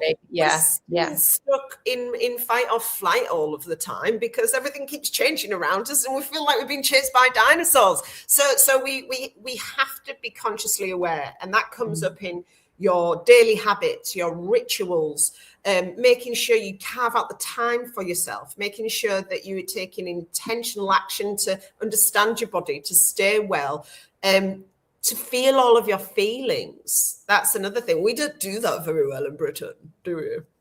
We don't feel our feelings very well. Just wash that down, don't we? Come on. And that serves you in life until it doesn't. And then you have to clean a hell of a mess up after, it all comes splurging out eventually. So this is kind of my take on that, is you have to do the work. But for a lot of people, it's easier not to, because, it comes with, you have to make friends with your dark side, your shadow side. You have to learn to love yourself. And, the other thing is, if you're a leader and, you actually don't really like people that much, don't be a leader. Don't be a people leader. Be a technical leader. Be a subject matter expert in something that you're brilliant at. Be a highly paid person that comes in and shows everyone how to do it. But don't lead people. Try not to lead people if you don't really like people. And it's okay not to. Absolutely. And it's, you'd be doing so many people a favor, and not to mention yourself a favor. We've all heard the conversation and been in the place where someone has climb through the ranks because they're functionally or technically brilliant, and then suddenly they're like leading these huge teams, and they're, oh my goodness, my days in HR, many. What was it? Human remains, they call it these days. HR. exactly that. Screw people and culture. It's human remains. But no, and HR are not your friend. Everyone, be careful. Oh, they are, Anna. You just need the right ones. Yeah, you do. I'm only joking. HR is you know, some places need updating with their HR. Oh, absolutely. And I guess it's like, yeah, it's like in anything, and you could, yeah, I get, you know, there's still some, yeah, I guess organization people that, yeah, still almost in the like personnel, you know, era and through, but and then you've got, you know, the more progressive, which for any of my HR friends watching, you all fit into. I've got lots of HR friends who I love dearly and I value dearly because they can really support in ways that bring skill sets, mediation, you know, change management, all of these things. But, you know, some organizations don't use HR in a way that is really in the best interest of the administrative and like, oh, I've got this person on my team. If you can just sort of, we can exit them. We'll find a way to exit rid of them. You know, more conversations if you have with them. What? Yeah. Are you not going to do that for me? Anyway, I hate confrontation. That's why I've got HR. Excellent. So for someone, you know, if someone hears this that feels maybe stuck and are in a, you know, high pressure, not very kind, no responsible, you know, leaders, that sort of environment where, you know, where apart from just getting that out of there, where would you suggest that they start? So the scenario is somebody's executive leader and they're stuck. So not necessarily an executive leader, but someone that is in, let's say maybe not a senior leader, maybe a leader, but or, you know, not a team, but just feel stuck and are in a place where there's a lot of pressure. It's not a kind environment. And maybe it is actually, you need to look inside yourself and be like, well, actually, maybe I need to actually leave and you know, sort of hatch your exit plan. But I guess, is there anything else that, you know, that you would advise maybe someone to do in that situation? Yeah, I mean, it depends on individual situations and the organization and stuff like that. But I think the questions, because I've been in environments where I've been bullied, actually. I've been in environments where I've seen bullying. I've been in toxic environments where everyone's trying the best, but they're just dysfunctional. And I think I always say the Sunday night stomach test is your ultimate indicator. If you feel sick on a Sunday night at the thought of going to work on Monday, something's got to change. And whether that is, you know, you're going to remove yourself from an environment, whether you're going to look at how you can impact and influence that environment to improve. But all of that it takes time and it's complex. And, you know, you come first. We forget that there are other options in life, that being on a 9-to-5 treadmill, we think, because we're kind of conditioned into thinking that's the only option, is the only option. But actually, there are a million options depending on your financial situation. But I think you've got to pull yourself away from the situation, because we can't think straight when we're in fight or flight. We can't make decisions. We can't see bigger picture. Surround yourself with an A team, a dream team, and a team of people that, whether that's your best friend, might be your, as much impartiality as possible, but I was going to say your mum, she's like, let me at him, you know, but bring a dream team of people around you that are almost like your personal advisory board, that you can sit down and make sure everybody has got very different ways of seeing the world within your dream team. And that might challenge you. That might challenge you to see things differently. You might need to go away and process that. You might need to restructure. I'm autistic. When I have to restructure things, it absolutely knocks me sideways. But consciously, I'm aware of that. So I'll take preventative measures to make sure I stay well. I'll do what I need to after. I'll do what I need to in the moment. I'll ask for the processing time so I can think properly and respond. You just got to assess your current situation. And from my lived experience, if you're one person in an ecosystem, that you don't have others that are going to be ambassadors on the same journey, that have the impact and influence to be able to create the change, get out of there as fast as you can. If something's making you unwell, you need to remove yourself. Yeah. Because you cannot well, you can single-handedly fight the system, but the only person that's going to come out of it, you might make change, you might change policy, you might change, you might get rid of that horrible boss. Finally, everybody, but no one's going to thank you for it really in the end. You'll put yourself through all sorts of trauma in your body. And the key message to remember, I think, is doing nothing is the same as saying everything will remain the same. Doing nothing. So if you got that, if you are showing up every day and you're like, I hate this, I hate this, I hate this, and you're stuck in this pattern, you have to find a way to break yourself out of that. Yeah. Look at the bigger picture, map it out, and then build a plan of action around what it is that you want to achieve and what it is that you want to do. Because sometimes we don't realize how unhappy we are until our body tells us, and then you burn out and you get really sick, and it's quite well. But there are some indicators for that. Yeah, sudden change in demeanor and personality. There's a whole burnout scale as well you can look at, that if you see these things happening in your workplace with people who historically were really engaged and happy, they're on the way to a burnout. They haven't just suddenly had a personality transplant. No, exactly that. You have to be gentle with people, even if they're showing up suddenly like this or that. There's a series of events, and it happens gradually, and it doesn't just happen overnight. So again, who's responsible for that? Psychosocial safety. We all are. Yeah. So I think, remove it. Looking at what you indicate, so I think it's good to have an indicator buddy too.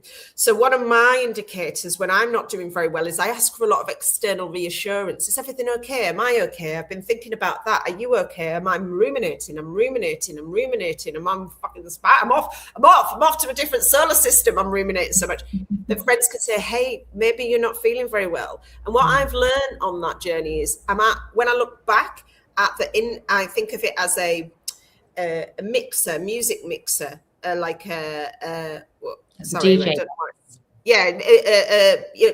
Frequency mixer. So it's like, you look, how are you doing on your health? How are you doing on your personal relationships? How are you doing? Yeah. And you'll see something is off, and then it's like, what's wrong? Because that is something's out of sync, and sometimes you're over here having all these things going on, but really you just need to get your equalizer back into balance. Your equalizer is in balance and you're still not doing very well after a while, it's time to go see the doctor. Yes, yeah, exactly that. And I think it's that, it brought to mind, as you were saying, that, sort of, I guess it's similar to the wheel of life, where you've got, career, you've got friends, you've got partner, you've got health, whatever. But I like, I've never sort of heard it in that way before, like you say, the music mixer. And as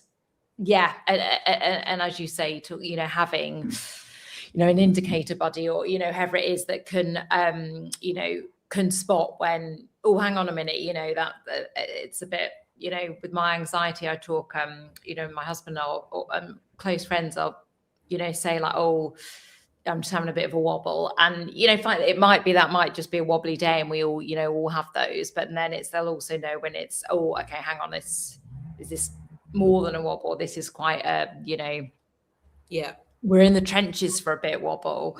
And then and then what's your plan? What's your activation plan? So if you're feeling if you had the flu, you wouldn't be giving yourself a hard time and forcing yourself to go to work. You would lay yourself down, de-stimulate yourself, drink some soup and love yourself. No different with your mind. It's exactly the same. It's part of your body. True. So true. Now I'm conscious that it's we're coming up to the hour, Anna, and I guess I'm just looking at the sort of the questions got, and I guess what I would like to ask you is, in the middle of everything that you're doing with Bambuda, so work, leadership, life, everything, what does self-kindness actually look like for you, Anna Shepherd, right now? Well, I've just been diagnosed with quite a debilitating condition, which, it took a long time. It's got a hypermobile Ehlers-Danlos syndrome, and it's a connective tissue disorder, which I've been dealing with physical pain and fatigue for a very long time, and it has lots of other things. So now I know what I'm dealing with. It interestingly overlaps with autism. This is quite common overlap with autism. Mm-hmm. I've had to make significant adjustments in my life to be able to work, continue working, and create the space I need for me to be well. I've recently moved out of overstimulating environments. I've got a little hammock on my deck. I do my meetings. I go and have a lay down. I have a nap, get back up, do my meetings. Routine and ritual are the absolute core essentials for me to be well.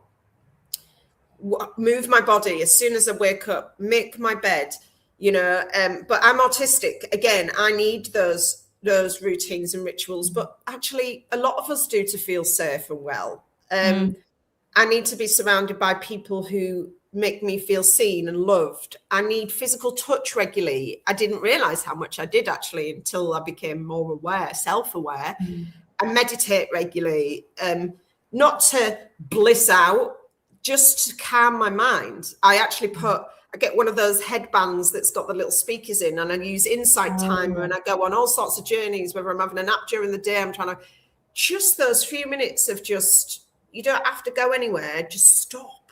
And that's why I love the correlation between spirituality and well-being is, I don't care who you pray to. I don't care what it looks like, as long as you just stop for a minute and connect to your body and the earth, because we're not separate from this planet. We're part of this ecosystem, and the more we learn to respect that, the healthier we feel.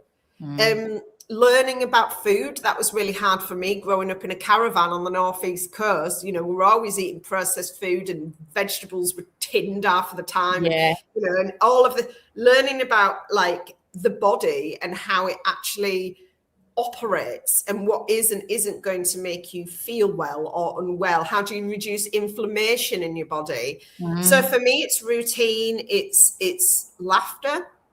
Like literally, laughter is the best medicine for me. It might have been an avoidance tendency my whole life, or I've always been funny. I'm a high masking autistic. I'm good on stage. I don't even know. Sometimes I look and I'm like, who was that person on that stage? I don't know who the hell they are. But it's laughter. If we can't process it, let's laugh about it, because joy is a much higher frequency than shame. This, that, the other. So it's doing the work to stay in routine. Don't be ignorant to the fact we all have so much learning to do.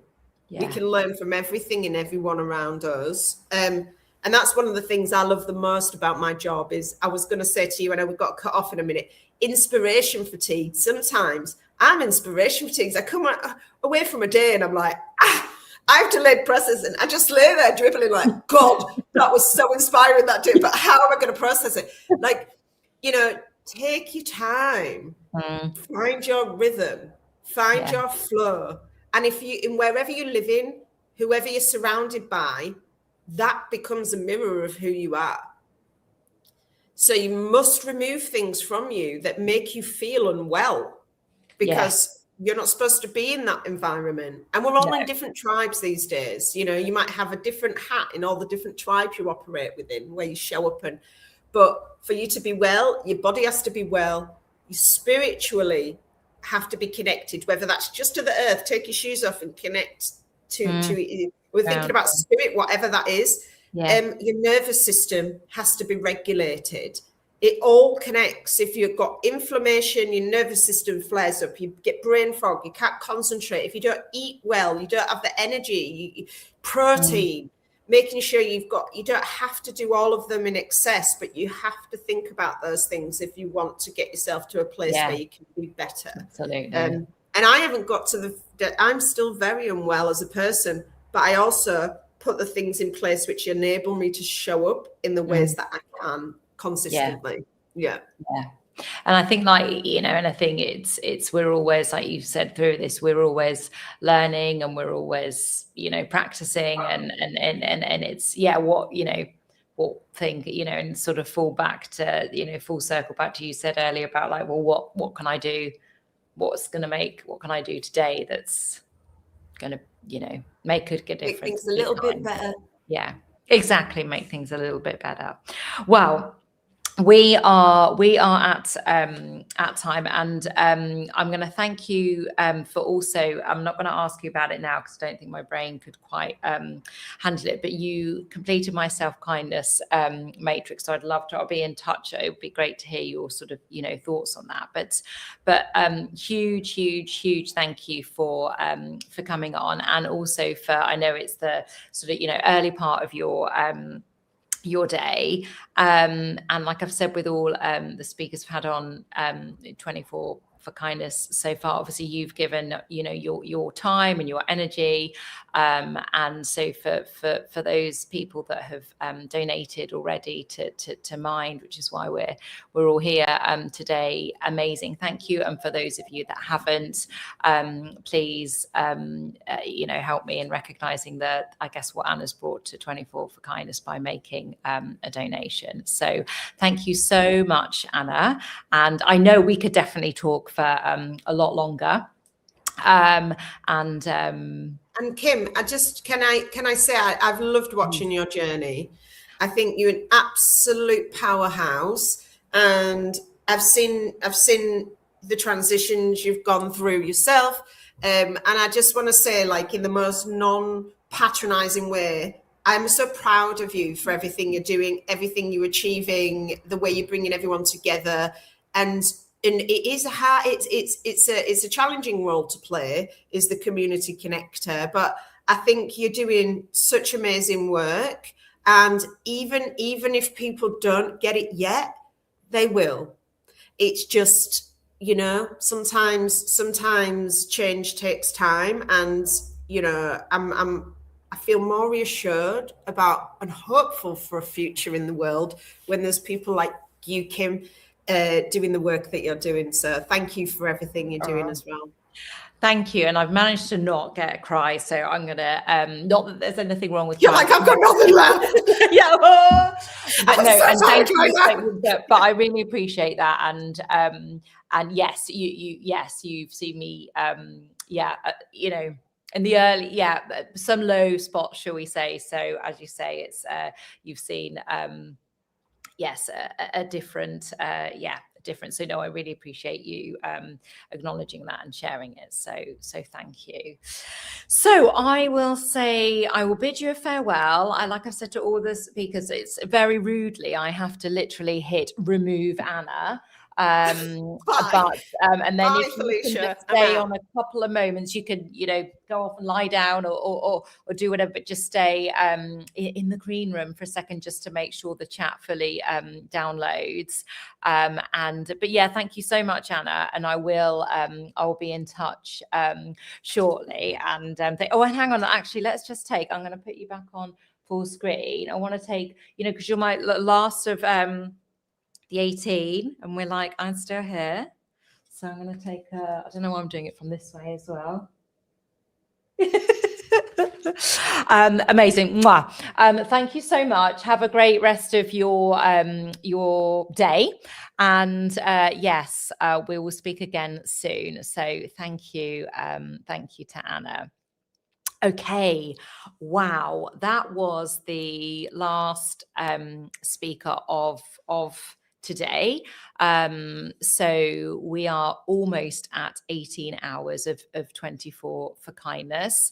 I am going to do a bit of a sort of, you know, wrap up on the day, and also share a reminder of all of the awesome speakers that we still have to come on 24 for Kindness. But I'm just going to go for a wee, have a bit of water, and I'll be back for sort of the last 20 minutes or so. For anyone that is still up and watching, and if you're watching this later, then thank you. Right, let me mute.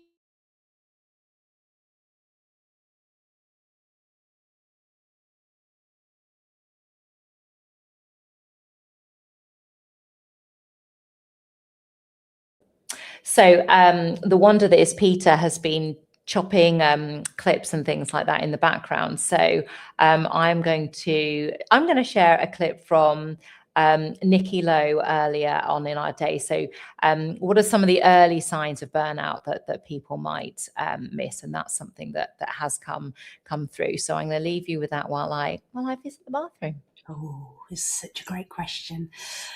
I think in our modern world, so much of success has a dark side to it, in that we can become, particularly with social media and particularly with the pace of life, we can attribute to success to so many external things, whether it be looking at influencers online and going, I want their lifestyle, whether it be, we've got to get a certain job title, or,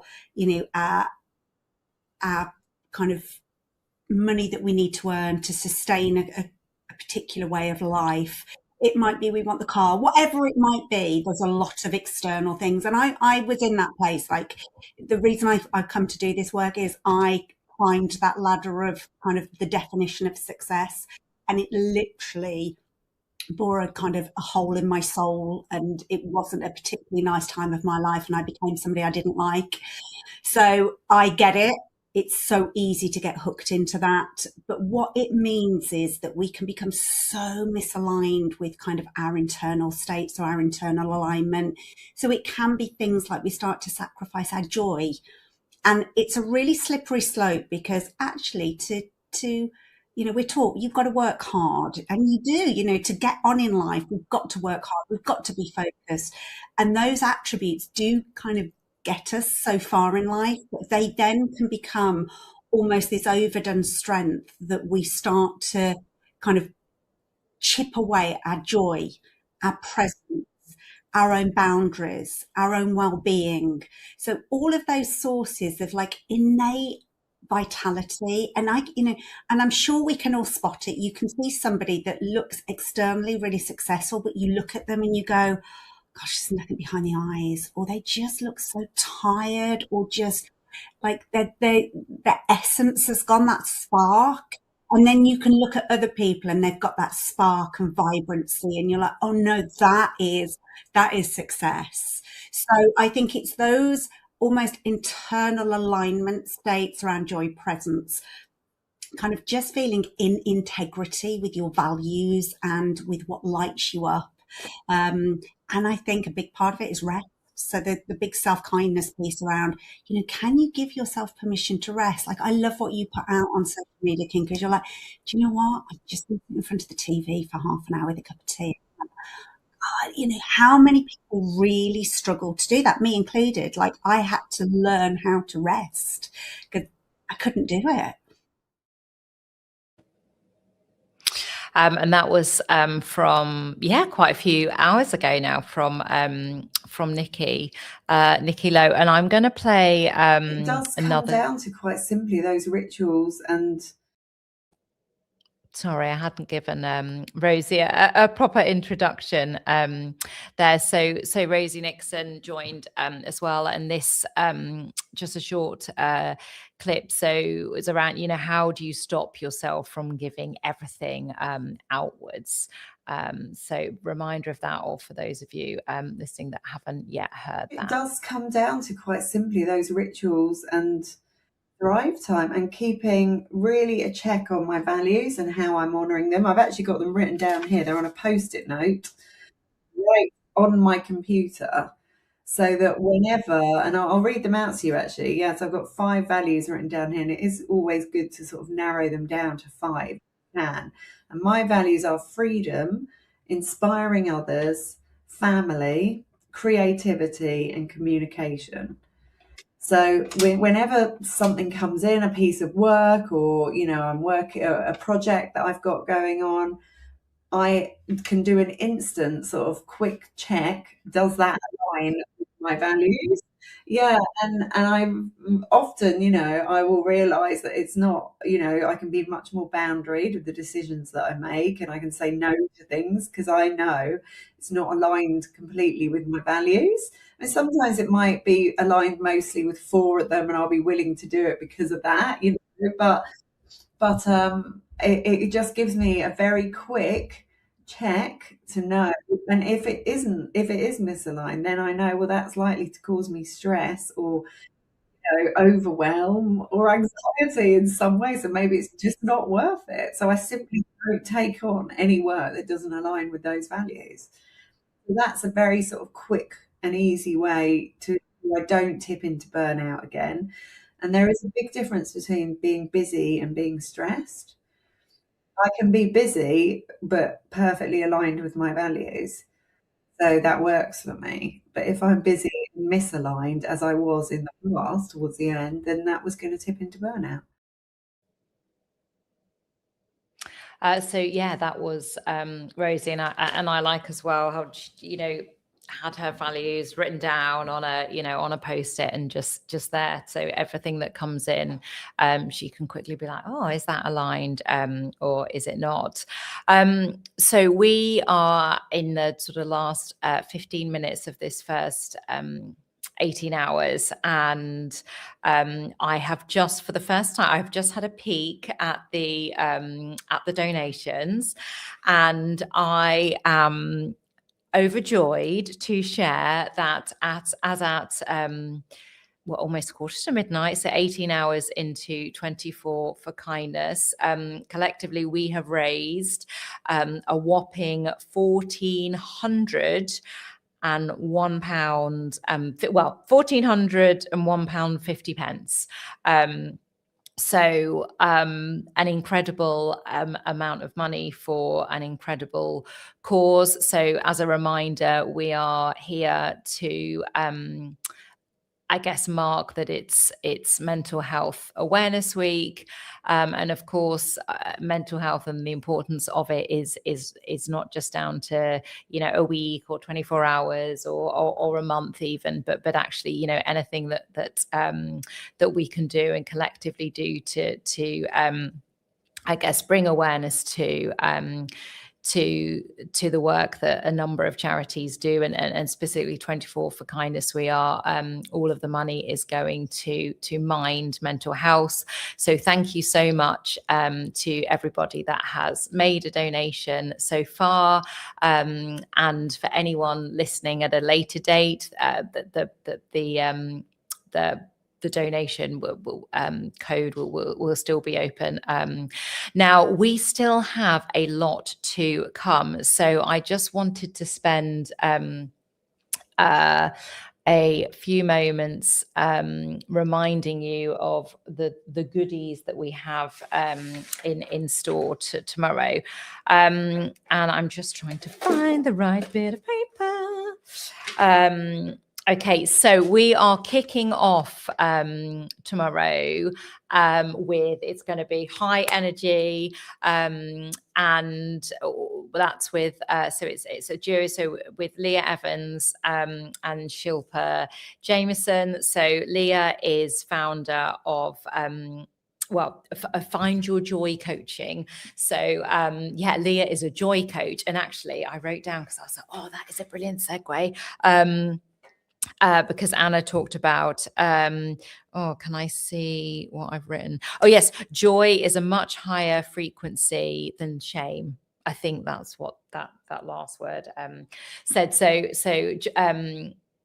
Joy, no, Leah is going to be coming in and talking all things joy. So Leah was share more when she comes in tomorrow, but in education, so a teacher for a number of years, and then has stepped into this role as joy coach. And Shilpa is founder of Mindset Mimi and Me, and Shilpa works with, I guess, families, with parents and children on really understanding our emotions and, you know, our mindset and essentially sort of really really impactful yet quite simple ways to connect better with our emotions, both as parents with our children, you know, particularly in those high stress points in the journey that we all know what I'm referring to, but as well as how we support children in understanding, building their, you know, I guess the education around, you know, emotions and understanding them. So that is going to kick us off tomorrow morning. So Tuesday the 12th between 8 and 9. And then at 9, we will welcome on Zoe Blaskey. So Zoe is founder of Motherkind. So her, I've got, I think it's still on the table. She's a best-selling author of book Motherkind, A New Way to Thrive in a World of Endless Expectations, and that's something certainly that came up in a number of our conversations today. Also qualified transformational coach and has a, you know, one of sort of Apple's top parenting podcasts. So Zoe will join us at 9 a.m. tomorrow. And then 9:30, we will welcome on Nikki Denson Elliott. So I love Nikki describes herself as a professional feminist, founder of the Wilder Collective, and is sort of, I guess, you know, community builder. She does writing. She hosts her sort of Wild Collective events, and also a mum. And Nikki has, and I know it's in the questions, and she's been sharing very openly on her socials, so I'm not saying anything out of turn, but actually very recently had a hysterectomy and has been in a recovery. And actually, some of the questions that I'm asking tomorrow are around that and some of the things that she's done off the back of it. So that's going to be a great conversation, and also brilliant that where she's at in her, you know, recovery journey is still going to join us. So that's at 9:30 tomorrow. And then 10:30, we'll welcome in Becky Duran. So Becky is a fellow coach, also a member of Founder Mums Club, which you remember at the start of the day, we had Tracy Butcher, who is sorry, I need a bit of water. Founder of Founder Mums Club. So that's how I got to know Becky. And as I said, we're both coaches. Becky focuses on coaching people with ADHD and other areas of neurodiversity across both adults and young people. So that's going to be a brilliant conversation, and I've really got a lot of respect for the work that Becky does and her approach to it. So that's at 10:30 tomorrow. And then our penultimate speaker, is such a good word, that word, isn't it, is Dr. Chloe Bedford. And I haven't actually, there's a couple of people here I haven't yet spoken to, just sort of over email and, you know, socials rather than sort of virtual. Chloe is the running psychologist on Instagram, and she has a practice of marathon psychology. So she's a trained psychologist, counselor. Where I came to know of Becky was through the running psychologist, which is her Instagram handle. And as many of you will know, if you've seen any of my Instagram stuff or listened to any of the conversations today, running is a big thing for me. It's a big passion of mine, but it's also a really important piece of how I manage my own mental well-being, and particularly when I have any anxiety flare-ups and things, it's sort of my go-to. But I love Chloe's account because she talks about running very much in the in the real world, and that it's not all about just, let me go and burn off that Mars bar, whatever it is. And actually sometimes we might plan a run and we're not feeling it. And anyway, I'm not doing it justice. But yes, so that will be Dr. Chloe at 11. And then my last speaker of 24 for Kindness at midday tomorrow is Alicia Drabble Castellano. And I need to check, Alicia, if I'm saying your name properly. And Alicia is founder of Single Swan Clothing. And Alicia, when I spoke to her about 24 for Kindness, both speaking, but also I've got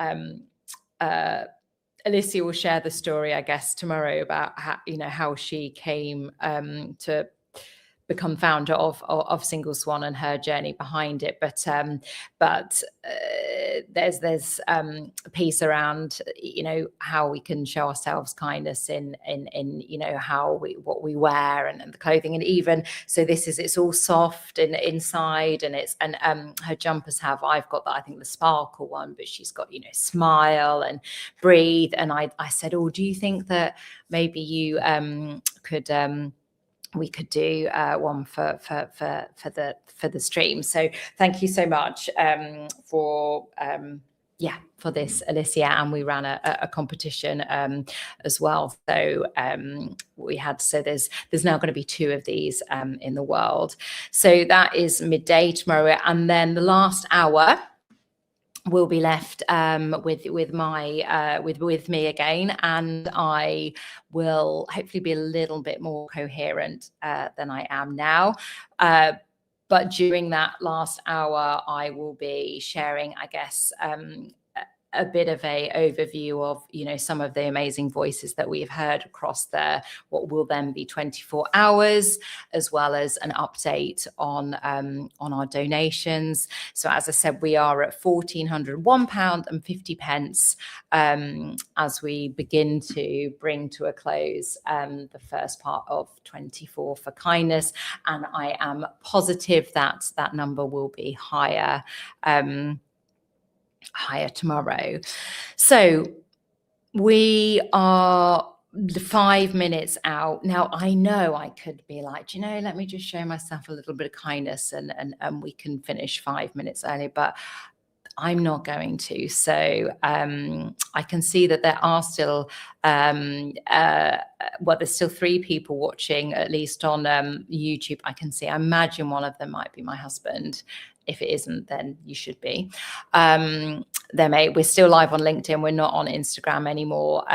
So I wanted to take a minute to just, I know I have shown this sort of over the course of the day so far, but as I said, yes, I'm the one privileged to be having all of these conversations with the amazing individuals that have come and given their time, but also huge thank you to these sponsors. So Patch Places in Twickenham, where I am sat now in this podcast studio, Vira Life.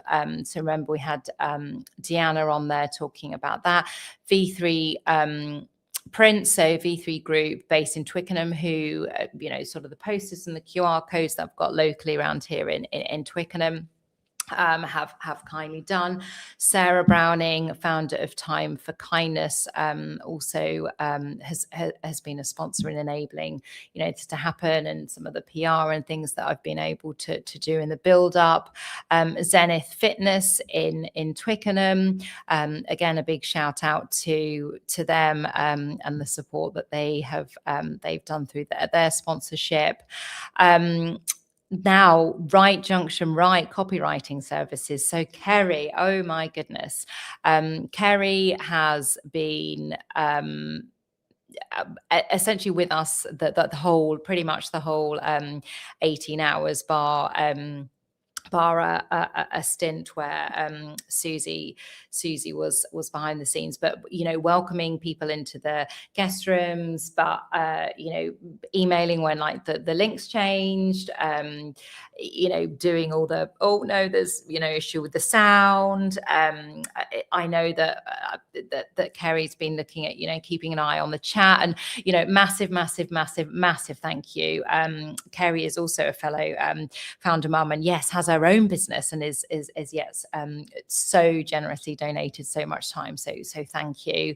Alicia of Single Swan, who I just spoke about, and the lovely jumper that I am sporting. TW Magazine, so our local magazine, well, that goes actually out to sort of 20,000 homes across Twickenham, Hampton Hill, Richmond, Teddington. I have been a columnist for them for just over a year now. They've been huge supporters of this, and actually in the run-up we've had a couple of double page spreads, so thank you for helping to spread the word.